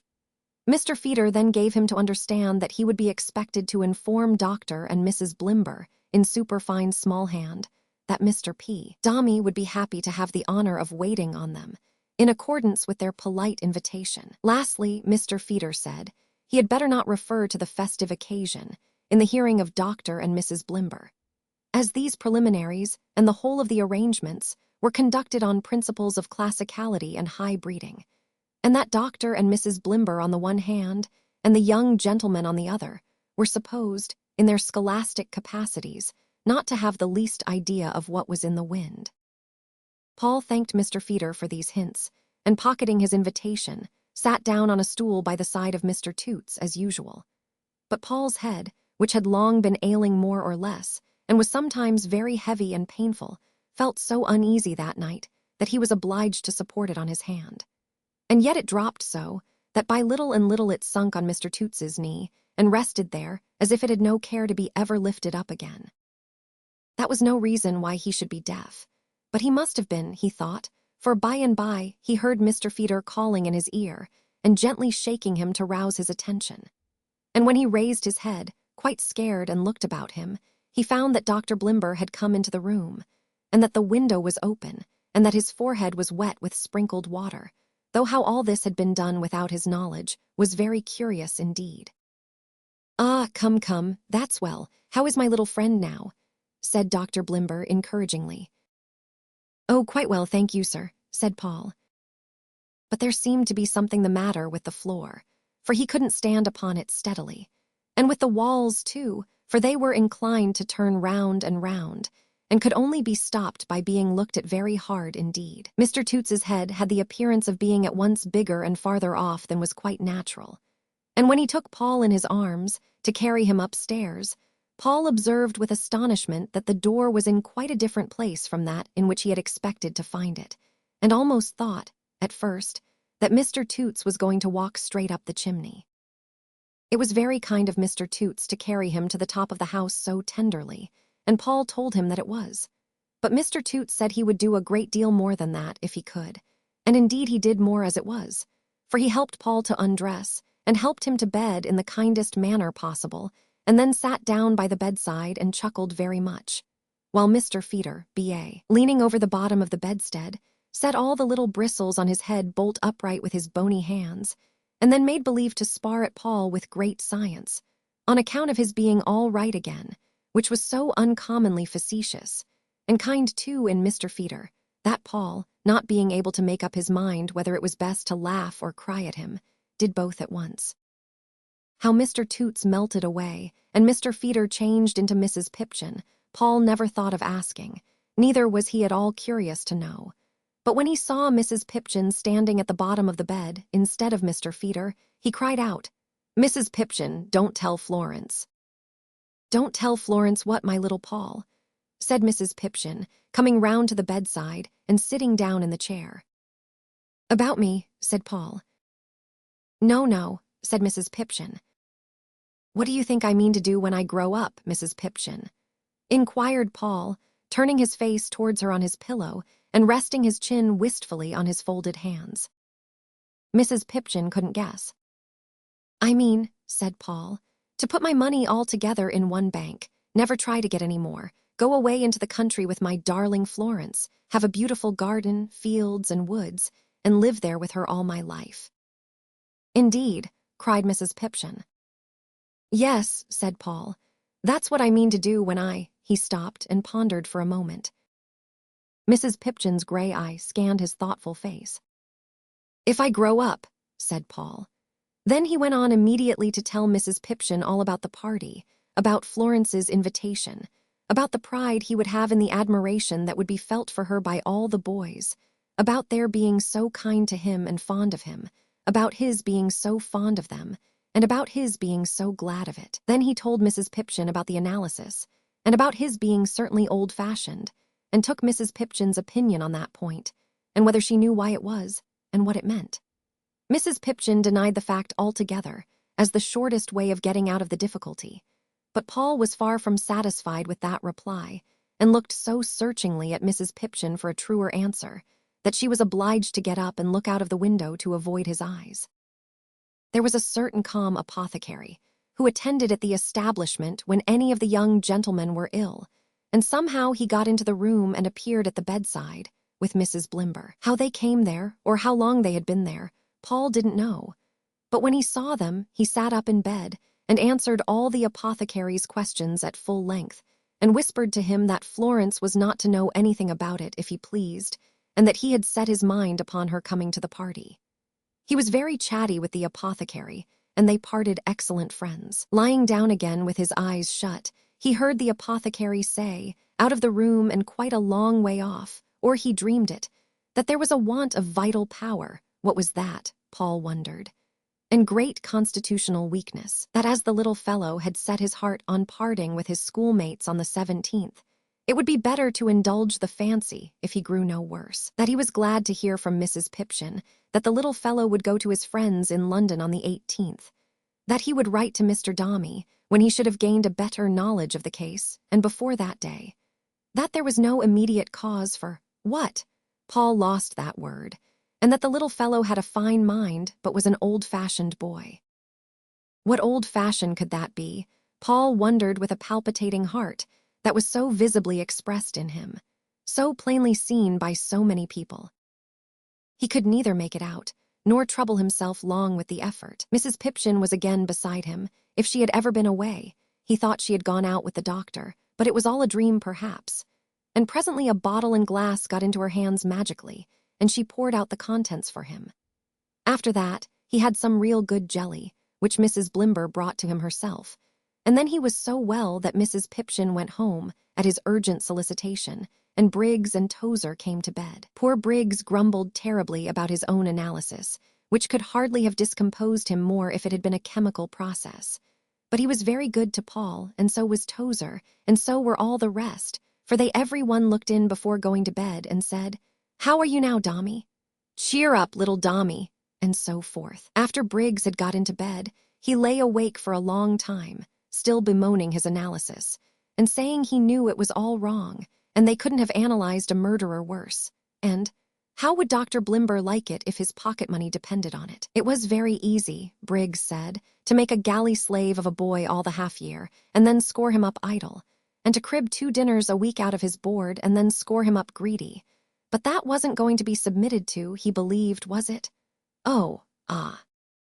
Before the weak-eyed young man performed on the gong next morning, he came upstairs to Paul and told him he was to lie still, which Paul very gladly did. Mrs. Pipchin reappeared a little before the apothecary, and a little after the good young woman whom Paul had seen cleaning the stove on that first morning, how long ago it seemed now, had brought him his breakfast.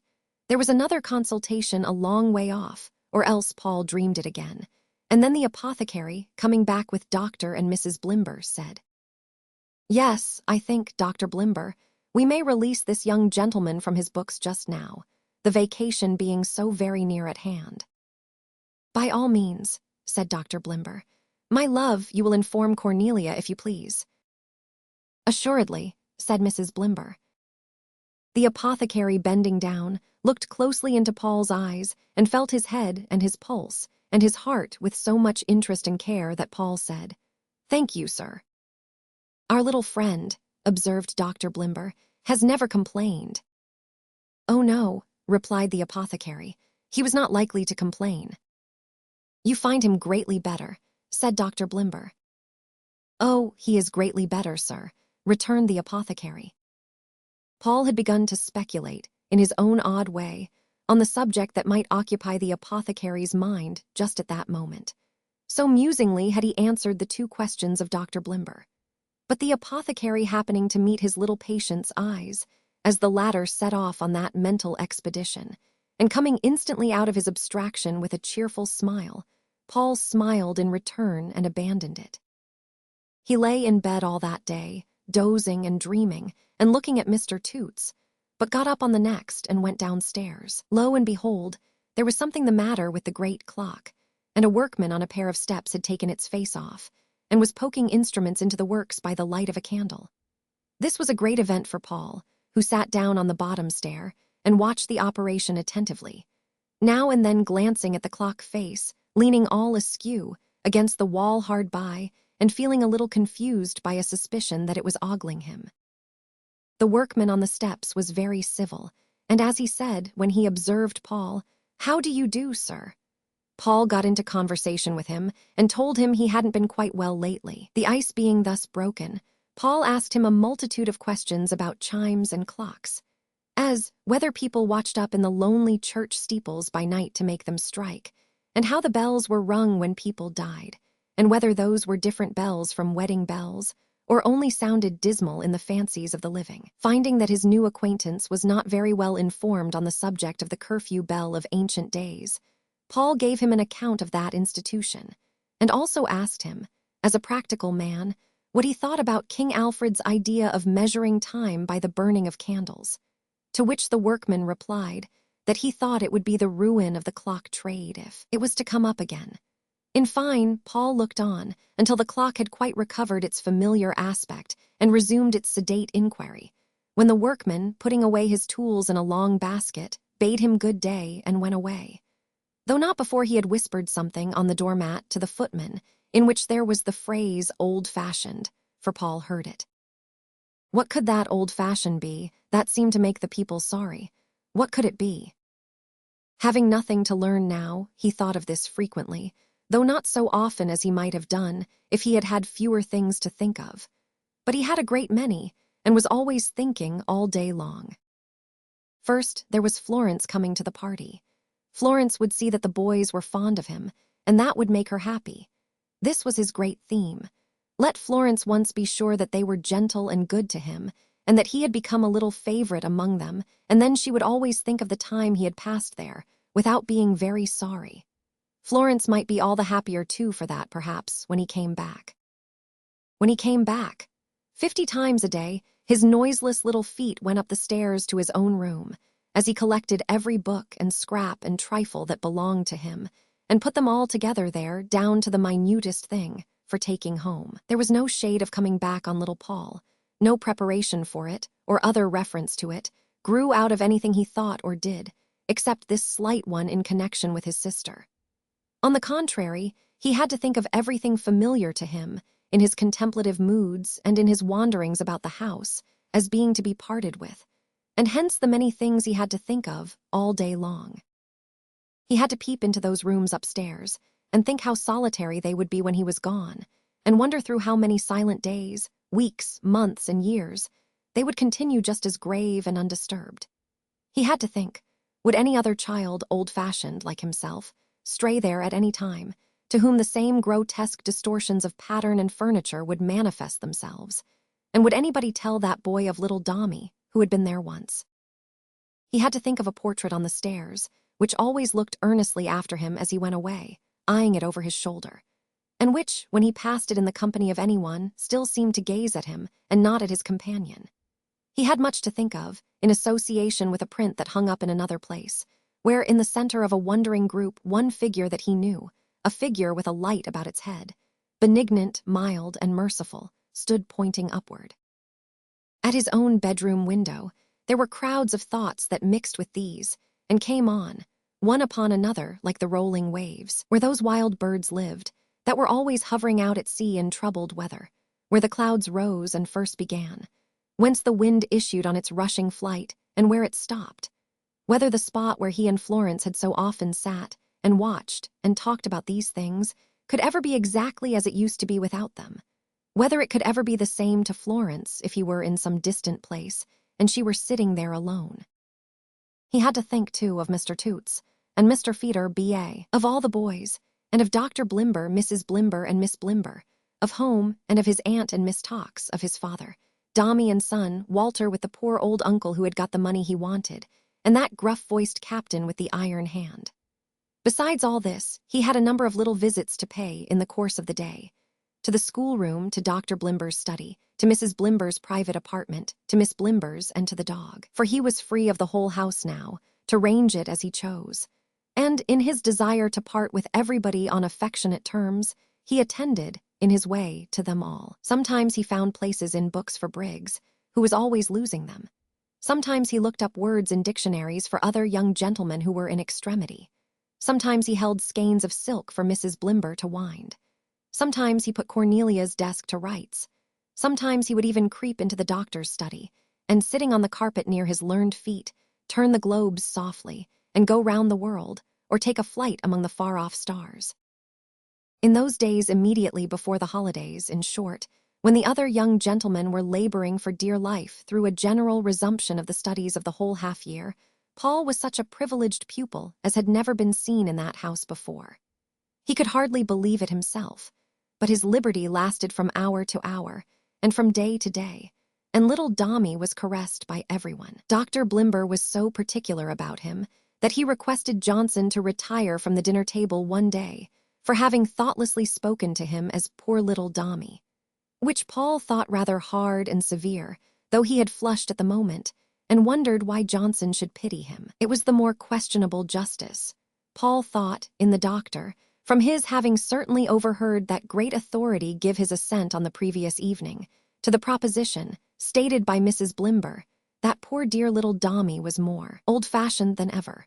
And now it was that Paul began to think it must surely be old-fashioned to be very thin, and light, and easily tired, and soon disposed to lie down anywhere and rest, for he couldn't help feeling that these were more and more his habits every day.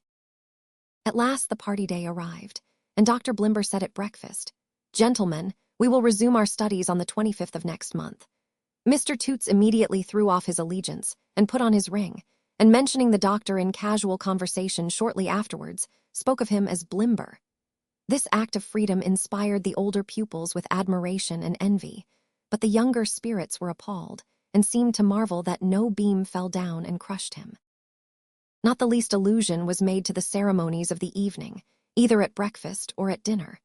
But there was a bustle in the house all day, and in the course of his perambulations, Paul made acquaintance with various strange benches and candlesticks, and met a harp in a green greatcoat standing on the landing outside the drawing-room door. There was something queer, too, about Mrs. Blimber's head at dinner-time, as if she had screwed her hair up too tight.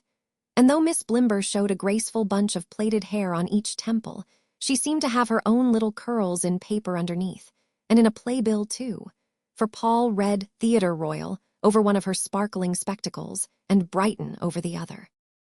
There was a grand array of white waistcoats and cravats in the young gentlemen's bedrooms as evening approached, and such a smell of singed hair that Dr. Blimber sent up the footman with his compliments, and wished to know if the house was on fire. But it was only the hairdresser curling the young gentleman, and overheating his tongs in the ardor of business. When Paul was dressed, which was very soon done, for he felt unwell and drowsy, and was not able to stand about it very long, he went down into the drawing-room, where he found Dr. Blimber pacing up and down the room full-dressed, but with a dignified and unconcerned demeanor, as if he thought it barely possible that one or two people might drop in by and by. Shortly afterwards, Mrs. Blimber appeared, looking lovely, Paul thought, and attired in such a number of skirts that it was quite an excursion to walk round her. Miss Blimber came down soon after her mamma, a little squeezed in appearance, but very charming. Mr. Toots and Mr. Feeder were the next arrivals. Each of these gentlemen brought his hat in his hand, as if he lived somewhere else, and when they were announced by the butler, Dr. Blimber said, "Aye, God bless my soul," and seemed extremely glad to see them.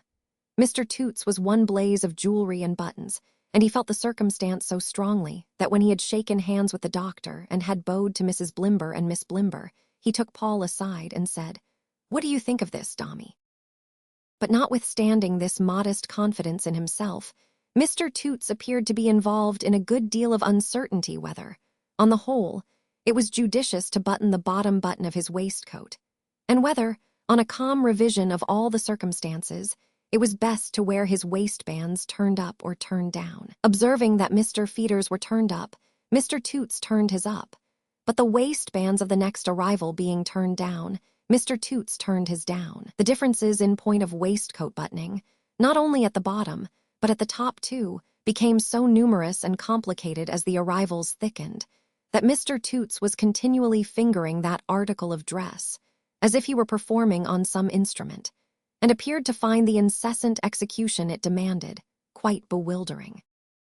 All the young gentlemen, tightly cravated, curled, and pumped, and with their best hats in their hands, having been at different times announced and introduced, Mr. Baps, the dancing master, came, accompanied by Mrs. Baps, to whom Mrs. Blimber was extremely kind and condescending. Mr. Baps was a very grave gentleman, with a slow and measured manner of speaking, and before he had stood under the lamp 5 minutes, he began to talk to Toots, who had been silently comparing pumps with him, about what you were to do with your raw materials when they came into your ports in return for your drain of gold.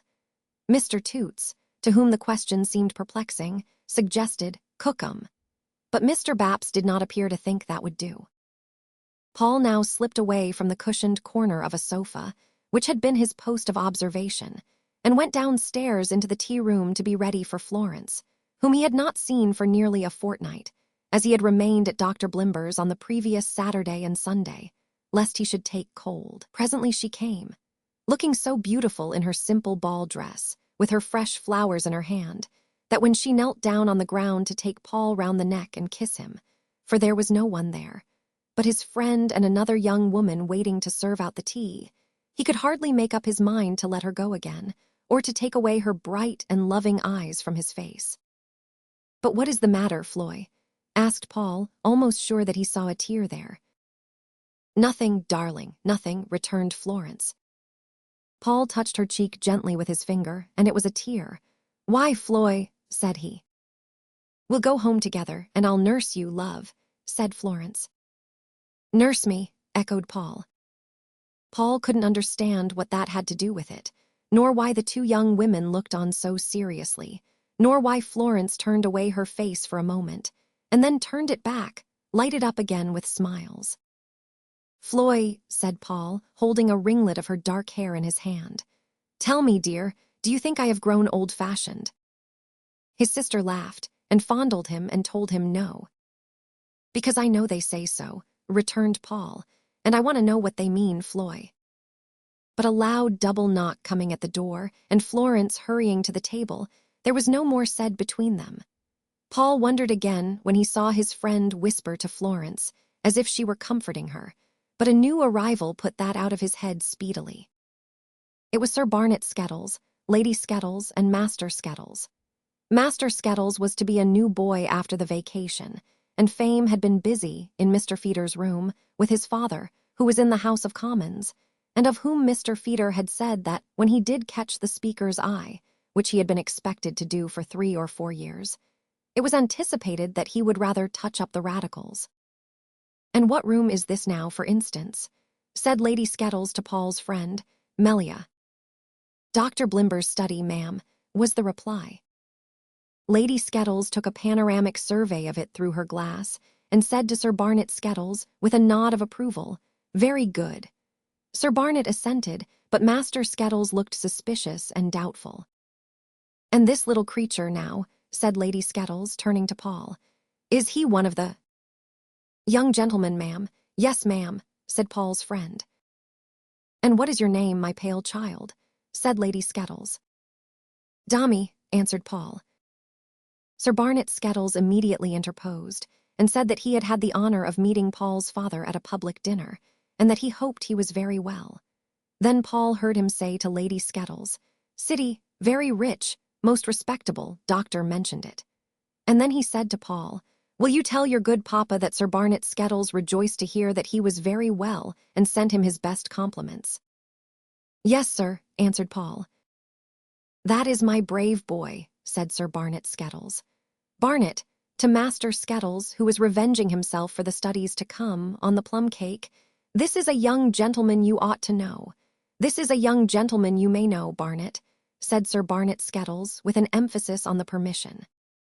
"What eyes, what hair, what a lovely face," exclaimed Lady Skettles softly as she looked at Florence through her glass. "My sister," said Paul, presenting her. The satisfaction of the Skettleses was now complete, and as Lady Skettles had conceived, at first sight, a liking for Paul, they all went upstairs together, Sir Barnet Skettles taking care of Florence and young Barnet following. Young Barnet did not remain long in the background after they had reached the drawing-room, for Dr. Blimber had him out in no time, dancing with Florence. He did not appear to Paul to be particularly happy, or particularly anything but sulky, or to care much what he was about. But as Paul heard Lady Skettles say to Mrs. Blimber, while she beat time with her fan, that her dear boy was evidently smitten to death by that angel of a child, Miss Dombey, it would seem that Skettles Jr. was in a state of bliss, without showing it. Little Paul thought it a singular coincidence that nobody had occupied his place among the pillows, and that when he came into the room again, they should all make way for him to go back to it, remembering it was his. Nobody stood before him either, when they observed that he liked to see Florence dancing, but they left the space in front quite clear, so that he might follow her with his eyes. They were so kind, too, even the strangers, of whom there were soon a great many, that they came and spoke to him every now and then, and asked him how he was, and if his head ached, and whether he was tired. He was very much obliged to them for all their kindness and attention, and reclining propped up in his corner, with Mrs. Blimber and Lady Skettles on the same sofa, and Florence coming and sitting by his side as soon as every dance was ended, he looked on very happily indeed. Florence would have sat by him all night, and would not have danced at all of her own accord, but Paul made her, by telling her how much it pleased him. And he told her the truth, too, for his small heart swelled and his face glowed when he saw how much they all admired her, and how she was the beautiful little rosebud of the room. From his nest among the pillows, Paul could see and hear almost everything that passed as if the whole were being done for his amusement. Among other little incidents that he observed Mr. Baps, the dancing master, get into conversation with Sir Barnet Skettles, and very soon ask him, as he had asked Mr. Toots, what you were to do with your raw materials when they came into your ports in return for your drain of gold, which was such a mystery to Paul that he was quite desirous to know what ought to be done with them. Sir Barnet Skettles had much to say upon the question and said it, but it did not appear to solve the question, for Mr. Baps retorted yes, but supposing Russia stepped in with her tallows, which struck Sir Barnet almost dumb, for he could only shake his head after that, and say, why then you must fall back upon your cottons, he supposed. Sir Barnet Skettles looked after Mr. Baps when he went to cheer up Mrs. Baps, who, being quite deserted, was pretending to look over the music book of the gentleman who played the harp, as if he thought him a remarkable kind of man. And shortly afterwards he said so in those words to Dr. Blimber, and inquired if he might take the liberty of asking who he was, and whether he had ever been in the Board of Trade. Dr. Blimber answered no, he believed not, and that in fact he was a professor of something connected with statistics, I'll swear, observed Sir Barnet Skettles. Why no, Sir Barnet, replied Dr. Blimber, rubbing his chin.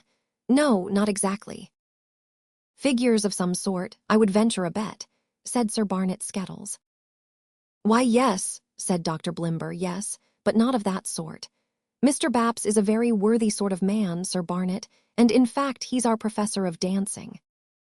Paul was amazed to see that this piece of information quite altered Sir Barnet Skettles' opinion of Mr. Baps, and that Sir Barnet flew into a perfect rage, and glowered at Mr. Baps over on the other side of the room.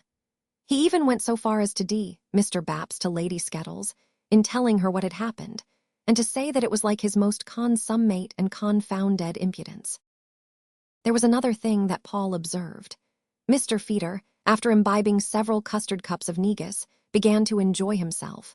The dancing in general was ceremonious, and the music rather solemn, a little like church music in fact. But after the custard cups, Mr. Feeder told Mr. Toots that he was going to throw a little spirit into the thing. After that, Mr. Feeder not only began to dance as if he meant dancing and nothing else, but secretly to stimulate the music to perform wild tunes. Further, he became particular in his attentions to the ladies, and dancing with Miss Blimber, whispered to her, though not so softly but that Paul heard him say this remarkable poetry. Had I a heart for falsehood framed, I ne'er could injure you. This Paul heard him repeat to 4 young ladies in succession. Well might Mr. Feeder say to Mr. Toots that he was afraid he should be the worse for it tomorrow. Mrs. Blimber was a little alarmed by this, comparatively speaking, profligate behavior, and especially by the alteration in the character of the music, which, beginning to comprehend low melodies that were popular in the streets, might not unnaturally be supposed to give offense to Lady Skettles. But Lady Skettles was so very kind as to beg Mrs. Blimber not to mention it, and to receive her explanation that Mr. Feeder's spirits sometimes betrayed him into excesses on these occasions, with the greatest courtesy and politeness, observing that he seemed a very nice sort of person for his situation, and that she particularly liked the unassuming style of his hair, which, as already hinted, was about 1/4 of an inch long. Once, when there was a pause in the dancing, Lady Skettles told Paul that he seemed very fond of music. Paul replied that he was, and if she was too, she ought to hear his sister, Florence, sing. Lady Skettles presently discovered that she was dying with anxiety to have that gratification, and though Florence was at first very much frightened at being asked to sing before so many people, and begged earnestly to be excused, yet, on Paul calling her to him, and saying, "Do, Floy, please, for me, my dear," She went straight to the piano and began, when they all drew a little away, that Paul might see her. And when he saw her sitting there all alone, so young and good and beautiful and kind to him, and heard her thrilling voice, so natural and sweet, and such a golden link between him and all his life's love and happiness, rising out of the silence, he turned his face away and hid his tears. Not, as he told them when they spoke to him, not that the music was too plaintive or too sorrowful, but it was so dear to him. They all loved Florence. How could they help it? Paul had known beforehand that they must and would, and sitting in his cushioned corner with calmly folded hands, and one leg loosely doubled under him, few would have thought what triumph and delight expanded his childish bosom while he watched her, or what a sweet tranquility he felt. Lavish encomiums on Dombey's sister reached his ears from all the boys. Admiration of the self-possessed and modest little beauty was on every lip.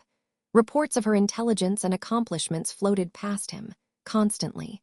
And as if borne in upon the air of the summer night, there was a half-intelligible sentiment diffused around, referring to Florence and himself, and breathing sympathy for both, that soothed and touched him. He did not know why. For all that the child observed and felt and thought that night, the present and the absent, what was then and what had been, were blended like the colors in the rainbow, or in the plumage of rich birds when the sun is shining on them, or in the softening sky when the same sun is setting. The many things he had had to think of lately passed before him in the music, not as claiming his attention over again, or as likely evermore to occupy it, but as peacefully disposed of and gone. A solitary window, gazed through years ago, looked out upon an ocean, miles and miles away. Upon its waters, fancies, busy with him only yesterday, were hushed and lulled to rest like broken waves. The same mysterious murmur he had wondered at, when lying on his couch upon the beach, he thought he still heard sounding through his sister's song, and through the hum of voices and the tread of feet, and having some part in the faces flitting by, and even in the heavy gentleness of Mr. Toots, who frequently came up to shake him by the hand. Through the universal kindness he still thought he heard it, speaking to him, and even his old-fashioned reputation seemed to be allied to it, he knew not how. Thus little Paul sat musing, listening, looking on and dreaming, and was very happy. Until the time arrived for taking leave. And then, indeed, there was a sensation in the party. Sir Barnet Skettles brought up Skettles Jr. to shake hands with him, and asked him if he would remember to tell his good papa, with his best compliments, that he, Sir Barnet Skettles, had said he hoped the two young gentlemen would become intimately acquainted. Lady Skettles kissed him, and patted his hair upon his brow, and held him in her arms, and even Mrs. Baps, poor Mrs. Baps. Paul was glad of that, came over from beside the music book of the gentleman who played the harp, and took leave of him quite as heartily as anybody in the room. "Goodbye, Dr. Blimber," said Paul, stretching out his hand. "Goodbye, my little friend," returned the doctor. "I'm very much obliged to you, sir," said Paul, looking innocently up into his awful face. "Ask them to take care of Diogenes, if you please." Diogenes was the dog, who had never in his life received a friend into his confidence before Paul. The doctor promised that every attention should be paid to Diogenes in Paul's absence, and Paul, having again thanked him and shaken hands with him, bade adieu to Mrs. Blimber and Cornelia with such heartfelt earnestness that Mrs. Blimber forgot from that moment to mention Cicero to Lady Skettles, though she had fully intended it all the evening. Cornelia, taking both Paul's hands in hers, said, Dommy, you have always been my favorite pupil. God bless you." And it showed, Paul thought, how easily one might do injustice to a person, for Miss Blimber meant it, though she was a forcer and felt it. A buzz then went round among the young gentlemen, of Dommy's going. Little Dommy's going.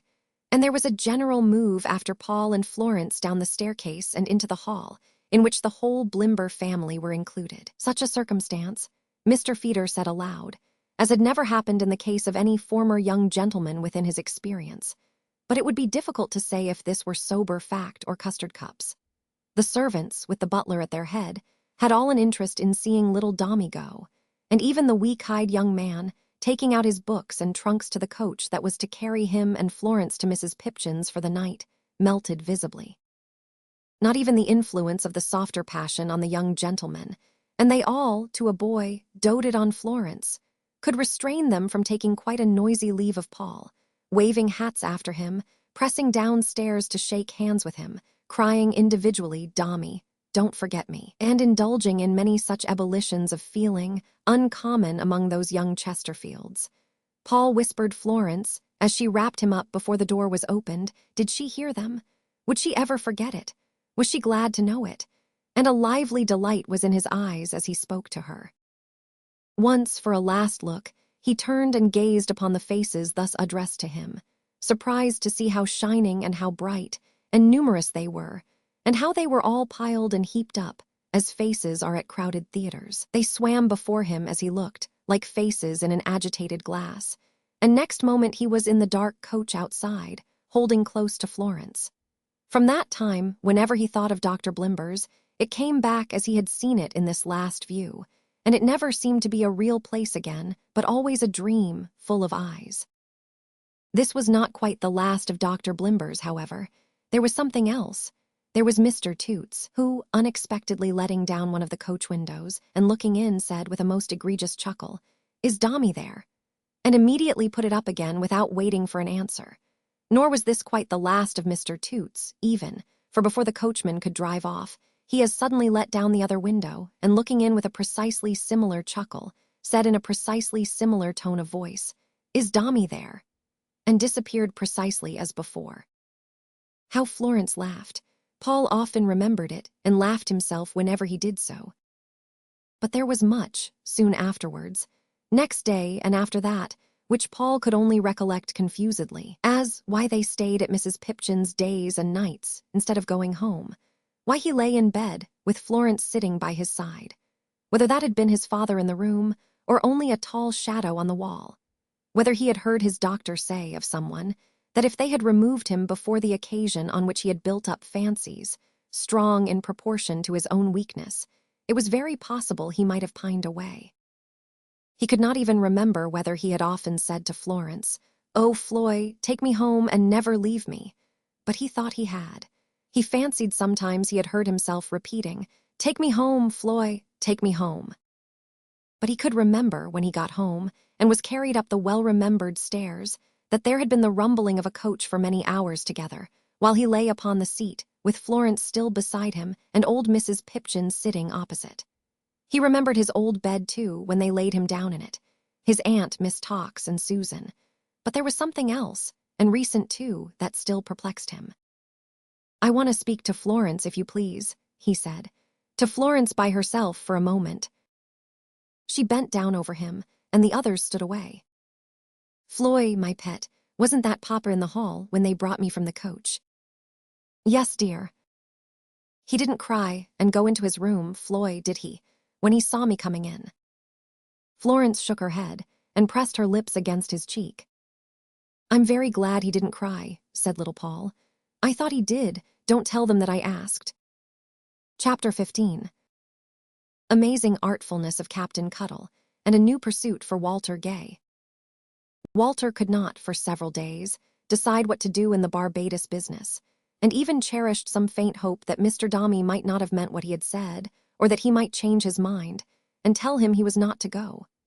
But as nothing occurred to give this idea, which was sufficiently improbable in itself, any touch of confirmation, and as time was slipping by and he had none to lose, he felt that he must act without hesitating any longer. Walter's chief difficulty was how to break the change in his affairs to Uncle Sol, to whom he was sensible it would be a terrible blow. He had the greater difficulty in dashing Uncle Sol's spirits with such an astounding piece of intelligence, because they had lately recovered very much, and the old man had become so cheerful that the little back parlor was itself again. Uncle Sol had paid the first appointed portion of the debt to Mr. Dombey, and was hopeful of working his way through the rest, and to cast him down afresh, when he had sprung up so manfully from his troubles, was a very distressing necessity. Yet it would never do to run away from him. He must know of it beforehand, and how to tell him was the point. As to the question of going or not going, Walter did not consider that he had any power of choice in the matter. Mr. Dombey had truly told him that he was young, and that his uncle's circumstances were not good. And Mr. Dombey had plainly expressed, in the glance with which he had accompanied that reminder, that if he declined to go he might stay at home if he chose, but not in his counting-house. His uncle and he lay under a great obligation to Mr. Dombey, which was of Walter's own soliciting. He might have begun in secret to despair of ever winning that gentleman's favor, and might have thought that he was now and then disposed to put a slight upon him, which was hardly just. But what would have been duty without that was still duty with it, or Walter thought so, and duty must be done. When Mr. Dombey had looked at him and told him he was young and that his uncle's circumstances were not good, there had been an expression of disdain in his face, a contemptuous and disparaging assumption that he would be quite content to live idly on a reduced old man, which stung the boy's generous soul. Determined to assure Mr. Dombey, in so far as it was possible to give him the assurance without expressing it in words, that indeed he mistook his nature, Walter had been anxious to show even more cheerfulness and activity after the West Indian interview than he had shown before. If that were possible, in one of his quick and zealous disposition, he was too young and inexperienced to think that possibly this very quality in him was not agreeable to Mr. Dombey, and that it was no stepping stone to his good opinion to be elastic and hopeful of pleasing under the shadow of his powerful displeasure, whether it were right or wrong. But it may have been, that the great man thought himself defied in this new exposition of an honest spirit, and purposed to bring it down. Well, at last and at least, Uncle Sol must be told, thought Walter with a sigh, and as Walter was apprehensive that his voice might perhaps quaver a little, and that his countenance might not be quite as hopeful as he could wish it to be, if he told the old man himself, and saw the first effects of his communication on his wrinkled face, he resolved to avail himself of the services of that powerful mediator, Captain Cuttle. Sunday coming round, he set off, therefore, after breakfast, once more to beat up Captain Cuttle's quarters. It was not unpleasant to remember, on the way thither, that Mrs. Maxtinger resorted to a great distance every Sunday morning, to attend the ministry of the Reverend Melchizedek Howler, who, having been one day discharged from the West India docks on a false suspicion, got up expressly against him by the general enemy of screwing gimlets into puncheons, and applying his lips to the orifice, had announced the destruction of the world for that day 2 years, at 10 in the morning, and opened a front parlor for the reception of ladies and gentlemen of the ranting persuasion, upon whom, on the first occasion of their assemblage, the admonitions of the Reverend Melchizedek had produced so powerful an effect, that in their rapturous performance of a sacred jig, which closed the service, the whole flock broke through into a kitchen below, and disabled a mangle belonging to one of the fold. This the captain, in a moment of uncommon conviviality, had confided to Walter and his uncle, between the repetitions of Lovely Peg. On the night when Brogley, the broker, was paid out, the captain himself was punctual in his attendance at a church in his own neighborhood, which hoisted the Union Jack every Sunday morning, and where he was good enough, the lawful beadle being infirm, to keep an eye upon the boys, over whom he exercised great power, in virtue of his mysterious hook. Knowing the regularity of the captain's habits, Walter made all the haste he could, that he might anticipate his going out, and he made such good speed, that he had the pleasure, on turning into Brig Place, to behold the broad blue coat and waistcoat hanging out of the captain's open window, to air in the sun. It appeared incredible that the coat and waistcoat could be seen by mortal eyes without the captain, but he certainly was not in them, otherwise his legs, the houses in Brig Place not being lofty, would have obstructed the street door, which was perfectly clear. Quite wondering at this discovery, Walter gave a single knock. "Stinger," he distinctly heard the captain say, up in his room, as if that were no business of his. Therefore Walter gave 2 knocks. "Cuttle," he heard the captain say upon that, and immediately afterwards the captain, in his clean shirt and braces, with his neckerchief hanging loosely round his throat like a coil of rope, and his glazed hat on, appeared at the window, leaning out over the broad blue coat and waistcoat. "Well, cried the captain, looking down upon him in amazement. "Aye, aye, Captain Cuttle," returned Walter, "only me." "What's the matter, my lad?" inquired the captain with great concern. "Gills ain't been and sprung nothing again." No, said Walter. "My uncle's all right, Captain Cuttle." The captain expressed his gratification, and said he would come down below and open the door, which he did. "Though you're early, said the captain, eyeing him still doubtfully when they got upstairs.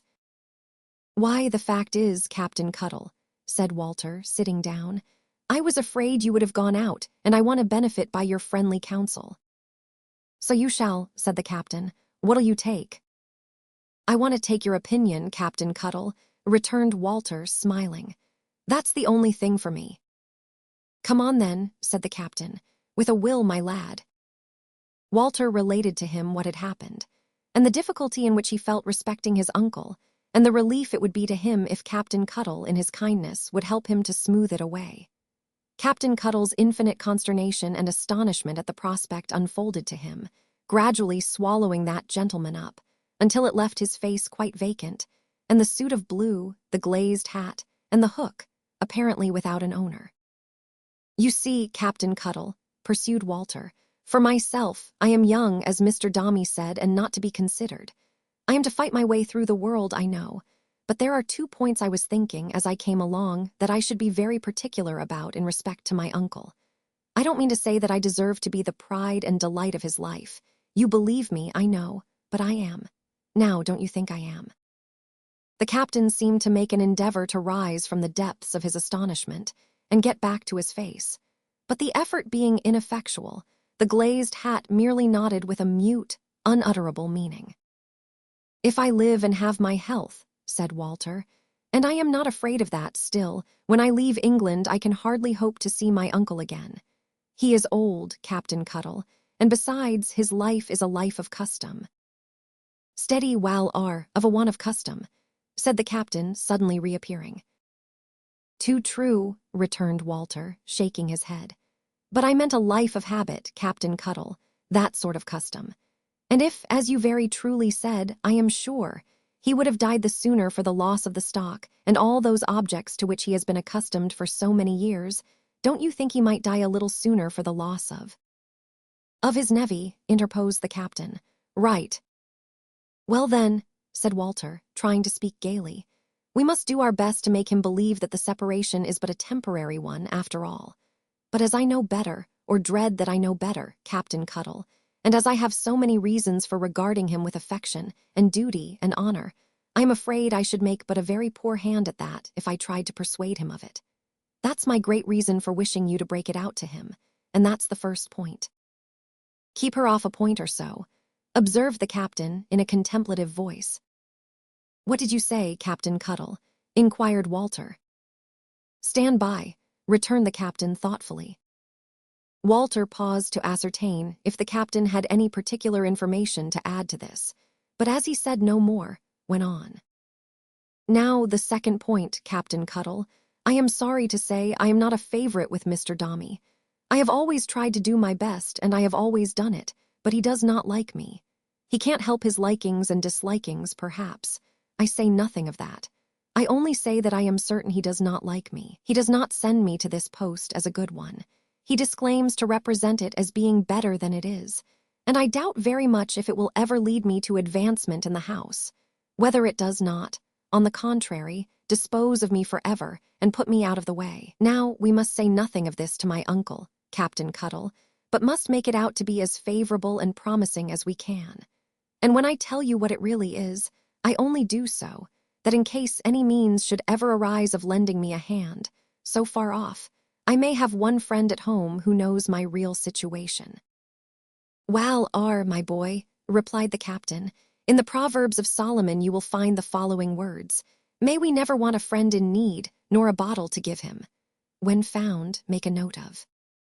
Here the captain stretched out his hand to Walter, with an air of downright good faith that spoke volumes, at the same time repeating, for he felt proud of the accuracy and pointed application of his quotation, "When found, make a note of." "Captain Cuttle," said Walter, taking the immense fist extended to him by the captain in both his hands, which it completely filled, next to my Uncle Saul, "I love you. There is no one on earth in whom I can more safely trust, I am sure. As to the mere going away, Captain Cuttle, I don't care for that. Why should I care for that? If I were free to seek my own fortune, if I were free to go as a common sailor, if I were free to venture on my own account to the farthest end of the world, I would gladly go. I would have gladly gone, years ago, and taken my chance of what might come of it, but it was against my uncle's wishes, and against the plans he had formed for me, and there was an end of that. But what I feel, Captain Cuttle, is that we have been a little mistaken all along, and that, so far as any improvement in my prospects is concerned, I am no better off now than I was when I first entered Dombey's house, perhaps a little worse, for the house may have been kindly inclined towards me then, and it certainly is not now. Turn again, Whittington, muttered the disconsolate captain, after looking at Walter for some time. I, replied Walter, laughing, and turn a great many times too, Captain Cuttle, I'm afraid, before such fortune as his ever turns up again. Not that I complain, he added in his lively, animated, energetic way. I have nothing to complain of. I am provided for. I can live. When I leave my uncle, I leave him to you, and I can leave him to no one better, Captain Cuttle. I haven't told you all this because I despair. Not I. It's to convince you that I can't pick and choose in Dombey's house, and that where I am sent, there I must go, and what I am offered that I must take. It's better for my uncle that I should be sent away, for Mr. Dombey is a valuable friend to him, as he proved himself, you know when, Captain Cuttle, and I am persuaded he won't be less valuable when he hasn't me there, every day, to awaken his dislike. So hurrah for the West Indies, Captain Cuttle. How does that tune go that the sailors sing? For the port of Barbados, boys. Cheerily. Leaving old England behind us, boys. Cheerily. Here the captain roared in chorus. Oh, cheerily, cheerily. Oh, cheerily. The last line reaching the quick ears of an ardent skipper not quite sober, who lodged opposite, and who instantly sprung out of bed, threw up his window, and joined in across the street at the top of his voice, produced a fine effect. When it was impossible to sustain the concluding note any longer, the skipper bellowed forth a terrific ahoy, intended in part as a friendly greeting, and in part to show that he was not at all breathed. That done, he shut down his window and went to bed again. And now, Captain Cuttle, said Walter, handing him the blue coat and waistcoat and bustling very much, if you'll come and break the news to Uncle Saul, which he ought to have known, days upon days ago, by rights, I'll leave you at the door, you know, and walk about until the afternoon. The captain, however, scarcely appeared to relish the commission, or to be by any means confident of his powers of executing it. He had arranged the future life and adventures of Walter so very differently, and so entirely to his own satisfaction.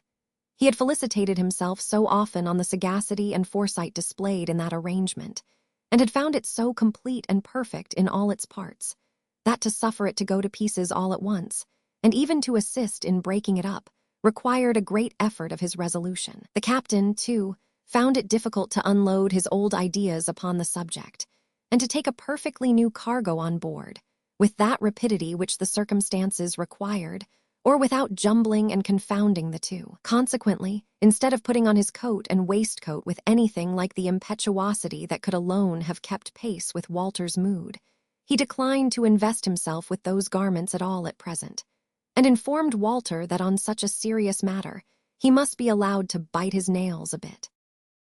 It's an old habit of mine, said the captain, any time these 50 year. When you see Ned Cuttle bite his nails, then you may know that Ned Cuttle's aground. Thereupon the captain put his iron hook between his teeth, as if it were a hand, and with an air of wisdom and profundity that was the very concentration and sublimation of all philosophical reflection and grave inquiry, applied himself to the consideration of the subject in its various branches. There's a friend of mine, murmured the captain in an absent manner, but he's at present coasting round to Whitby, that would deliver such an opinion on this subject, or any other that could be named, as would give Parliament 6 and beat 'em. Been knocked overboard, that man, said the captain, twice and none the worse for it, was beat in his apprenticeship for 3 weeks off and on, about the head with a ring-bolt, and yet a clearer-minded man don't walk. In spite of his respect for Captain Cuttle, Walter could not help inwardly rejoicing at the absence of this sage, and devoutly hoping that his limpid intellect might not be brought to bear on his difficulties until they were quite settled. If you was to take and show that man the buoy at the Nore, said Captain Cuttle in the same tone, and ask him his opinion of it, he'd give you an opinion that was no more like that buoy than your uncle's buttons are. There ain't a man that walks, certainly not on two legs, that can come near him. Not near him. What's his name, Captain Cuttle? Inquired Walter, determined to be interested in the captain's friend. His name's Bunsby, said the captain. But Lord, it might be anything for the matter of that with such a mind as his. The exact idea which the captain attached to this concluding piece of praise, he did not further elucidate, neither did Walter seek to draw it forth, for on his beginning to review, with the vivacity natural to himself and to his situation, the leading points in his own affairs, he soon discovered that the captain had relapsed into his former profound state of mind, and that while he eyed him steadfastly from beneath his bushy eyebrows, he evidently neither saw nor heard him, but remained immersed in cogitation.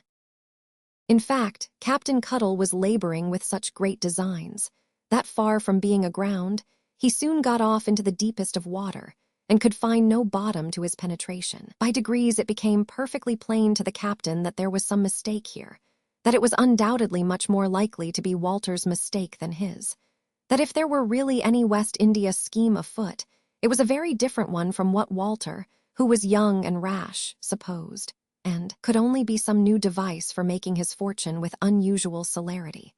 Or if there should be any little hitch between 'em, thought the captain, meaning between Walter and Mr. Dombey, it only wants a word in season from a friend of both parties to set it right and smooth and make all taut again. Captain Cuttle's deduction from these considerations was that as he already enjoyed the pleasure of knowing Mr. Dombey, from having spent a very agreeable half-hour in his company at Brighton on the morning when they borrowed the money, and that, as a couple of men of the world who understood each other and were mutually disposed to make things comfortable, could easily arrange any little difficulty of this sort and come at the real facts, the friendly thing for him to do would be, without saying anything about it to Walter at present, just to step up to Mr. Dombey's house, say to the servant, "Would ye be so good, my lad, as report Captain Cuttle here? Meet Mr. Dombey in a confidential spirit, hook him by the buttonhole, talk it over, make it all right, and come away triumphant." As these reflections presented themselves to the captain's mind, and by slow degrees assumed this shape and form, his visage cleared like a doubtful morning when it gives place to a bright noon. His eyebrows, which had been in the highest degree portentous, smoothed their rugged, bristling aspect, and became serene.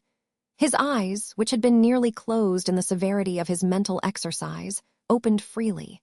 A smile which had been at first but 3 specks, one at the right-hand corner of his mouth, and one at the corner of each eye, gradually overspread his whole face, and rippling up into his forehead, lifted the glazed hat, as if that too had been aground with Captain Cuttle, and were now, like him, happily afloat again. Finally, the captain left off biting his nails and said, "Now, Wal R, my boy, you may help me on with them slops," by which the captain meant his coat and waistcoat.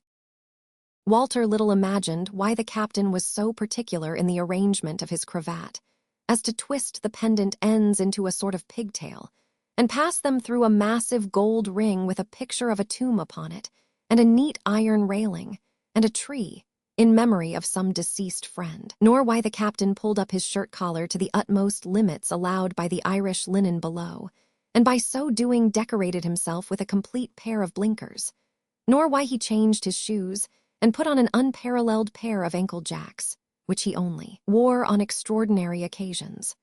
The captain being at length attired to his own complete satisfaction, and having glanced at himself from head to foot in a shaving-glass which he removed from a nail for that purpose, took up his knotted stick, and said he was ready.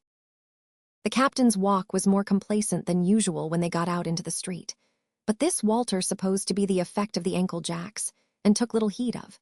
Before they had gone very far, they encountered a woman selling flowers, when the captain, stopping short, as if struck by a happy idea, made a purchase of the largest bundle in her basket.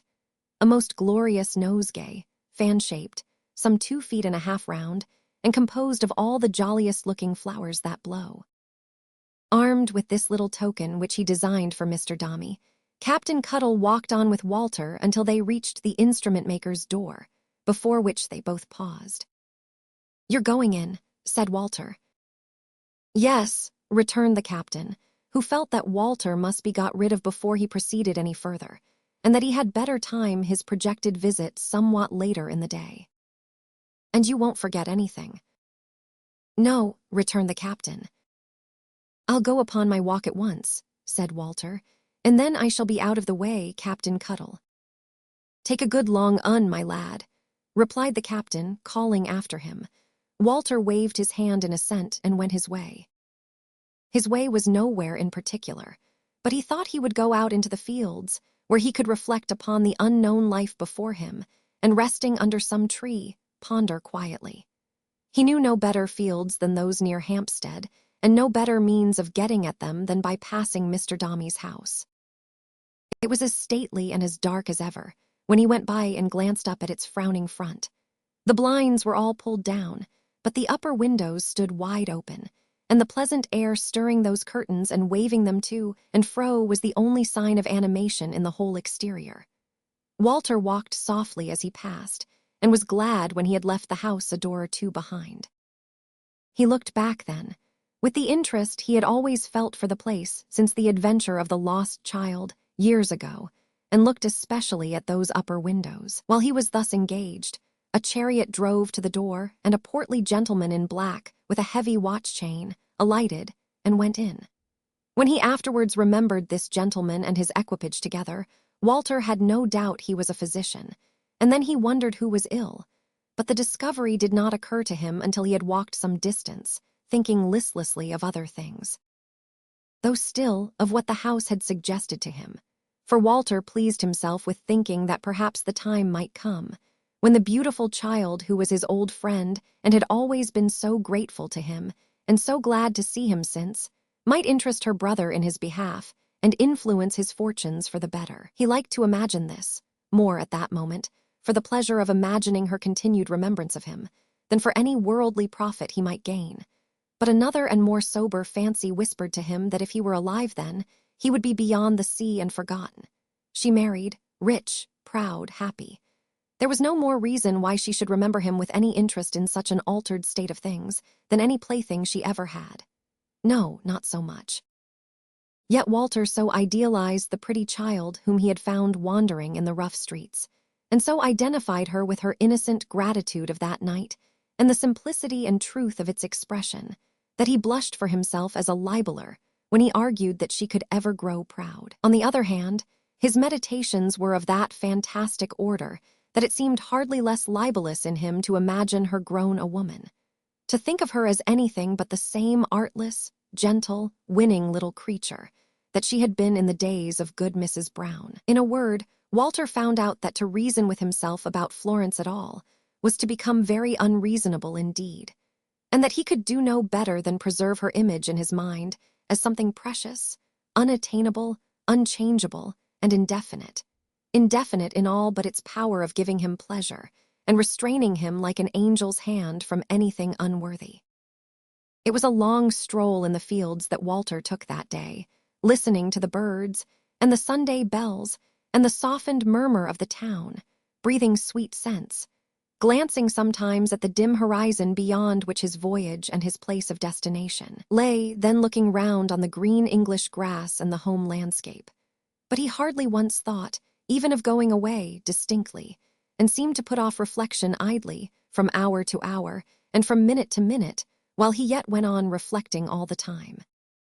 Walter had left the fields behind him, and was plodding homeward in the same abstracted mood, when he heard a shout from a man, and then a woman's voice calling to him loudly by name. Turning quickly in his surprise, he saw that a hackney coach, going in the contrary direction, had stopped at no great distance, that the coachman was looking back from his box and making signals to him with his whip, and that a young woman inside was leaning out of the window and beckoning with immense energy. Running up to this coach, he found that the young woman was Miss Nipper, and that Miss Nipper was in such a flutter as to be almost beside herself. "Staggs's Gardens, Mr. Walter," said Miss Nipper, "if you please, oh do." "Eh," cried Walter, "what is the matter?" "Oh, Mr. Walter, Staggs's Gardens, if you please," said Susan. "There," cried the coachman, appealing to Walter with a sort of exulting despair. That's the way the young lady's been a-goin' on for up'ards of a mortal hour, and me continually backing out of no thoroughfares where she would drive up. I've had a many fares in this coach, first and last, but never such a fare as her. Do you want to go to Staggs's Gardens, Susan? Inquired Walter. Ah, she wants to go there. Where is it? Growled the coachman. I don't know where it is, exclaimed Susan wildly. Mr. Walter, I was there once myself, along with Miss Floy and our poor darling Master Paul, on the very day when you found Miss Floy in the city, for we lost her coming home, Mrs. Richards and me, and a mad bull, and Mrs. Richards' eldest, and, though I went there afterwards, I can't remember where it is. I think it's sunk into the ground. Oh, Mr. Walter, don't desert me, Staggs's Gardens, if you please. Miss Floy's darling, all our darlings, little meek Master Paul. Oh, Mr. Walter. Good God, cried Walter, is he very ill? The pretty flower, cried Susan, wringing her hands, has took the fancy that he'd like to see his old nurse, and I've come to bring her to his bedside, Mrs. Staggs, of Polly Toodle's Gardens, someone pray. Greatly moved by what he heard, and catching Susan's earnestness immediately, Walter, now that he understood the nature of her errand, dashed into it with such ardor that the coachman had enough to do to follow closely as he ran before, inquiring here and there and everywhere the way to Staggs's Gardens. There was no such place as Staggs's Gardens. It had vanished from the earth. Where the old rotten summer houses once had stood, palaces now reared their heads, and granite columns of gigantic girth opened a vista to the railway world beyond. The miserable waste ground, where the refuse matter had been heaped of yore, was swallowed up and gone, and in its frowsy stead were tiers of warehouses, crammed with rich goods and costly merchandise. The old by-streets now swarmed with passengers and vehicles of every kind. The new streets that had stopped disheartened in the mud and wagon ruts formed towns within themselves, originating wholesome comforts and conveniences belonging to themselves, and never tried nor thought of, until they sprung into existence. Bridges that had led to nothing, led to villas, gardens, churches, healthy public walks. The carcasses of houses and beginnings of new thoroughfares had started off upon the line at steam's own speed and shot away into the country in a monster train. As to the neighborhood which had hesitated to acknowledge the railroad in its straggling days, that had grown wise and penitent, as any Christian might in such a case, and now boasted of its powerful and prosperous relation. There were railway patterns in its drapers, shops, and railway journals in the windows of its newsmen. There were railway hotels, office houses, lodging houses, boarding houses, railway plans, maps, views, wrappers, bottles, sandwich boxes, and timetables, railway hackney coach and stands, railway omnibuses, railway streets and buildings, railway hangers-on and parasites, and flatterers out of all calculation. There was even railway time observed in clocks, as if the sun itself had given in. Among the vanquished was the master chimney-sweeper, whilom incredulous at Staggs's Gardens, who now lived in a stuccoed house 3 stories high, and gave himself out, with golden flourishes upon a varnished board, as contractor for the cleansing of railway chimneys by machinery.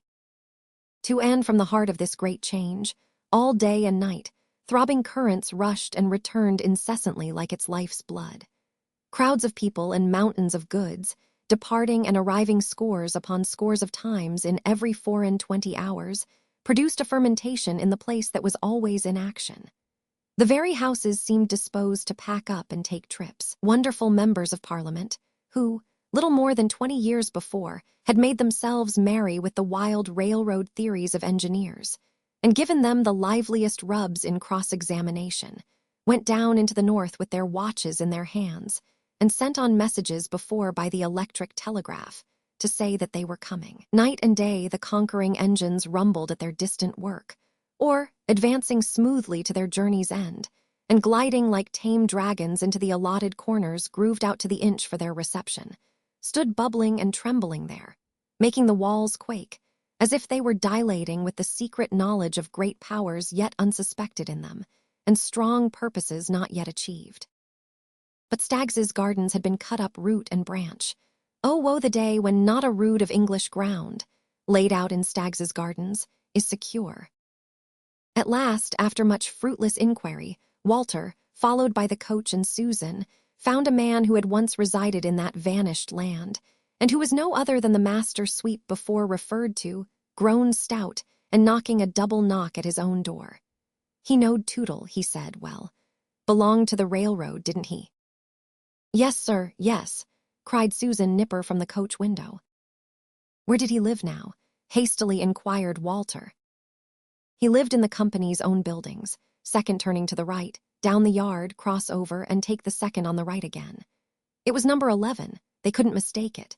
But if they did, they had only to ask for Tootle, engine fireman, and anyone would show them which was his house.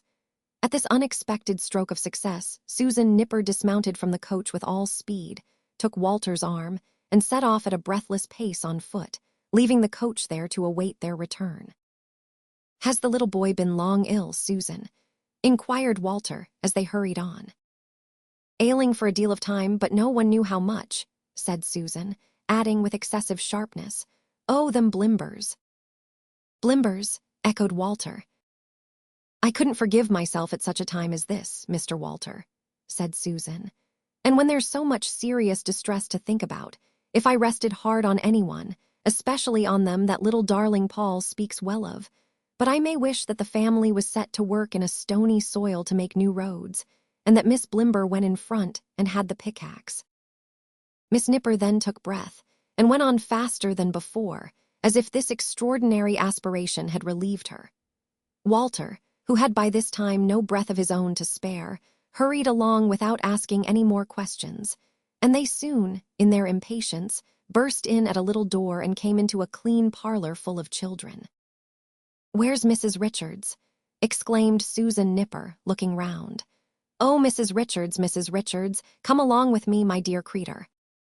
Why, if it ain't Susan, cried Polly, rising with her honest face and motherly figure from among the group, in great surprise. Yes, Mrs. Richards, it's me, said Susan.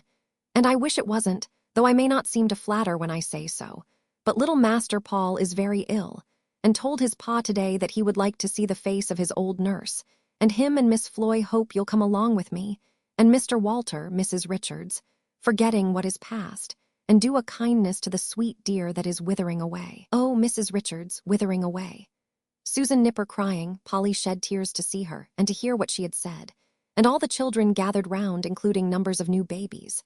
And Mr. Tootle, who had just come home from Birmingham and was eating his dinner out of a basin, laid down his knife and fork and put on his wife's bonnet and shawl for her, which were hanging up behind the door, then tapped her on the back, and said with more fatherly feeling than eloquence, Polly, cut away.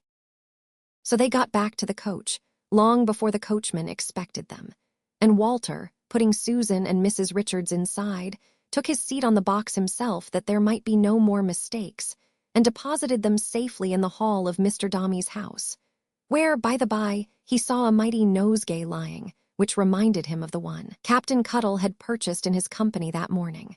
He would have lingered to know more of the young invalid, or waited any length of time to see if he could render the least service, but painfully sensible that such conduct would be looked upon by Mr. Dombey as presumptuous and forward, he turned slowly, sadly, anxiously, away.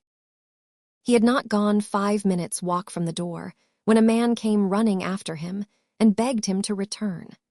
Walter retraced his steps as quickly as he could and entered the gloomy house with a sorrowful foreboding. Chapter 16. What the waves were always saying. Paul had never risen from his little bed. He lay there, listening to the noises in the street, quite tranquilly, not caring much how the time went, but watching it and watching everything about him with observing eyes. When the sunbeams struck into his room through the rustling blinds and quivered on the opposite wall like golden water, he knew that evening was coming on, and that the sky was red and beautiful. As the reflection died away and a gloom went creeping up the wall, he watched it deepen into night. Then he thought how the long streets were dotted with lamps, and how the peaceful stars were shining overhead. His fancy had a strange tendency to wander to the river, which he knew was flowing through the great city, and now he thought how black it was and how deep it would look, reflecting the hosts of stars, and more than all, how steadily it rolled away to meet the sea. As it grew later in the night, and footsteps in the street became so rare that he could hear them coming, count them as they passed, and lose them in the hollow distance. He would lie and watch the many-colored ring about the candle, and wait patiently for day. His only trouble was the swift and rapid river. He felt forced, sometimes, to try to stop it, to stem it with his childish hands, or choke its way with sand. And when he saw it coming on, resistless, he cried out.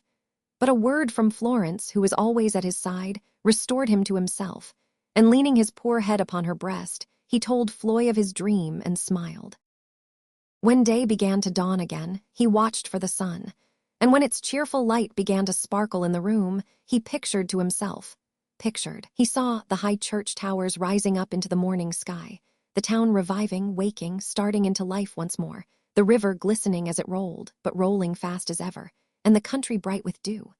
Familiar sounds and cries came by degrees into the street below. The servants in the house were roused and busy. Faces looked in at the door, and voices asked his attendants softly how he was.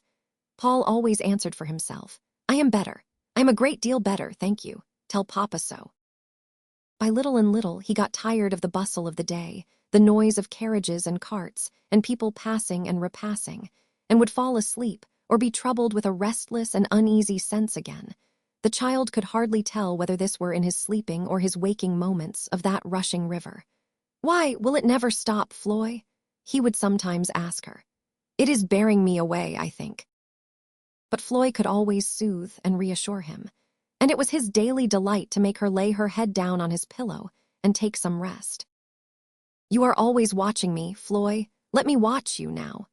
They would prop him up with cushions in a corner of his bed, and there he would recline the while she lay beside him, bending forward oftentimes to kiss her, and whispering to those who were near that she was tired, and how she had sat up so many nights beside him. Thus, the flush of the day, in its heat and light, would gradually decline, and again the golden water would be dancing on the wall. He was visited by as many as 3 grave doctors. They used to assemble downstairs and come up together, and the room was so quiet, and Paul was so observant of them, though he never asked of anybody what they said, that he even knew the difference in the sound of their watches. But his interest centered in Sir Parker Pepys, who always took his seat on the side of the bed. For Paul had heard them say long ago that that gentleman had been with his mamma when she clasped Florence in her arms and died, and he could not forget it now. He liked him for it. He was not afraid. The people round him changed as unaccountably as on that first night at Dr. Blimber's, except Florence. Florence never changed, and what had been Sir Parker Pepys was now his father, sitting with his head upon his hand. Old Mrs. Pipchin dozing in an easy chair, often changed to Miss Tawkes or his aunt, and Paul was quite content to shut his eyes again and see what happened next without emotion.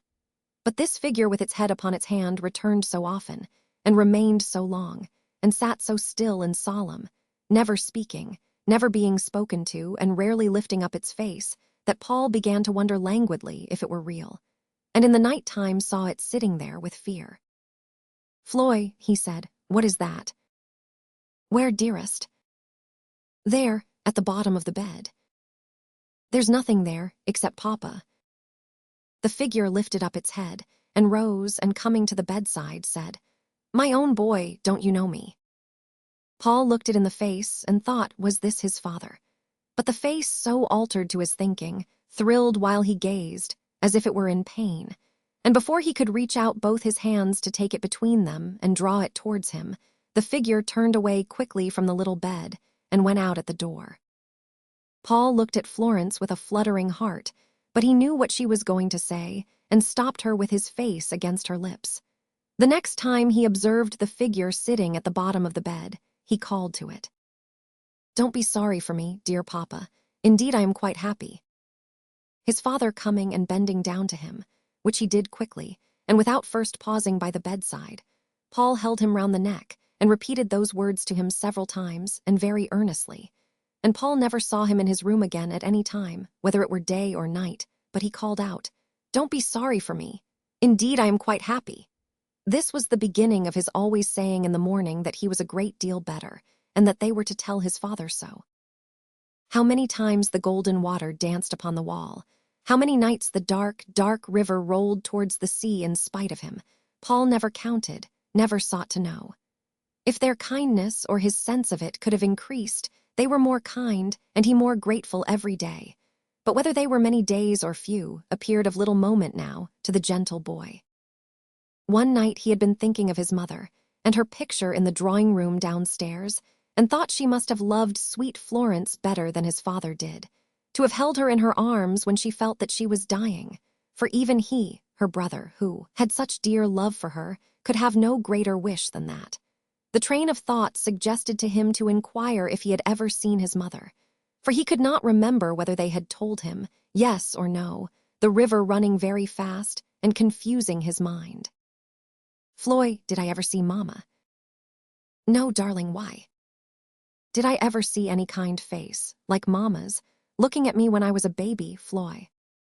He asked, incredulously, as if he had some vision of a face before him. "Oh, yes, dear."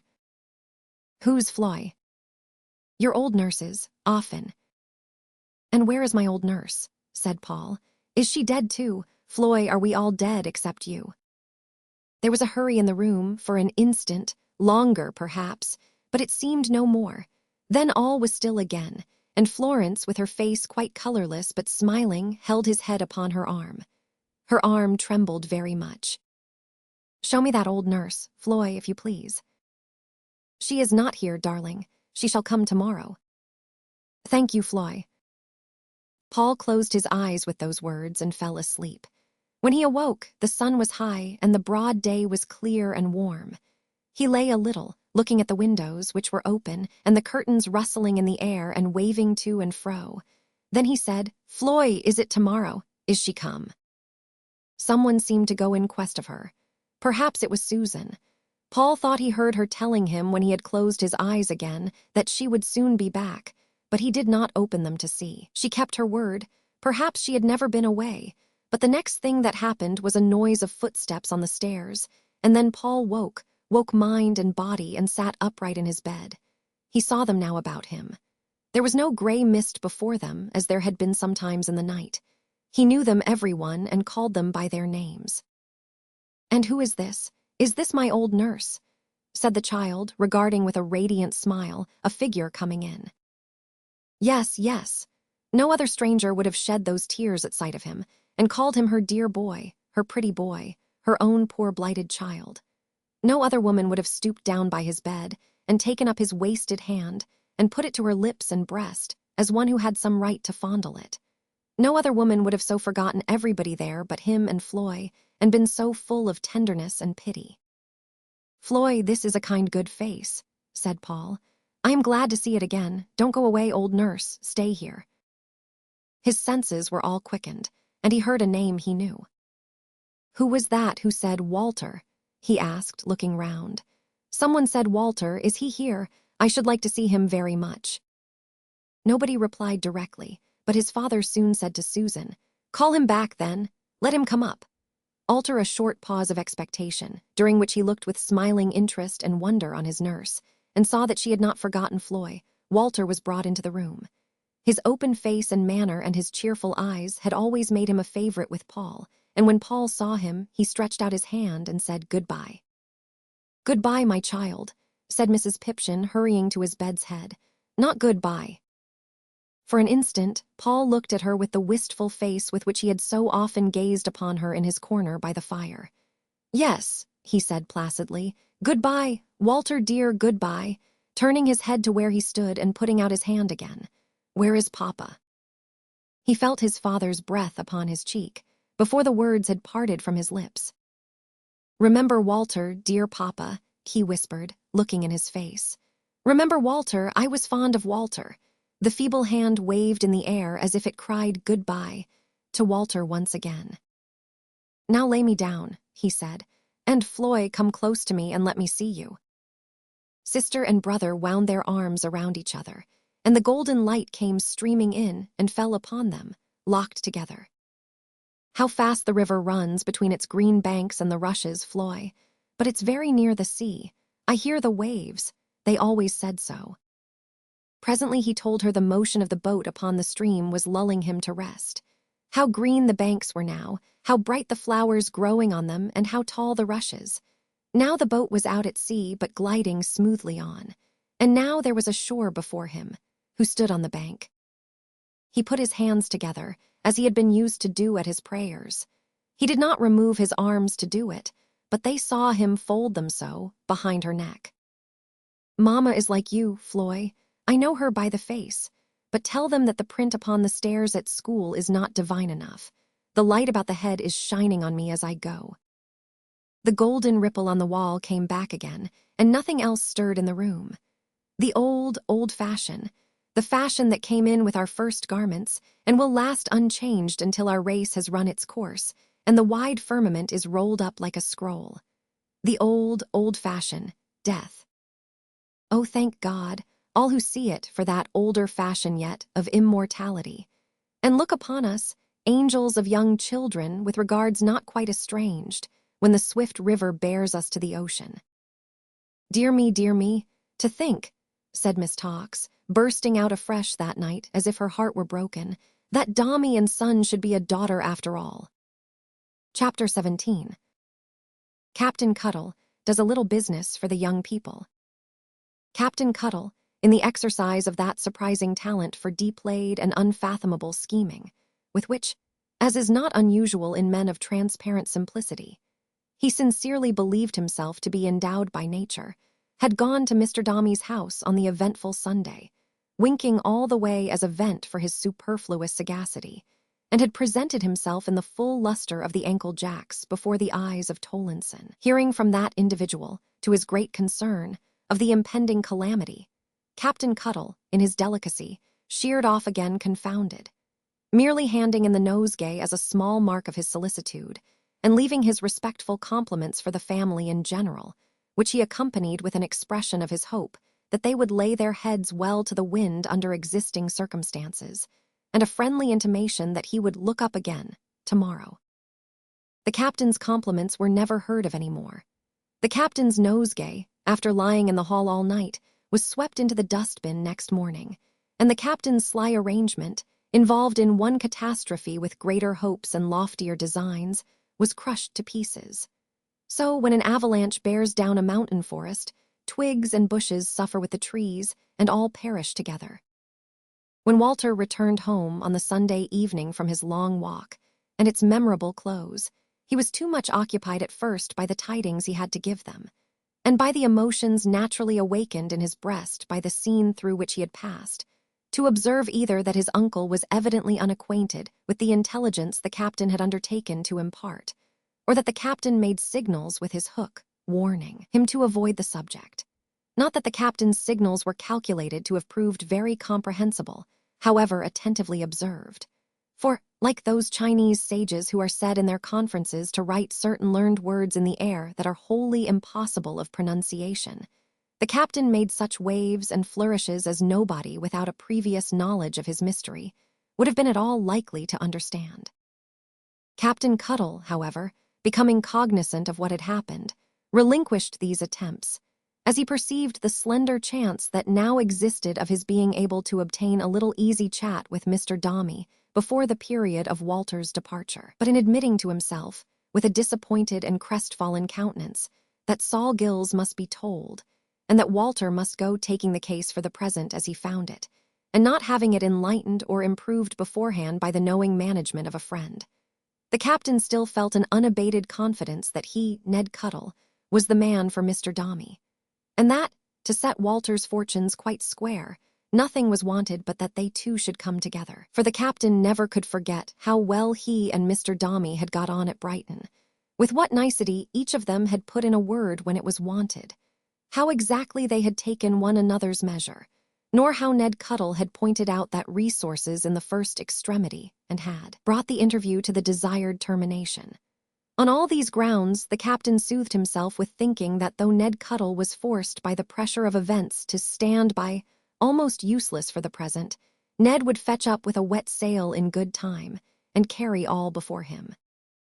Under the influence of this good-natured delusion, Captain Cuttle even went so far as to revolve in his own bosom, while he sat looking at Walter and listening with a tear on his shirt collar to what he related, whether it might not be at once genteel and politic to give Mr. Dombey a verbal invitation, whenever they should meet, to come and cut his mutton in Brig Place on some day of his own, naming and enter on the question of his young friend's prospects over a social glass. But the uncertain temper of Mrs. Maxtinger, and the possibility of her setting up her rest in the passage during such an entertainment, and there delivering some homily of an uncomplimentary nature, operated as a check on the captain's hospitable thoughts, and rendered him timid of giving them encouragement. One fact was quite clear to the captain, as Walter, sitting thoughtfully over his untasted dinner, dwelt on all that had happened. Namely, that however Walter's modesty might stand in the way of his perceiving it himself, he was, as one might say, a member of Mr. Dombey's family. He had been, in his own person, connected with the incident he so pathetically described. He had been by name remembered and commended in close association with it, and his fortunes must have a particular interest in his employer's eyes. If the captain had any lurking doubt whatever of his own conclusions, he had not the least doubt that they were good conclusions for the peace of mind of the instrument-maker. Therefore he availed himself of so favorable a moment for breaking the West Indian intelligence to his friend, as a piece of extraordinary preferment, declaring that for his part he would freely give £100,000, if he had it, for Walter's gain in the long run, and that he had no doubt such an investment would yield a handsome premium. Solomon Gills was at first stunned by the communication, which fell upon the little back parlor like a thunderbolt and tore up the hearth savagely. But the captain flashed such golden prospects before his dim sight, hinted so mysteriously at Whittingtonian consequences, laid such emphasis on what Walter had just now told them, and appealed to it so confidently as a corroboration of his predictions and a great advance towards the realization of the romantic legend of Lovely Peg, that he bewildered the old man. Walter, for his part, feigned to be so full of hope and ardor, and so sure of coming home again soon, and backed up the captain with such expressive shakings of his head and rubbings of his hands, that Solomon, looking first at him then at Captain Cuttle, began to think he ought to be transported with joy. "But I'm behind the time, you understand," he observed in apology, passing his hand nervously down the whole row of bright buttons on his coat, and then up again, as if they were beads and he were telling them twice over. "And I would rather have my dear boy here. It's an old-fashioned notion, I dare say. He was always fond of the sea-heas," and he looked wistfully at Walter. "He's glad to go." "Uncle Sol," cried Walter quickly, "if you say that, I won't go. No, Captain Cuttle, I won't. If my uncle thinks I could be glad to leave him, though I was going to be made governor of all the islands in the West Indies, that's enough. I'm a fixture." "Wal are, my lad," said the captain. "Steady, Sol Gills take an observation of your nevy." Following with his eyes the majestic action of the captain's hook, the old man looked at Walter. "Here is a certain craft," said the captain, with a magnificent sense of the allegory into which he was soaring, going to put out on a certain voyage. "What name is wrote upon that craft indelibly? Is it the Gay? Or," said the captain, raising his voice as much as to say, "Observe the point of this, is it the Gills?" "Ned," said the old man, drawing Walter to his side and taking his arm tenderly through his, I know. Of course I know that Wally considers me more than himself always. That's in my mind. When I say he is glad to go, I mean I hope he is. Look you, Ned, and you too, Wally, my dear, this is new and unexpected to me, and I'm afraid my being behind the time and poor is at the bottom of it. Is it really good fortune for him? Do you tell me now?" said the old man, looking anxiously from one to the other. "Really and truly, is it? I can reconcile myself to almost anything that advances Wally, but I won't have Wally putting himself at any disadvantage for me or keeping anything from me. You, Ned Cuttle," said the old man, fastening on the captain to the manifest confusion of that diplomatist. "Are you dealing plainly by your old friend? Speak out, Ned Cuttle. Is there anything behind? Ought he to go? How do you know it first, and why?" As it was a contest of affection and self-denial, Walter struck in with infinite effect, to the captain's relief, and between them they tolerably reconciled old Sol Gills by continued talking to the project, or rather so confused him that nothing, not even the pain of separation, was distinctly clear to his mind. He had not much time to balance the matter, for on the very next day, Walter received from Mr. Carker, the manager, the necessary credentials for his passage and outfit, together with the information that the son and heir would sail in a fortnight, or within a day or two afterwards at latest. In the hurry of preparation, which Walter purposely enhanced as much as possible, the old man lost what little self-possession he ever had, and so the time of departure drew on rapidly. The captain, who did not fail to make himself acquainted with all that passed, through inquiries of Walter from day to day, found the time still tending on towards his going away, without any occasion offering itself, or seeming likely to offer itself, for a better understanding of his position.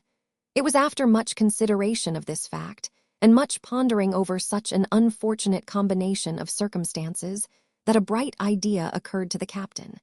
Suppose he made a call on Mr. Carker and tried to find out from him how the land really lay. Captain Cuttle liked this idea very much.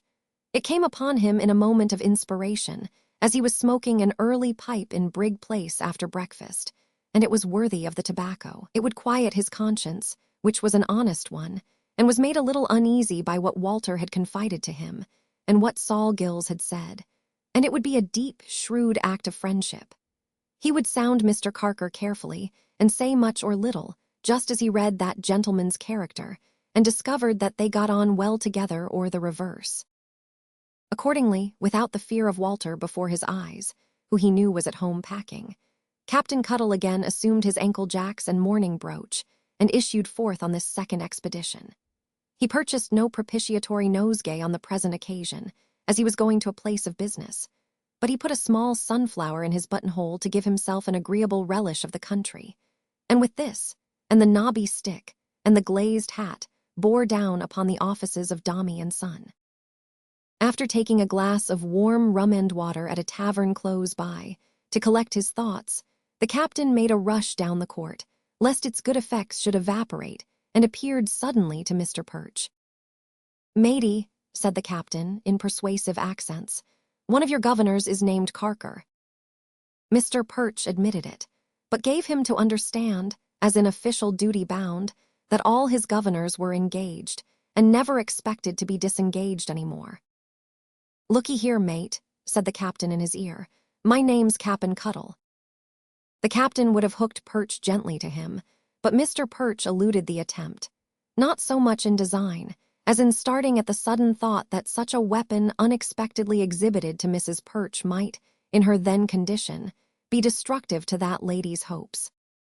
"If you'll be so good as just report Captain Cuttle here when you get a chance," said the captain, "I'll wait." Saying which, the captain took his seat on Mr. Perch's bracket, and drawing out his handkerchief from the crown of the glazed hat which he jammed between his knees, without injury to its shape, for nothing human could bend it, rubbed his head well all over, and appeared refreshed. He subsequently arranged his hair with his hook, and sat looking round the office, contemplating the clerks with a serene respect. The captain's equanimity was so impenetrable, and he was altogether so mysterious a being, that Perch the messenger was daunted. "What name was it you said?" asked Mr. Perch, bending down over him as he sat on the bracket. "Cap'n," in a deep hoarse whisper. "Yes," said Mr. Perch, keeping time with his head. "Cuttle." "Oh," said Mr. Perch in the same tone, for he caught it and couldn't help it. The captain, in his diplomacy, was so impressive. "I'll see if he's disengaged now. I don't know. Perhaps he may be for a minute." Aye, my lad, I won't detain him longer than a minute," said the captain, nodding with all the weighty importance that he felt within him. Perch, soon returning, said, "Will Captain Cuttle walk this way?" Mr. Carker, the manager, standing on the hearthrug before the empty fireplace, which was ornamented with a castellated sheet of brown paper, looked at the captain as he came in, with no very special encouragement. "Mr. Carker," said Captain Cuttle. "I believe so," said Mr. Carker, showing all his teeth. The captain liked his answering with a smile. It looked pleasant. "You see," began the captain, rolling his eyes slowly round the little room and taking in as much of it as his shirt collar permitted, "I'm a seafaring man myself, Mr. Carker, and R, as is on your books here, is almost a son of mine." "Walter Gay," said Mr. Carker, showing all his teeth again. "R Gay it is," replied the captain. "Right. The captain's manner expressed a warm approval of Mr. Carker's quickness of perception. "I'm an intimate friend of his and his uncle's. Perhaps," said the captain, "you may have heard your head governor mention my name, Captain Cuttle." "No," said Mr. Carker, with a still wider demonstration than before. "Well," resumed the captain, "I've the pleasure of his acquaintance. I waited upon him down on the Sussex coast there with my young friend Wal R. when there was a little accommodation wanted." The captain nodded his head in a manner that was at once comfortable, easy, and expressive. "You remember, I dare say." "I think," said Mr. Carker, "I had the honor of arranging the business." "To be sure," returned the captain. "Right again, you had. Now I've took the liberty of coming here." "Won't you sit down?" said Mr. Carker, smiling. "Thank'ee," returned the captain, availing himself of the offer. "A man does get more way upon himself, perhaps, in his conversation, when he sits down. Won't you take a cheer yourself?" "No, thank you," said the manager, standing, perhaps from the force of winter habit, with his back against the chimney-piece, and looking down upon the captain with an eye in every tooth and gum. "You have taken the liberty, you were going to say, though it's none." "Thank ye kindly, my lad," returned the captain, "of coming here on account of my friend Wal R. Sol Gills, his uncle, is a man of science, and in science he may be considered a clipper, but he ain't what I should altogether call a able seaman, not man of practice.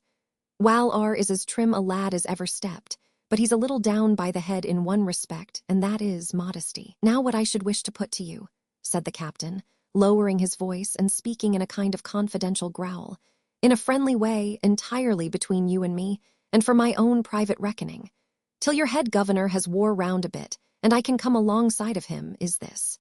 Is everything right and comfortable here, and is Wal R outard bound with a pretty fair wind?" "What do you think now, Captain Cuttle?" returned Carker, gathering up his skirts and settling himself in his position.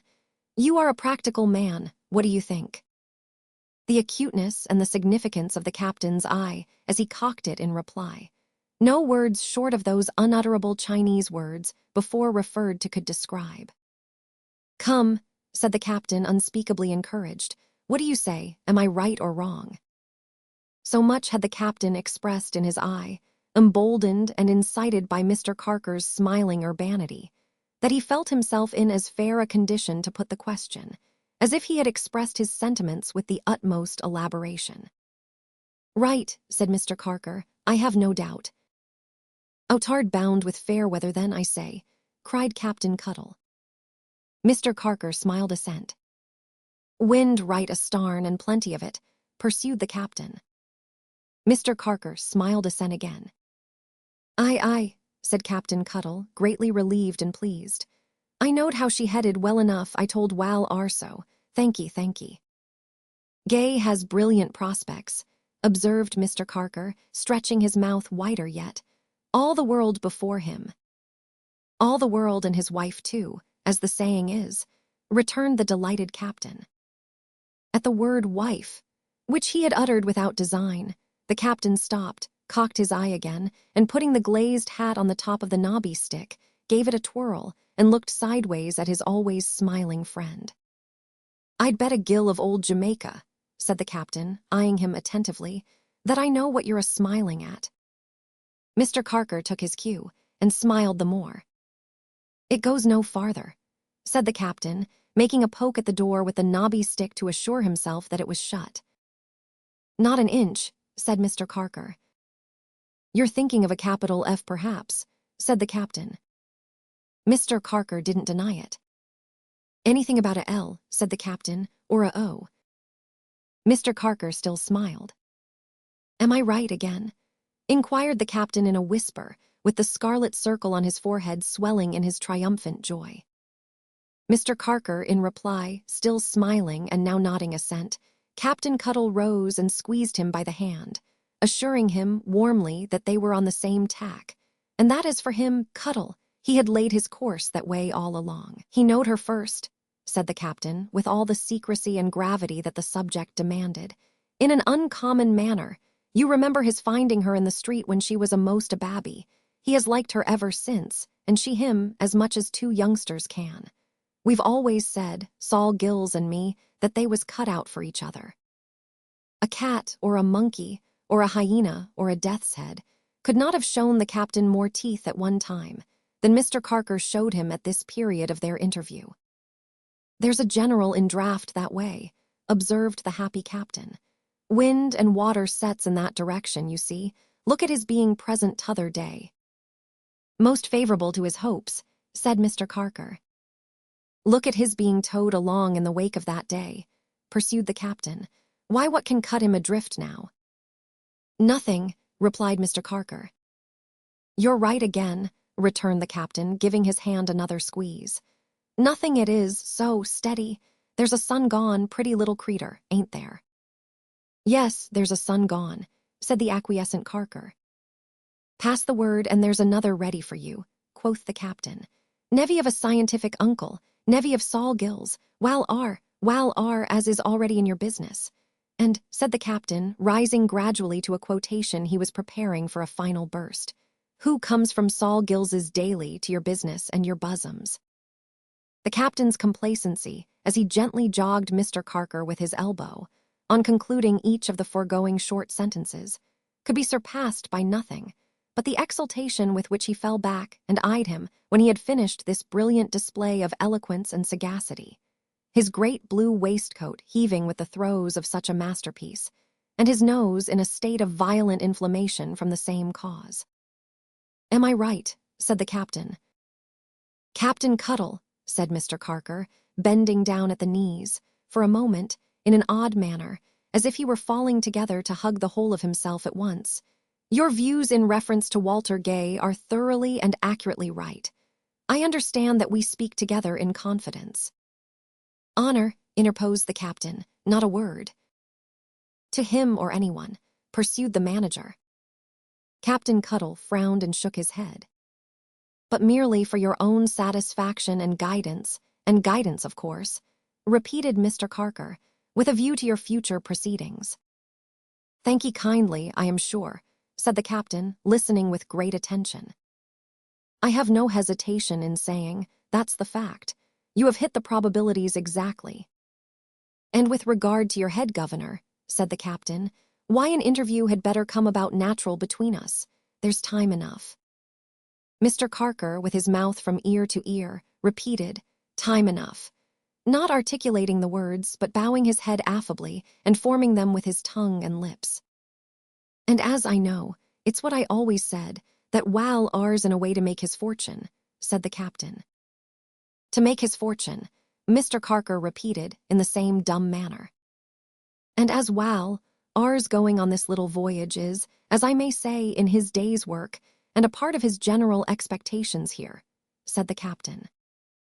Of his general expectations here, assented Mr. Carker, dumbly as before. Why, so long as I know that, pursued the captain, there's no hurry and my mind's at ease.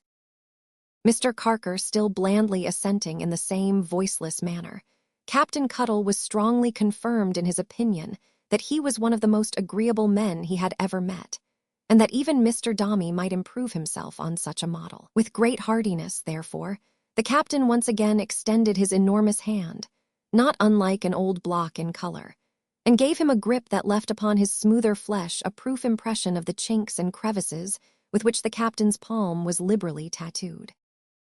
Farewell, said the captain. I ain't a man of many words, but I take it very kind of you to be so friendly and above board. You'll excuse me if I've been at all intruding, will you? Said the captain. Not at all, returned the other.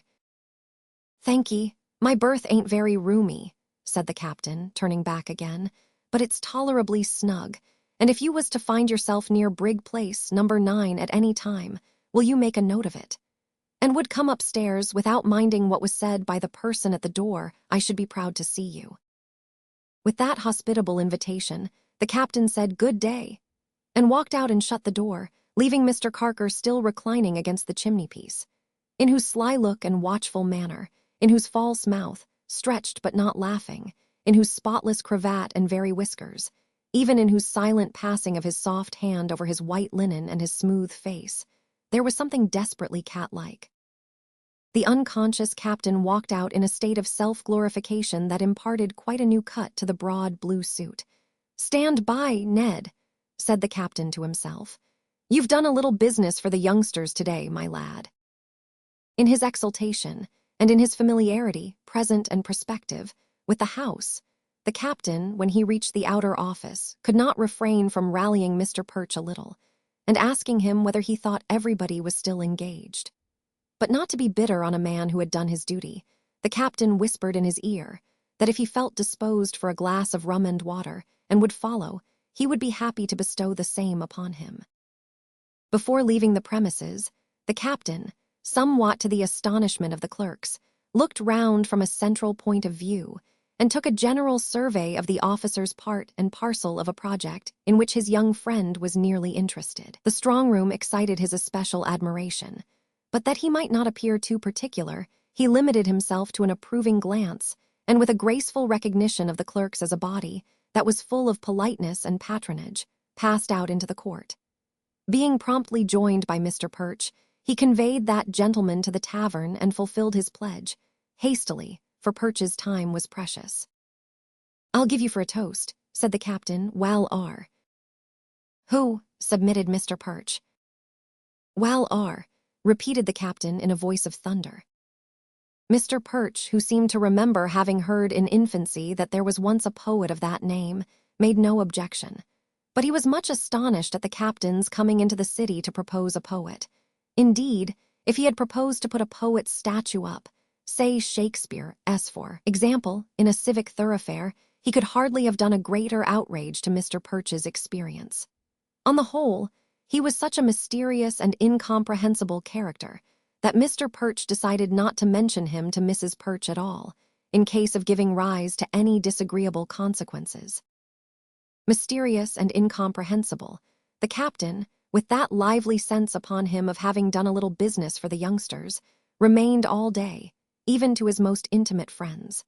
And but that Walter attributed his winks and grins, and other such pantomimic reliefs of himself, to his satisfaction in the success of their innocent deception upon old Sol Gills, he would assuredly have betrayed himself before night. As it was, however, he kept his own secret, and went home late from the instrument-maker's house, wearing the glazed hat so much on one side, and carrying such a beaming expression in his eyes that Mrs. Maxtinger, who might have been brought up at Dr. Blimber's, she was such a Roman matron, fortified herself, at the first glimpse of him, behind the open street door, and refused to come out to the contemplation of her blessed infants until he was securely lodged in his own room. Chapter 18. Father and Daughter. There is a hush through Mr. Dombey's house. Servants gliding up and down stairs rustle, but make no sound of footsteps. They talk together constantly, and sit long at meals, making much of their meat and drink, and enjoying themselves after a grim, unholy fashion. Mrs. Wickham, with her eyes suffused with tears, relates melancholy anecdotes, and tells them how she always said at Mrs. Pipchin's that it would be so, and takes more table ale than usual, and is very sorry but sociable. Cook's state of mind is similar. She promises a little fry for supper, and struggles about equally against her feelings and the onions. Tollinson begins to think there's a fate in it, and wants to know if anybody can tell him of any good that ever came of living in a corner house. It seems to all of them as having happened a long time ago, though yet the child lies, calm and beautiful, upon his little bed. After dark there come some visitors, noiseless visitors, with shoes of felt, who have been there before, and with them comes that bed of rest which is so strange a one for infant sleepers. All this time, the bereaved father has not been seen even by his attendant, for he sits in an inner corner of his own dark room when anyone is there, and never seems to move at other times, except to pace it to and fro. But in the morning it is whispered among the household that he was heard to go upstairs in the dead night, and that he stayed there, in the room, until the sun was shining. At the offices in the city, the ground-glass windows are made more dim by shutters, and while the lighted lamps upon the desks are half extinguished by the day that wanders in, the day is half extinguished by the lamps, and an unusual gloom prevails. There is not much business done. The clerks are indisposed to work, and they make assignations to eat chops in the afternoon and go up the river. Perch, the messenger, stays long upon his errands, and finds himself in bars of public houses, invited thither by friends, and holding forth on the uncertainty of human affairs. He goes home to Ball's Pond earlier in the evening than usual, and treats Mrs. Perch to a veal cutlet and Scotch ale. Mr. Carker, the manager, treats no one. Neither is he treated. But alone in his own room, he shows his teeth all day. And it would seem that there is something gone from Mr. Carker's path, some obstacle removed, which clears his way before him. Now the rosy children living opposite to Mr. Dombey's house peep from their nursery windows down into the street. For there are 4 black horses at his door, with feathers on their heads, and feathers tremble on the carriage that they draw. And these, and an array of men with scarves and staves, attract a crowd. The juggler who is going to twirl the basin puts his loose coat on again over his fine dress, and his trudging wife, one-sided with her heavy baby in her arms, loiters to see the company come out. But closer to her dingy breast she presses her baby, when the burden that is so easily carried is borne forth. And the youngest of the rosy children at the high window opposite needs no restraining hand to check her in her glee, when, pointing with her dimpled finger, she looks into her nurse's face and asks, "What's that?" And now, among the knot of servants dressed in mourning, and the weeping women, Mr. Dombey passes through the hall to the other carriage that is waiting to receive him. He is not brought down, these observers think, by sorrow and distress of mind. His walk is as erect, his bearing is as stiff as ever it has been. He hides his face behind no handkerchief and looks before him. But that his face is something sunk and rigid, and is pale, it bears the same expression as of old. He takes his place within the carriage, and 3 other gentlemen follow. Then the grand funeral moves slowly down the street. The feathers are yet nodding in the distance, when the juggler has the basin spinning on a cane, and has the same crowd to admire it. But the juggler's wife is less alert than usual with the money box, for a child's burial has set her thinking that perhaps the baby underneath her shabby shawl may not grow up to be a man, and wear a sky-blue fillet round his head, and salmon-colored worsted drawers, and tumble in the mud. The feathers wind their gloomy way along the streets, and come within the sound of a church bell. In this same church, the pretty boy received all that will soon be left of him on earth, a name. All of him that is dead, they lay there, near the perishable substance of his mother. It is well. Their ashes lie where Florence in her walks, oh lonely, lonely walks, may pass them any day. The service over, and the clergyman withdrawn, Mr. Dombey looks round, demanding in a low voice whether the person who has been requested to attend to receive instructions for the tablet is there. Someone comes forward and says yes.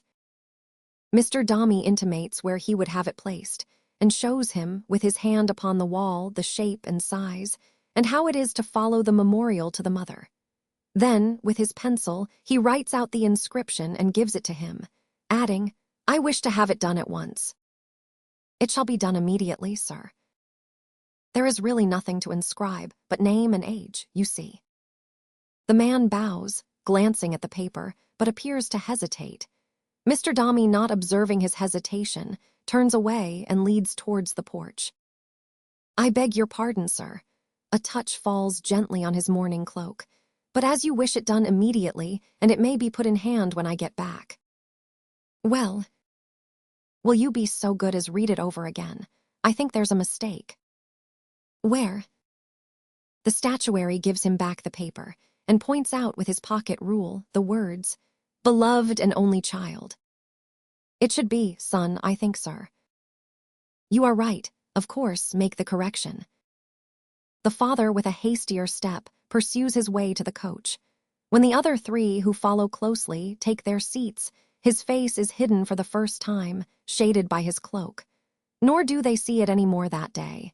He alights first, and passes immediately into his own room. The other mourners, who are only Mr. Chick and 2 of the medical attendants, proceed upstairs to the drawing-room to be received by Mrs. Chick and Miss Tawkes. And what the face is in the shut-up chamber underneath, or what the thoughts are, what the heart is, what the contest or the suffering, no one knows. The chief thing that they know, below stairs in the kitchen, is that it seems like Sunday. They can hardly persuade themselves but that there is something unbecoming, if not wicked, in the conduct of the people out of doors, who pursue their ordinary occupations and wear their everyday attire. It is quite a novelty to have the blinds up and the shutters open, and they make themselves dismally comfortable over bottles of wine, which are freely broached as on a festival. They are much inclined to moralize. Mr. Tollinson proposes with a sigh, amendment to us all, for which, as Cook says with another sigh, there's room enough, God knows. In the evening, Mrs. Chick and Miss Tox take to needlework again. In the evening also, Mr. Tollinson goes out to take the air, accompanied by the housemaid, who has not yet tried her morning bonnet. They are very tender to each other at dusky street corners, and Tollinson has visions of leading an altered and blameless existence as a serious greengrocer in Oxford Market. There is sounder sleep and deeper rest in Mr. Dombey's house tonight than there has been for many nights. The morning sun awakens the old household, settled down once more in their old ways. The rosy children opposite run past with hoops. There is a splendid wedding in the church. The juggler's wife is active with the money box in another quarter of the town. The mason sings and whistles as he chips out PAUL in the marble slab before him.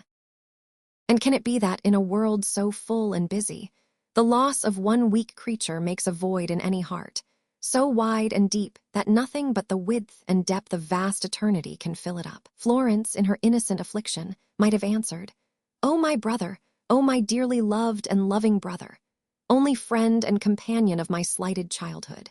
Could any less idea shed the light already dawning on your early grave, or give birth to the softened sorrow that is springing into life beneath this rain of tears?" "My dear child," said Mrs. Chick, who held it as a duty incumbent on her to improve the occasion, "when you are as old as I am." "Which will be the prime of life," observed Miss Tox. "You will then," pursued Mrs. Chick, gently squeezing Miss Tox's hand in acknowledgement of her friendly remark, "you will then know that all grief is unavailing, and that it is our duty to submit." "I will try, dear Anne, I do try," answered Florence, sobbing. "I am glad to hear it," said Mrs. Chick, "because, my love, as our dear Miss Tox, of whose sound sense and excellent judgment there cannot possibly be two opinions." "My dear Louisa, I shall really be proud soon," said Miss Tox. "Will tell you and confirm by her experience," pursued Mrs. Chick, "we are called upon on all occasions to make an effort it is required of us. If any, my dear," turning to Miss Tox, "I want a word, mees. "Demeanor," suggested Miss Tox. No, said Mrs. Sheik, "how can you? Goodness me, it's on the end of my tongue, mees." "Placed affection," suggested Miss Tox timidly. "Good gracious, Lucretia," returned Mrs. Chick, "how very monstrous. Misanthrope is the word I want. The idea, misplaced affection. I say, if any misanthrope were to put in my presence the question, why were we born? I should reply, to make an effort." "Very good indeed," said Miss Tox, much impressed by the originality of the sentiment, "very good." "Unhappily," pursued Mrs. Chick, "we have a warning under our own eyes. We have but too much reason to suppose, my dear child, that if an effort had been made in time, in this family, a train of the most trying and distressing circumstances might have been avoided. Nothing shall ever persuade me," observed the good matron, with a resolute air, "but that if that effort had been made by poor dear Fanny, the poor dear darling child would at least have had a stronger constitution." Mrs. Chick abandoned herself to her feelings for half a moment, but, as a practical illustration of her doctrine, brought herself up short, in the middle of a sob, and went on again. "Therefore, Florence, pray let us see that you have some strength of mind, and do not selfishly aggravate the distress in which your poor papa is plunged." "Dear aunt," said Florence, kneeling quickly down before her that she might the better and more earnestly look into her face, "tell me more about papa. Pray tell me about him. Is he quite heartbroken?" Miss Tox was of a tender nature, and there was something in this appeal that moved her very much, whether she saw it in a succession, on the part of the neglected child, to the affectionate concern so often expressed by her dead brother, or a love that sought to twine itself about the heart that had loved him, and that could not bear to be shut out from sympathy with such a sorrow, in such sad community of love and grief, or whether she only recognized the earnest and devoted spirit which, although discarded and repulsed, was wrung with tenderness long unreturned, and in the waste and solitude of this bereavement cried to him to seek a comfort in it, and to give some, by some small response. Whatever may have been her understanding of it, it moved Miss Tox. For the moment she forgot the majesty of Mrs. Chick, and patting Florence hastily on the cheek, turned aside and suffered the tears to gush from her eyes, without waiting for a lead from that wise matron. Mrs. Chick herself lost, for a moment, the presence of mind on which she so much prided herself, and remained mute, looking on the beautiful young face that had so long, so steadily and patiently, been turned towards the little bed. But recovering her voice, which was synonymous with her presence of mind, indeed they were one and the same thing, she replied with dignity. "Florence, my dear child, your poor papa is peculiar at times, and to question me about him is to question me upon a subject which I really do not pretend to understand. I believe I have as much influence with your papa as anybody has. Still, all I can say is that he has said very little to me, and that I have only seen him once or twice for a minute at a time, and indeed have hardly seen him then, for his room has been dark. I have said to your papa, Paul, that is the exact expression I used, Paul. Why do you not take something stimulating? Your papa's reply has always been, Louisa, have the goodness to leave me. I want nothing. I am better by myself.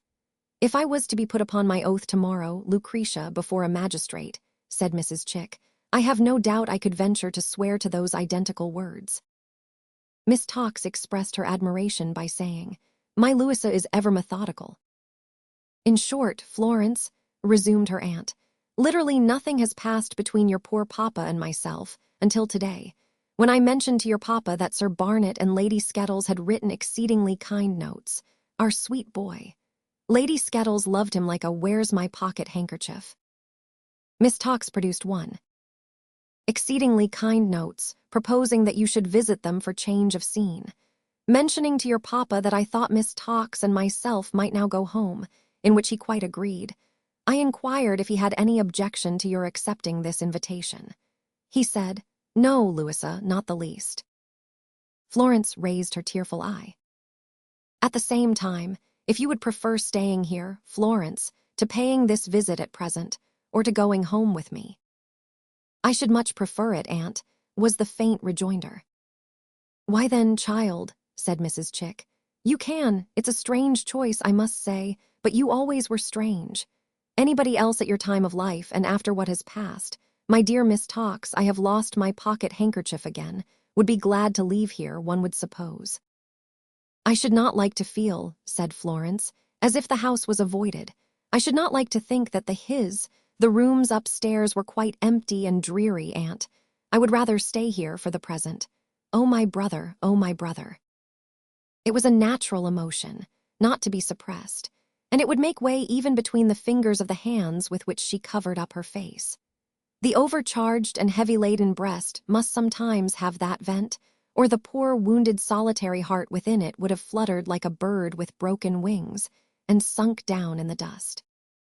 Well, child, said Mrs. Chick, after a pause, I wouldn't on any account say anything unkind to you, and that I'm sure you know. You will remain here, then, and do exactly as you like. No one will interfere with you, Florence, or wish to interfere with you, I'm sure. Florence shook her head in sad assent. I had no sooner begun to advise your poor papa that he really ought to seek some distraction and restoration in a temporary change, said Mrs. Chick. Then he told me he had already formed the intention of going into the country for a short time. I'm sure I hope he'll go very soon. He can't go too soon, but I suppose there are some arrangements connected with his private papers and so forth, consequent on the affliction that has tried us all so much. I can't think what's become of mine. Lucretia, lend me yours, my dear, that may occupy him for 1 or 2 evenings in his own room. Your papa's a Dombey, child, if ever there was one, said Mrs. Chick, drying both her eyes at once with great care on opposite corners of Miss Tox's handkerchief. He'll make an effort. There's no fear of him. Is there nothing, aunt, said Florence, trembling, I might do too. Lord, my dear child, interposed Mrs. Chick hastily, what are you talking about? If your papa said to me, I have given you his exact words, Louisa, I want nothing, I am better by myself, what do you think he'd say to you? You mustn't show yourself to him, child. Don't dream of such a thing. Aunt, said Florence, I will go and lie down on my bed. Mrs. Chick approved of this resolution and dismissed her with a kiss. But Miss Tox, on a faint pretense of looking for the mislaid handkerchief, went upstairs after her, and tried in a few stolen minutes to comfort her, in spite of great discouragement from Susan Nipper.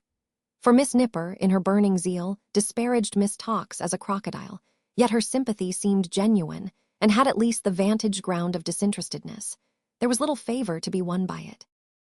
And was there no one nearer and dearer than Susan, to uphold the striving heart in its anguish? Was there no other neck to clasp, no other face to turn to? No one else to say a soothing word to such deep sorrow? Was Florence so alone in the bleak world that nothing else remained to her? Nothing. Stricken motherless and brotherless at once, for in the loss of little Paul, that first and greatest loss fell heavily upon her. This was the only help she had. Oh, who can tell how much she needed help at first? At first, when the house subsided into its accustomed course, and they had all gone away except the servants, and her father shut up in his own rooms, Florence could do nothing but weep and wander up and down, and sometimes, in a sudden pang of desolate remembrance, fly to her own chamber, wring her hands, lay her face down on her bed, and know no consolation, nothing but the bitterness and cruelty of grief. This commonly ensued upon the recognition of some spot or object very tenderly associated with him, and it made the miserable house, at first, a place of agony. But it is not in the nature of pure love to burn so fiercely and unkindly long. The flame that in its grosser composition has the taint of earth may prey upon the breast that gives it shelter, but the fire from heaven is as gentle in the heart as when it rested on the heads of the assembled 12, and showed each man his brother brightened and unhurt. The image conjured up, there soon returned the placid face, the softened voice, the loving looks, the quiet trustfulness and peace, and Florence, though she wept still, wept more tranquilly and courted the remembrance. It was not very long before the golden water, dancing on the wall, in the old place at the old serene time, had her calm eye fixed upon it as it ebbed away. It was not very long before that room again knew her, often, sitting there alone, as patient and as mild as when she had watched beside the little bed. When any sharp sense of its being empty smote upon her, she could kneel beside it and pray God. It was the pouring out of her full heart, to let one angel love her and remember her. It was not very long before, in the midst of the dismal house so wide and dreary, her low voice in the twilight, slowly and stopping sometimes, touched the old air to which he had so often listened, with his drooping head upon her arm. And after that, and when it was quite dark, a little strain of music trembled in the room, so softly played and sung that it was more like the mournful recollection of what she had done at his request on that last night than the reality repeated. But it was repeated, often, very often in the shadowy solitude, and broken murmurs of the strain still trembled on the keys when the sweet voice was hushed in tears. Thus she gained heart to look upon the work with which her fingers had been busy by his side on the seashore. And thus it was not very long before she took to it again, with something of a human love for it, as if it had been sentient and had known him. And, sitting in a window, near her mother's picture, in the unused room so long deserted, wore away the thoughtful hours. Why did the dark eyes turn so often from this work to where the rosy children lived? They were not immediately suggestive of her loss, for they were all girls, 4 little sisters, but they were motherless like her, and had a father. It was easy to know when he had gone out and was expected home, for the elder child was always dressed and waiting for him at the drawing-room window or on the balcony. And when he appeared, her expectant face lighted up with joy, while the others at the high window, and always on the watch too, clapped their hands and drummed them on the sill and called to him. The elder child would come down to the hall and put her hand in his and lead him up the stairs, and Florence would see her afterwards sitting by his side, or on his knee, or hanging coaxingly about his neck and talking to him.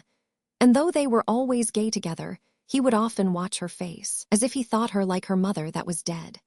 Florence would sometimes look no more at this, and bursting into tears would hide behind the curtain as if she were frightened, or would hurry from the window. Yet she could not help returning, and her work would soon fall unheeded from her hands again. It was the house that had been empty years ago. It had remained so for a long time. At last, and while she had been away from home, this family had taken it, and it was repaired and newly painted, and there were birds and flowers about it, and it looked very different from its old self. But she never thought of the house. The children and their father were all in all. When he had dined, she could see them, through the open windows, go down with their governess or nurse, and cluster round the table. And in the still summer weather, the sound of their childish voices and clear laughter would come ringing across the street, into the drooping air of the room in which she sat. Then they would climb and clamber upstairs with him, and romp about him on the sofa, or group themselves at his knee, a very nosegay of little faces, while he seemed to tell them some story. Or they would come running out into the balcony, and then Florence would hide herself quickly, lest it should check them in their joy to see her in her black dress, sitting there alone. The elder child remained with her father when the rest had gone away, and made his tea for him, happy little housekeeper she was then, and sat conversing with him, sometimes at the window, sometimes in the room, until the candles came. He made her his companion, though she was some years younger than Florence, and she could be as staid and pleasantly demure, with her little book or work-box, as a woman. When they had candles, Florence from her own dark room was not afraid to look again. But when the time came for the child to say, "Good night, Papa," and go to bed, Florence would sob and tremble as she raised her face to him, and could look no more. Though still she would turn, again and again, before going to bed herself, from the simple air that had lulled him to rest so often, long ago, and from the other low, soft, broken strain of music, back to that house. But that she ever thought of it, or watched it, was a secret which she kept within her own young breast. And did that breast of Florence, so ingenuous and true, so worthy of the love that he had borne her, and had whispered in his last faint words, whose guileless heart was mirrored in the beauty of her face, and breathed in every accent of her gentle voice, did that young breast hold any other secret? Yes, one more.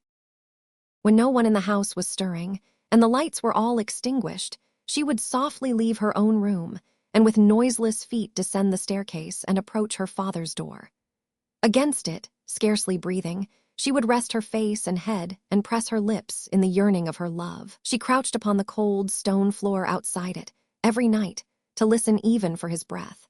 And in her one absorbing wish to be allowed to show him some affection, to be a consolation to him, to win him over to the endurance of some tenderness from her, his solitary child, she would have knelt down at his feet, if she had dared, in humble supplication. No one knew it, no one thought of it. The door was ever closed, and he shut up within. He went out once or twice, and it was said in the house that he was very soon going on his country journey, but he lived in those rooms and lived alone, and never saw her, or inquired for her. Perhaps he did not even know that she was in the house. One day, about a week after the funeral, Florence was sitting at her work, when Susan appeared, with a face half laughing and half crying, to announce a visitor. "A visitor, to me, Susan," said Florence, looking up in astonishment. "Well, it is a wonder, ain't it now, Miss Floy?" said Susan.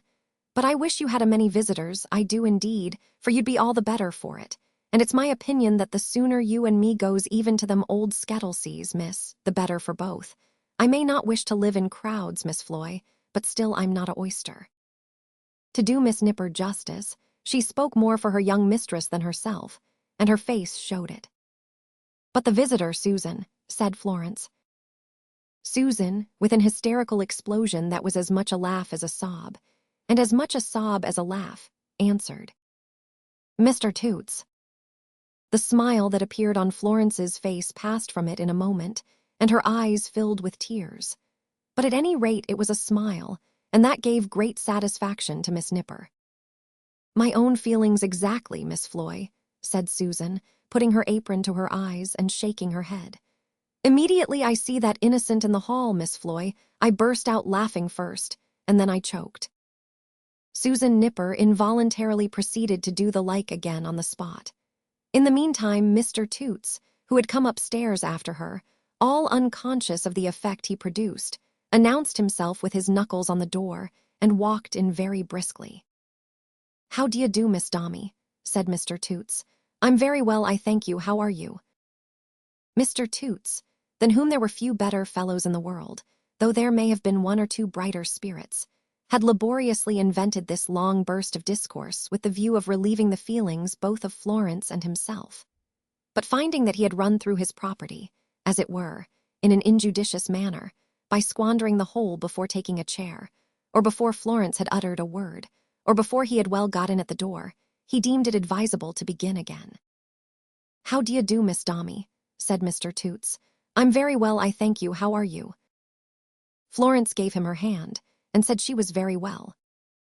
"I'm very well indeed," said Mr. Toots, taking a chair.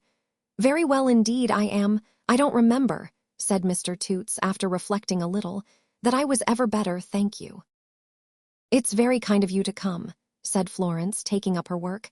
"I am very glad to see you." Mr. Toots responded with a chuckle. Thinking that might be too lively, he corrected it with a sigh. Thinking that might be too melancholy, he corrected it with a chuckle. Not thoroughly pleasing himself with either mode of reply, he breathed hard. "You were very kind to my dear brother," said Florence, obeying her own natural impulse to relieve him by saying so. "He often talked to me about you." "Oh, it's of no consequence," said Mr. Toots hastily. "Warm, ain't it?"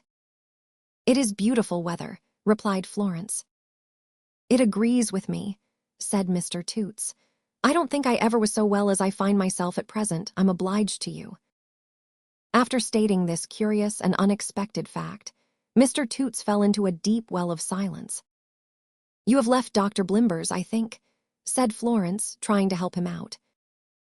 "I should hope so," returned Mr. Toots, and tumbled in again. He remained at the bottom, apparently drowned, for at least 10 minutes. At the expiration of that period, he suddenly floated and said, "Well, good morning, Miss Dombey." "Are you going?" asked Florence, rising. "I don't know, though. No, not just at present," said Mr. Toots, sitting down again most unexpectedly. "The fact is, I say, Miss Dombey." "Don't be afraid to speak to me," said Florence, with a quiet smile. "I should be very glad if you would talk about my brother." "Would you, though?" retorted Mr. Toots, with sympathy in every fiber of his otherwise expressionless face. "Poor Dombey, I'm sure I never thought that Burgess & Co., fashionable tailors but very dear, that we used to talk about would make this suit of clothes for such a purpose." Mr. Toots was dressed in mourning.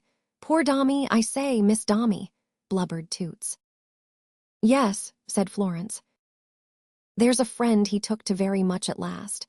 I thought you'd like to have him, perhaps, as a sort of keepsake. You remember his Remembering Diogenes." Oh, yes, cried Florence. "Poor Dombey, so do I," said Mr. Toots. Mr. Toots, seeing Florence in tears, had great difficulty in getting beyond this point, and had nearly tumbled into the well again. But a chuckle saved him on the brink. "I say," he proceeded, "Miss Dombey, I could have had him stolen for 10 shillings if they hadn't given him up, and I would. But they were glad to get rid of him, I think. If you'd like to have him, he's at the door. I brought him on purpose for you. He ain't a lady's dog, you know," said Mr. Toots. "But you won't mind that, will you?" In fact, Diogenes was at that moment, as they presently ascertained from looking down into the street, staring through the window of a hackney cabriolet, into which, for conveyance to that spot, he had been ensnared, on a false pretense of rats among the straw. Sooth to say, he was as unlike a lady's dog as might be, and in his gruff anxiety to get out, presented an appearance sufficiently unpromising, as he gave short yelps out of one side of his mouth, and overbalancing himself by the intensity of every one of those efforts, tumbled down into the straw, and then sprung panting up again, putting out his tongue, as if he had come express to a dispensary to be examined for his health. But though Diogenes was as ridiculous a dog as one would meet with on a summer's day, a blundering, ill-favored, clumsy, bullet-headed dog, continually acting on a wrong idea that there was an enemy in the neighborhood, whom it was meritorious to bark at, and though he was far from good-tempered and certainly was not clever, and had hair all over his eyes, and a comic nose, and an inconsistent tail, and a gruff voice, he was dearer to Florence, in virtue of that parting remembrance of him, and that request that he might be taken care of, than the most valuable and beautiful of his kind. So dear, indeed, was this same ugly Diogenes, and so welcome to her, that she took the jeweled hand of Mr. Toots and kissed it in her gratitude. And when Diogenes, released, came tearing up the stairs and bouncing into the room, such a business as there was, first, to get him out of the cabriolet, dived under all the furniture, and wound a long iron chain that dangled from his neck, round legs of chairs and tables, and then tugged at it until his eyes became unnaturally visible, in consequence of their nearly starting out of his head. And when he growled at Mr. Toots, who affected familiarity, and went pell-mell at Tollinson, morally convinced that he was the enemy whom he had barked at round the corner all his life and had never seen yet, Florence was as pleased with him as if he had been a miracle of discretion. Mr. Toots was so overjoyed by the success of his present, and was so delighted to see Florence bending down over Diogenes, smoothing his coarse back with her little delicate hand, Diogenes graciously allowing it from the first moment of their acquaintance, that he felt it difficult to take leave, and would, no doubt, have been a much longer time in making up his mind to do so, if he had not been assisted by Diogenes himself, who suddenly took it into his head to bay Mr. Toots, and to make short runs at him with his mouth open. Not exactly seeing his way to the end of these demonstrations, and sensible that they placed the pantaloons constructed by the art of Burgess and Co. in jeopardy, Mr. Toots, with chuckles, lapsed out at the door, by which, after looking in again 2 or 3 times, without any object at all, and being on each occasion greeted with a fresh run from Diogenes, he finally took himself off and got away. "Come then, dear Di, make friends with your new mistress. Let us love each other, Di," said Florence, fondling his shaggy head, and Di, the rough and gruff, as if his hairy hide were pervious to the tear that dropped upon it, and his dog's heart melted as it fell, put his nose up to her face and swore fidelity. Diogenes, the man, did not speak plainer to Alexander the Great than Diogenes, the dog, spoke to Florence. He subscribed to the offer of his little mistress cheerfully, and devoted himself to her service. A banquet was immediately provided for him in a corner, and when he had eaten and drunk his fill, he went to the window where Florence was sitting, looking on, rose up on his hind legs, with his awkward 4 paws on her shoulders, licked her face and hands, nestled his great head against her heart, and wagged his tail till he was tired. Finally, Diogenes coiled himself up at her feet and went to sleep. Although Miss Nipper was nervous in regard of dogs, and felt it necessary to come into the room with her skirts carefully collected about her, as if she were crossing a brook on stepping stones, also to utter little screams and stand up on chairs when Diogenes stretched himself, she was in her own manner affected by the kindness of Mr. Toots, and could not see Florence so alive to the attachment and society of this rude friend of little Paul's, without some mental comments thereupon that brought the water to her eyes. Mr. Dombey, as a part of her reflections, may have been in the association of ideas connected with the dog, but at any rate, after observing Diogenes and his mistress all the evening, and after exerting herself with much goodwill to provide Diogenes a bed in an antechamber outside his mistress's door, she said hurriedly to Florence, before leaving her for the night, "Your pa's a-going off, Miss Floy, tomorrow morning." "Tomorrow morning, Susan." "Yes, miss, that's the orders, early." "Do you know," asked Florence without looking at her, "where Papa is going, Susan?" "Not exactly. Miss, he's going to meet that precious major first, and I must say if I was acquainted with any major myself, which heavens forbid, it shouldn't be a blue one." "Hush, Susan," urged Florence gently. "Well, Miss Floy," returned Miss Nipper, who was full of burning indignation, and minded her stops even less than usual, "I can't help it, blue he is, and while I was a Christian, although humble, I would have natural-colored friends or none." It appeared from what she added and had gleaned downstairs that Mrs. Chick had proposed the major for Mr. Dombey's companion, and that Mr. Dombey, after some hesitation, had invited him. "Talk of him being a change, indeed," observed Miss Nipper to herself with boundless contempt. "If he's a change, give me a constancy." "Good night, Susan," said Florence. "Good night, my darling dear Miss Floy." Her tone of commiseration smote the chord so often roughly touched, but never listened to while she or anyone looked on. Florence, left alone, laid her head upon her hand, and pressing the other over her swelling heart, held free communication with her sorrows.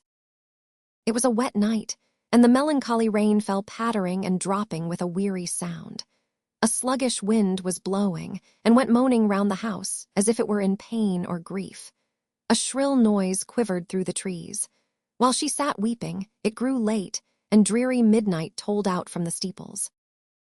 Florence was little more than a child in years, not yet 14, and the loneliness and gloom of such an hour in the great house where death had lately made its own tremendous devastation might have set an older fancy brooding on vague terrors. But her innocent imagination was too full of one theme to admit them. Nothing wandered in her thoughts but love, a wandering love indeed and castaway, but turning always to her father. There was nothing in the dropping of the rain, the moaning of the wind, the shuddering of the trees, the striking of the solemn clocks that shook this one thought or diminished its interest. Her recollections of the dear dead boy, and they were never absent, were itself the same thing. And oh, to be shut out, to be so lost, never to have looked into her father's face or touched him since that hour. She could not go to bed, poor child, and never had gone yet since then without making her nightly pilgrimage to his door. It would have been a strange, sad sight to see her now, stealing lightly down the stairs through the thick gloom and stopping at it with a beating heart and blinded eyes and hair that fell down loosely and unthought of, and touching it outside with her wet cheek. But the night covered it, and no one knew. The moment that she touched the door on this night, Florence found that it was open. For the first time it stood open, though by but a hair's breadth, and there was a light within. The first impulse of the timid child, and she yielded to it, was to retire swiftly. Her next to go back and to enter, and this second impulse held her in irresolution on the staircase. In its standing open, even by so much as that chink, there seemed to be hope. There was encouragement in seeing a ray of light from within, stealing through the dark stern doorway and falling in a thread upon the marble floor. She turned back, hardly knowing what she did, but urged on by the love within her, and the trial they had undergone together but not shared, and with her hands a little raised and trembling, glided in. Her father sat at his old table in the middle room. He had been arranging some papers and destroying others, and the latter lay in fragile ruins before him. The rain dripped heavily upon the glass panes in the outer room, where he had so often watched poor Paul, a baby, and the low complainings of the wind were heard without. But not by him. He sat with his eyes fixed on the table, so immersed in thought that a far heavier tread than the light foot of his child could make might have failed to rouse him. His face was turned towards her. By the waning lamp, and at that haggard hour, it looked worn and dejected, and in the utter loneliness surrounding him, there was an appeal to Florence that struck home. "Papa, Papa, speak to me, dear Papa." He started at her voice and leaped up from his seat. She was close before him with extended arms, but he fell back. "What is the matter?" he said sternly. "Why do you come here? What has frightened you?" If anything had frightened her, it was the face he turned upon her. The glowing love within the breast of his young daughter froze before it, and she stood and looked at him as if stricken into stone. There was not one touch of tenderness or pity in it. There was not one gleam of interest, parental recognition, or relenting in it. There was a change in it, but not of that kind. The old indifference and cold constraint had given place to something, what she never thought and did not dare to think, and yet she felt it in its force, and knew it well without a name. That, as it looked upon her, seemed to cast a shadow on her head. Did he see before him the successful rival of his son, in health and life? Did he look upon his own successful rival in that son's affection? Did a mad jealousy and withered pride poison sweet remembrances that should have endeared and made her precious to him? Could it be possible that it was gall to him to look upon her in her beauty and her promise, thinking of his infant boy? Florence had no such thoughts, but love is quick to know when it is spurned and hopeless, and hope died out of hers as she stood looking in her father's face. "I ask you, Florence, are you frightened? Is there anything the matter that you come here?" "I came, Papa. Against my wishes. Why?" She saw he knew why. It was written broadly on his face, and dropped her head upon her hands with one prolonged low cry. Let him remember it in that room, years to come. It has faded from the air before he breaks the silence. It may pass as quickly from his brain as he believes, but it is there. Let him remember it in that room, years to come. He took her by the arm. His hand was cold and loose and scarcely closed upon her.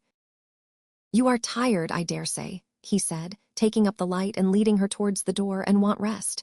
We all want rest. Go, Florence, you have been dreaming."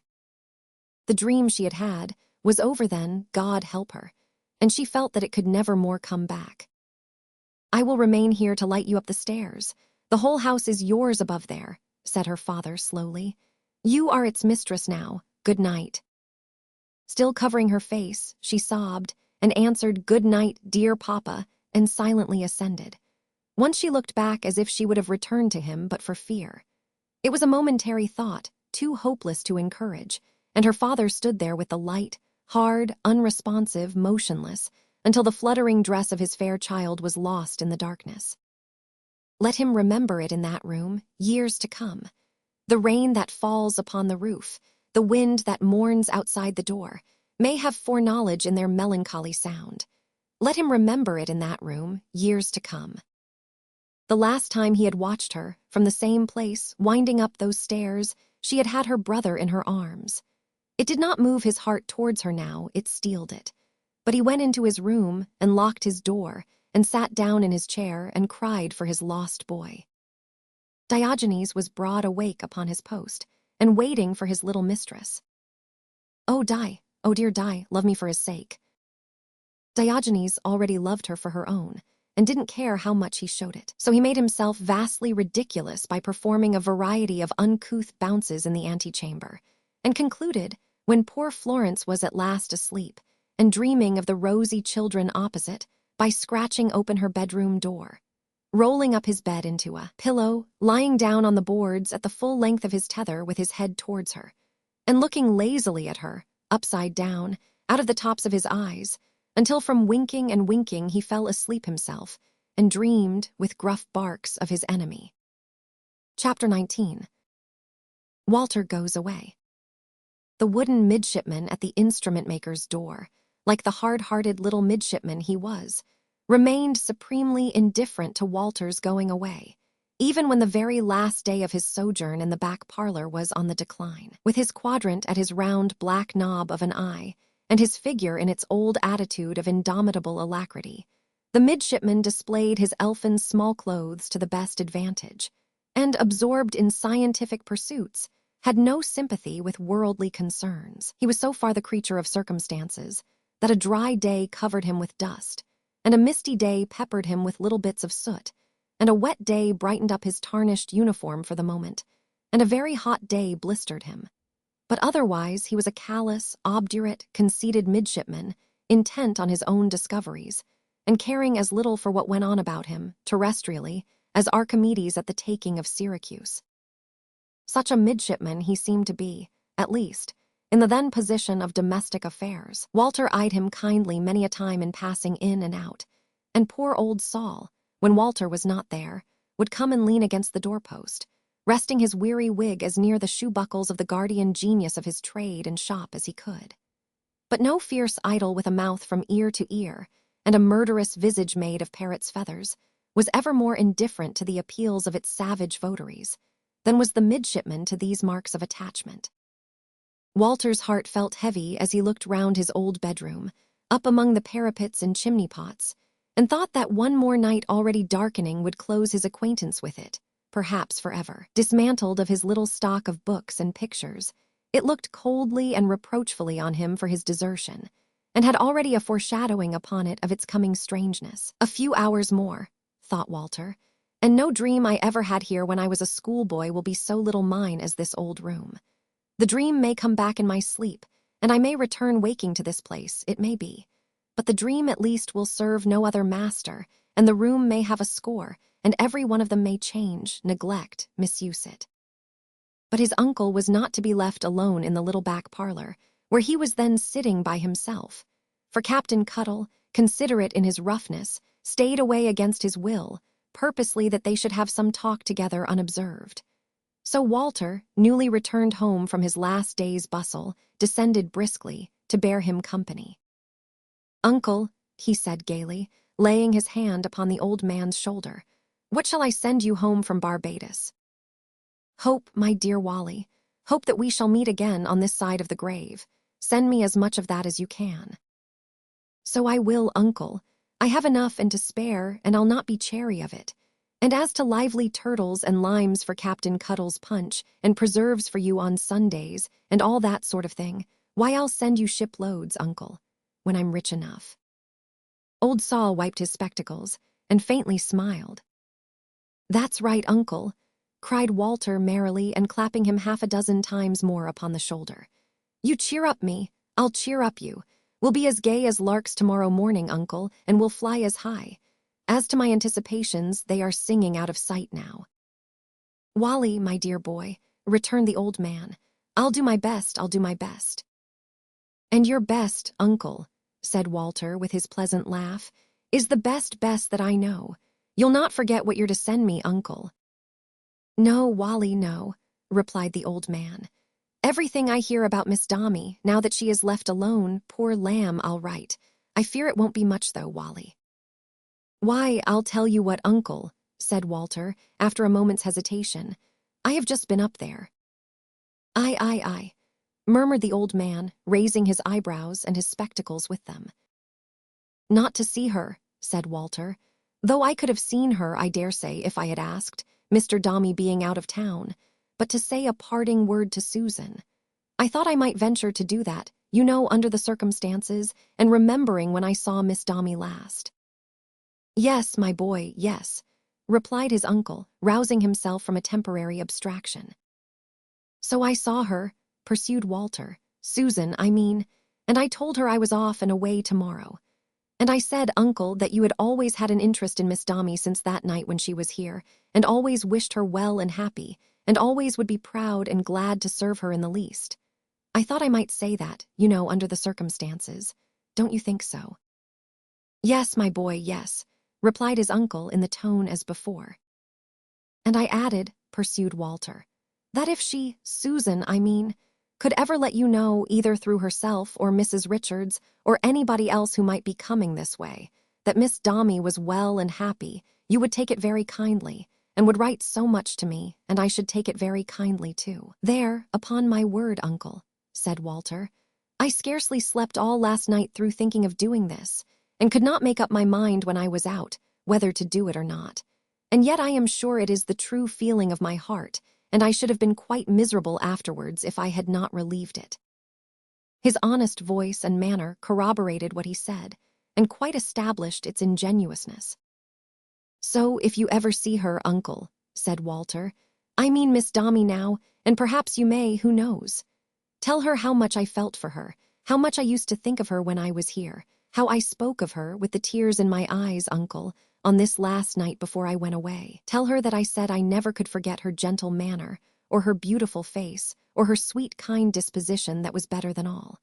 And as I didn't take them from a woman's feet, or a young lady, only a little innocent child, said Walter. Tell her, if you don't mind, uncle, that I kept those shoes. She'll remember how often they fell off that night, and took them away with me as a remembrance." They were at that very moment going out at the door in one of Walter's trunks. A porter carrying off his baggage on a truck for shipment at the docks on board the Son and Heir had got possession of them, and wheeled them away under the very eye of the insensible midshipman before their owner had well finished speaking.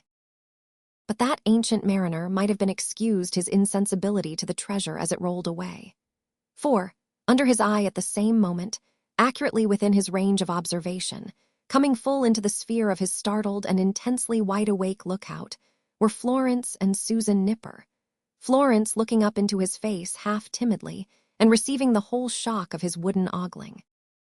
More than this, they passed into the shop, and passed in at the parlor door before they were observed by anybody but the midshipman.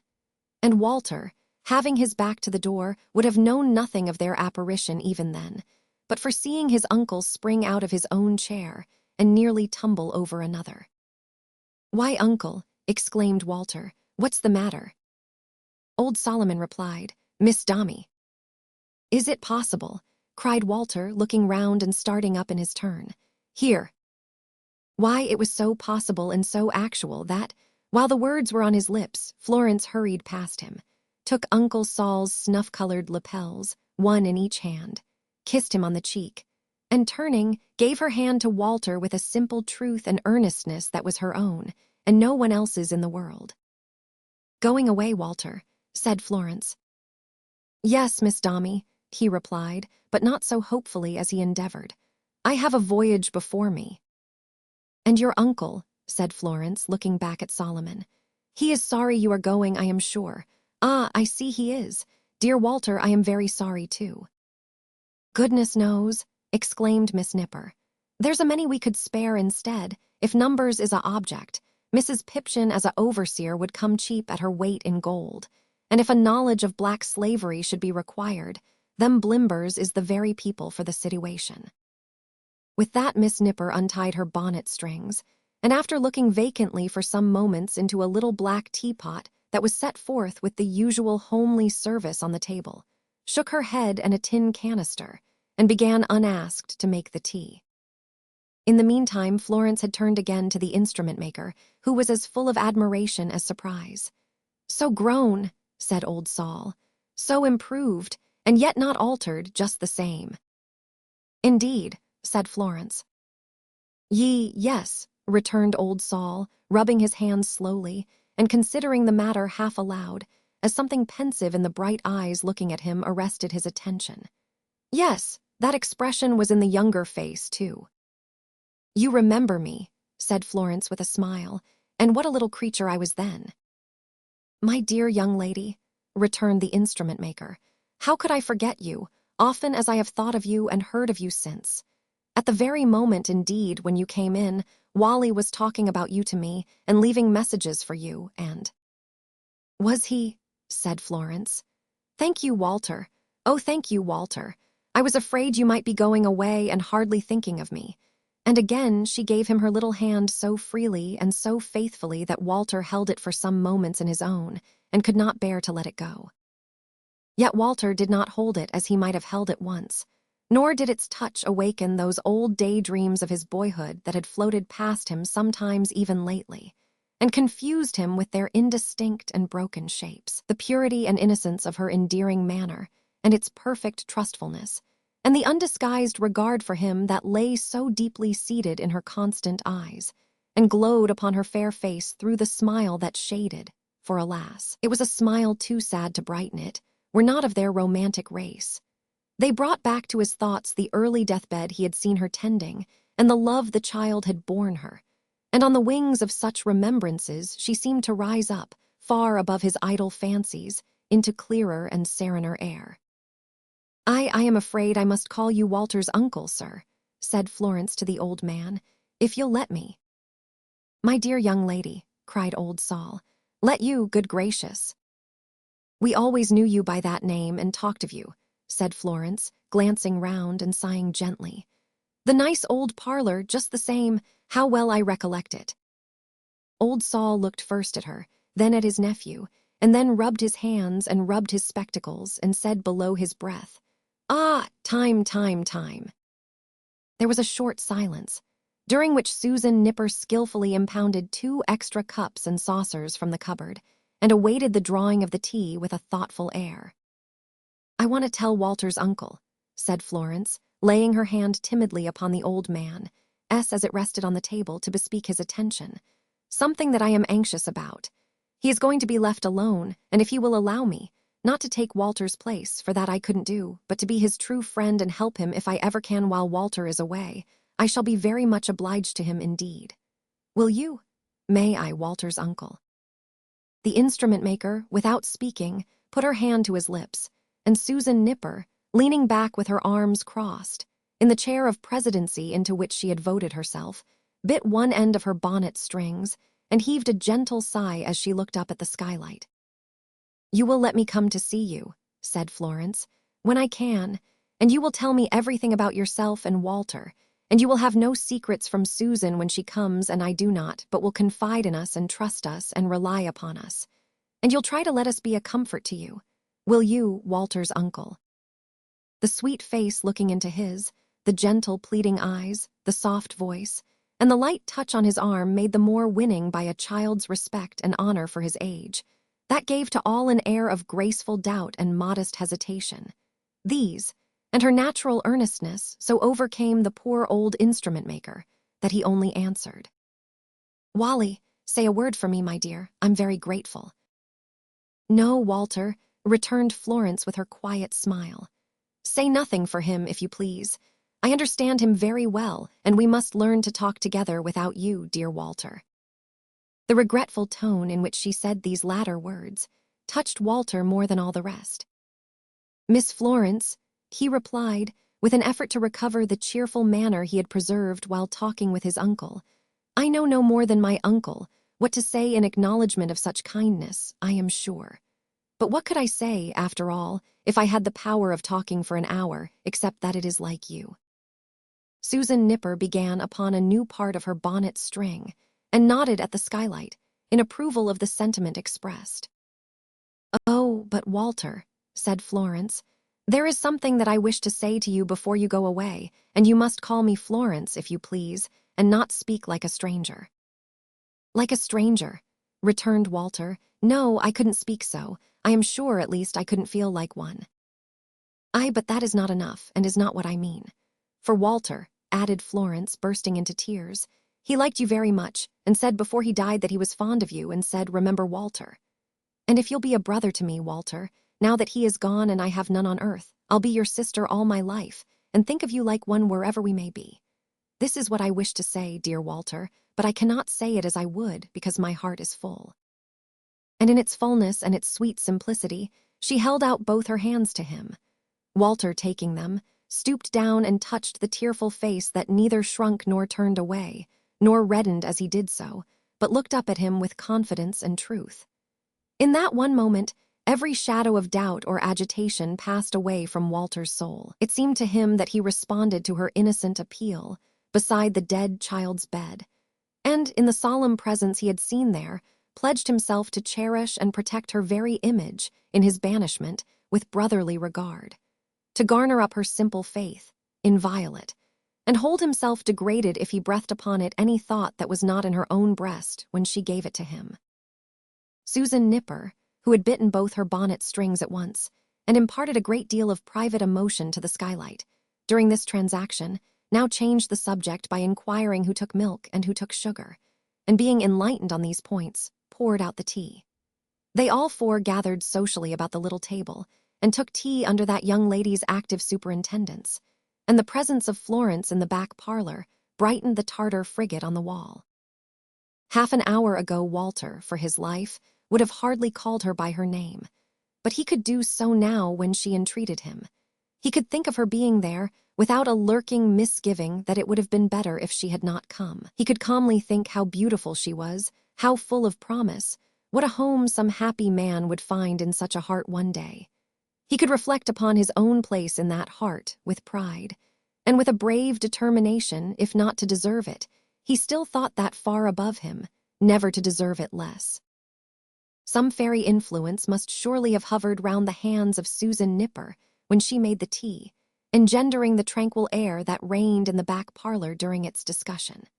Some counter-influence must surely have hovered round the hands of Uncle Saul's chronometer, and moved them faster than the Tartar frigate ever went before the wind. Be this as it may, the visitors had a coach in waiting at a quiet corner not far off, and the chronometer, on being incidentally referred to, gave such a positive opinion that it had been waiting a long time, that it was impossible to doubt the fact, especially when stated on such unimpeachable authority. If Uncle Saul had been going to be hanged by his own time, he never would have allowed that the chronometer was too fast, by the least fraction of a second. Florence, at parting, recapitulated to the old man all that she had said before, and bound him to their compact. Uncle Saul attended her lovingly to the legs of the wooden midshipman, and there resigned her to Walter, who was ready to escort her and Susan Nipper to the coach. "Walter," said Florence by the way, "I have been afraid to ask before your uncle. Do you think you will be absent very long?" "Indeed," said Walter, "I don't know, I fear so. Mr. Dombey signified as much, I thought, when he appointed me." "Is it a favor, Walter?" inquired Florence, after a moment's hesitation, and looking anxiously in his face. "The appointment," returned Walter. "Yes." Walter would have given anything to have answered in the affirmative, but his face answered before his lips could, and Florence was too attentive to it not to understand its reply. "I am afraid you have scarcely been a favorite with Papa. she said, timidly. There is no reason, replied Walter, smiling, why I should be. No reason, Walter. There was no reason, said Walter, understanding what she meant. There are many people employed in the house. Between Mr. Dombey and a young man like me, there's a wide space of separation. If I do my duty, I do what I ought, and do no more than all the rest. Had Florence any misgiving of which she was hardly conscious? Any misgiving that had sprung into an indistinct and undefined existence since that recent night when she had gone down to her father's room? That Walter's accidental interest in her and early knowledge of her might have involved him in that powerful displeasure and dislike. Had Walter any such idea or any sudden thought that it was in her mind at that moment? Neither of them hinted at it. Neither of them spoke at all for some short time.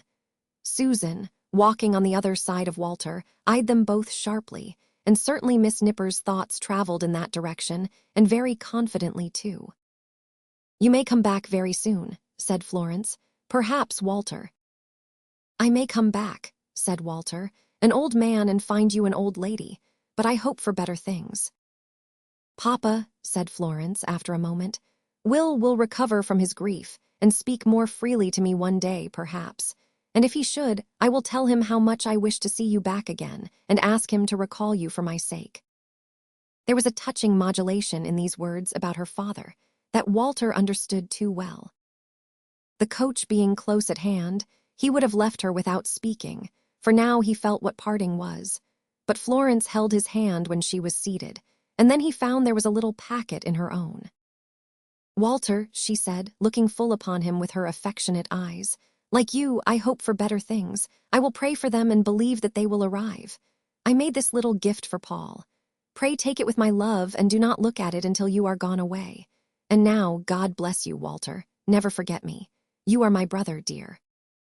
He was glad that Susan Nipper came between them, or he might have left her with a sorrowful remembrance of him. He was glad, too, that she did not look out of the coach again, but waved the little hand to him instead, as long as he could see it. In spite of her request, he could not help opening the packet that night when he went to bed. It was a little purse, and there was money in it. Bright rose the sun next morning, from his absence in strange countries, and up rose Walter with it to receive the captain, who was already at the door, having turned out earlier than was necessary, in order to get under way while Mrs. Maxtinger was still slumbering. The captain pretended to be in tip-top spirits, and brought a very smoky tongue in one of the pockets of the broad blue coat for breakfast. And said the captain, when they took their seats at table, if your uncle's the man I think him, he'll bring out the last bottle of the Madeira on the present occasion. No, Ned, returned the old man. No, that shall be opened when Walter comes home again. Well said, cried the captain, hear him. There it lies, said Sol Gills, down in the little cellar, covered with dirt and cobwebs. There may be dirt and cobwebs over you and me perhaps, Ned, before it sees the light. Hear him, cried the captain. Good morality, my lad, train up a fig tree in the way it should go, and when you are old sit under the shade on it. Overhaul the well, said the captain on second thoughts. I ain't quite certain where that's to be found, but when found, make a note of. Sol Gills, heave ahead again. But there or somewhere, it shall lie, Ned, until Wally comes back to claim it, said the old man. That's all I meant to say. And well said, too, returned the captain. And if we three don't crack that bottle in company, I'll give you 2 leave to. Notwithstanding the captain's excessive joviality, he made but a poor hand at the smoky tongue, though he tried very hard, when anybody looked at him, to appear as if he were eating with a vast appetite. He was terribly afraid, likewise, of being left alone with either uncle or nephew, appearing to consider that his only chance of safety as to keeping up appearances was in their being always 3 together. This terror on the part of the captain reduced him to such ingenious evasions as running to the door, when Solomon went to put his coat on, under pretense of having seen an extraordinary hackney coach pass, and darting out into the road when Walter went upstairs to take leave of the lodgers, on a feint of smelling fire in a neighboring chimney. These artifices Captain Cuttle deemed inscrutable by any uninspired observer. Walter was coming down from his parting expedition upstairs, and was crossing the shop to go back to the little parlor, when he saw a faded face he knew, looking in at the door, and darted towards it. "Mr. Carker," cried Walter, pressing the hand of John Carker the Jr. "Pray come in. This is kind of you, to be here so early to say goodbye to me. You knew how glad it would make me to shake hands with you once before going away. I cannot say how glad I am to have this opportunity. Pray come in." "It is not likely that we may ever meet again, Walter," returned the other, gently resisting his invitation. "And I am glad of this opportunity, too. I may venture to speak to you and to take you by the hand on the eve of separation. I shall not have to resist your frank approaches, Walter, any more." There was a melancholy in his smile as he said it. That showed he had found some company and friendship for his thoughts even in that. "Ah, Mr. Carker," returned Walter, "why did you resist them? You could have done me nothing but good, I am very sure." He shook his head. "If there were any good," he said, "I could do on this earth, I would do it, Walter, for you. The sight of you from day to day has been at once happiness and remorse to me, but the pleasure has outweighed the pain. I know that now by knowing what I lose." "Come in, Mr. Carker, and make acquaintance with my good old uncle," urged Walter. "I have often talked to him about you, and he will be glad to tell you all he hears from me." "I have not," said Walter, noticing his hesitation and speaking with embarrassment himself. "I have not told him anything about our last conversation, Mr. Carker, not even him, believe me." The Gray Jr. pressed his hand, and tears rose in his eyes. "If I ever make acquaintance with him, Walter," he returned, "it will be that I may hear tidings of you. Rely on my not wronging your forbearance and consideration. It would be to wrong it, not to tell him all the truth before I sought a word of confidence from him. But I have no friend or acquaintance except you, and even for your sake am little likely to make any." "I wish," said Walter, "you had suffered me to be your friend indeed. I always wished it, Mr. Carker, as you know, but never half so much as now, when we are going to part." "It is enough," replied the other, "that you have been the friend of my own breast, and that when I have avoided you most, my heart inclined the most towards you and was fullest of you. Walter, goodbye." "Goodbye, Mr. Carker. Heaven be with you, sir," cried Walter with emotion. "If," said the other, retaining his hand while he spoke, "if when you come back you miss me from my old corner, and should hear from anyone where I am lying, come and look upon my grave. Think that I might have been as honest and as happy as you. And let me think, when I know time is coming on, that someone like my former self may stand there for a moment and remember me with pity and forgiveness. Walter, goodbye." His figure crept like a shadow down the bright, sun-lighted street, so cheerful yet so solemn in the early summer morning, and slowly passed away.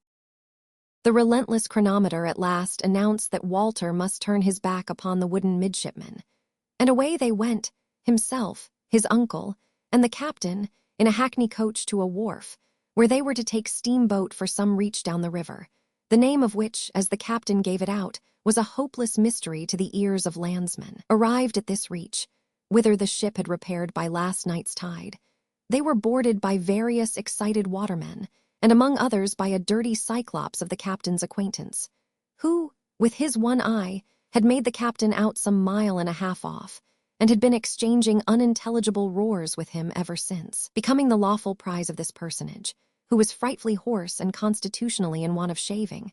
They were all three put aboard the Son and Heir, and the Son and Heir was in a pretty state of confusion, with sails lying all bedraggled on the wet decks, loose ropes tripping people up, men in red shirts running barefoot to and fro, casks blockading every foot of space, and in the thickest of the fray, a black cook in a black caboose up to his eyes in vegetables and blinded with smoke.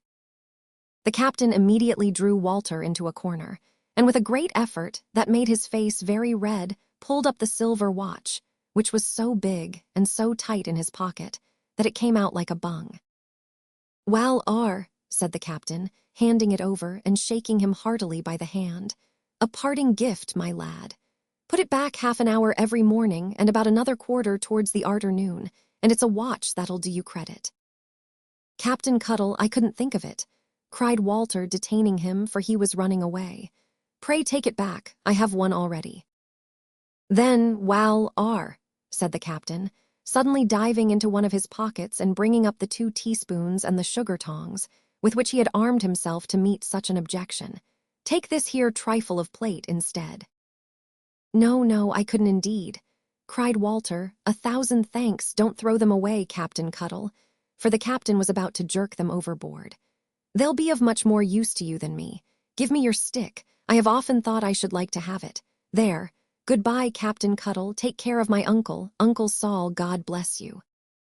They were over the side in the confusion, before Walter caught another glimpse of either.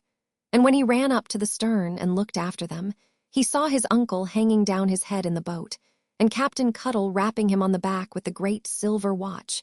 It must have been very painful, and gesticulating hopefully with the teaspoons and sugar tongs. Catching sight of Walter, Captain Cuttle dropped the property into the bottom of the boat with perfect unconcern, being evidently oblivious of its existence, and pulling off the glazed hat hailed him lustily. The glazed hat made quite a show in the sun with its glistening, and the captain continued to wave it until he could be seen no longer. Then the confusion on board, which had been rapidly increasing, reached its height. 2 or 3 other boats went away with a cheer. The sails shone bright and full above, as Walter watched them spread their surface to the favorable breeze. The water flew in sparkles from the prow, and off upon her voyage went the Son and Heir, as hopefully and trippingly as many another son and heir, gone down, had started on his way before her. Day after day, old Saul and Captain Cuttle kept her reckoning in the little back parlor and worked out her course, with the chart spread before them on the round table. At night, when old Saul climbed upstairs, so lonely, to the attic where it sometimes blew great guns, he looked up at the stars and listened to the wind, and kept a longer watch than would have fallen to his lot on board the ship. The last bottle of the old Madeira, which had had its cruising days, and known its dangers of the deep, lay silently beneath its dust and cobwebs, in the meanwhile, undisturbed. Chapter 20. Mr. Dombey goes upon a journey. "Mr. Dombey, sir," said Major Bagstock, "Joey B. is not in general a man of sentiment, for Joseph is tough. But Joe has his feelings, sir, and when they are awakened, damn Mr. Dombey," cried the Major with sudden ferocity. "This is weakness, and I won't submit to it." Major Bagstock delivered himself of these expressions on receiving Mr. Dombey as his guest at the head of his own staircase in Princess's Place. Mr. Dombey had come to breakfast with the Major, previous to their setting forth on their trip, and the ill-starved native had already undergone a world of misery arising out of the muffins, while, in connection with the general question of boiled eggs, life was a burden to him. "It is not for an old soldier of the Bagstock breed," observed the Major, relapsing into a mild state, "to deliver himself up, a prey to his own emotions. But damn, sir," cried the Major in another spasm of ferocity, "I condole with you." The Major's purple visage deepened in its hue, and the Major's lobster eyes stood out in bolder relief, as he shook Mr. Dombey by the hand, imparting to that peaceful action as defiant a character as if it had been the prelude to his immediately boxing Mr. Dombey for £1,000, a side and the championship of England. With a rotatory motion of his head and a wheeze very like the cough of a horse, the Major then conducted his visitor to the sitting-room, and there welcomed him, having now composed his feelings, with the freedom and frankness of a traveling companion. "Dombey," said the Major, "I'm glad to see you. I'm proud to see you. There are not many men in Europe to whom J. Bagstock would say that, for Josh is blunt. Sir, it's his nature, but Joey B. is proud to see you, Dombey." "Major," returned Mr. Dombey, "you are very obliging." "No, sir," said the Major, "devil a bit, that's not my character. If that had been Joe's character, Joe might have been by this time Lieutenant General Sir Joseph Bagstock, K.C.B., and might have received you in very different quarters. You don't know old Joe yet, I find. But this occasion, being special, is a source of pride to me. By the Lord, sir," said the Major resolutely, "it's an honor to me." Mr. Dombey, in his estimation of himself and his money, felt that this was very true, and therefore did not dispute the point. But the instinctive recognition of such a truth by the Major, and his plain avowal of it, were very able. It was a confirmation to Mr. Dombey, if he had required any, of his not being mistaken in the Major. It was an assurance to him that his power extended beyond his own immediate sphere, and that the Major, as an officer and a gentleman, had a no less becoming sense of it than the beadle of the Royal Exchange. And if it were ever consolatory to know this, or the like of this, it was consolatory then, when the impotence of his will, the instability of his hopes, the feebleness of wealth, had been so direfully impressed upon him. What could it do? His boy had asked him. Sometimes, thinking of the baby question, he could hardly forbear inquiring himself, what could it do indeed? What had it done? But these were lonely thoughts, bred late at night in the sullen despondency and gloom of his retirement, and pride easily found its reassurance in many testimonies to the truth, as unimpeachable and precious as the Major's. Mr. Dombey, in his friendlessness, inclined to the Major. It cannot be said that he warmed towards him, but he thought a little. The Major had had some part, and not too much, in the days by the seaside.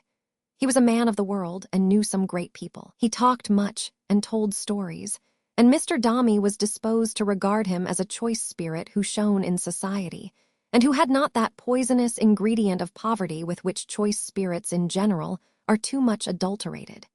His station was undeniable. Altogether, the Major was a creditable companion, well accustomed to a life of leisure, and to such places as that they were about to visit, and having an air of gentlemanly ease about him that mixed well enough with his own city character, and did not compete with it at all. If Mr. Dombey had any lingering idea that the Major, as a man accustomed, in the way of his calling, to make light of the ruthless hand that had lately crushed his hopes, might unconsciously impart some useful philosophy to him and scare away his weak regrets, he hid it from himself and left it lying at the bottom of his pride, unexamined.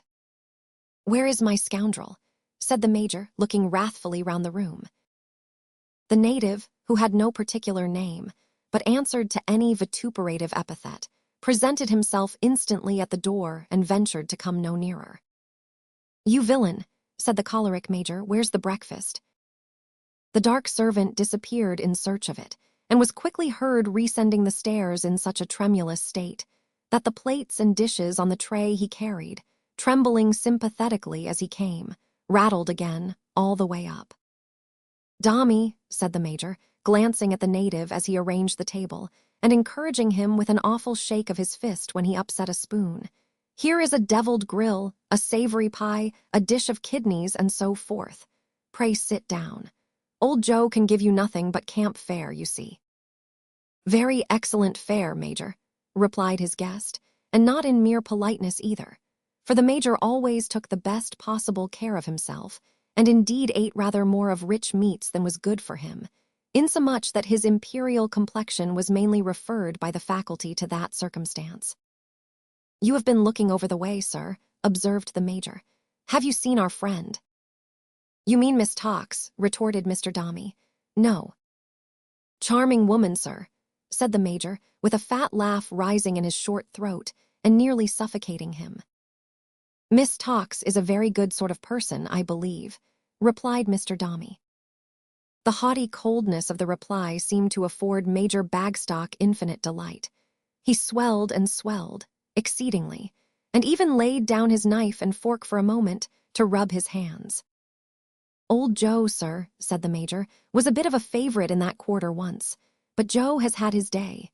J. Bagstock is extinguished, rivaled, floored, sir." "I should have supposed," Mr. Dombey replied, "that the lady's day for favorites was over, but perhaps you are jesting, Major." "Perhaps you are jesting, Dombey," was the Major's rejoinder. There never was a more unlikely possibility.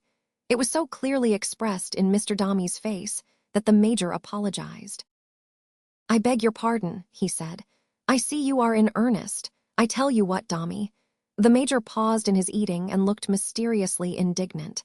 "That's a devilish ambitious woman, sir." Mr. Dombey said, "Indeed," with frigid indifference, mingled perhaps with some contemptuous incredulity as to Miss Tox having the presumption to harbor such a superior quality. "That woman, sir," said the Major, "is in her way a Lucifer. Joey B. has had his day, sir, but he keeps his eyes. He sees, does Joe.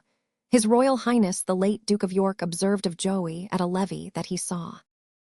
The Major accompanied this with such a look, and between eating, drinking, hot tea, deviled grill, muffins, and meaning, was altogether so swollen and inflamed about the head that even Mr. Dombey showed some anxiety for him. "That ridiculous old spectacle, sir," pursued the Major, "aspires. She aspires sky-high, sir, matrimonially, Dombey." "I am sorry for her," said Mr. Dombey. "Don't say that, Dombey," returned the Major in a warning voice. "Why should I not, Major?" said Mr. Dombey. The Major gave no answer but the horse's cough, and went on eating vigorously. "She has taken an interest in your household," said the Major, stopping short again, "and has been a frequent visitor at your house for some time now." "Yes," replied Mr. Dombey with great stateliness.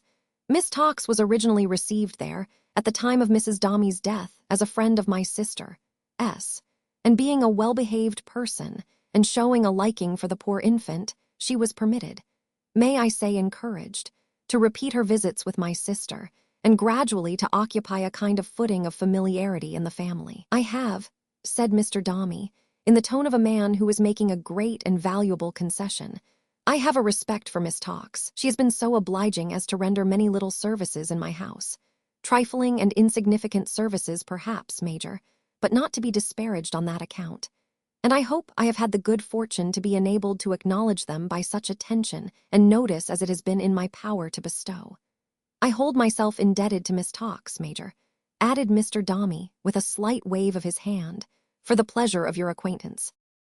"Dombey," said the Major warmly, "no, no, sir. Joseph Bagstock can never permit that assertion to pass uncontradicted. Your knowledge of old Joe, sir, such as he is, and old Joe's knowledge of you, sir, had its origin in a noble fellow, sir, in a great creature, sir."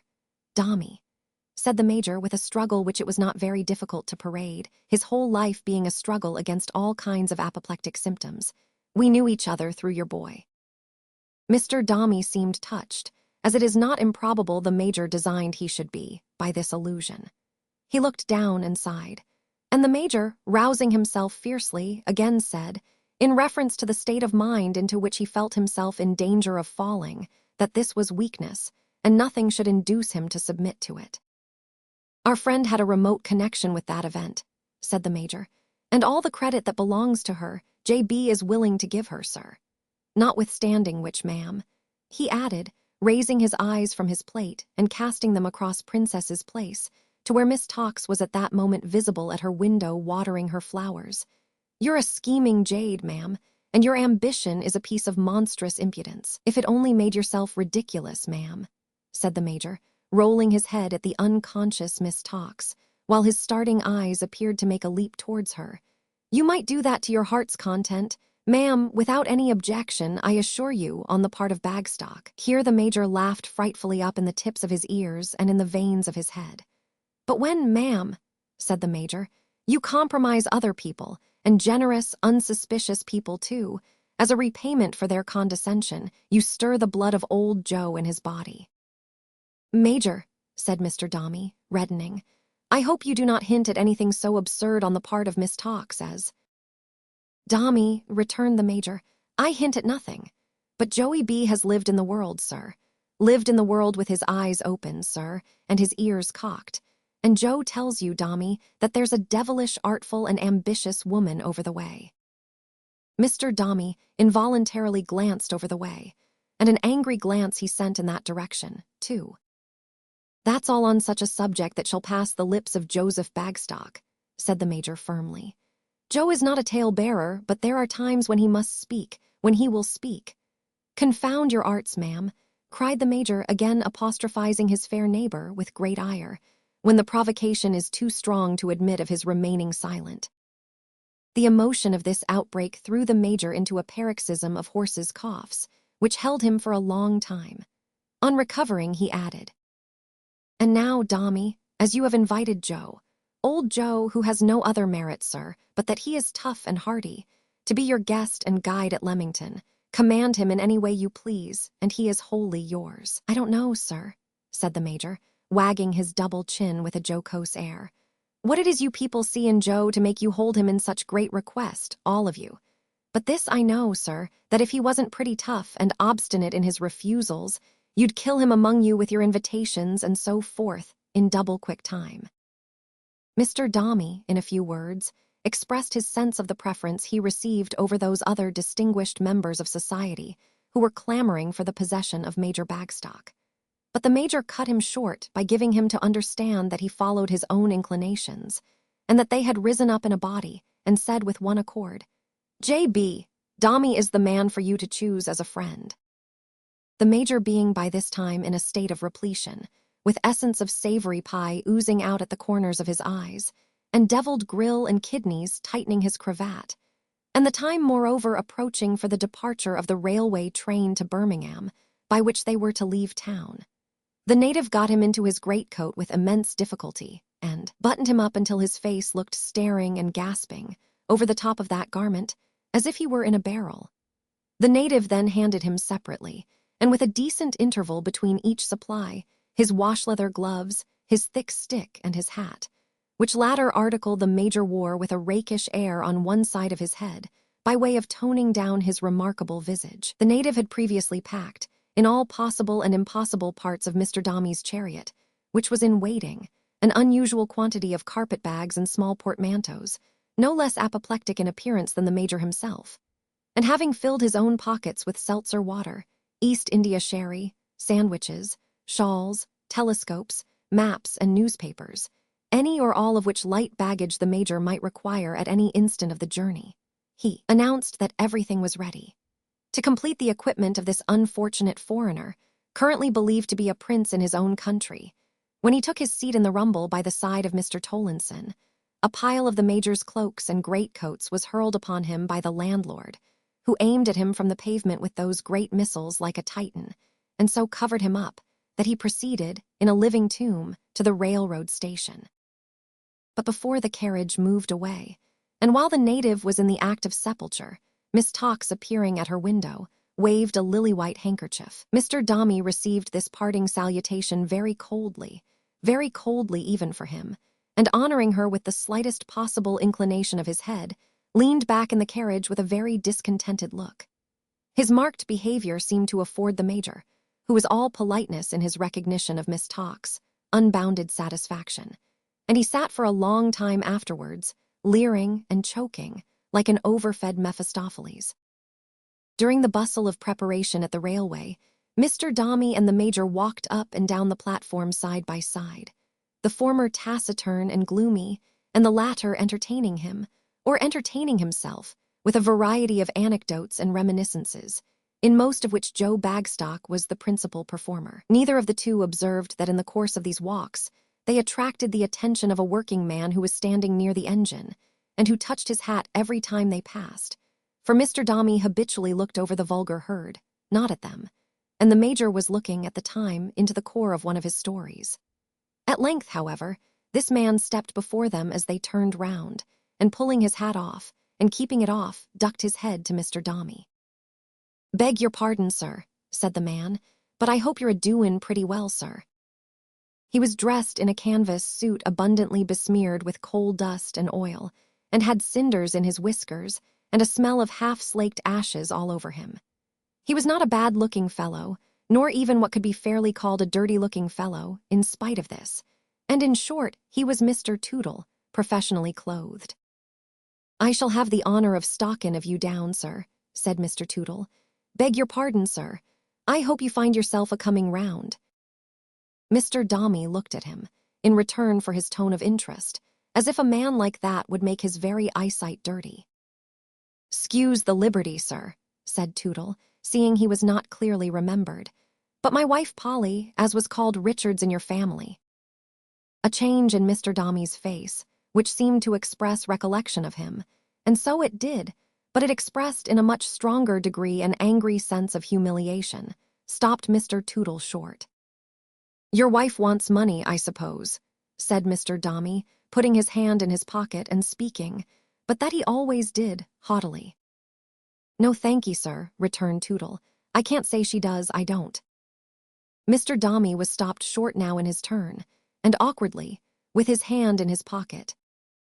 "No, sir," said Tootle, turning his oilskin cap round and round. "We're a-doin' pretty well, sir. We haven't no cause to complain in the worldly way, sir. We've had 4 more since then, sir, but we rubs on." Mr. Dombey would have rubbed onto his own carriage, though in so doing he had rubbed the stoker underneath the wheels. But his attention was arrested by something in connection with the cap, still going slowly round and round in the man's hand. "We lost one babby," observed Tootle. "There's no denyin'." "Lately," added Mr. Dombey, looking at the cap. "No, sir, up'ard of 3 years ago, but all the rest is hearty. And in the matter o' readin', sir," said Tootle, ducking again, as if to remind Mr. Dombey of what had passed between them on that subject long ago. "Them boys o' mine, they learned me among 'em arter all. They've made a worry tolerable scholar of me, sir, them boys." "Come, Major," said Mr. Dombey. "Beg your pardon, sir," resumed Tootle, taking a step before them and deferentially stopping them again, still cap in hand. "I wouldn't have troubled you with such a pint except as a way of gettin' in the name of my son Byler, christened Robin, him as you was so good as to make a charitable grinder on." "Well, man," said Mr. Dombey in his severest manner, "what about him?" "Why, sir," returned Tootle, shaking his head with a face of great anxiety and distress, "I'm forced to say, sir, that he's gone wrong." "He has gone wrong, has he?" said Mr. Dombey with a hard kind of satisfaction.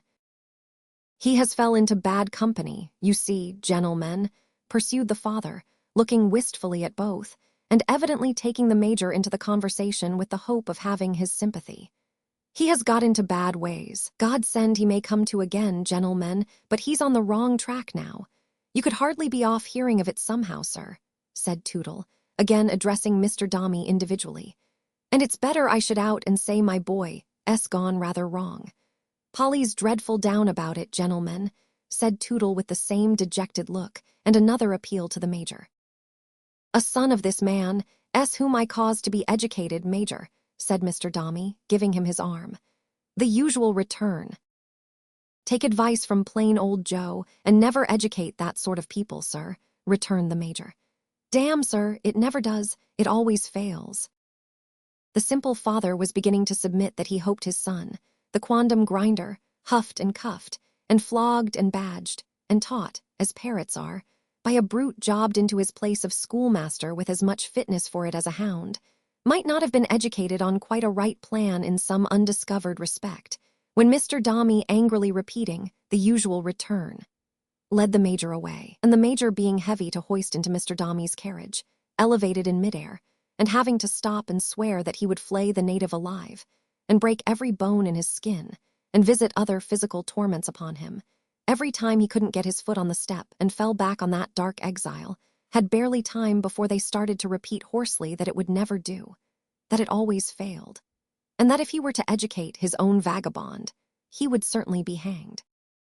Mr. Dombey assented bitterly, but there was something more in his bitterness, and in his moody way of falling back in the carriage, and looking with knitted brows at the changing objects without, than the failure of that noble educational system administered by the Grinders' Company.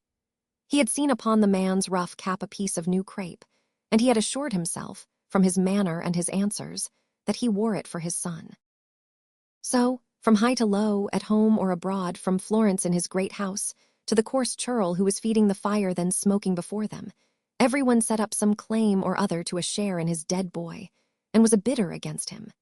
Could he ever forget how that woman had wept over his pillow and called him her own child? Or how he, waking from his sleep, had asked for her, and had raised himself in his bed and brightened when she came in? To think of this presumptuous raker among coals and ashes going on before there, with his sign of mourning. To think that he dared to enter, even by a common show like that, into the trial and disappointment of a proud gentleman's secret heart. To think that this lost child, who was to have divided with him his riches, and his projects, and his power, and allied with whom he was to have shut out all the world as with a double door of gold, should have led in such a herd to insult him with their knowledge of his defeated hopes, and their boasts of claiming community of feeling with himself, so far removed, if not of having crept into the place wherein he would have lorded it, alone. He found no pleasure or relief in the journey. Tortured by these thoughts, he carried monotony with him, through the rushing landscape, and hurried headlong, not through a rich and varied country, but a wilderness of blighted plans and gnawing jealousies. The very speed at which the train was whirled along mocked the swift course of the young life that had been borne away so steadily and so inexorably to its foredoomed end. The power that forced itself upon its iron way, its own, defiant of all paths and roads, piercing through the heart of every obstacle, and dragging living creatures of all classes, ages, and degrees behind it, was a type of the triumphant monster, death. Away, with a shriek and a roar and a rattle from the town, burrowing among the dwellings of men and making the streets hum, flashing out into the meadows for a moment, mining in through the damp earth, booming on in darkness and heavy air, bursting out again into the sunny day so bright and wide. Away, with a shriek and a roar and a rattle through the fields, through the woods, through the corn, through the hay, through the chalk, through the mold, through the clay, through the rock, among objects close at hand and almost in the grasp, ever flying from the traveler, and a deceitful distance ever moving slowly within him. Like as in the track of the remorseless monster, death. Through the hollow, on the height, by the heath, by the orchard, by the park, by the garden, over the canal, across the river, where the sheep are feeding, where the mill is going, where the barge is floating, where the dead are lying, where the factory is smoking, where the stream is running, where the village clusters, where the great cathedral rises, where the bleak moor lies, and the wild breeze smooths or ruffles it at its inconstant will. Away, with a shriek and a roar and a rattle, and no trace to leave behind but dust and vapor. Like as in the track of the remorseless monster, death. Breasting the wind and light, the shower and sunshine, away and still away, it rolls and roars, fierce and rapid, smooth and certain, and great works and massive bridges crossing up above, fall like a beam of shadow an inch broad upon the eye, and then are lost. Away and still away, onward and onward ever. Glimpses of cottage homes, of houses, mansions, rich estates, of husbandry and handicraft, of people, of old roads and paths that look deserted, small, and insignificant as they are left behind. And so they do, and what else is there but such glimpses, in the track of the indomitable monster, death? Away, with a shriek, and a roar, and a rattle, plunging down into the earth again, and working on in such a storm of energy and perseverance, that amidst the darkness and whirlwind the motion seems reversed, and to tend furiously backward, until a ray of light upon the wet wall shows its surface flying past like a fierce stream. Away once more into the day, and through the day, with a shrill yell of exultation, roaring, rattling, tearing on, spurning everything with its dark breath, sometimes pausing for a minute where a crowd of faces are, that in a minute more are not, sometimes lapping water greedily, and before the spout at which it drinks has ceased to drip upon the ground, shrieking, roaring, rattling through the purple distance. Louder and louder yet, it shrieks and cries as it comes tearing on resistless to the goal, and now its way, still like the way of death, is strewn with ashes thickly. Everything around is blackened. There are dark pools of water, muddy lanes, and miserable habitations far below. There are jagged walls and falling houses close at hand, and through the battered roofs and broken windows, wretched rooms are seen, where want and fever hide themselves in many wretched shapes, while smoke and crowded gables, and distorted chimneys, and deformity of brick and mortar penning up deformity of mind and body choke the murky distance. As Mr. Dombey looks out of his carriage window, it is never in his thoughts that the monster who has brought him there has let the light of day in on these things, not made or caused them. It was the journey's fitting end, and might have been the end of everything. It was so ruinous and dreary.